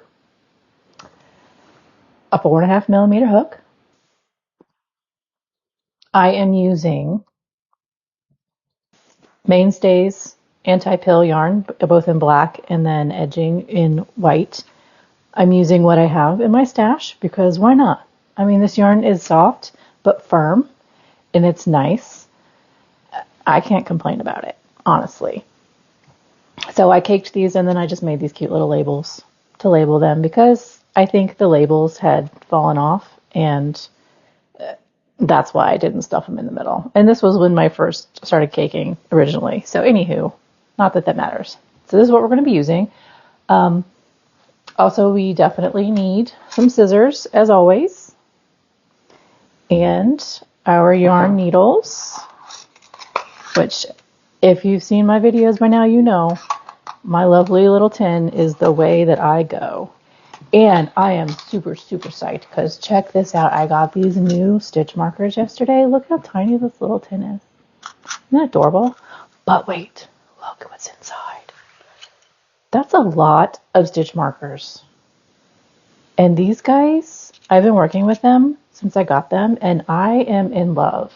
I don't think I'm going back to any other kind ever. These are metal, so they're not going to snap and break, and they just slide so effortlessly into your yarn stitches. And I cannot rave about them enough. So I'm going to be using these forever. And yeah, that's what we're going to need today. So I will have these beauties, my yarn needles, and my lovely little 4.5mm hook set linked for you down below in the description box. As a reminder, I am an Amazon associate, so I may receive a commission for qualifying purchases. Now, Mainstays is from Walmart. You can order that online if you don't have a Walmart nearby, or you can go, if you do, go pick it up, or you can just use any kind of firmer acrylic yarn that you have available. Red Heart would work. I love this yarn from Hobby Lobby will work. I do like how firmer and thicker those yarns are, and that'll help give stability to the hat. So without further ado, we're going to get started. All right, so we are going to be working completely in the round today, and how this works is that we're just generally just making a big floppy hat, and we're going to fold up the sides and stitch them up. So I'm going to be working single crochets the whole time. I'm not yarning under, I'm going to yarn over because I am using that smaller hook. I believe this yarn calls for 5 or 5.5mm, and we're working with a 4.5, so that'll give us more stability and firmness in our finished product. So we're doing a magic ring, and we are going to single crochet 6. Oops, it got a little loose there. Now I'm just kind of holding the loop there so that it doesn't slide everywhere. So 1, 2, 3, 4, 5, and here's 6. Now I'm going to pull this mostly closed, and we're just working all the way in the round. So let me hook this going on here. Look how absolutely simple that was. Amazing. Probably want to zoom in just a bit. Okay. So next we are increasing, so that means we are doing 2 single crochets in each stitch around. So we're increasing to 12. Hope you guys can see the stitches. I brightened up my light a little bit and was messing around with lighting colors just to hopefully get so that you could see it better. Because I know black is just hard to see for everybody. So 2, 3, 4. Move this way a little bit. 5, 6, 7, 8, 9, 10, and 11, and 12. Okay, dokie. Move this one over.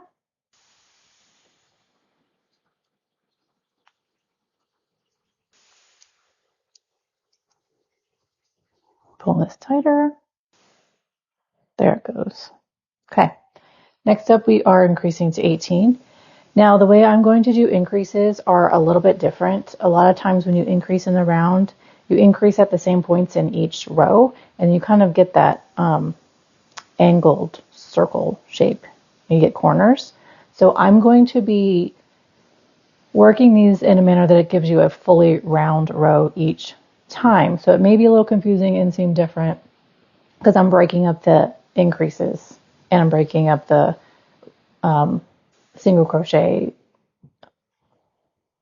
stitches that are single crochet, the non-increases.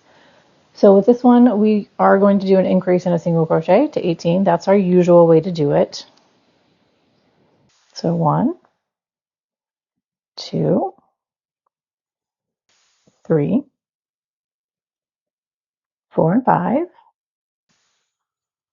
and then 6, 7 and 8,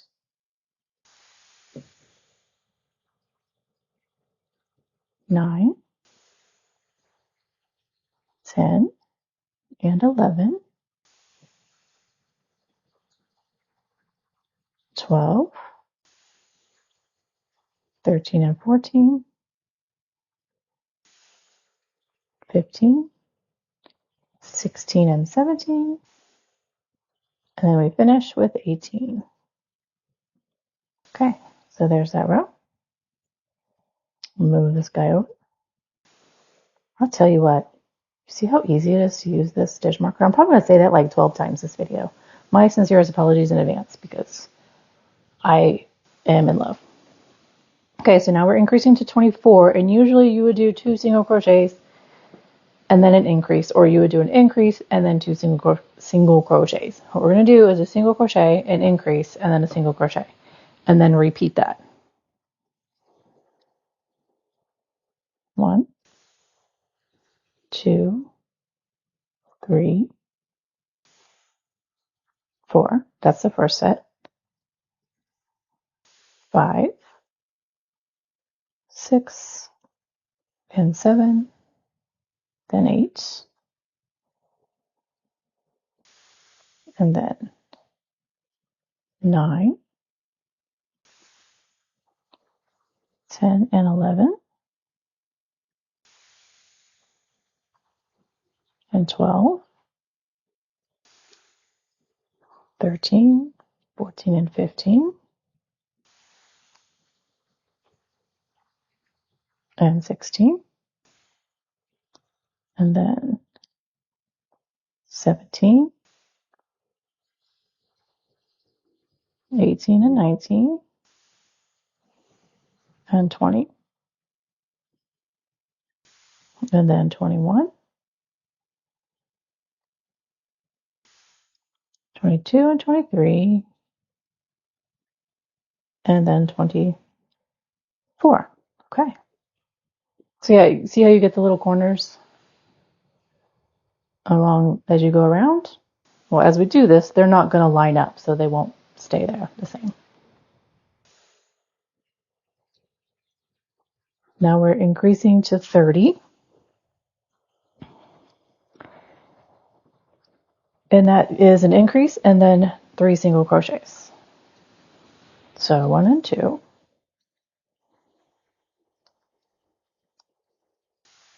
3, 4, 5, 6, and 7.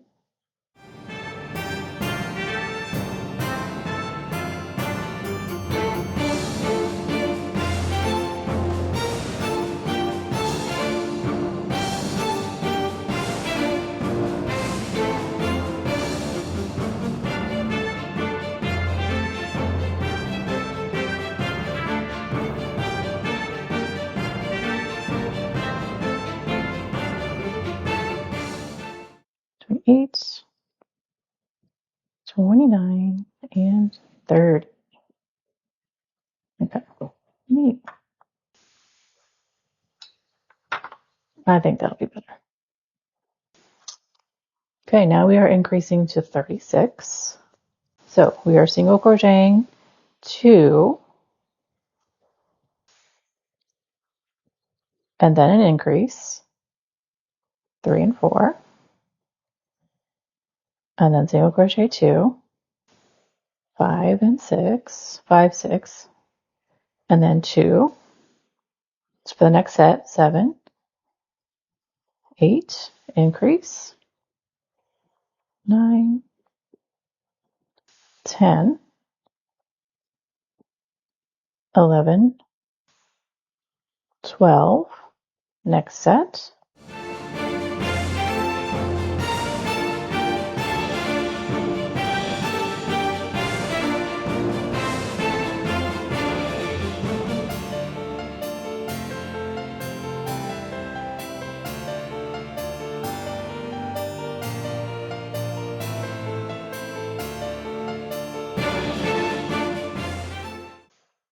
And last set, 31, 32, 33, 34, and then 35 and 36. All right. Now we are up to 36 in the round. Did you see how it's not cornering so much? It's definitely more round and stable there.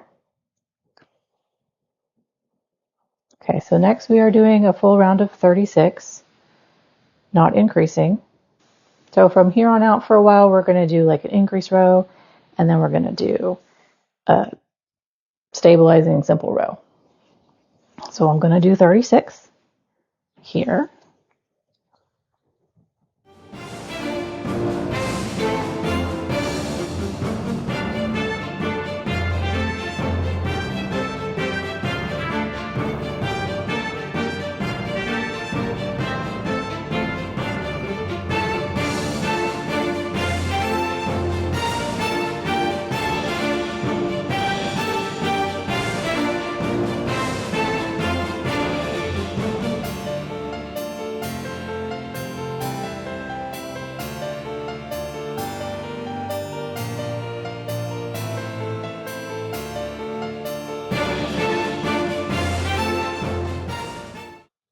Okay, there's 36. So now we are going to increase to 42.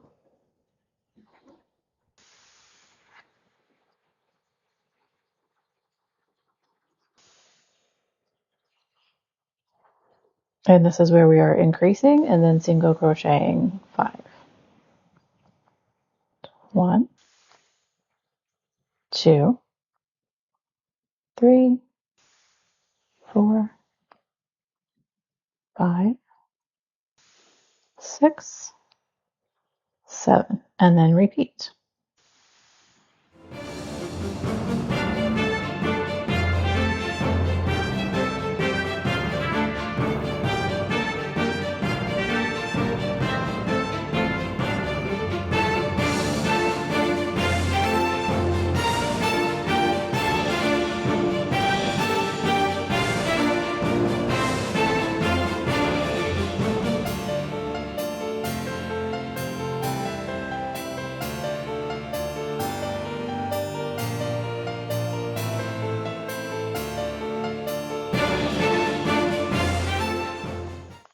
$41 and $42. Okay, so it's going to start to curve, as you can see, because we're doing the extra row of the same. And that's what we want because our hat's going to curve, right? Okay, this next row we are doing all 42.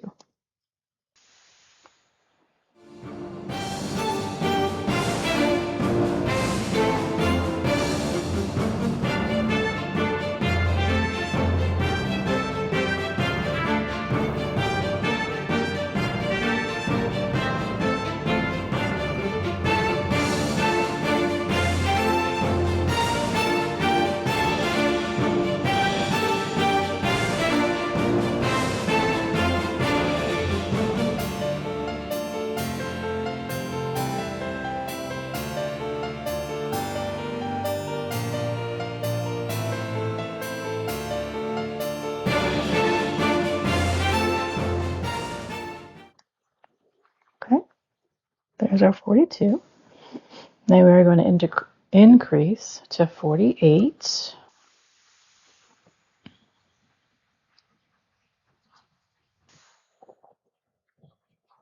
Okay, so we are single crocheting 3.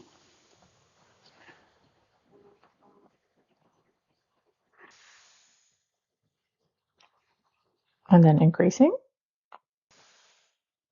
to 4, 5. And then single crocheting 3, 6, 7, 8, and then repeat. 9, 10, 11, 12, and 13,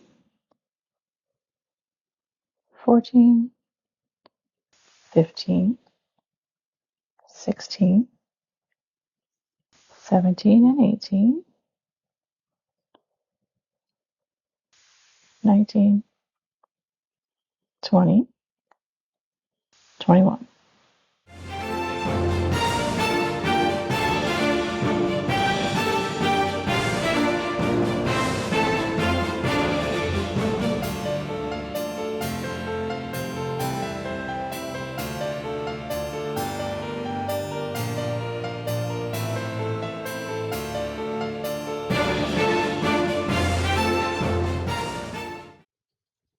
And then we're ending in 3. 46, 47, and 48. Okay.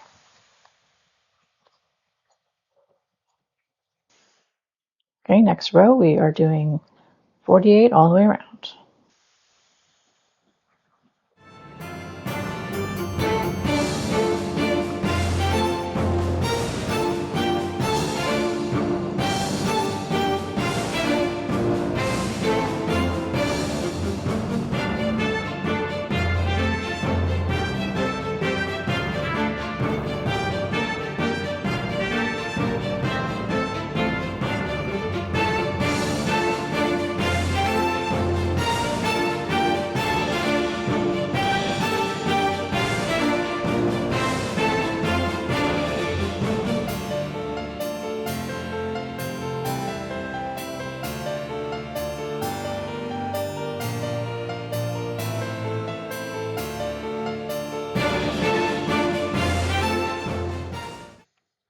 Seven, 48.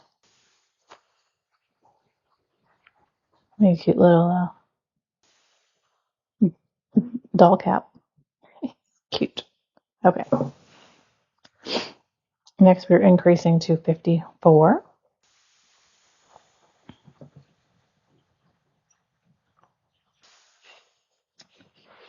Which this is just an increase in a single crochet.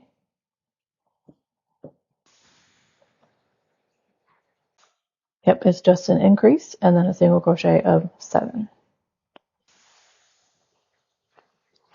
Okay, so 1 and 2,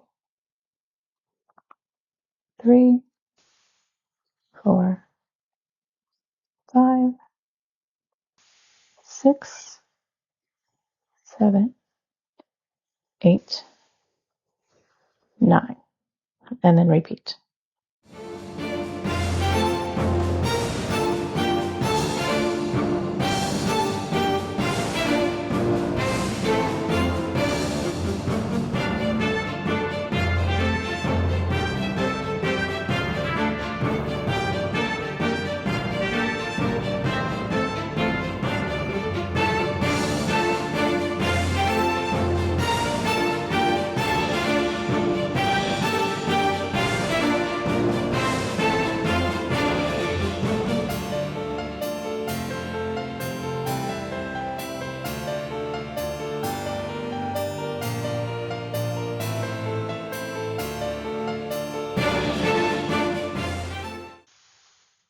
Fifty, 51, 52, 53, 54. Okay, next row is all 54 single crochets.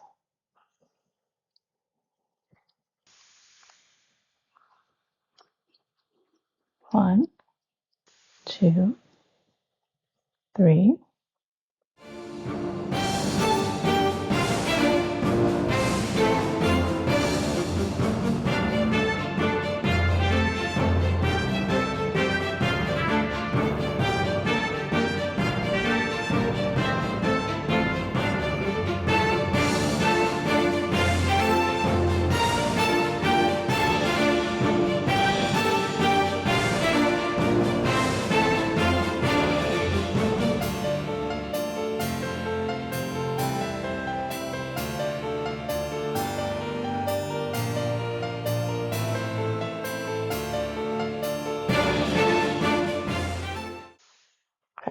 54.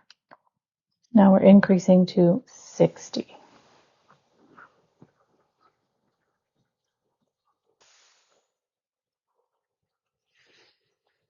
So this is a single crochet 4, an increase, and then a single crochet 4. 1, 2, 3, 4, increase,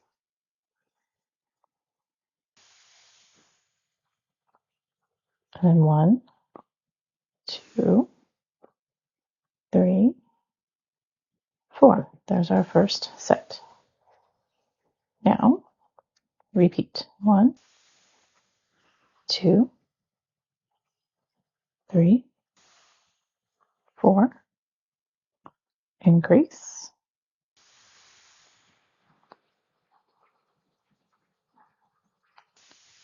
2, 3, 4. Okay, so then just continue that around. We're getting some shape here. I like it. Okay, I'm going to continue this around and I will be right back. Okay, so this is 60, and now we're going to increase again to 66.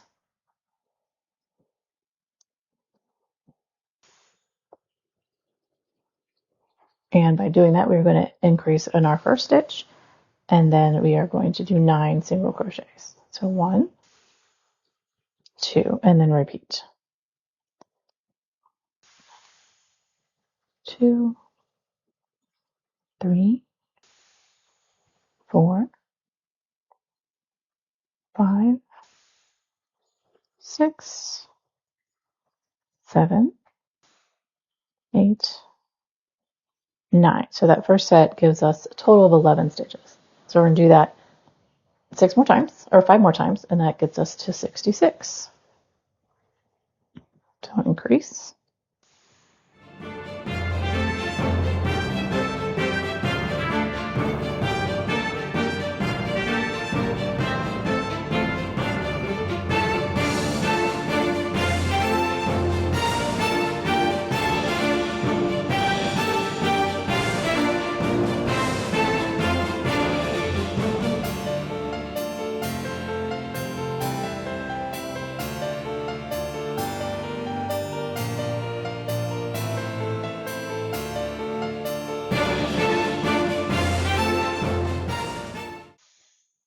Okay, that's 66 increased. So now we are going to do a full row of 66.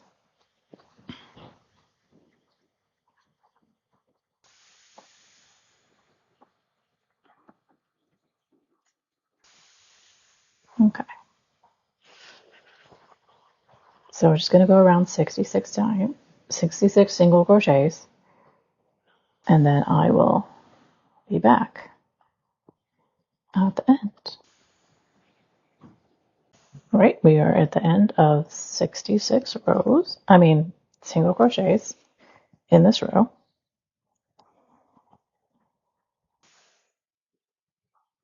So now for each row that I'm going to do, I am going to either fast forward the video from now on, or I'm going to pause it to the end, because these are getting longer and longer, and I know you do not want to sit through, 5 minutes of watching me crochet single crochets. So to save both of us, I will either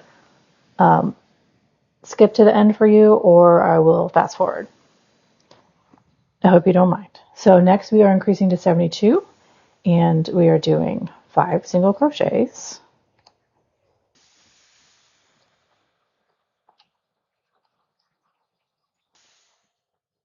and then an increase, and then 5 single crochets again, and repeat.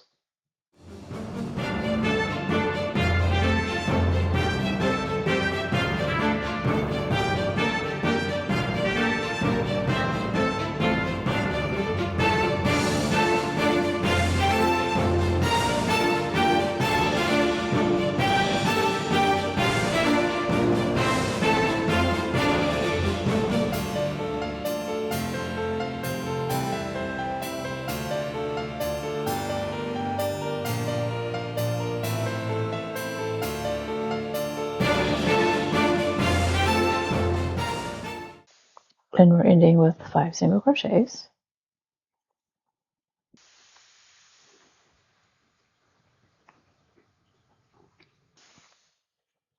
Okay, and that gives us 72 around.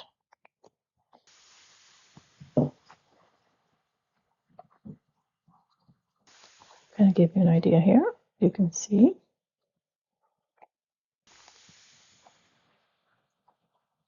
Okay. Next up is another row of 72. And I'm definitely going to skip through this rather than fast forward.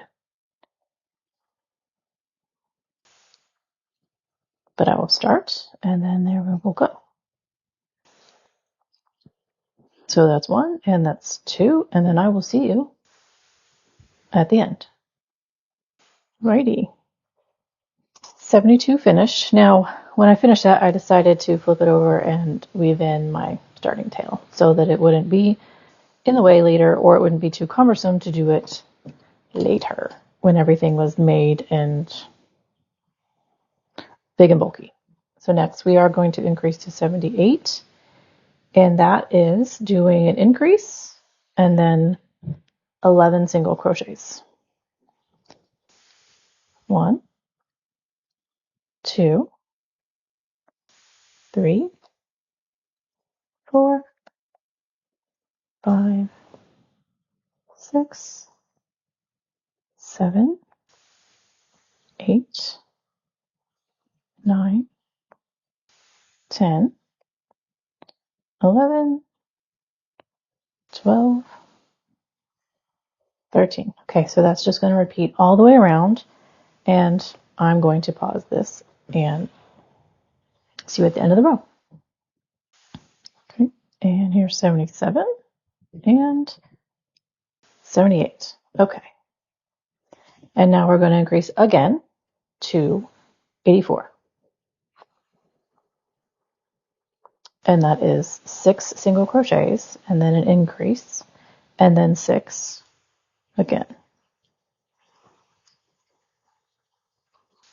So 1, 2, 3, 4, 5, 6, increase. So essentially you could just count 12 between your increases, and then you should end with a 6 at the end. 2, 3, 4, 5, 6, 7, 8, 9, 10, 11, 12, and then increase. Okay, I'm going to finish the round and I'll be right back.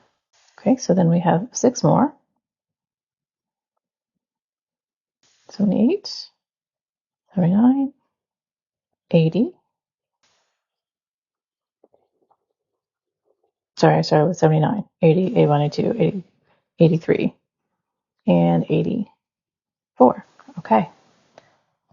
And our last increase for a little bit, we are increasing to 90. So this is an increase and then single crochet 13. So 1 and 2,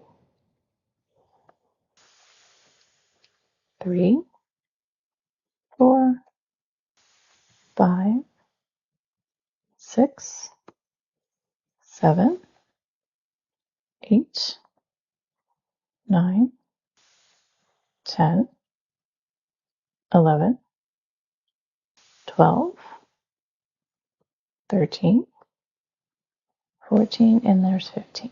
Okay, so then repeat that. Increase and 13 over and over to get to 90. And 89 and 90. Alrighty. That is it for increasing right now. This is the bucket part of our hat. And after this, we have 5 rows of 90. 5 rows of 90 to make it deeper. And then we will do the brim. Okay.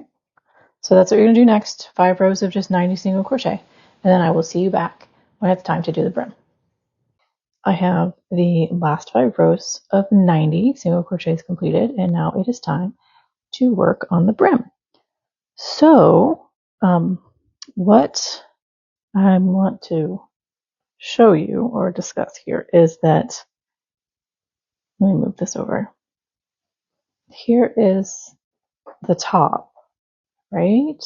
Let's zoom out some more. And this is going to be the part that, sits on your head. And then the brim is going to be folded up. So in order to keep right sides facing out, we are going to turn and work on the wrong side that we've been working on. That's what we're going to do so that everything looks nice. Okay, so that just got hooked on there. So let me zoom in again a little bit. And this is getting bigger, so yeah, it might be a little bit awkward. Actually, what I want to do is slip stitch over here, and then I'm going to turn. And let me move him over.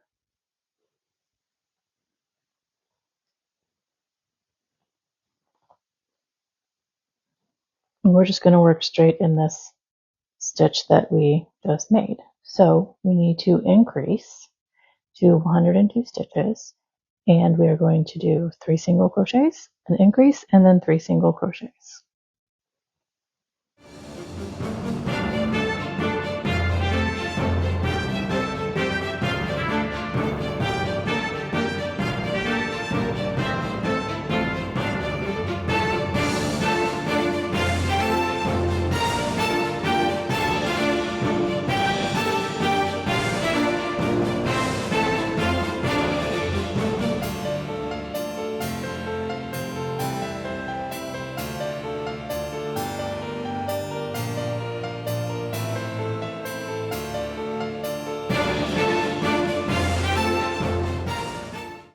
Okay, and we have 3 left.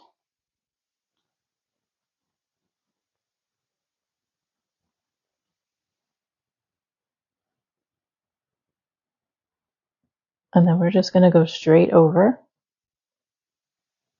as we continue on in our next row, which we do need to increase. Again, move this over.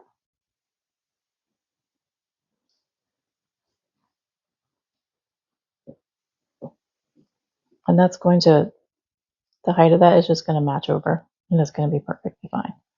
So now we need to increase, and we are doing an increase and then single crochet 7 all the way around. 2, 3, 4, 5, 6, 7, 8, 9, and then repeat.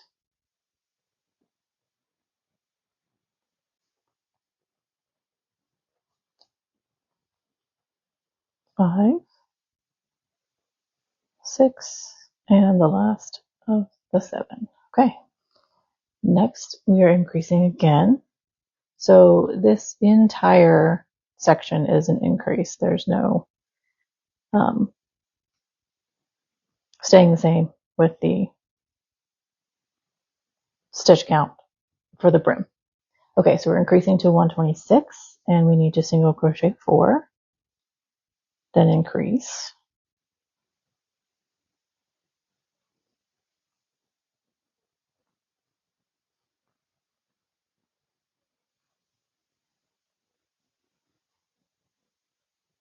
And then 4 again, and then repeat.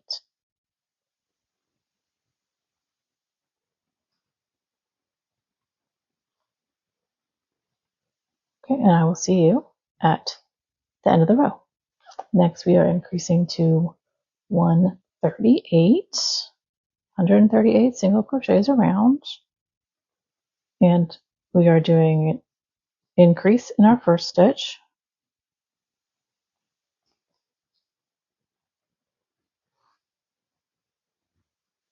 1, 2, and then 9 single crochets.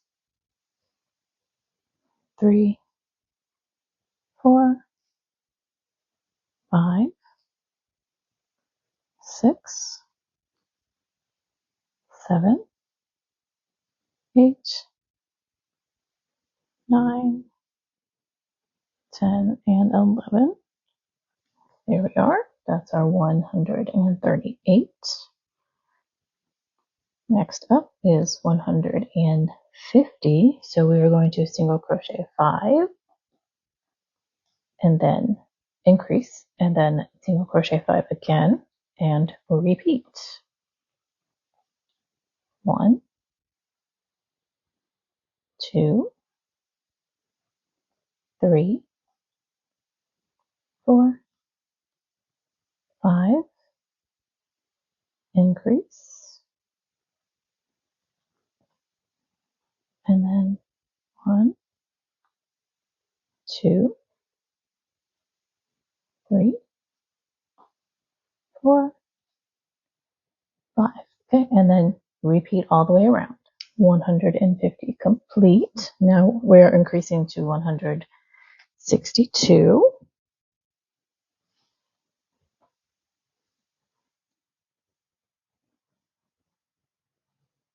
So move this over, and we are going to increase in our first stitch and then single crochet 11. So 1, 2, 3, 4, 5, 6, 7, 8, 9, 10, 11, 12, and there's 13. Okay, so then you're just going to continue that around. You're increasing 2 and then single crocheting 11. Okie dokie. We are almost finished with the brim. We have 3 more rows, 2 more increases, and then 1 non-increase. So this increase we have 6 single crochets, an increase, and then 6 single crochets again. 1, 2, 3, 4, 5, 6. Guys, I absolutely know that this video is probably getting a little monotonous or tedious. Yes, it's a long one with a lot of just rows and increases, and I apologize for that, but I don't know. I think the best way to get us through it is to pause like I'm doing. So 1, 2, 3, 4. Wait, 1, 2, 3, 4, 5. One more. 6. Okay, so that's the first set. So 6, increase, and then 6, and then repeat all the way around. And I will see you at the end. Okie dokie, here is our last increasing row. And we are going up to 186 single crochets. Just finished increasing up to 174. So this is where we are increasing in our first stitch. So 1, 2, and then we are single crocheting 13, and then repeating that. 1, 2, 3, 4, 5, 6, 7, 8, 9, 10, 11, 12, and there's 13. Okay, so there's the section that we're just going to continue all the way around again, and I will see you at the end. 184, 185, and 186. All right, last row of the black. Now after this row, you can decide to finish off, or you can add the white border or any color border. Actually, that's your preference. I am going to add the white border per the pattern so you can see how it looks, but yes, you could not do that. And you could just kind of skip ahead until we go ahead and fold up the ends and tack them up. So here we go. We're going to this is not increasing. This is 186 crochets around. And here we go. Okay, almost to the end.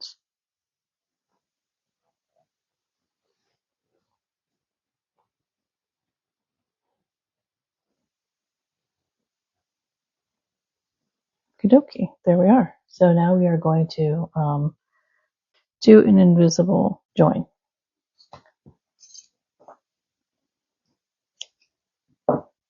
So how you do the invisible join is, so this loop here goes over that stitch, obviously, right? And then we're going to be pulling our needle thread through the second one from here.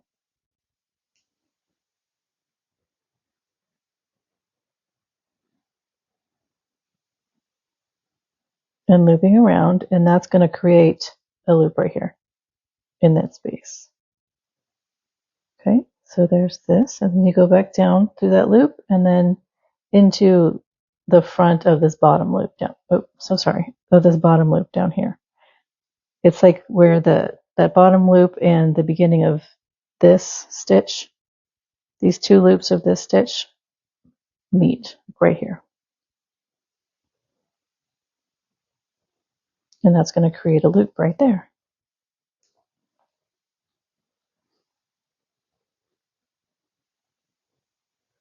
Just like so. And it's called an invisible join because it's difficult to see that you have joined there. Okay, I'm going to weave this in.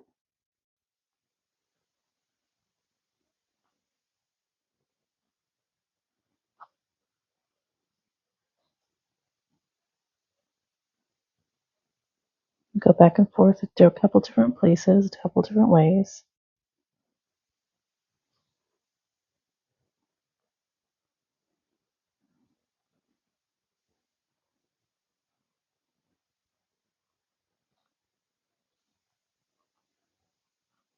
Okay, there we are. Now, like I said, you can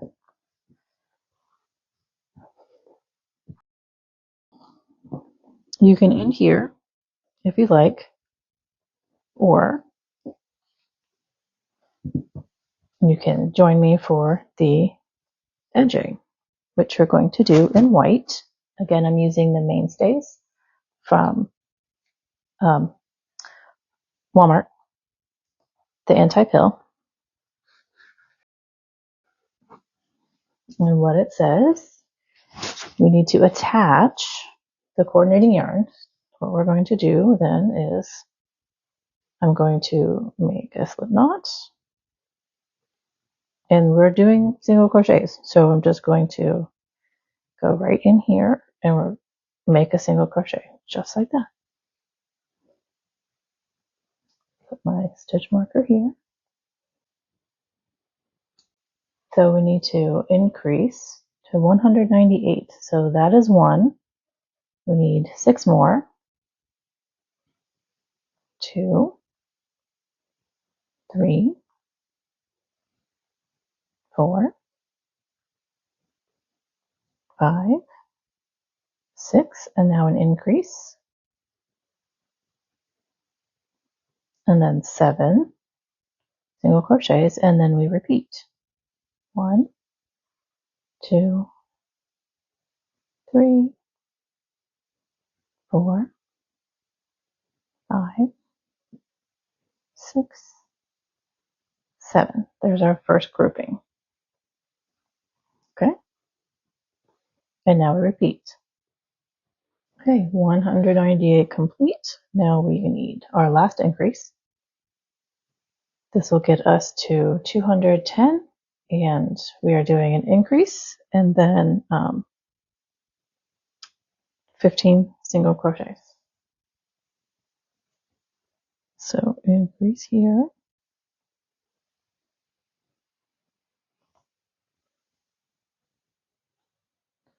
1, 2, 3, 4, 5, 6, 7, 8. I have to say, working with the white is so refreshing after doing all of this black. I said 8, right? 1, 2, 3, 4, 5, 6, 7, yes. 9, 10, 11, 12, 13, 14, and 15. Okay, there's your repeat. Increase, and then 15. I will see you at the end. Okie dokie. All right, one more row, and that's just all straight single crochets. 210 single crochets. Okie dokie. Here we are. All finished. We're going to do another invisible join. So just like last time.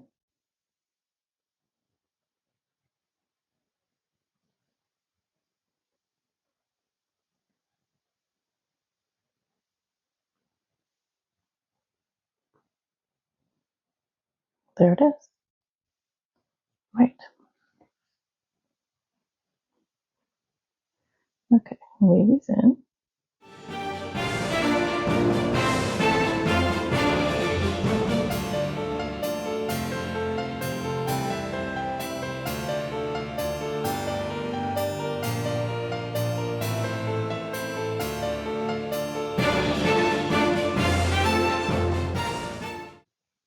Alrighty, so I have our hat, which absolutely doesn't look like it's going to do what we want it to do. I have it sitting on my cake of yarn just to give it some stability. So what we need to do is kind of fold up one of the sides because we're making a tricorn, which means 3 corners, right? And then another side, and then the other side. So then what we need to do, you can see that, okay. So what I'm going to do is I'm going to take a stitch marker and kind of stitch it up here where I want it to go.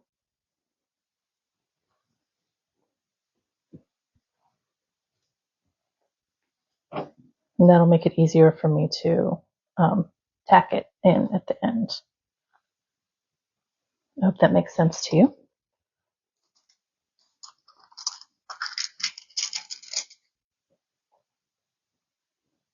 You could use a safety pin. You could use whatever you need to, or you could eyeball it.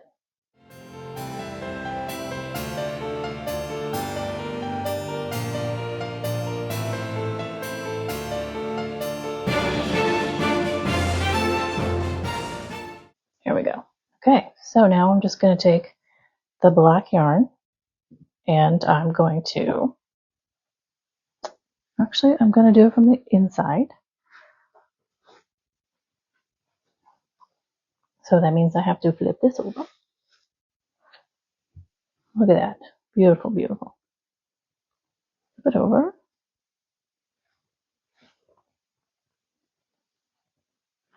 Probably adjust that a little bit if you need to. Get my needle. Okay, let's see. I'm going to start over here.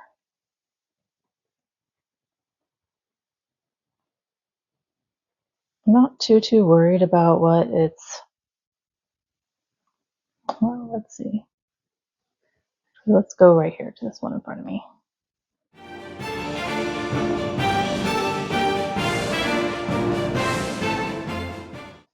So I'm just kind of going back and forth. And take him out.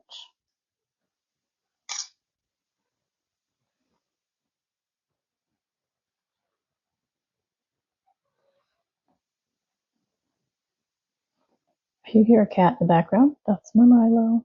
He wants in. He's always got to check on me, make sure I'm okay.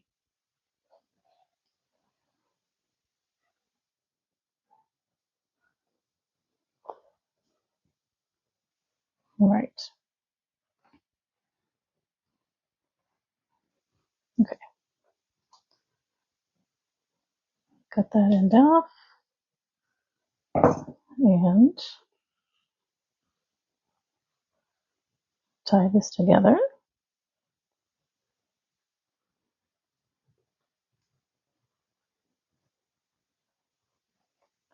Then I'm gonna stitch this through here before I cut it and move on to the other side. And I will come back and weave these in better. Okay. Next side, we have these ones.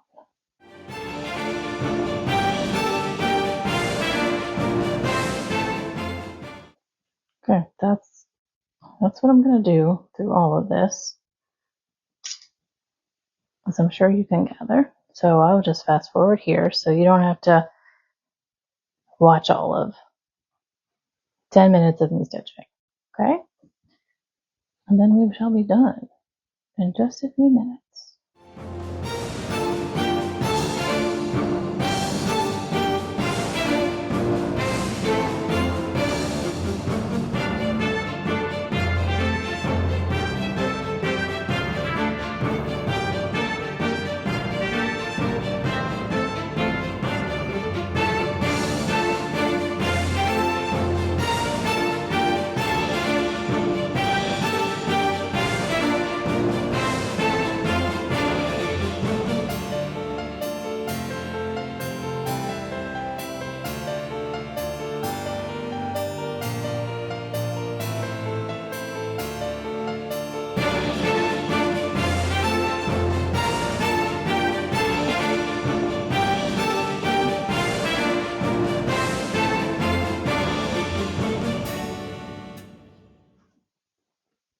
Are my mateys.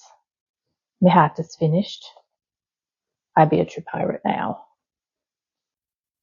I must be a pirate now. I got my hat. Okay, so I hope you enjoyed this video. I hope you have ideas on how you want to make a pirate hat and what you'd use it for.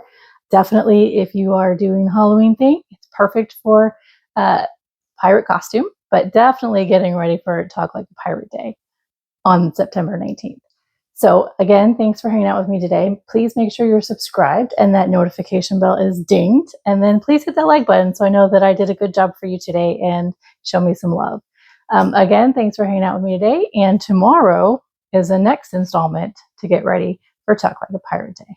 See you then.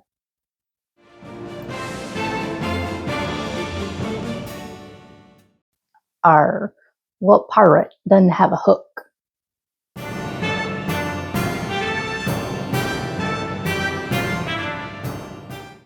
Kristen here with Enchanted Yarnworks. Welcome back. Today we are continuing our pirate theme. So we're going to be making this lovely, lovely pirate hook to go with our whole getup. So hang out with me today. Go ahead and hit that subscribe button and make sure that notification bell is dinged and show me some love with the likes. Definitely appreciate those. Without further ado, let's get started on finishing our pirate theme. What we need today to make our pirate hook is I'm using Red Heart Super Saver Metallic in the color light gray. This is for the hook portion, so it kind of gives it a metal look. Then I'm also using Red Heart Super Saver in black. Pick this little gem up in a set of 12 different colors. They're like little sampler sizes, so you don't have to buy a whole bunch of regular size ones. And I think that'll work perfect. We also need 4 20 gauge, they're about 16 inches long, floral wire sticks. Now, if you get the 20 gauge, which is thicker, you may need only 2. But this is what I have on hand, so that's what I'm using. We're using a 4.5mm hook. We are going to need our yarn needles. This is our yarn tin that I use all the time, and a pair of scissors, whatever kind you like. So, oh, and also polyfill stuffing. So I just have some leftovers in a plastic bag here for that. Or any kind of stuffing you want to use. I guess we don't have to use a name brand. I don't know if that's just what we always call it. It's polyfill. So that's why I said it. All right, so everything I have here, minus the stuffing, I am going to link down below for you and from Amazon. Now, reminder as a disclaimer, I am an associate, so anything that is purchased, that's a qualifying purchase, I may receive a commission for. These little gems are so adorable. They come in, this kit had 12 different colors, and they're kind of primary colors. Some reds and pinks and yellows and greens and grays and browns and whites and blues. 12 in that. There's also a bigger set, but I only got the smaller one. So I will link all of that. You can decide if that's something you want to look into regardless. So we're going to start out what we need to do. Everything we're doing is one continuous round, starting with a slip knot, and we're starting at the top of the tip of the, let me move some things out of the way a little bit, kind of in the way. The tip of the, hook. And so we're starting small, and then we're going to be working up. So what I'm also doing is yarning under to kind of keep the stitches more sturdy and smaller, and it kind of keeps it from drifting too much, if that makes sense. So what we're going to do is we start with our slip knot, and then we are chaining 2, and we're going to chain 3 in the second chain from the hook. Let me zoom in a little bit and adjust my camera. That should be good. All right, so we're yarning under, which this is a yarn over in case you are uncertain. And then yarning over is just going in and pulling your hook over like so. Okay, so we need 3 of these. So 1. So the first half is a yarn under, the second half is a yarn over, in case you were seeing that for the first time and you were confused as to why I said yarn under and then I yarned over. Okay, so then we were working straight into the next row. And you know what? I should probably get some stitch markers. One moment. We are going to use one of these fun little guys today. Yes, I will absolutely link them. I'm going to go with a smaller one just because this is a tighter project. And I don't want something big and cumbersome to be in the way. How about this little guy?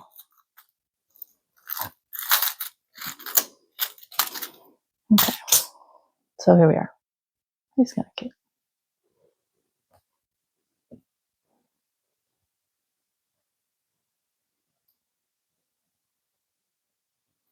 Alrighty, so next up we are going to be working straight into the next loop because we're doing a continuous round, and we're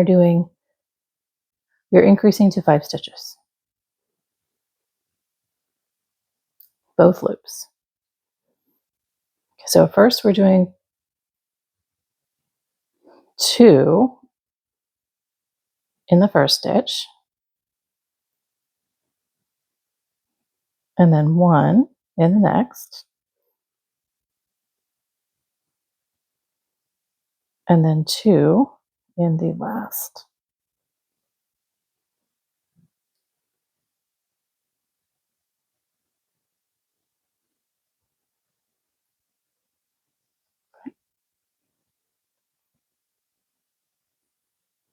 All right, so I'm going to move this guy over.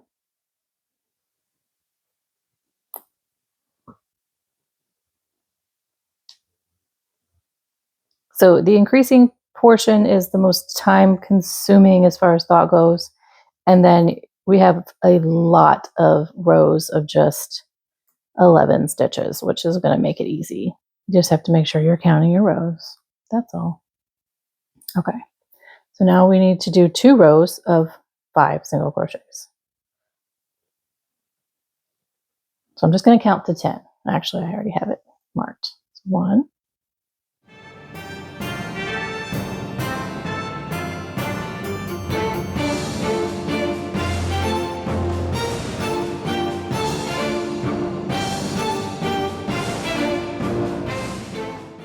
and 5. I'm just going to count 5 more. I'm going to leave that out for now. Okay. 1,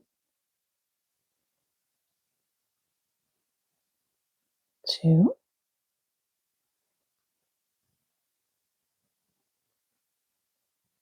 3,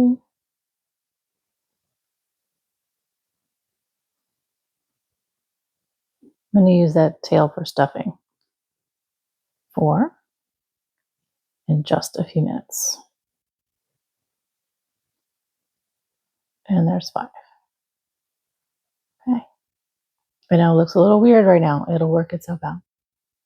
Okay, next row we are increasing to 7. So we are going to, I'm going to put my stitch marker on here for sure. Okay. So our first stitch is a single crochet. And then we are increasing with 2 in the next.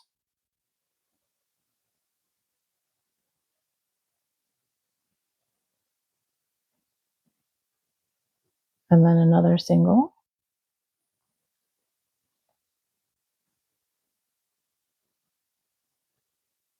And then increasing.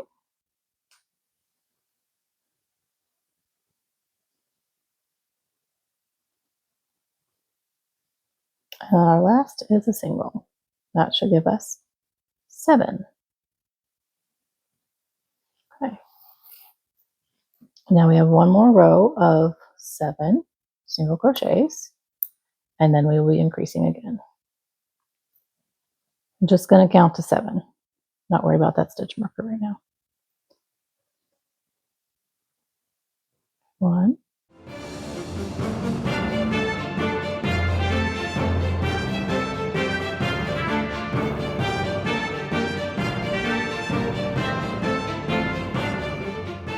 6, and here is 7.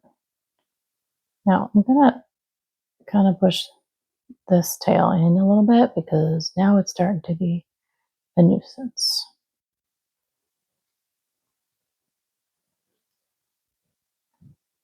Oh, I have a pen right here.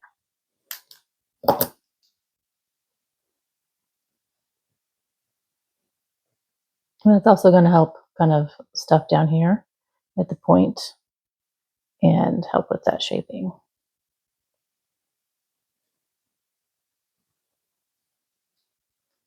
Okay, there we go.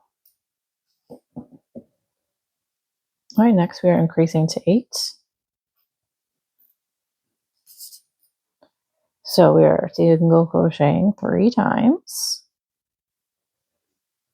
around. 1, 2, 3, increasing in the next. This will be 4 and 5.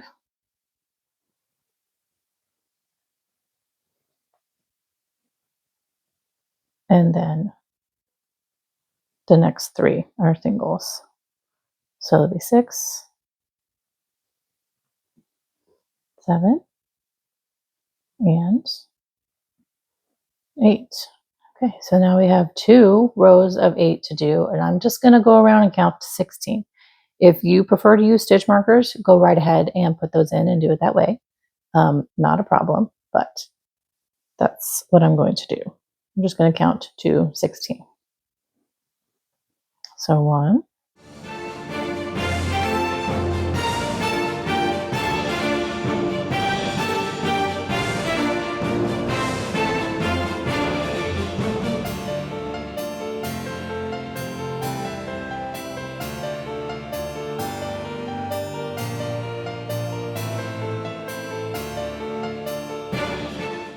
okay, that's 15, and here is 16.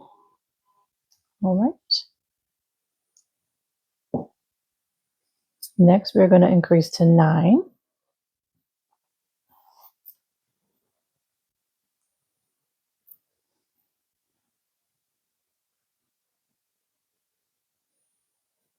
Just feeling that's just a little bit close. Okay, so we are single crocheting 4, 1, 2, 3, 4, and now increasing 5 and 6 together.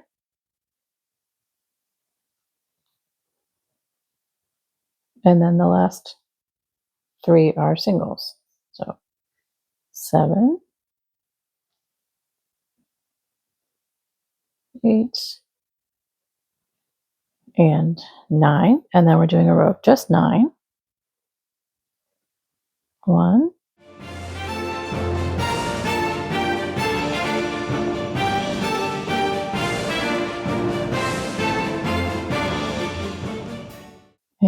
9. Okay, so now we're going to increase to 10.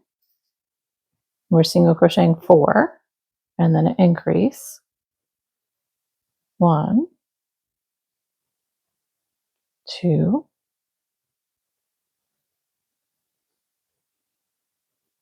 3, 4. Now we're increasing 5 and 6. 5, 6, and then 7, 8, 9, and 10, the last 4. 7, 8, 9, and 10. Okay.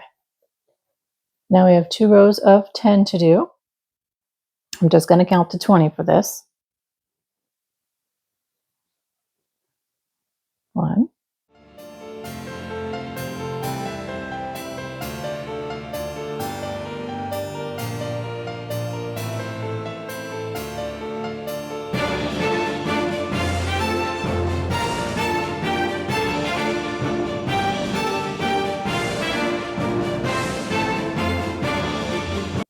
'Alrighty, there that is.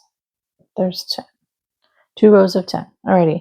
And then next row we are increasing to 11, and then we're going to start stuffing and going through the rest of it. Okay, so increasing, we need 5 single crochets. 1, 2, 3, 4, 5, and then an increase. 6 and 7, and then the last is 4 single crochets. 8, 9,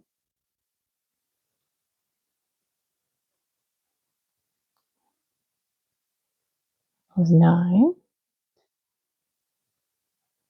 10, and 11. Okie dokie. So how we are going to do this is, so that kind of gets us our low point there. I'm going to take actually, I'm going to take my 4 wires.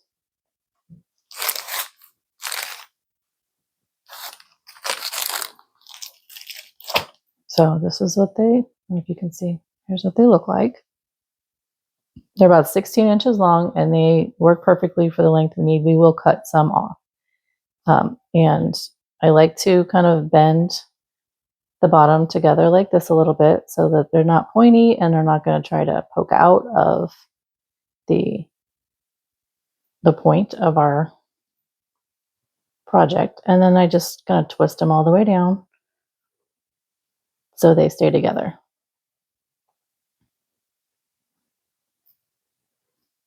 And they don't get wild like this. They stay together like this, which is incredibly helpful when it comes to crocheting around them, because that's what we're going to be doing for the rest of the project. We are going to be crocheting around the wires because we have to stuff as we go, and trying to stuff wire in after you've stuffed a project is darn near impossible. So don't do that to yourself. Trust me, this is the way to do it. Okay, almost twisted all the way.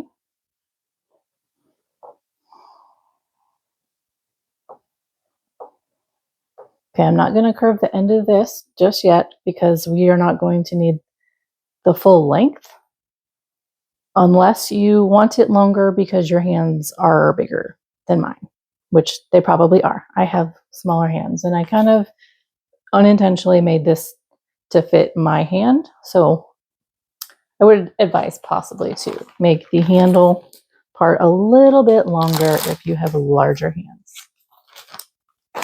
Okay, so I'm going to take a tiny little bit and I'm going to stuff this down into the point.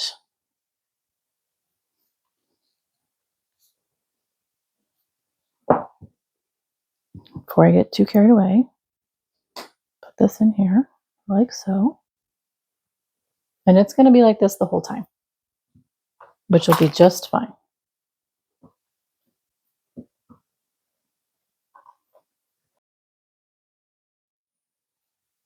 So yeah, you're going to want this firm, but not wonky.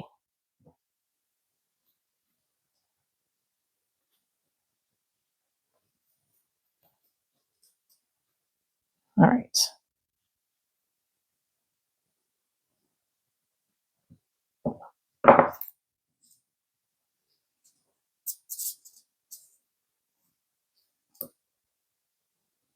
There we are.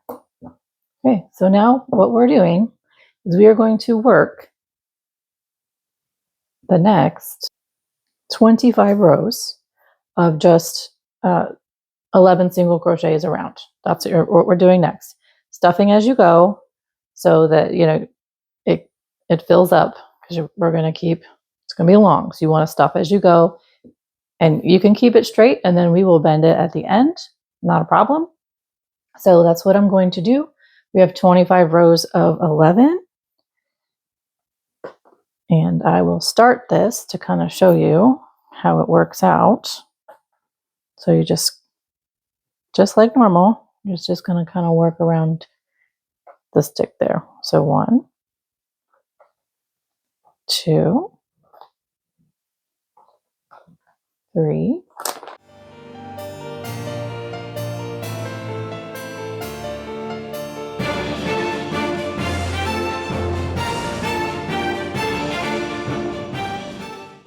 Okay, so here's 10 and here is 11. Okay, so as you see, just like that all the way around. Yes, it is whacking everything on my table, which is okay. But this is going to kind of point this way and this will kind of grow. It'll be beautiful. So you're going to stuff as you go. That was 20. That was one of our 25. So I have 24 to go. So what I'm going to do is I will pause this here and then I will see you again when I get to the end of the 25. Okay, to give you an idea, I have done 14 rows and I tend to stuff every 4 or so rows just to make it easier, and I do just a little bit at a time. You know, like these little pieces so that it doesn't get funky mashed up in there and super bulky and then look weird. And it doesn't matter if the wire is centered completely or if it ends up closer to the edge, it's all going to work out. So I tend to like stuff it to the edge sometimes. Personal preference, whatever you want to do, whatever works for you. Okay, so I'm going to continue and I will see you back. Okay, so I have one more stitch in my last row of the 25, and then we're going to change colors here. Okay, so what I'm going to do is go into these front loops, put this one back here, grab my black, and then finish this stitch with the black. Okay, so then next, pull that out. What we have to do is loosely slip stitch, because we're going to make a clean edge for this. So we're going to loosely slip stitch in the back loops only all the way around. It's going to be looser than what we've been doing. Okay.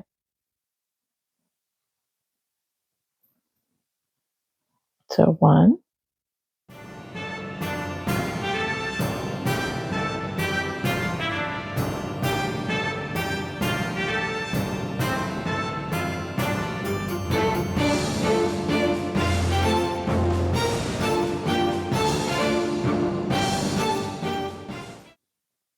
10, and here's 11. So then next we are back loop single crocheting all the way around with our regular tension. 1,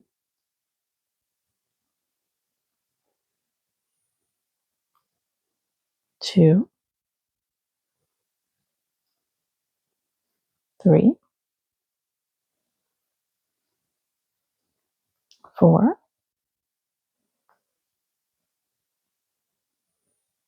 now the reason this is 5 that you do loosely here is because this will get really tight because it's a slip stitch. So you definitely want to make sure you're loose with that, with your slip stitch row. 6,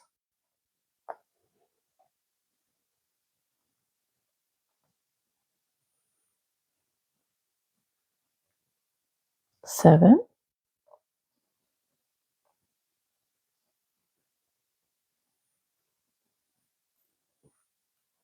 8,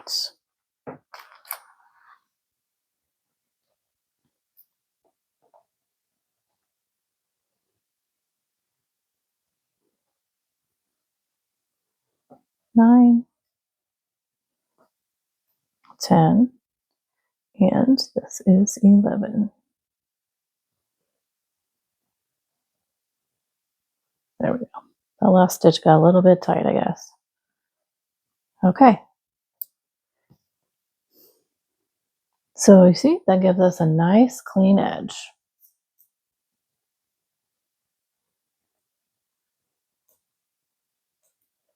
All right, so what I'm going to do now is I'm going to trim the previous here so it's out of the way. And I'm going to stuff in here. I'm going to stuff my other ends and then also use the stuffing to do that.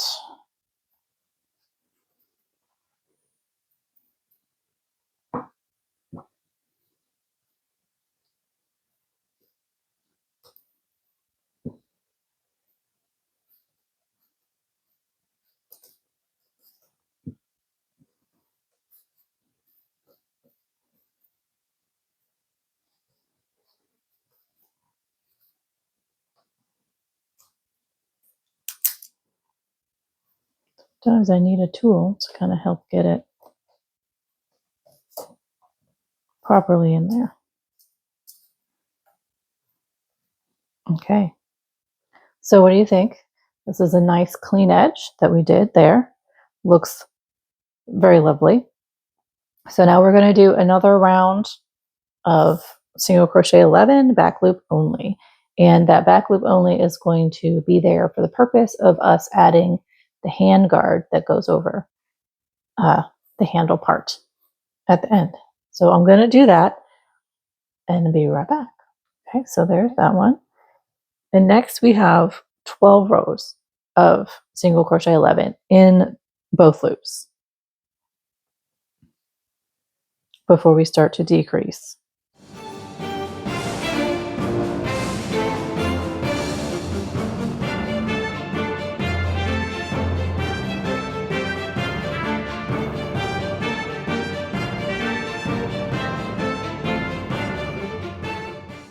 Now, if you don't want to use black, I understand entirely. You could choose any other color to make this. You could make it brown. You could make it, whatever you want to do. I just chose black because I guess you could say it's kind of stereotypical. So that's what I'm going to do. So there's my first. I have 11 more to go. I'm going to do a little stuffing in here, and then I will continue that out, those last 11 rows, and then we will start to decrease and finish off the end.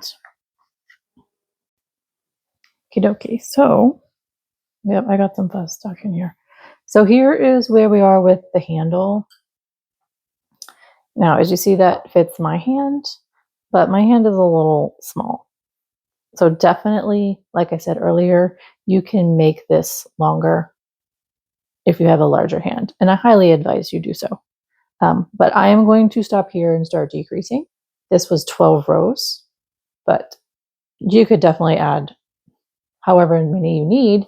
So our decreasing rows are only 3, so it's not going to make much of a difference as far as, I think it's going to be about to here. So however much longer you make it, just remember you've got, I'm going to say 2.5, because as you close up, it kind of comes in on itself. More rows to do on top of that. So, all right, time to decrease. Move this here. So what we need to do first is I need to get my wire cutters. If you make your handle longer, you probably will not need the wire cutters, but with the length that I am going with, I do need wire cutters. Okay, so first row of decreasing, we need 1 single crochet,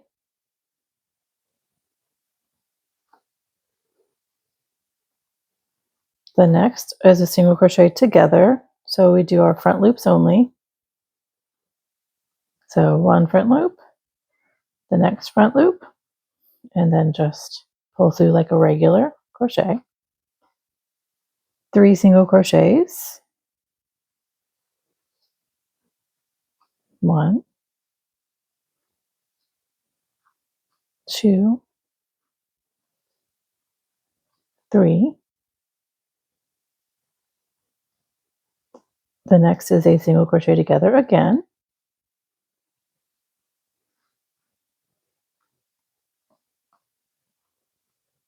And then we have 3 single crochets for a total of 9 stitches.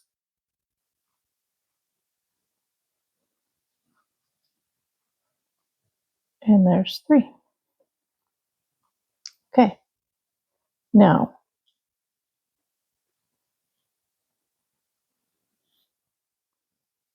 so yes, we are now going to check the length, which I've been doing on and off here. You want the hook end to be about 11 and a quarter, 11 and a half inches. And then the handle is going to be whatever is comfortable for your hand. Let me zoom out just a little. I have my tape measure.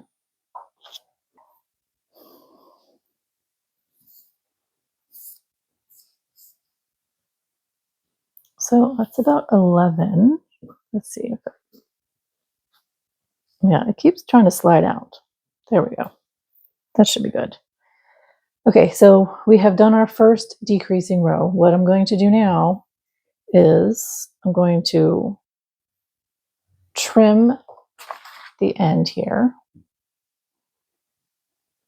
because I don't need that much. If you're making it longer, like I said, you might not need to. And then I'm going to fold this in like so that it's not going to try and come out of the ends.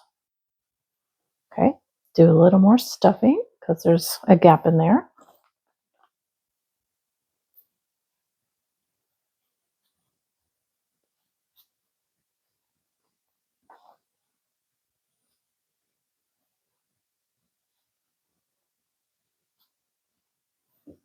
This metallic yarn likes to slide a little bit, so I have to keep pushing my wire back in to kind of get it the right length. All right, just a tiny bit more, I think. Okay, so then now we have our second decreasing row, which is going to get us to 6 single crochets.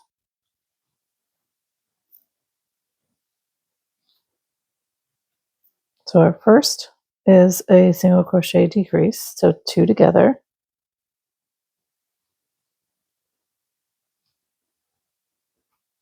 And then we have 1 single crochet. And then 2 together.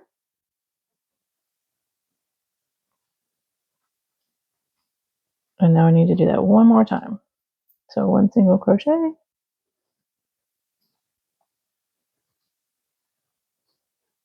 And 2 together.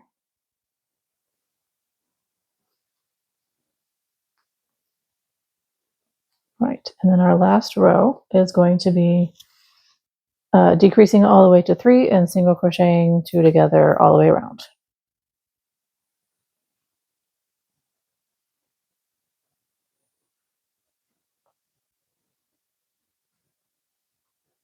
So 3 times. 1,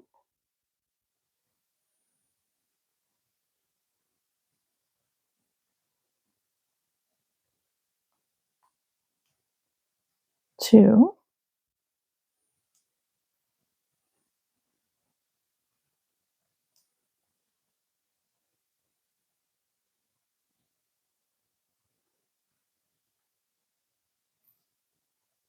3. All right, so then I'm going to cut that and then I'm going to weave this in and it's going to seal that off. Okay.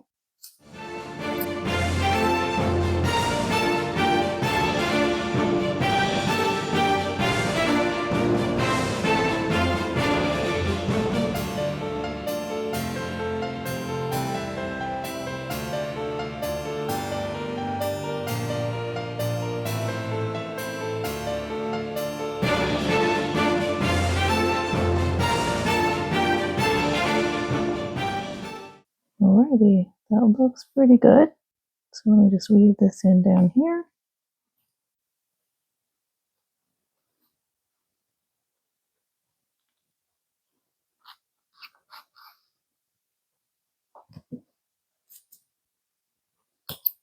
Okie dokie. Okay, next up is our handguard, which is going to be that big balloon-like looking structure here. So I'm still going to leave this a little straight so that it's not getting weird on us while we're trying to work this piece. And what we need to do for that is, let me get my stuffing out of the way. I don't need that anymore. And we're going to be using the black, continuing. We're going to do a standing single crochet. So I'm doing a slip knot. And then I'm going to attach it to the back loop right here. I'm sorry, the front loop right here that we did because we did the back loop. Okay. And now, as you notice, I'm facing with the handle end away from me because we want the top of the right side of our stitches to be what shows. Okay. So then we're going to do this all the way around. We're doing 11. Actually, that's not where I want to add that. Sorry. I need to go down 1. That's where we did our color change.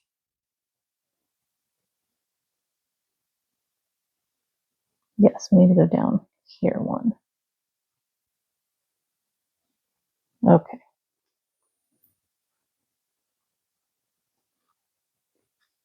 There we go. 1,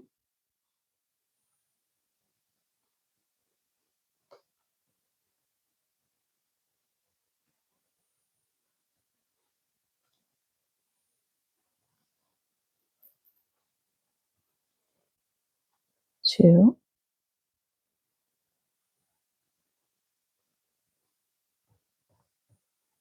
Now I'm purposely doing this away from the color change so that it gives that gap and it gives it a different look. If you want it directly on the color change, you can go ahead and use that front loop there. This is your project. You can make it however you see fit. And why did I choose black yarn? Goodness gracious. Y'all go ahead and you can scold me in the comments. That's fine. I just thought it would be cool. I actually went looking for a leather look yarn, and I did find some on Amazon, and I did order it for this, but the problem is it's a size 6. It's a super bulky, and I tried to make it work on here, and it won't. It's too big. Now, if I rewrote this whole thing to make it fit, then there we go. But I didn't want to do that. Maybe later.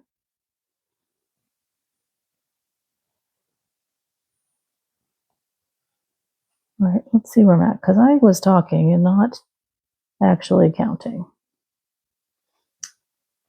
1, 2, 3, 4, 5, 6, 7, 8, 9. Okay, 2 more.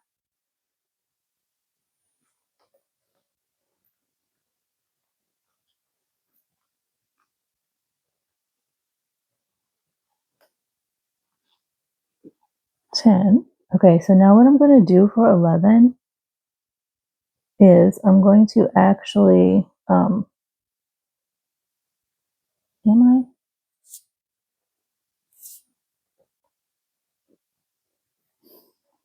No, I'm not. Actually, yes. I'm going to grab this first one and 11, the 11 loop down here. And that's going to kind of mitigate some of that angling that's happening. That happens when you work in the round like that. There we go.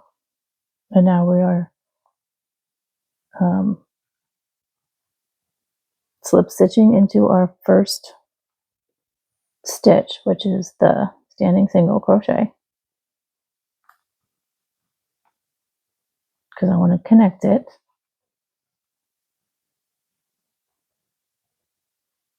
That's only one. There we go. Make sure that tail is underneath.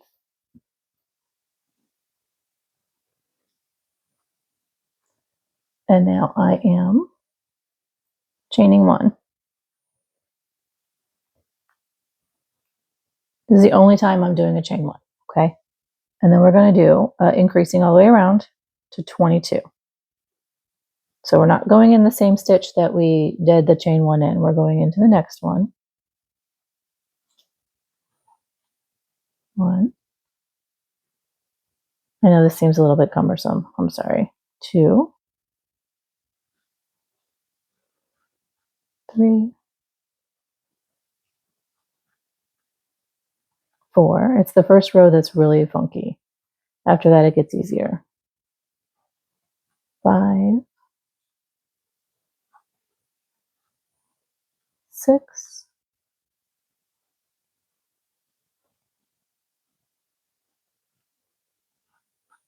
7.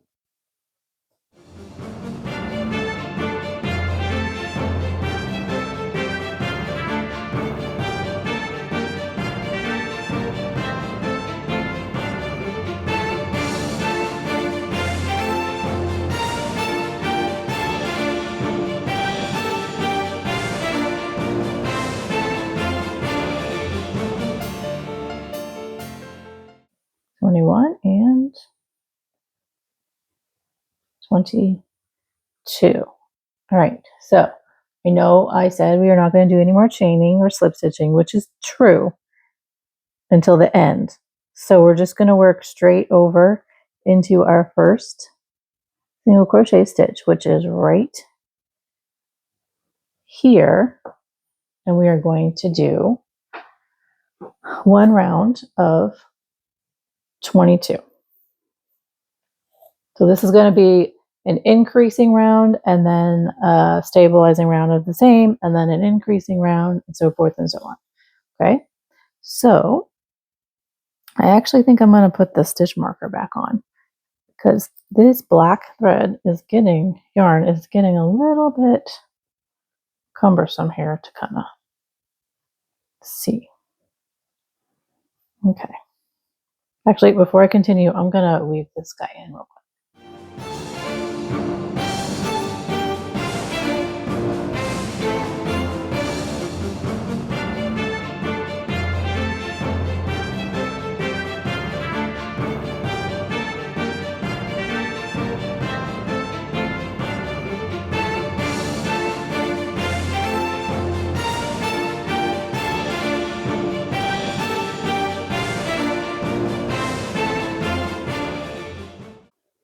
And this yarn is nice and thick and sturdy, so it's not really slippery. I don't think it's going to fly down anywhere. Okay, so here we go. 22. Yes, right here. Around. 1, 2.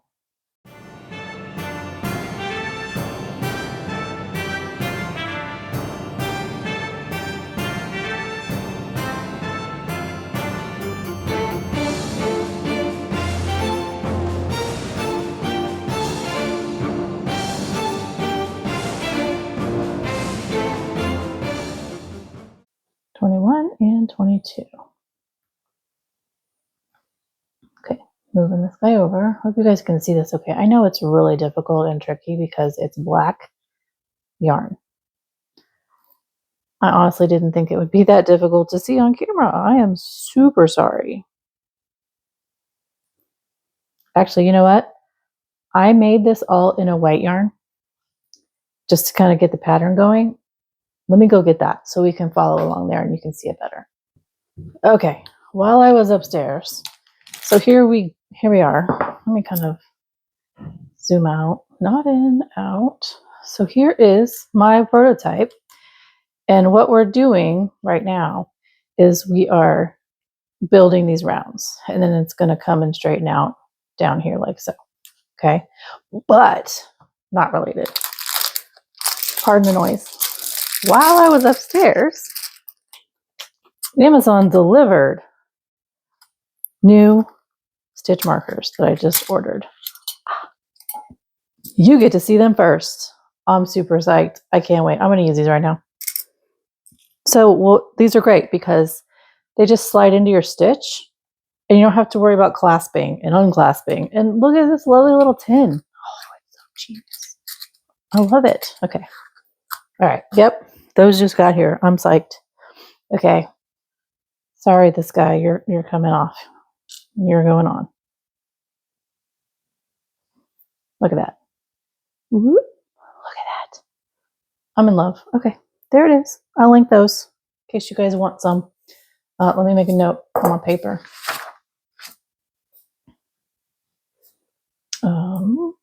New stitch markers.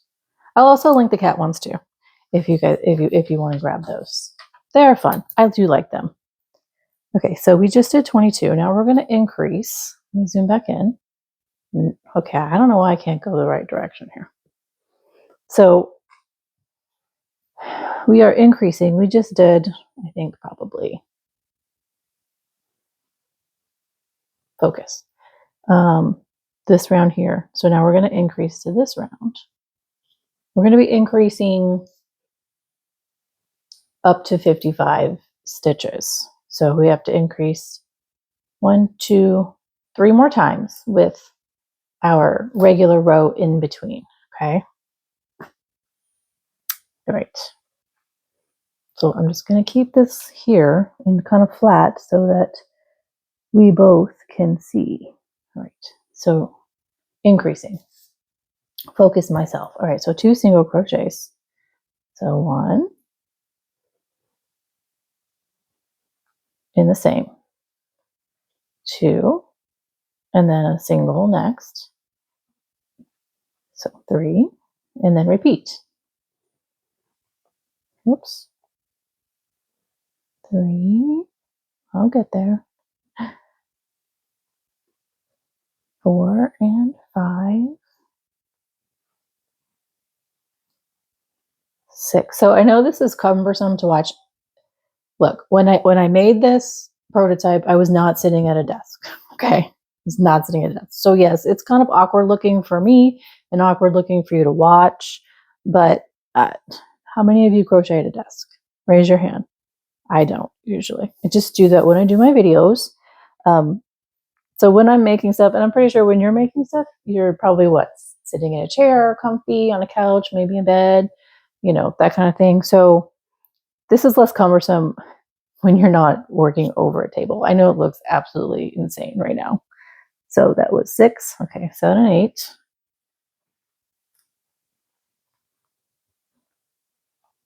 Okay, and 9 singly. 10 and 11.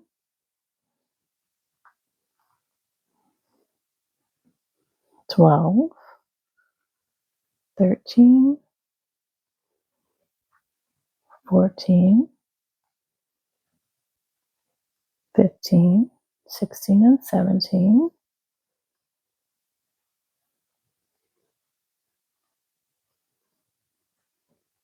18. 19 and 20. 21. 22. 23. 24. 25. 26. 27. 28. 29. 30. 31. 32 and 33. Okay, so you're going to do another round of 33, and then we'll be back to increase. Okay, so I just finished the single round of 33 single crochets. So the next, let me move this guy. We are going to increase to 44.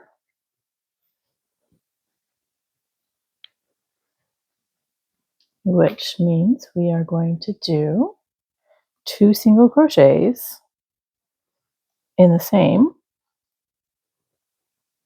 and then 2 singly, 1 in each. So 3 and 4, 5, and repeat all the way around. 6.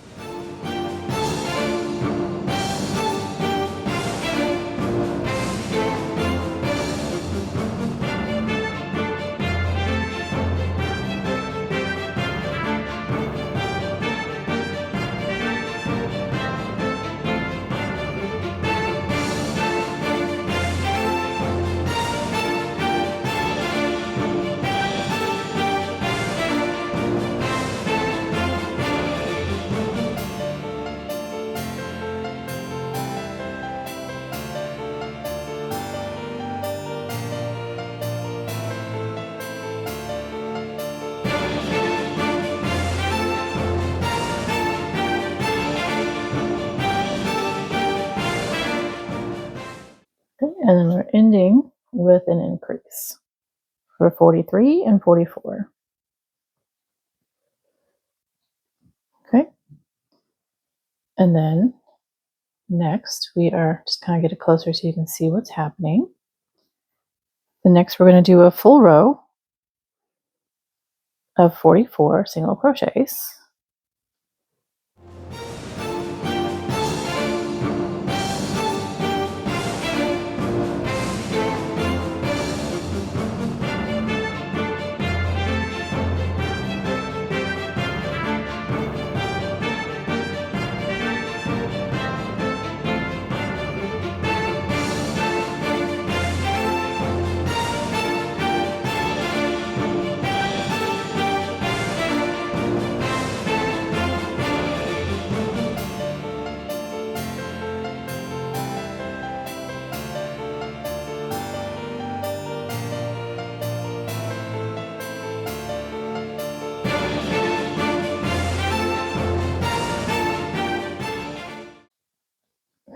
here's 44.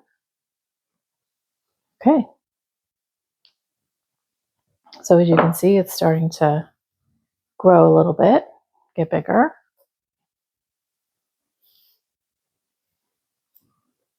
So, I mean, if you were wanting to make like, looking at this, if you were making like a, oh goodness, I just lost what it's called. A fencing sword. This would be nice. I mean, make this a little bit smaller, I think, and definitely longer. And you're definitely going to want maybe like a stick of some kind, like a piece of wood in there to give it more strength and stability. But I don't know. I got fencing sword with that. Anyways, so okay, next we are increasing again for the last time up to 55 stitches. Move them over here.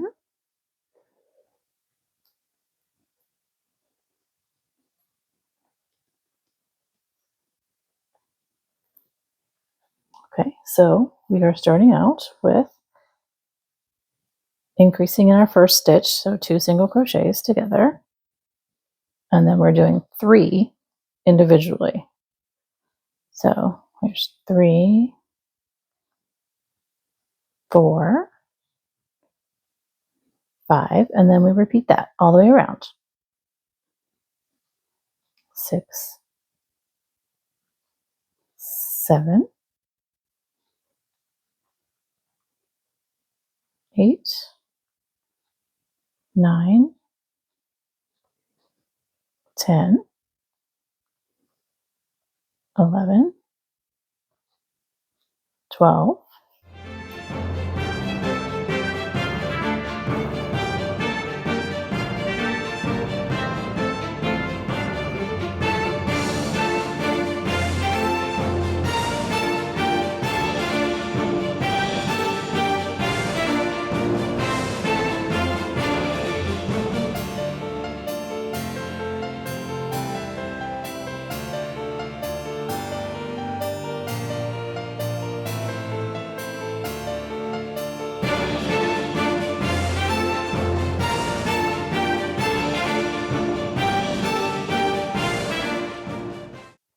okay, and 53, 54, and 55. All right, that is it. That is the end of our increases. Yay! So now we are just going to continue 55 stitches around until it reaches down here. So my pattern for my size has 11 rows. Okay. Now, if you are making your handle longer, then you're going to have more than 11 rows before we do the finishing off 2 rows, just so you know. So keep that in mind. So what I'm going to do is I'm going to do these 11 rows, and then I will be right back with you so we can finish off the end. Oh my goodness. These are my new favorite stitch markers.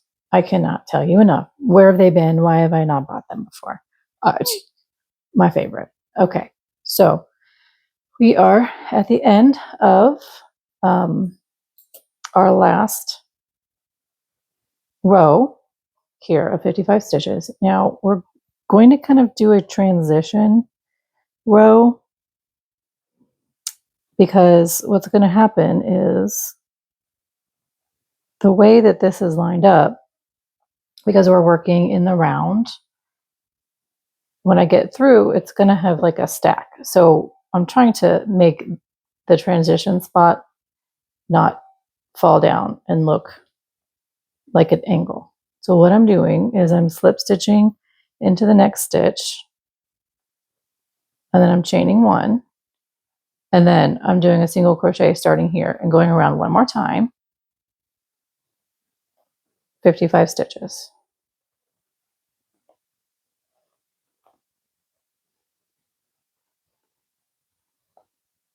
And then we have one more row after this, and we will be finished.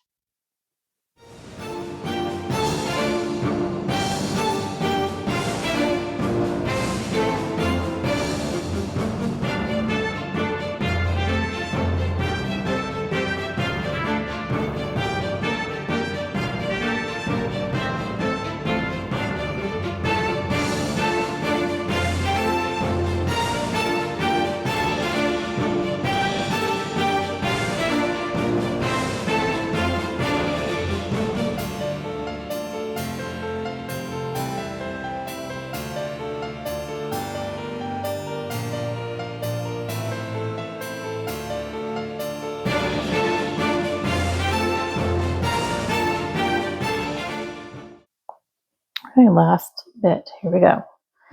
Move this over. See how easy that is? I mean,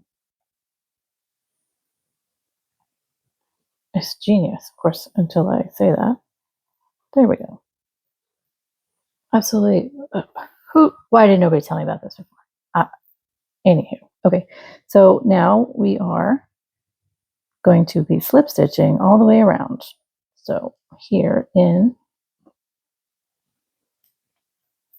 the first single crochet, we are going to slip stitch.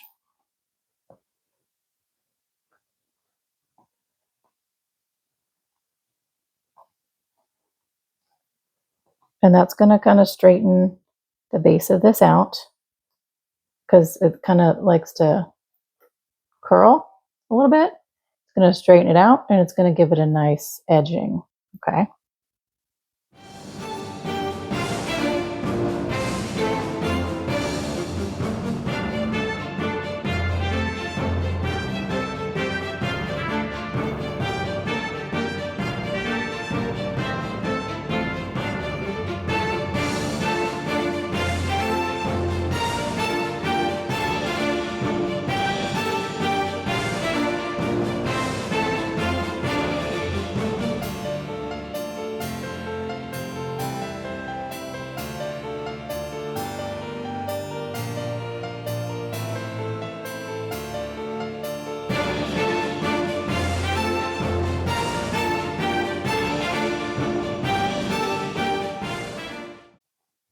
So last one, and then I'm going to cut this off and then tie it. Not quite tie it off, but I'm going to do like an invisible tie over here.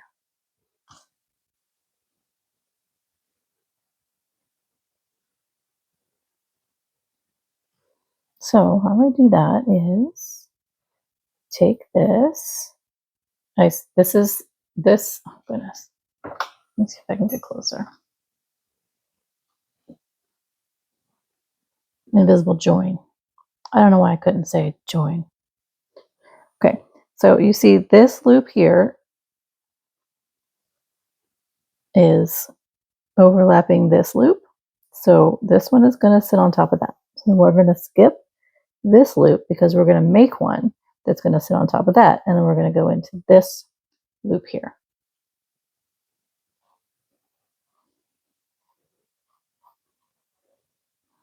Pull this over, come in back over here in this loop, and now this one goes down in between here.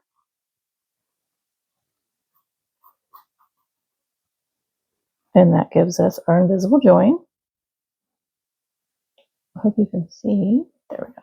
Now I'm just going to tie these off in here, weave it in.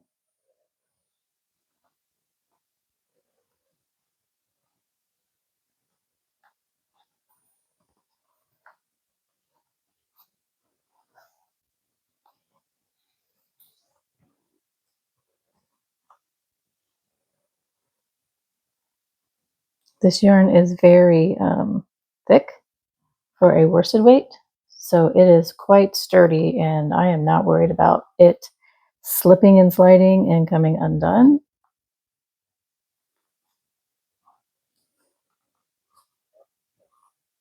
Okay.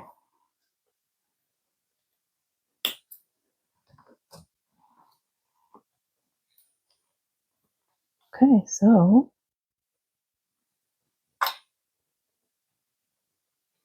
here is our handle. And now we're going to bend the hook. So I'm kind of looking at the tip of the hook. So what I want to do is make it so it's more easily bends up here. So I'm kind of seeing how it's shaped to kind of match that, if that makes any sense. So if it's already showing some kind of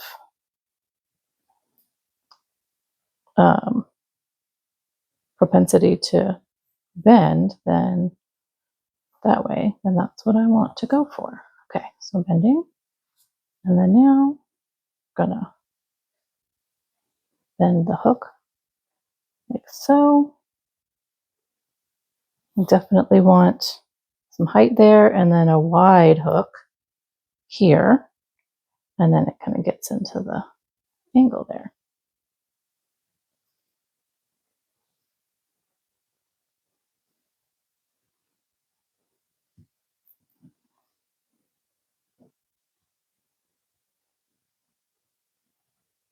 There we are. Our pirate hook. I don't know about this part right here. All right, there it is. Here. I'm not sure I can zoom out much more. Maybe that's a little bit better.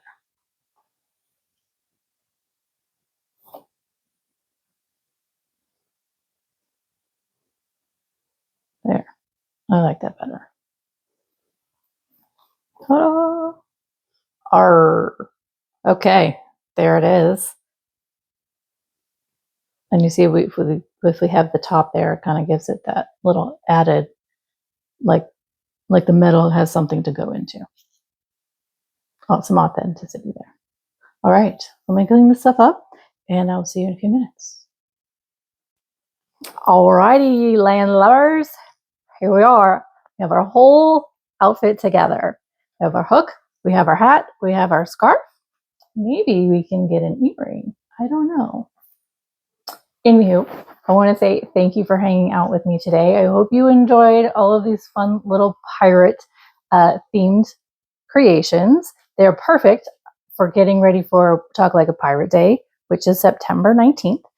Or if you celebrate Halloween, then it's perfect to get you a nice little costume idea to get you ready for that. If you want to do the pirate thing. Now, all of these are fully customizable. Your scarf, you can make any color you want. You can put some fringe on there. Your hat, you can make it any color you want as well. If you want a red hat, a purple hat, a green hat, doesn't matter. Whatever kind of hat you want. You're in charge of your pirate theme. And then, of course, what pirate would not be without their pirate hook. So anyways, I want to say thanks for hanging out with me today. Please make sure you are subscribed so that you get all of the latest video updates and notifications. And then so the notification bell is dinged. And please hit that like button. Show me some love. I really greatly appreciate that. And look forward to seeing you tomorrow when we complete our pirate theme of the week. Any flute players out there? Anybody know a flute player?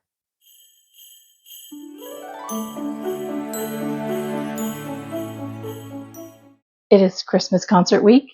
Do you know a flute player? Do you think it would be fun to put a little flute hat in their concert this year? So today I'm a flute player, obviously. Today we are going to come together and make one of these cute little flute hats for concert season, Christmas time, whatever you want. So if you know a flute player, are a flute player, or just want to know how to make a cute little Santa hat like this, please stick around and we'll show you how to do it. So make sure you're subscribed, hit that like button and that notification bell, and come hang out with me today and we will have fun with this cute little hat. Any flute players out there? Anybody know a flute player? I'm excited. I play the flute, and every year at my concert for Christmas, I like to have a flute hat. So today, let's go ahead and make a flute hat. This is a pattern that I came up with. We're using the knit stitch or waistcoat stitch and back loop only slip stitches. And then our cute little fluffy floof. And I have colors to work with here. So we are going to be using, now, Santa hats during the holidays come in so many different colors.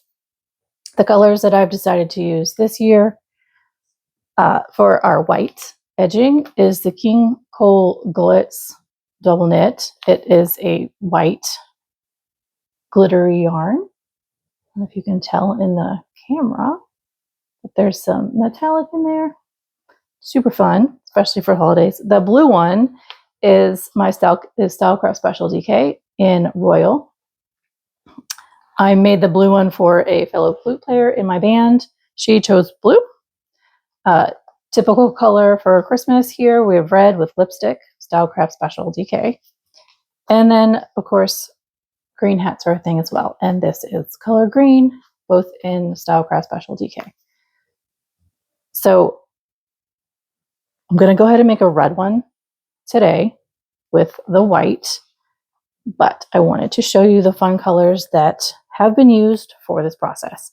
We need scissors, we need yarn needles. This is my favorite tin. I will have linked down below. It comes with 18 needles. They're not all in there because I have some with different projects, and it comes with different sizes. So you see it has the angled ones with the large eye. Oops. And then it also has some straight ones and then a smaller couple of straight ones. So love those. Link down below. We're going to be using a 4mm hook for the ribbing and the pom-pom, and then a 5mm hook for the body of the hat, because when you're using the waistcoat stitch, or the knit stitch, you want to go up a size because it can get tight. All right. So that's why we have those two. All of these will be linked down below. I am, disclaimer, an Amazon associate. So if you decide to purchase anything from those links, I may receive a commission as a thank you. Don't worry, you will not be paying any extra. Okay. So let's go ahead and get started. Starting with our white. And we need our 4mm hook. And starting with our slip knots, we need to chain 11. So 1, 2, 3, 4, 5, 6, 7, 8, 9, 10, 11. Now it's so big because we're folding the brim of the hat. I'll zoom in a bit there for you. So now we are coming back in our second loop from the hook and doing 10 slip stitches back. Okay, and this counts as our first row. So 1, 2, 3, 4, 5, 6,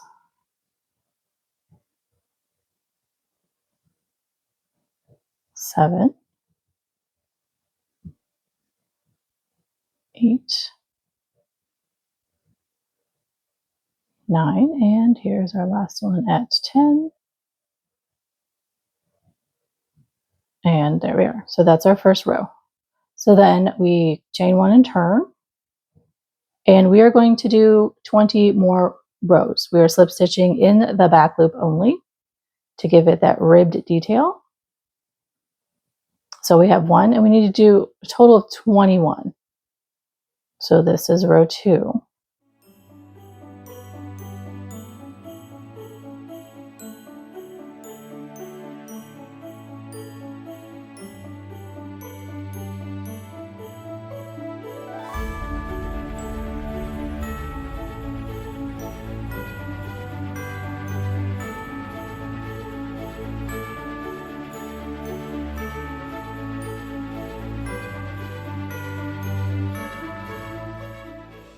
And there is 10. Okay, so chain 1, turn, and row 3.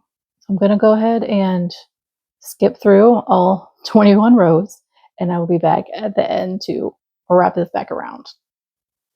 Okay, so I just finished my 21st row, and this is what our ribbing is looking like so far. So I'm going to go ahead and chain 1 and fold it like so. And what we're going to do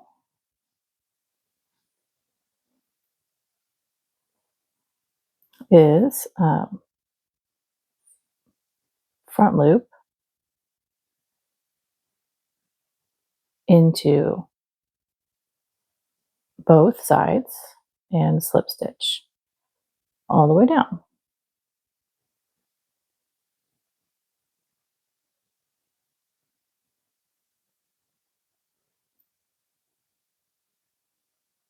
like so.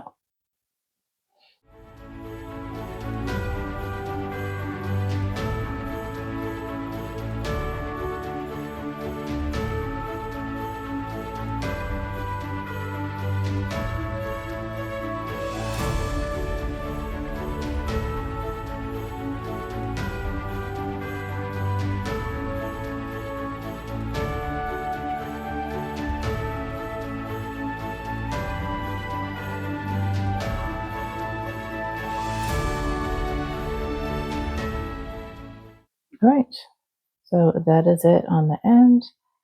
We're just going to fasten this off.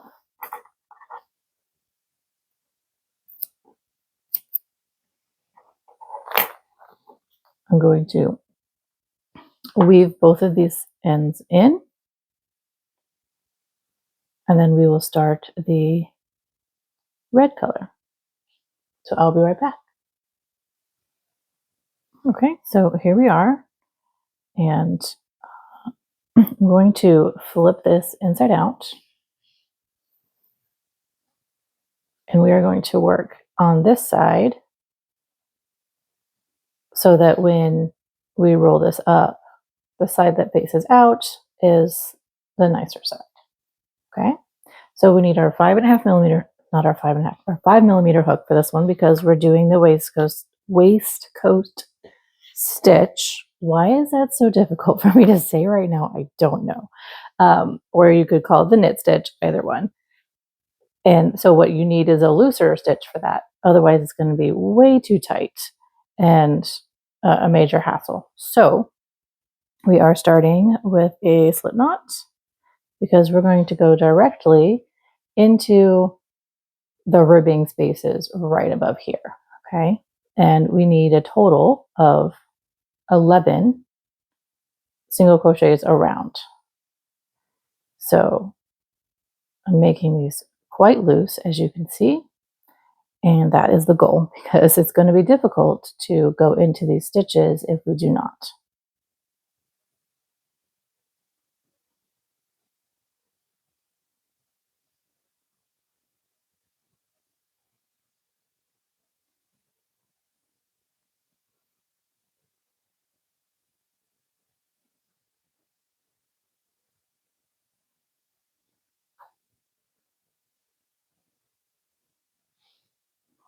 Okay, that is 6.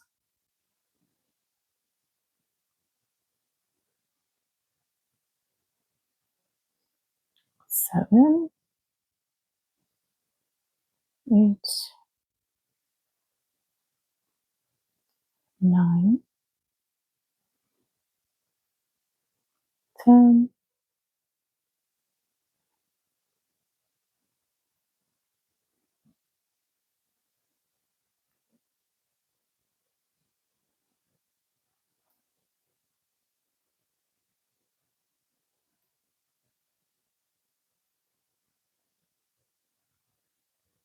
'All right, so then we're coming over to,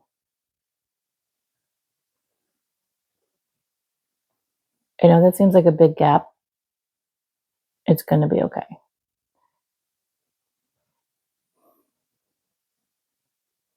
Okay, and then a chain 1. And now we're just going to, so what we're doing is we're working into this stitch right here. So into like the triangle space, not into the loops, like so. Make sure it's loose.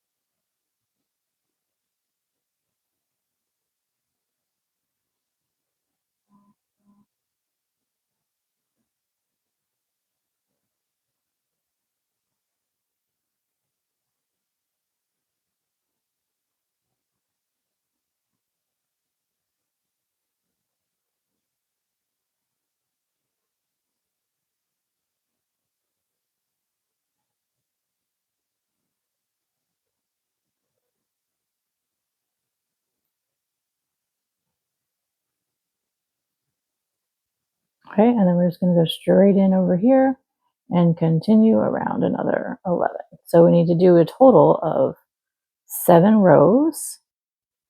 So this will be our third row. So 1, 2, and then I'm working on the third. So 7 rows total of 11 stitches around.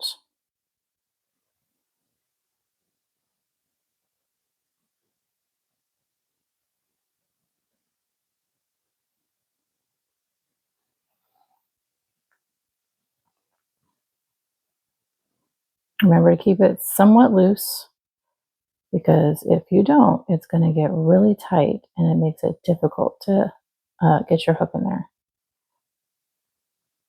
Kind of like that one. That was not so bad, but I've made the mistake before of it being super duper tight.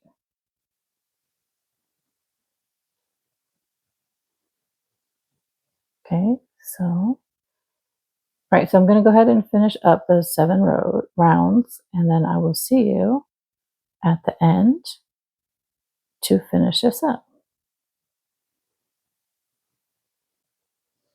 Okay, so I have finished the last stitch of the 7th row. I kind of folded this up just to see how it was working out.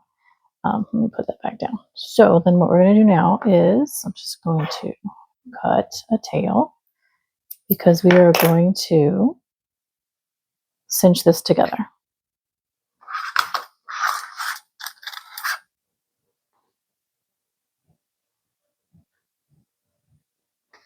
And so then we're just going to go into the front loops of every stitch around.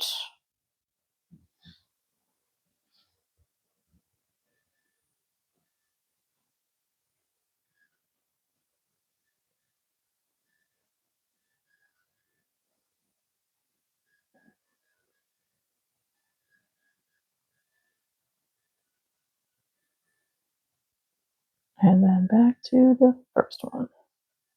Okay, and then just pull. Easy peasy.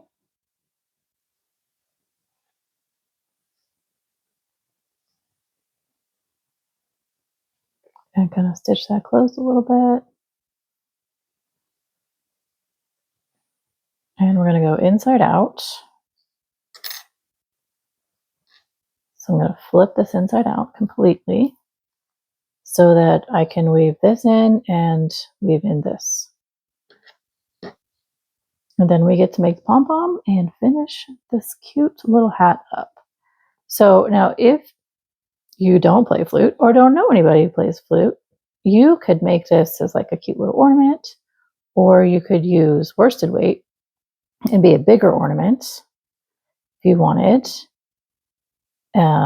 Gosh, you could make, like I said, you could make this bigger, and it could be, you could use it for who knows. So go ahead and stitch this together.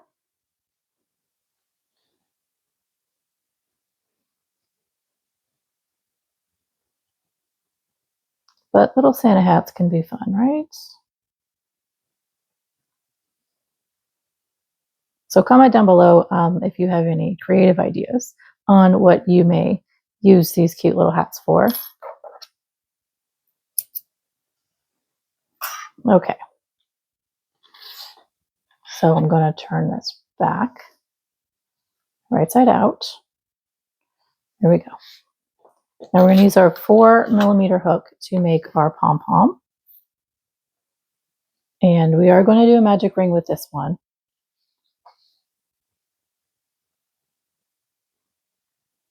So if you don't know magic ring, what you're going to do is make sure your long end is in the front. Wrap it around your fingers like so. I like to make sure there's a little X here.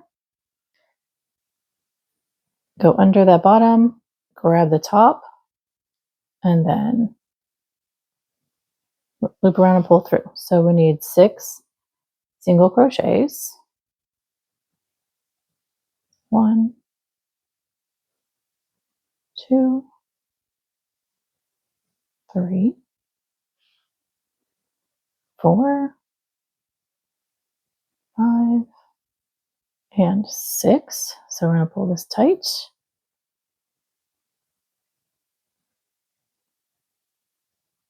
And then come back around and do 6 again. This one's really easy. It's just you're starting and then you are doing another round of 6. So 1, 2,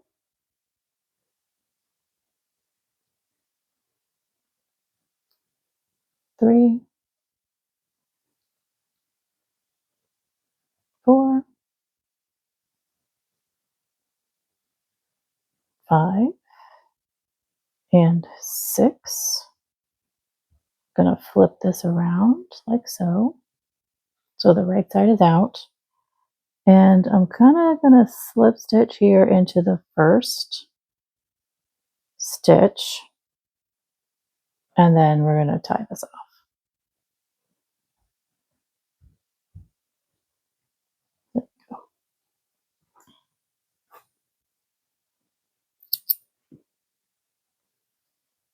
Okay.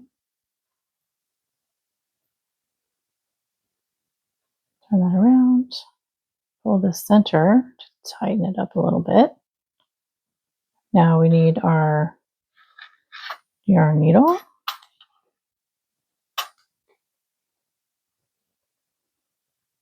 And we are going to cinch this closed like we did with the top of the hat.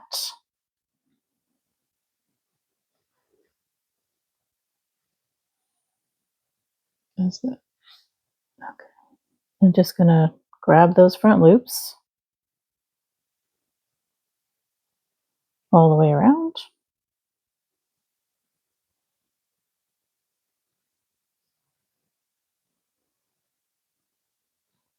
And there we go.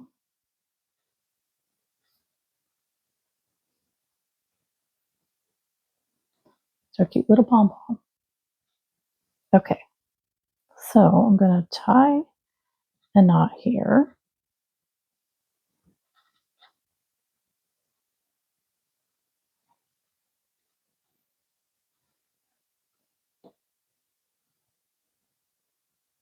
Kind of get this stitched in the top a little bit while I still have that there.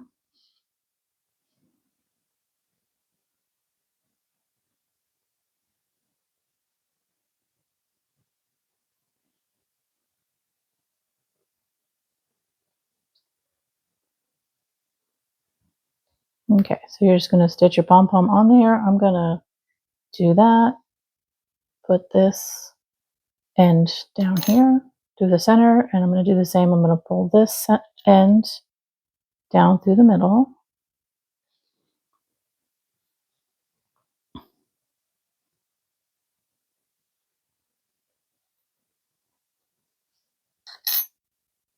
Okay, let's turn it back inside out. Now I want to tie a knot in these guys.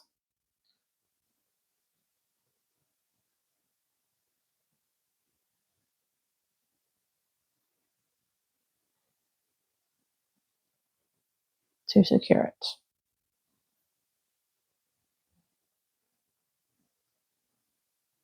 Okay.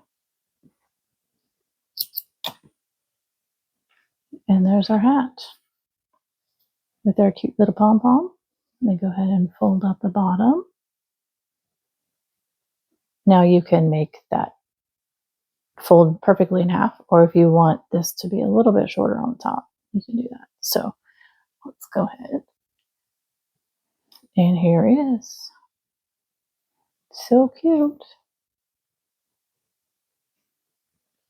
Okay, so here is our flute hat in red. Here's the one I made in blue per request of a fellow flute member of my band.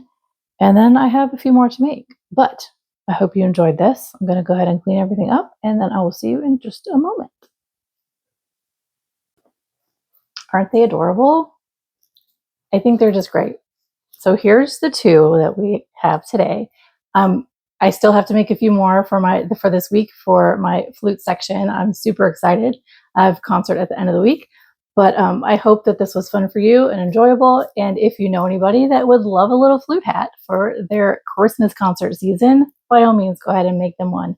If you don't, you could make these into ornaments. You could, gosh, make these for anything. Just some fun, cute little decorations for the holiday season. So I want to say thank you for hanging out with me today. I hope this was fun and enjoyable. And if you haven't already, please consider subscribing and hitting that like button to show me some love. So again, thanks for hanging out, and I look forward to seeing you next time for another holiday festive themed video.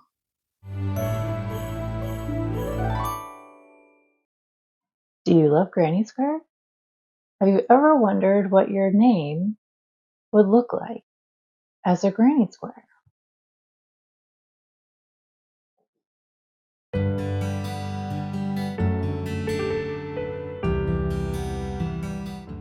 I am excited today because this is the first video in a new series that I'm doing, and it's different. It's exciting. It's something new. What is it, you say? Well, hold on. Who am I? I'm Kristen. Hi, welcome. I'm so glad you're here. This is Enchanted Yarnworks, and I like to do a bunch of weird, random, different things here on my channel. And today we're starting a new one, something incredibly different. What are we doing? Oh my gosh, would you just get to it? Of course, I'm so sorry.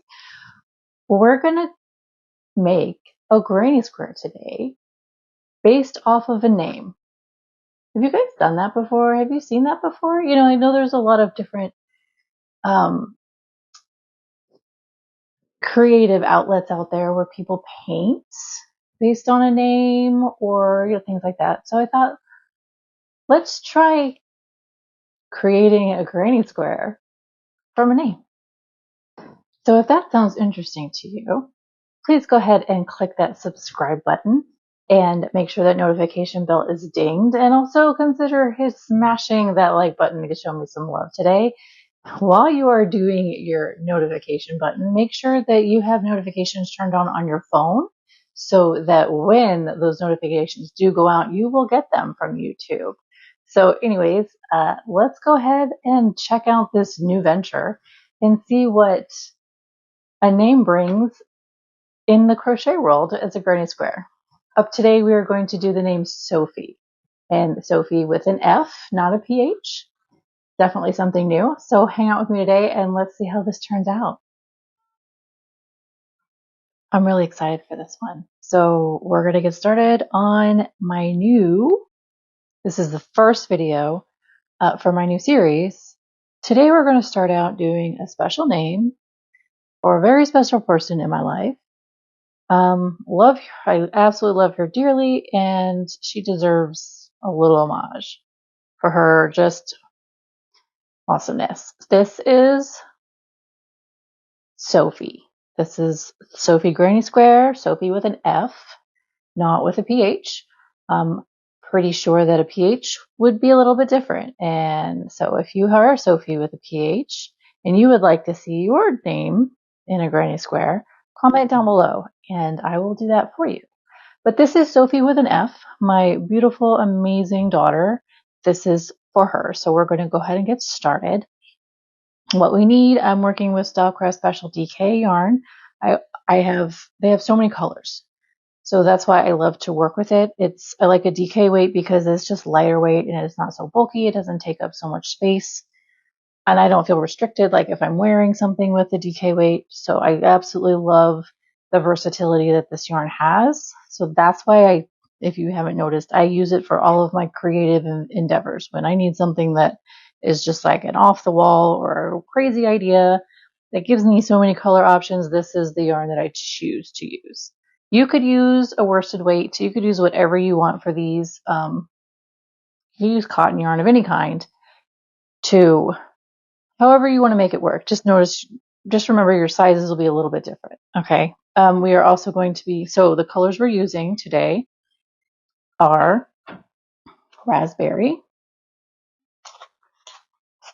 cream, and pale rose. Okay. And I got some new hooks. I'm really excited to give them a try. These are the Clover Amours.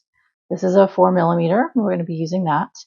And then, of course, I always have my yarn needles, my little pack here in my little needle tin pouch. It is not my design, but I have it linked down below in the description box if you want to make it. It's really like a crochet wallet, but I never finished it off, and it works perfect for this application.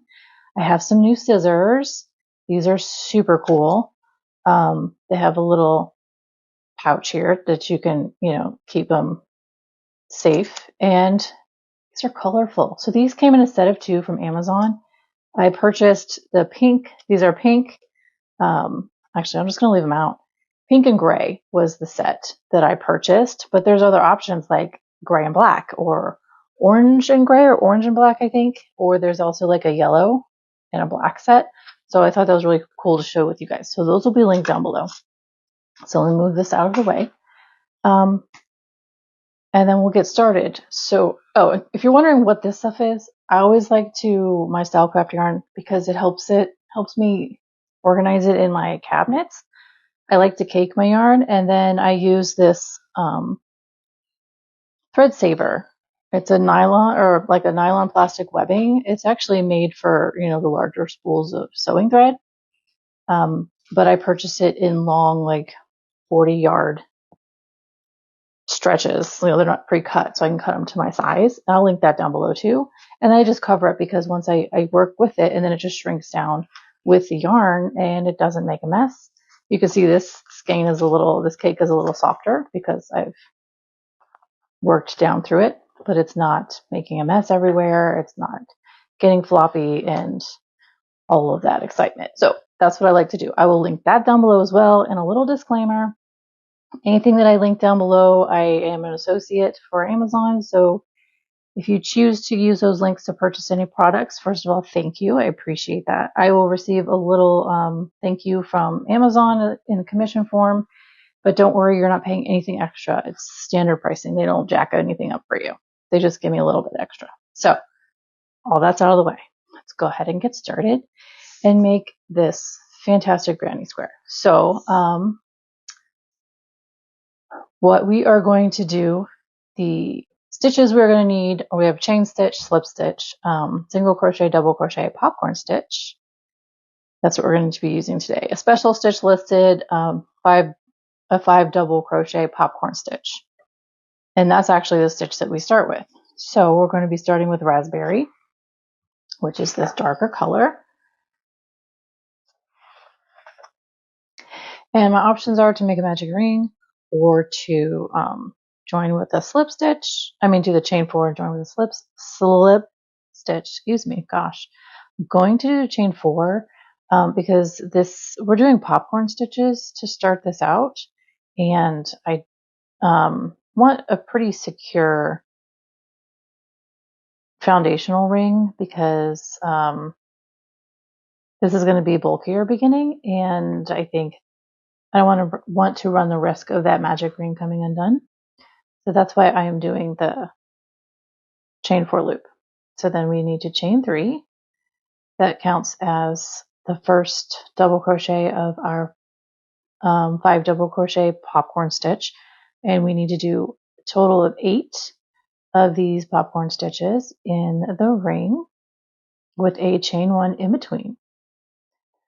So this technically would be 2 of the 5 in the first popcorn stitch. So 3, 4, and here's 5. So then if you haven't done a popcorn stitch before, you take the loop off, and then you go back to the first loop of your first double crochet over here, and bring this back over and slip that together, and then a chain 1. And I need to do 7 more.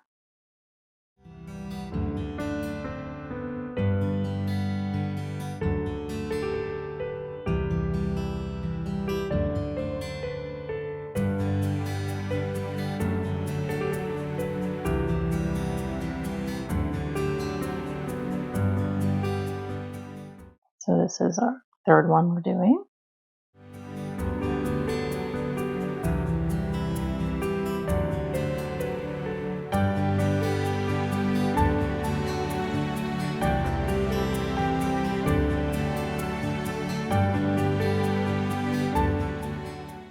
I'm kind of squishing these around to make sure that there's space when I come back for the, because I have to do a total of 8, so I need to make sure I can get 8 popcorn stitches in here.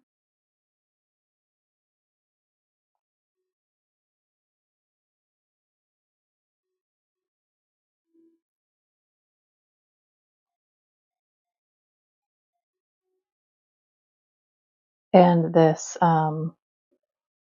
starting round of popcorn stitches is going to make like a cute little flower type shape in the middle.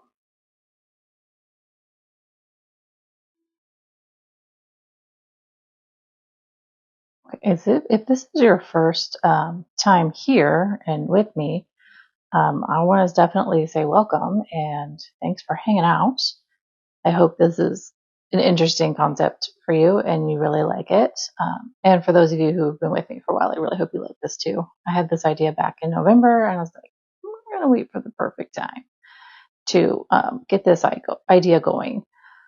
If you are new, please consider hitting that subscribe and like button and make sure that your notification bell is dinged and you have notifications active on your devices so that when any of my videos come out or I go live, YouTube will let you know. Okay, so that's 5 and we need to do 7, so 2 more.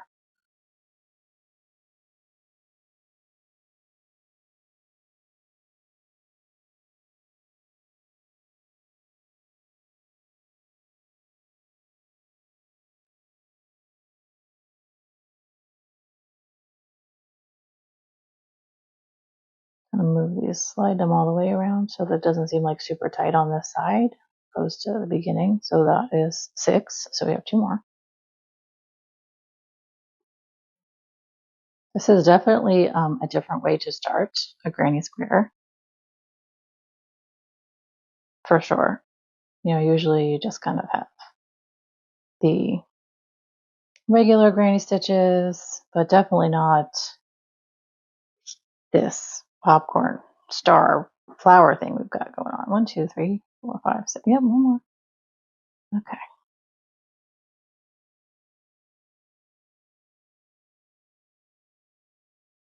And our last one.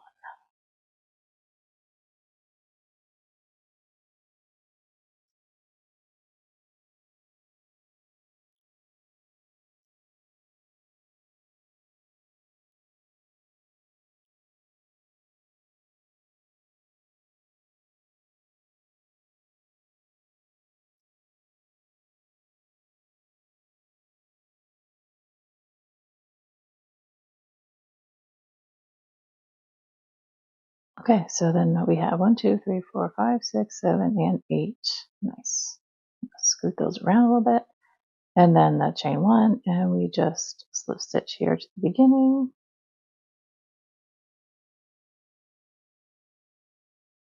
And then we're going to cut this because we have to change colors. I'm going to weave in these ends. So do it now so you don't dread doing it later. That's the way I look at it. I know it is always a tedious task to weave in ends, but you know what? If you do it as you go, it's not as daunting in the end. Especially when you're doing a bunch of granny squares or things that require weaving in the ends. I definitely like to make sure that I do that right away. Do I like doing it right away? Absolutely not. Because that's not the fun part. We just want to do the fun part, right? But we have to do all the parts. And I am going to weave in the starting tail there just a little bit as well.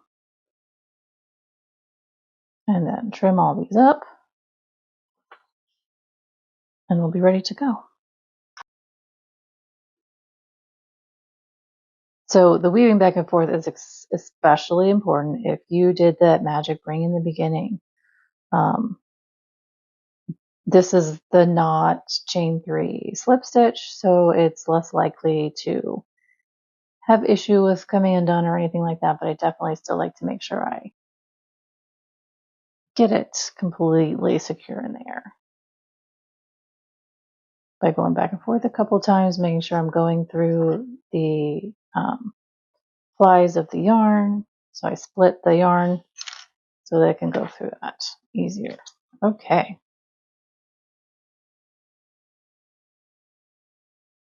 Here we go. So the beginning, our center, kind of like a flower. Okay, so next we need color B, which is cream. And we're going to be doing granny stitches, which is all double crochets. So you can do the join in any of these little chain 1 spaces and chain 3 for a double crochet, but I prefer to do a standing double crochet so that it looks like a regular double crochet. And then we are going to go and do our granny stitches all the way around in each chain 1 space between our popcorn stitches. So there'll be 8 of them total.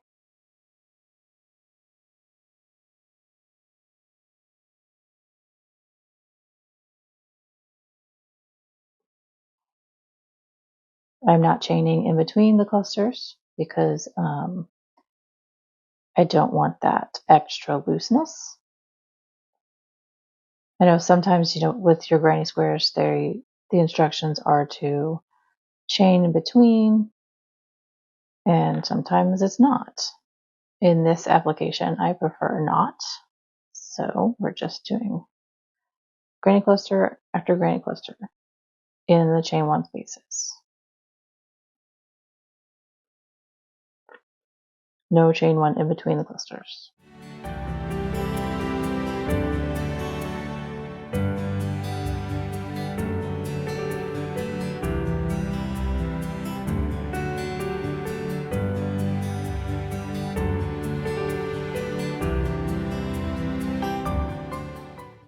So we should have 8. 1, 2, 3, 4, 5, 6, 7, 8. And then we are slip stitching to the top of our first standing double crochet. All right, flip my instructions over. Oop, that was really loud. So now we're going to take our circle and make it a square. Okay, so we are slip stitching over to the space between clusters. So through the tops of our next 2 double crochets into the space between, and then we are going to chain 3 and work a cluster like so, and continue that around. So we have 1 more. This is going to be the side, and then we start a corner. So this is the first half of a first corner, and this is the side, and then here's a corner. So our corner is 3 double crochets, a chain 2, and then 3 more double crochets in the same space.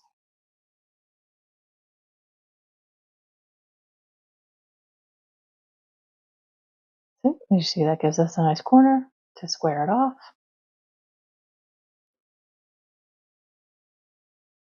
And then our next side.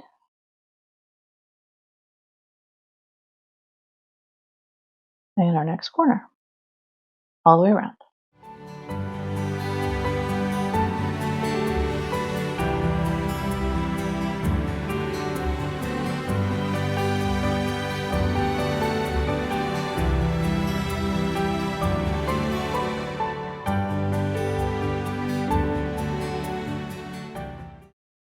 I do have to say, This new hook is absolutely fantastic. It slides so nicely, and it's a little pointier, so that makes it easier to go into the stitches, which is fantastic. Okay, so now we finish the second half of this corner.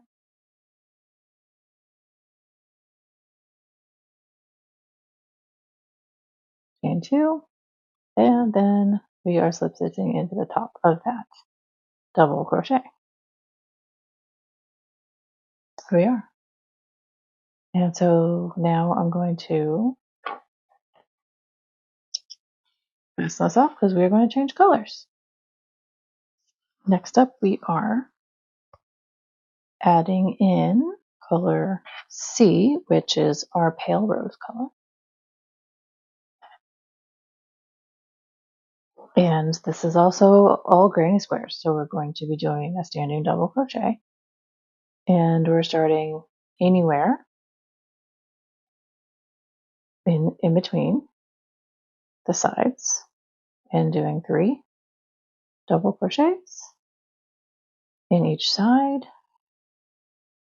space, like so.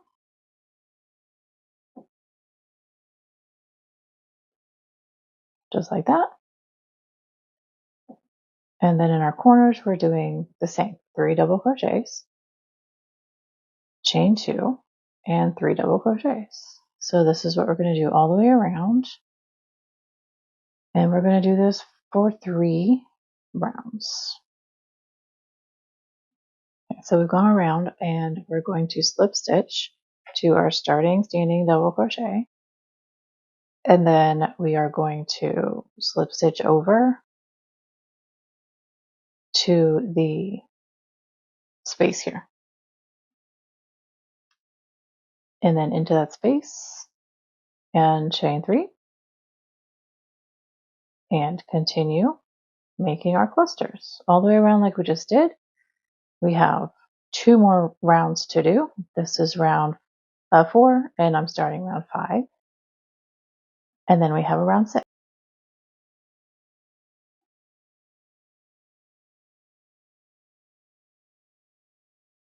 As you can see, here's the end of round 6.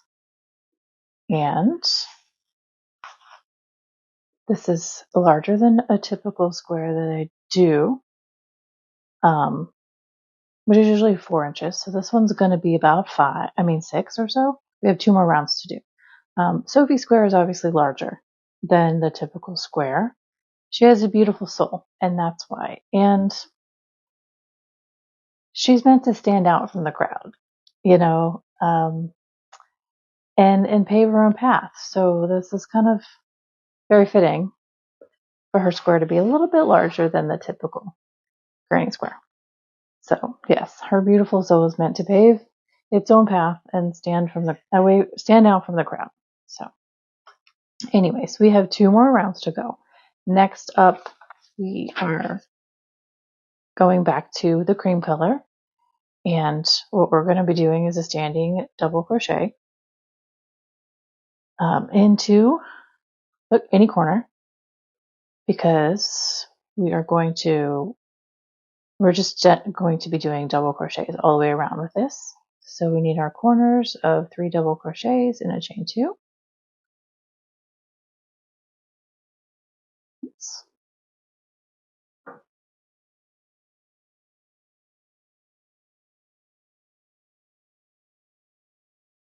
And then we're just going to double crochet across and making sure to work into that invisible stitch space that's always right there in your corners.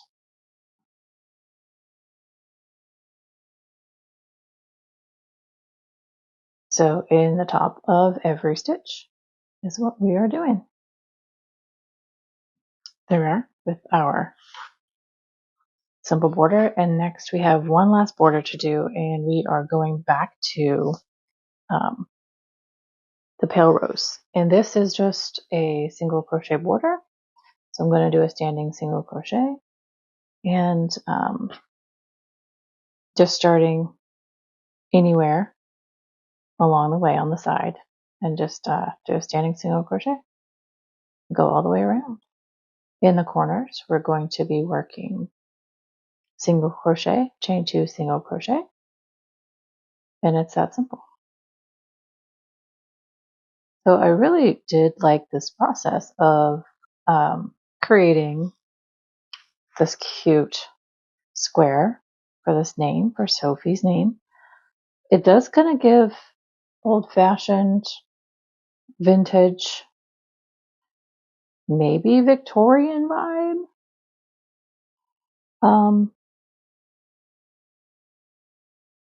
But you know, it has like an older feel to it, like a historical feel to it. Not so modern. Like an old soul, maybe. And so I like it. And the colors are definitely in that era.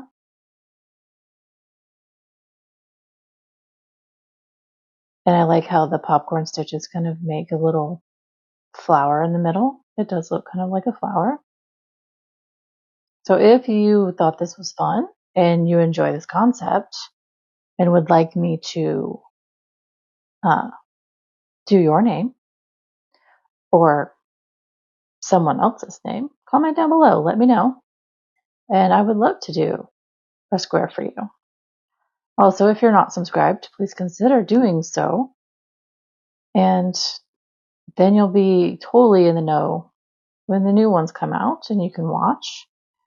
Now, make sure the notification bell's dinged so that YouTube lets you know. And if you don't have that setting on your phone, if you use your phone to watch YouTube, to allow notifications for YouTube, consider fixing that setting so that you will get those notifications when my videos come out. Otherwise, how will you know? Right? So, I hope you've enjoyed this so far. Super pretty. This is such a pretty square. I mean, yes, it's a little larger, and that's fine. I'm going to block this. I'm going to set this up to block. I'll show you how I do that. So I have my favorite blocking mats that I have are Knit IQ blocking mats, and they come in a set of 9 to make huge grids. These are about like a 12 inches by actually 1, 2, 3, 4. Okay, yeah, about 12 inches by 12. So foot squares. So you have a footprint of, a 9 by 9. And then there's this huge circle in the middle also. So if you're doing like mandalas or things like that that are round that need blocking, it's wonderful. My set is in inches, but there is a set that they make that is in centimeters. For those of you who use metric, I will link this exact set down below with the other links from Amazon down there. But you can go ahead and peruse if you're looking for the metric ones. You can absolutely peruse through there and find them. Using that link, you should just be able to go and pull them up. So I'm just going to go ahead and mark these out. 1, 2, 3, 4, 5. Yep, about 6-inch square. Like I said, usually my typical ones are 4 inches. So this is about right.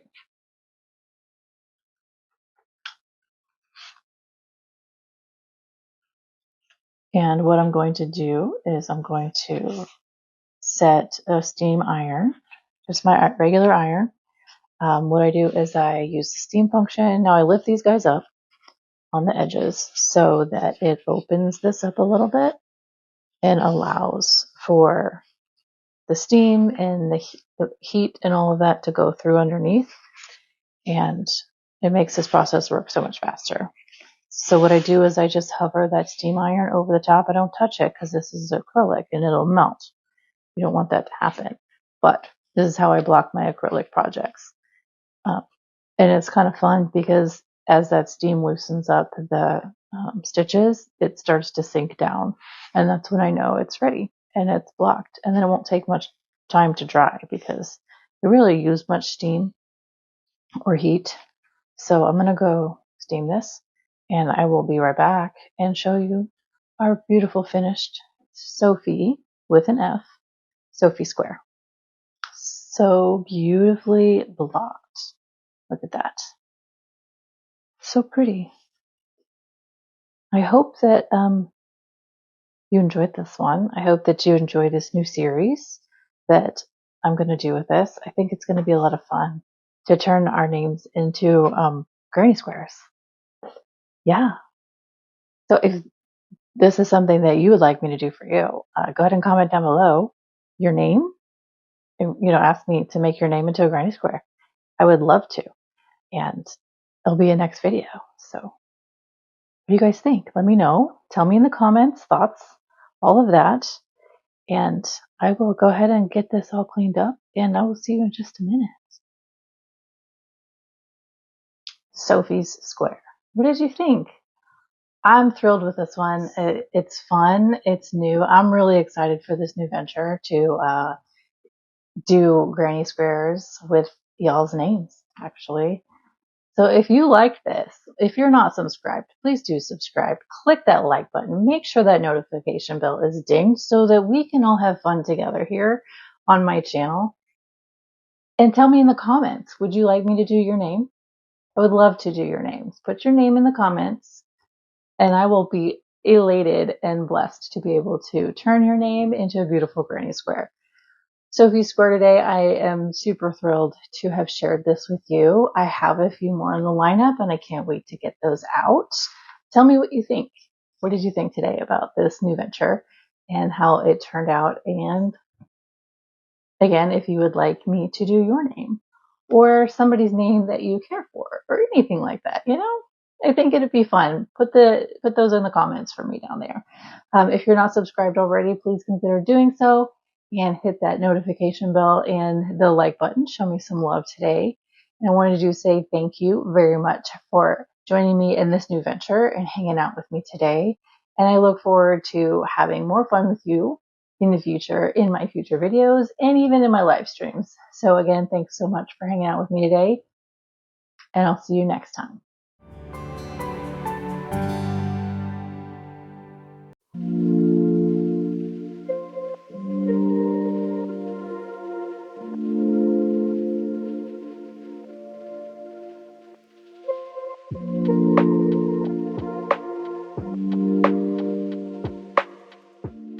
Welcome. I am super excited today. Today we are going to be making a special name granny square for my dear friend Faye over at Solarflow.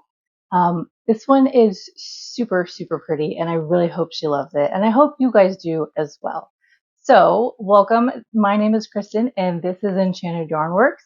I like to do a lot of different kind of crochet projects here, and I hope that you will find something that will tickle your fancy or spark your interest here on my channel. So if you're not subscribed, please consider doing so that you can be notified when all of my videos come out and when I go live. Make sure that notification bell's dinged though.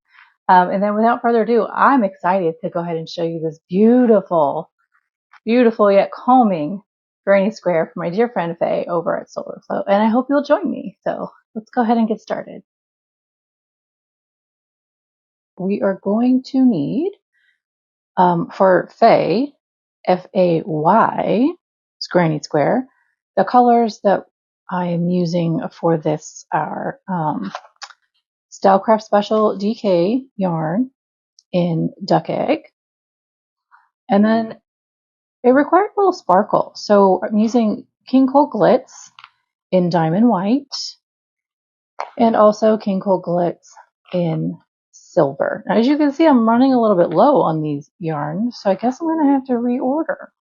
I am using a 4mm hook. This hook is a Clover Amour. I have all of these linked down below.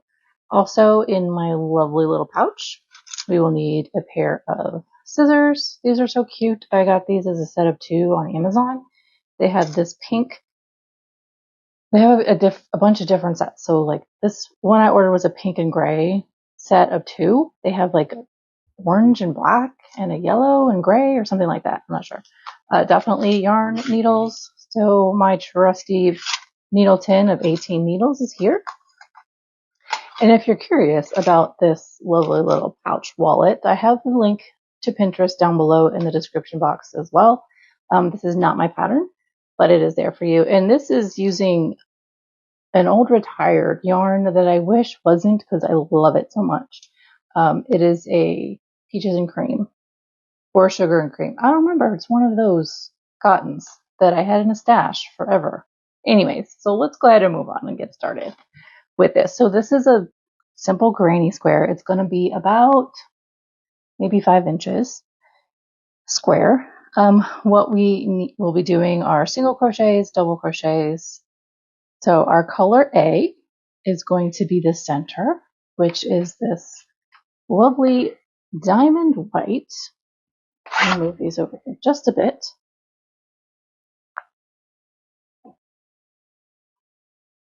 It is so fun because I love these metallics. I really, really do. Now, the King Cole double knit is a little thinner than the Stylecraft, so it does give a little bit texture difference, but it kind of works out. So what we need to do is our magic ring. And we're going to be working double crochets in the middle. So chain 3, that's our first. And we need a total of 16 double crochets. So I'm doing 15 double crochets. That chain is going to act as our first.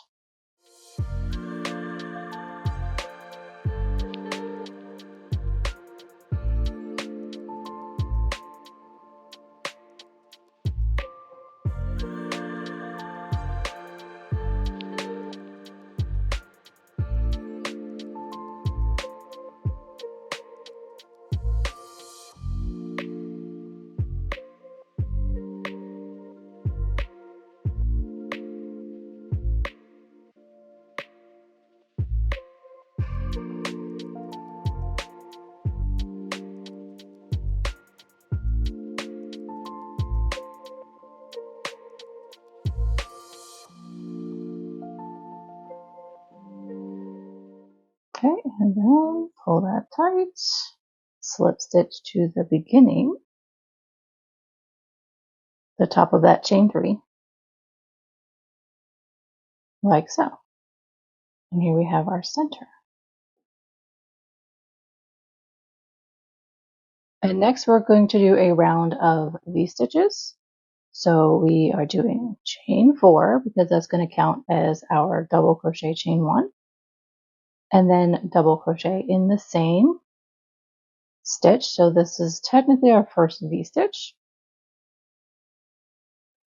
Now we're skipping this next stitch and then doing V-stitch here in this next one, which is a double crochet, chain 1, double crochet. And that's what we're going to do all the way around. We skip the next and a V-stitch in the next one, double crochet, chain 1, double crochet in the same stitch, skip the next,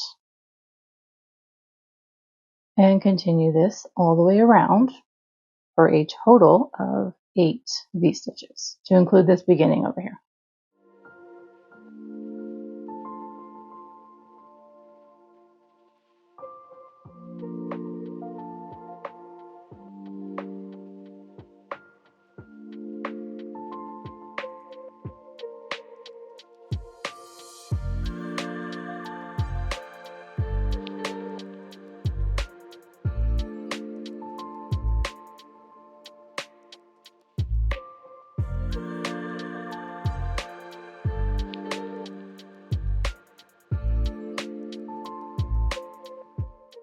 Okay, so this would be our last skip. Let's go ahead and count our stitches. 1, 2, 3, 4, 5, 6, 7, 8. Yes. And now I'm going to slip stitch here into the third chain because we need to make sure we have that chain 1 in the middle there. So I'm going to finish this off, weave in the ends, This is very handy, especially when traveling.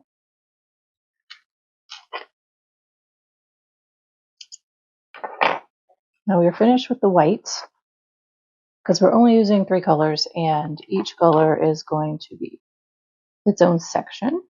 So no repeats.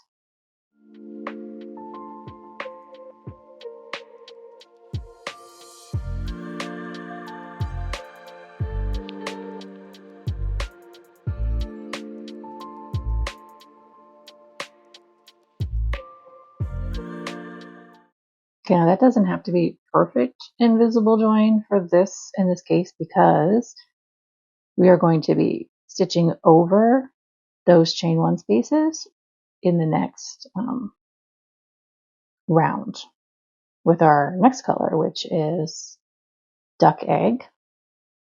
And we are sandwiching duck egg between the white, the diamond white, and the silver. And I think it's so beautiful together to do that. And let me go ahead and weave in the starting tail as well. So I don't have to worry about it coming loose. That's kind of a concern sometimes with magic rings. If that is a concern for you, you can always just do the chain 4 slip stitch to the first chain method, which would give you more of a secure start and loop to start in. Do what feels best for you. There, that has been worked back and forth a few different times, so it should absolutely be secure. Trim those out.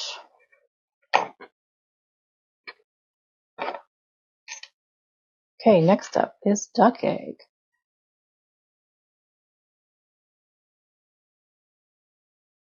Now with duck egg, we are going to be working in our chain 1 stitches, and it is generally just granny squares, okay? So we are joining into any chain 1 space of our V stitches. You can join and do a chain 3, because we're making a corner first to be the first double crochet in your corner. Or you can do like I'm doing, which is standing double crochet. I like to do that personally because it gives that same stitch. It doesn't look different. So to do that, you'll just make your slip knot on your hook, yarn over like you would a regular double crochet, go into that space, yarn over, and you're just working this like a regular double crochet. And then yarn over again, and there we are. There's our first double crochet of our corners. And we need 3. So this is granny stitches all the way. So here's our first corner.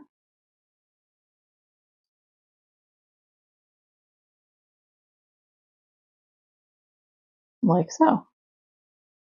I love this color and the texture and the way this yarn just, gosh, I don't even know how to explain it. It's so lovely. And in our next V-stitch, we are doing a granny cluster. So 3 double crochets again. This is going to form our side. And now we have a corner.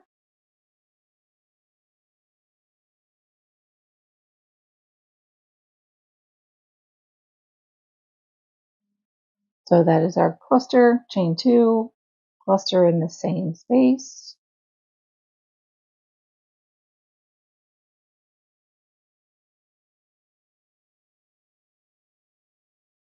And now for our side.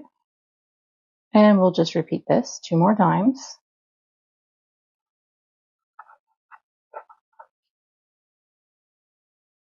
Now we slip stitch into that first standing double crochet. And now we're going to slip stitch over to the corner chain 2 space. Like so. And we're doing this again. So chain 3, double crochet, double crochet, This is the next corner here. Chain 2. And the next granny cluster.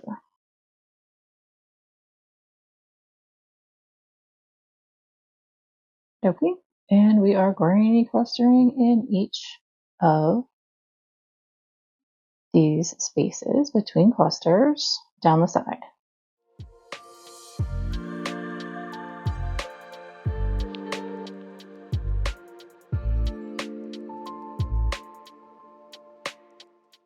Like so. And next corner.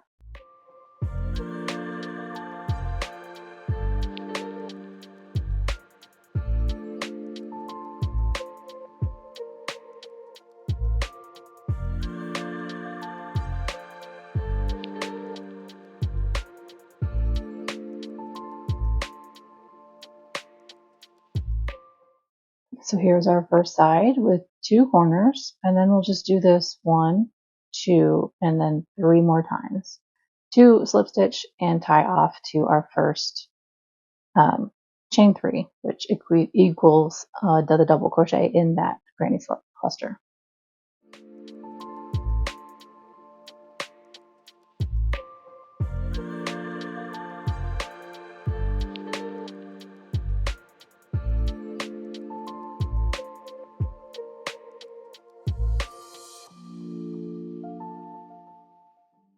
I don't know about you, but this is so pretty. I think it's giving such a, I don't know, ethereal vibe with that sparkly in the middle. It kind of gives the like a snowy feeling as well. Faye, the person that I'm making this for, was born in January, so I think this is quite fitting. Let's go ahead and get that last color in, which is our metallic silver. Now what we're going to be doing in this, it's all like bunched up, in this last round is making, sorry, we have 2 more rounds. We have kind of an edging, and then we'll be finishing off with single crochet all the way around. But this next round is V-stitches all the way through. Okay, so let's go ahead and start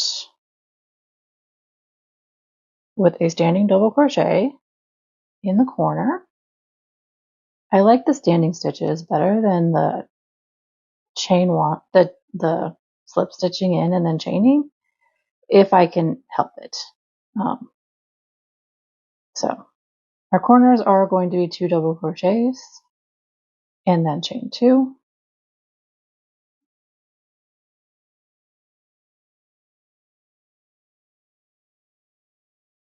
Okay. And then in our spaces between our granny clusters, we are doing the V-stitches like we did in the center. So double crochet, chain 1, double crochet, and we just do that all the way around.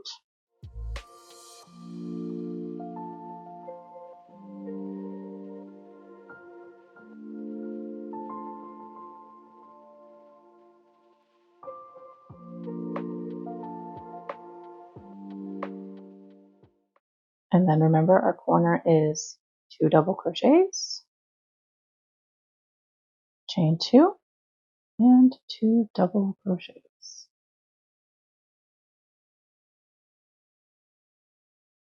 And here is our first side. I hope you can see the sparkle in the camera. It looks so different in person. Oh, I wish you could see it the way I see it. It's so pretty. So here's our first side, our 2 corners. Just go ahead and continue that around, and we will be ready for our last row, our last round, however you want to look at it.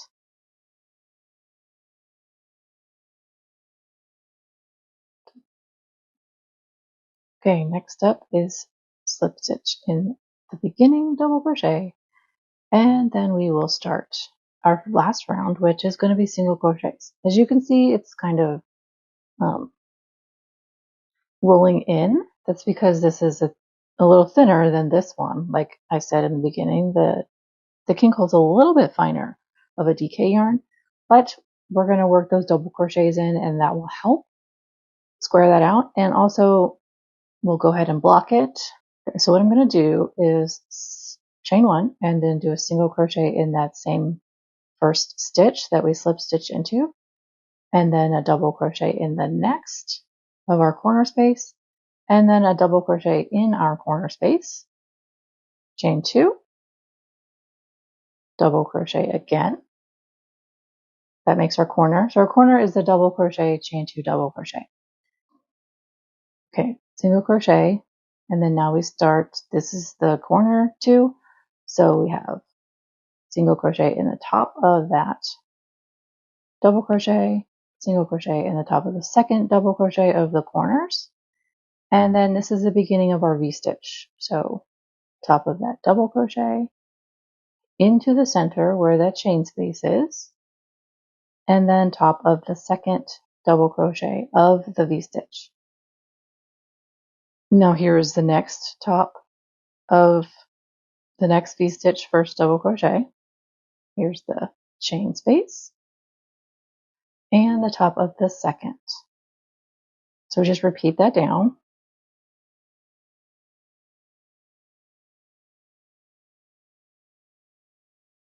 And now here we're in the two double crochets of our corner. So here's the top of the first one, here's the top of the second one, and into the chain two space, single crochet, chain two, single crochet. So now you have to remember when you're coming back this way that this is not a V-stitch right here. They start here in the second. This is the two double crochets of your corner from the last round.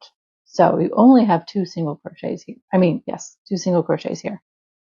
Then it goes into the first of the V-stitch, the center chain one of the V-stitch, and the second of the V-stitch, all the way down. So that is how that's going to look. And then you just continue that around. Yes, I see it's kind of folding. It will work itself out once we get this blocking done and the single crochet done a bit. Now, because of this yarn being a little bit thicker, the Stylecraft, it did use a tighter tension on that just a little bit to kind of shrink it in, but I'm doing a little bit looser on the lighter weight DK that is the king hole. I don't know if you noticed that, but just a little tips there. So I'm going to go ahead and go around and finish this off.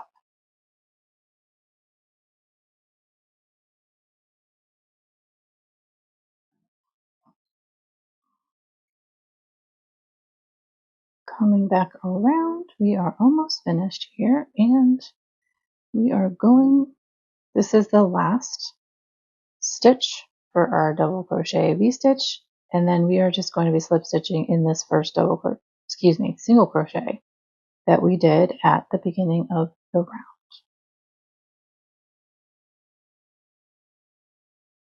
And we'll cut that a little bit long. Finish this off.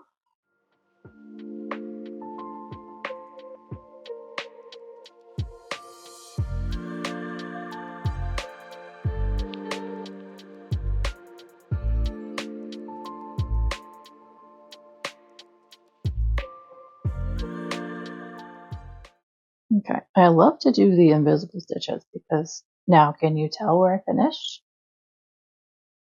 Not really. There we go.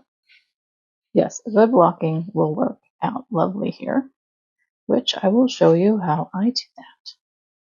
Go ahead and move the yarn out of the way, and I will be right back with my blocking. Okay, so I have a set of Knit IQ blocking mats that has a lovely, they are 9 12-inch squares, and they have a lovely humongous circle that they're made all together in the middle. So if you're doing mandalas, I'm sad to say though that they're currently unavailable everywhere. Like I have not been able to find them on the internet or Amazon anymore, and I bought them I think 2 years ago, maybe 3. I don't know what's going on. So what I'm going to do is find my corners and line this up. I was asked to show the blocking process in my last name square video, so I definitely want to try to do that for you guys. And this is looking like a 4-inch square. So my tension was definitely a little bit tighter than I said it was going to be. So there's that. Here's the corners, and I'm going to put some in the middle. It all depends on where your square is buckling. Mine is generally just those corners. So, and I'm going to lift this up a bit so that I like to do that so that the moisture from the iron, now I'm using acrylic yarn, so I can use the steam from the steam iron, and it's going to loosen those fibers really, really well. Now, if you're using natural fibers like cotton or wool, things like that, you're going to want to do a different type of blocking. Like the soaking, I believe it's the soaking and rolling method and allowing it to dry. It's going to take days. This is really fast because it is acrylic. So as you see, I have it lifted up a bit so that warm air and steam can get underneath. And it's kind of funny, these guys are sitting all the way up. I'll know it's ready because once I steam it and they've loosened, it's going to sink down. It is actually kind of cool. I'm going to raise this up just a little bit so it's not in the way of the iron. Now, I don't have a steamer. I just use my regular iron with the steam function going, and I keep it above. Might get a little foggy here on camera. So sorry. But I just kind of keep it above, like so. And if you can see, it totally sank down in the middle. So it's really, really loose now, which is so fun. Now I can let it sit here and dry for a bit. See how loose that is? I mean, and it has really loosened up and sunk down. This side wants to stay up here, which is okay. I think that's just the way that I have it pinned. But you can see how those fibers have absolutely definitely relaxed. And there it goes. It's chill. It's like, okay, I'm good. And that's it. There we are. Easy peasy. Let me go ahead and turn off this iron. We'll take this off. It's definitely very drapey now. That's an official term, right? Drapey. Now it's still just a little damp, so I can kind of stretch it just a tiny bit. Don't want to overstretch anything because I still want it to be this size. So there we are. Let me move my mat out of the way. As you see, so pretty and lightweight. Here's the back. I think this one is gorgeous. I really hope that the shimmer comes through on that silver and that white. I just think it makes it magical and definitely speaks to January, winter. I don't know.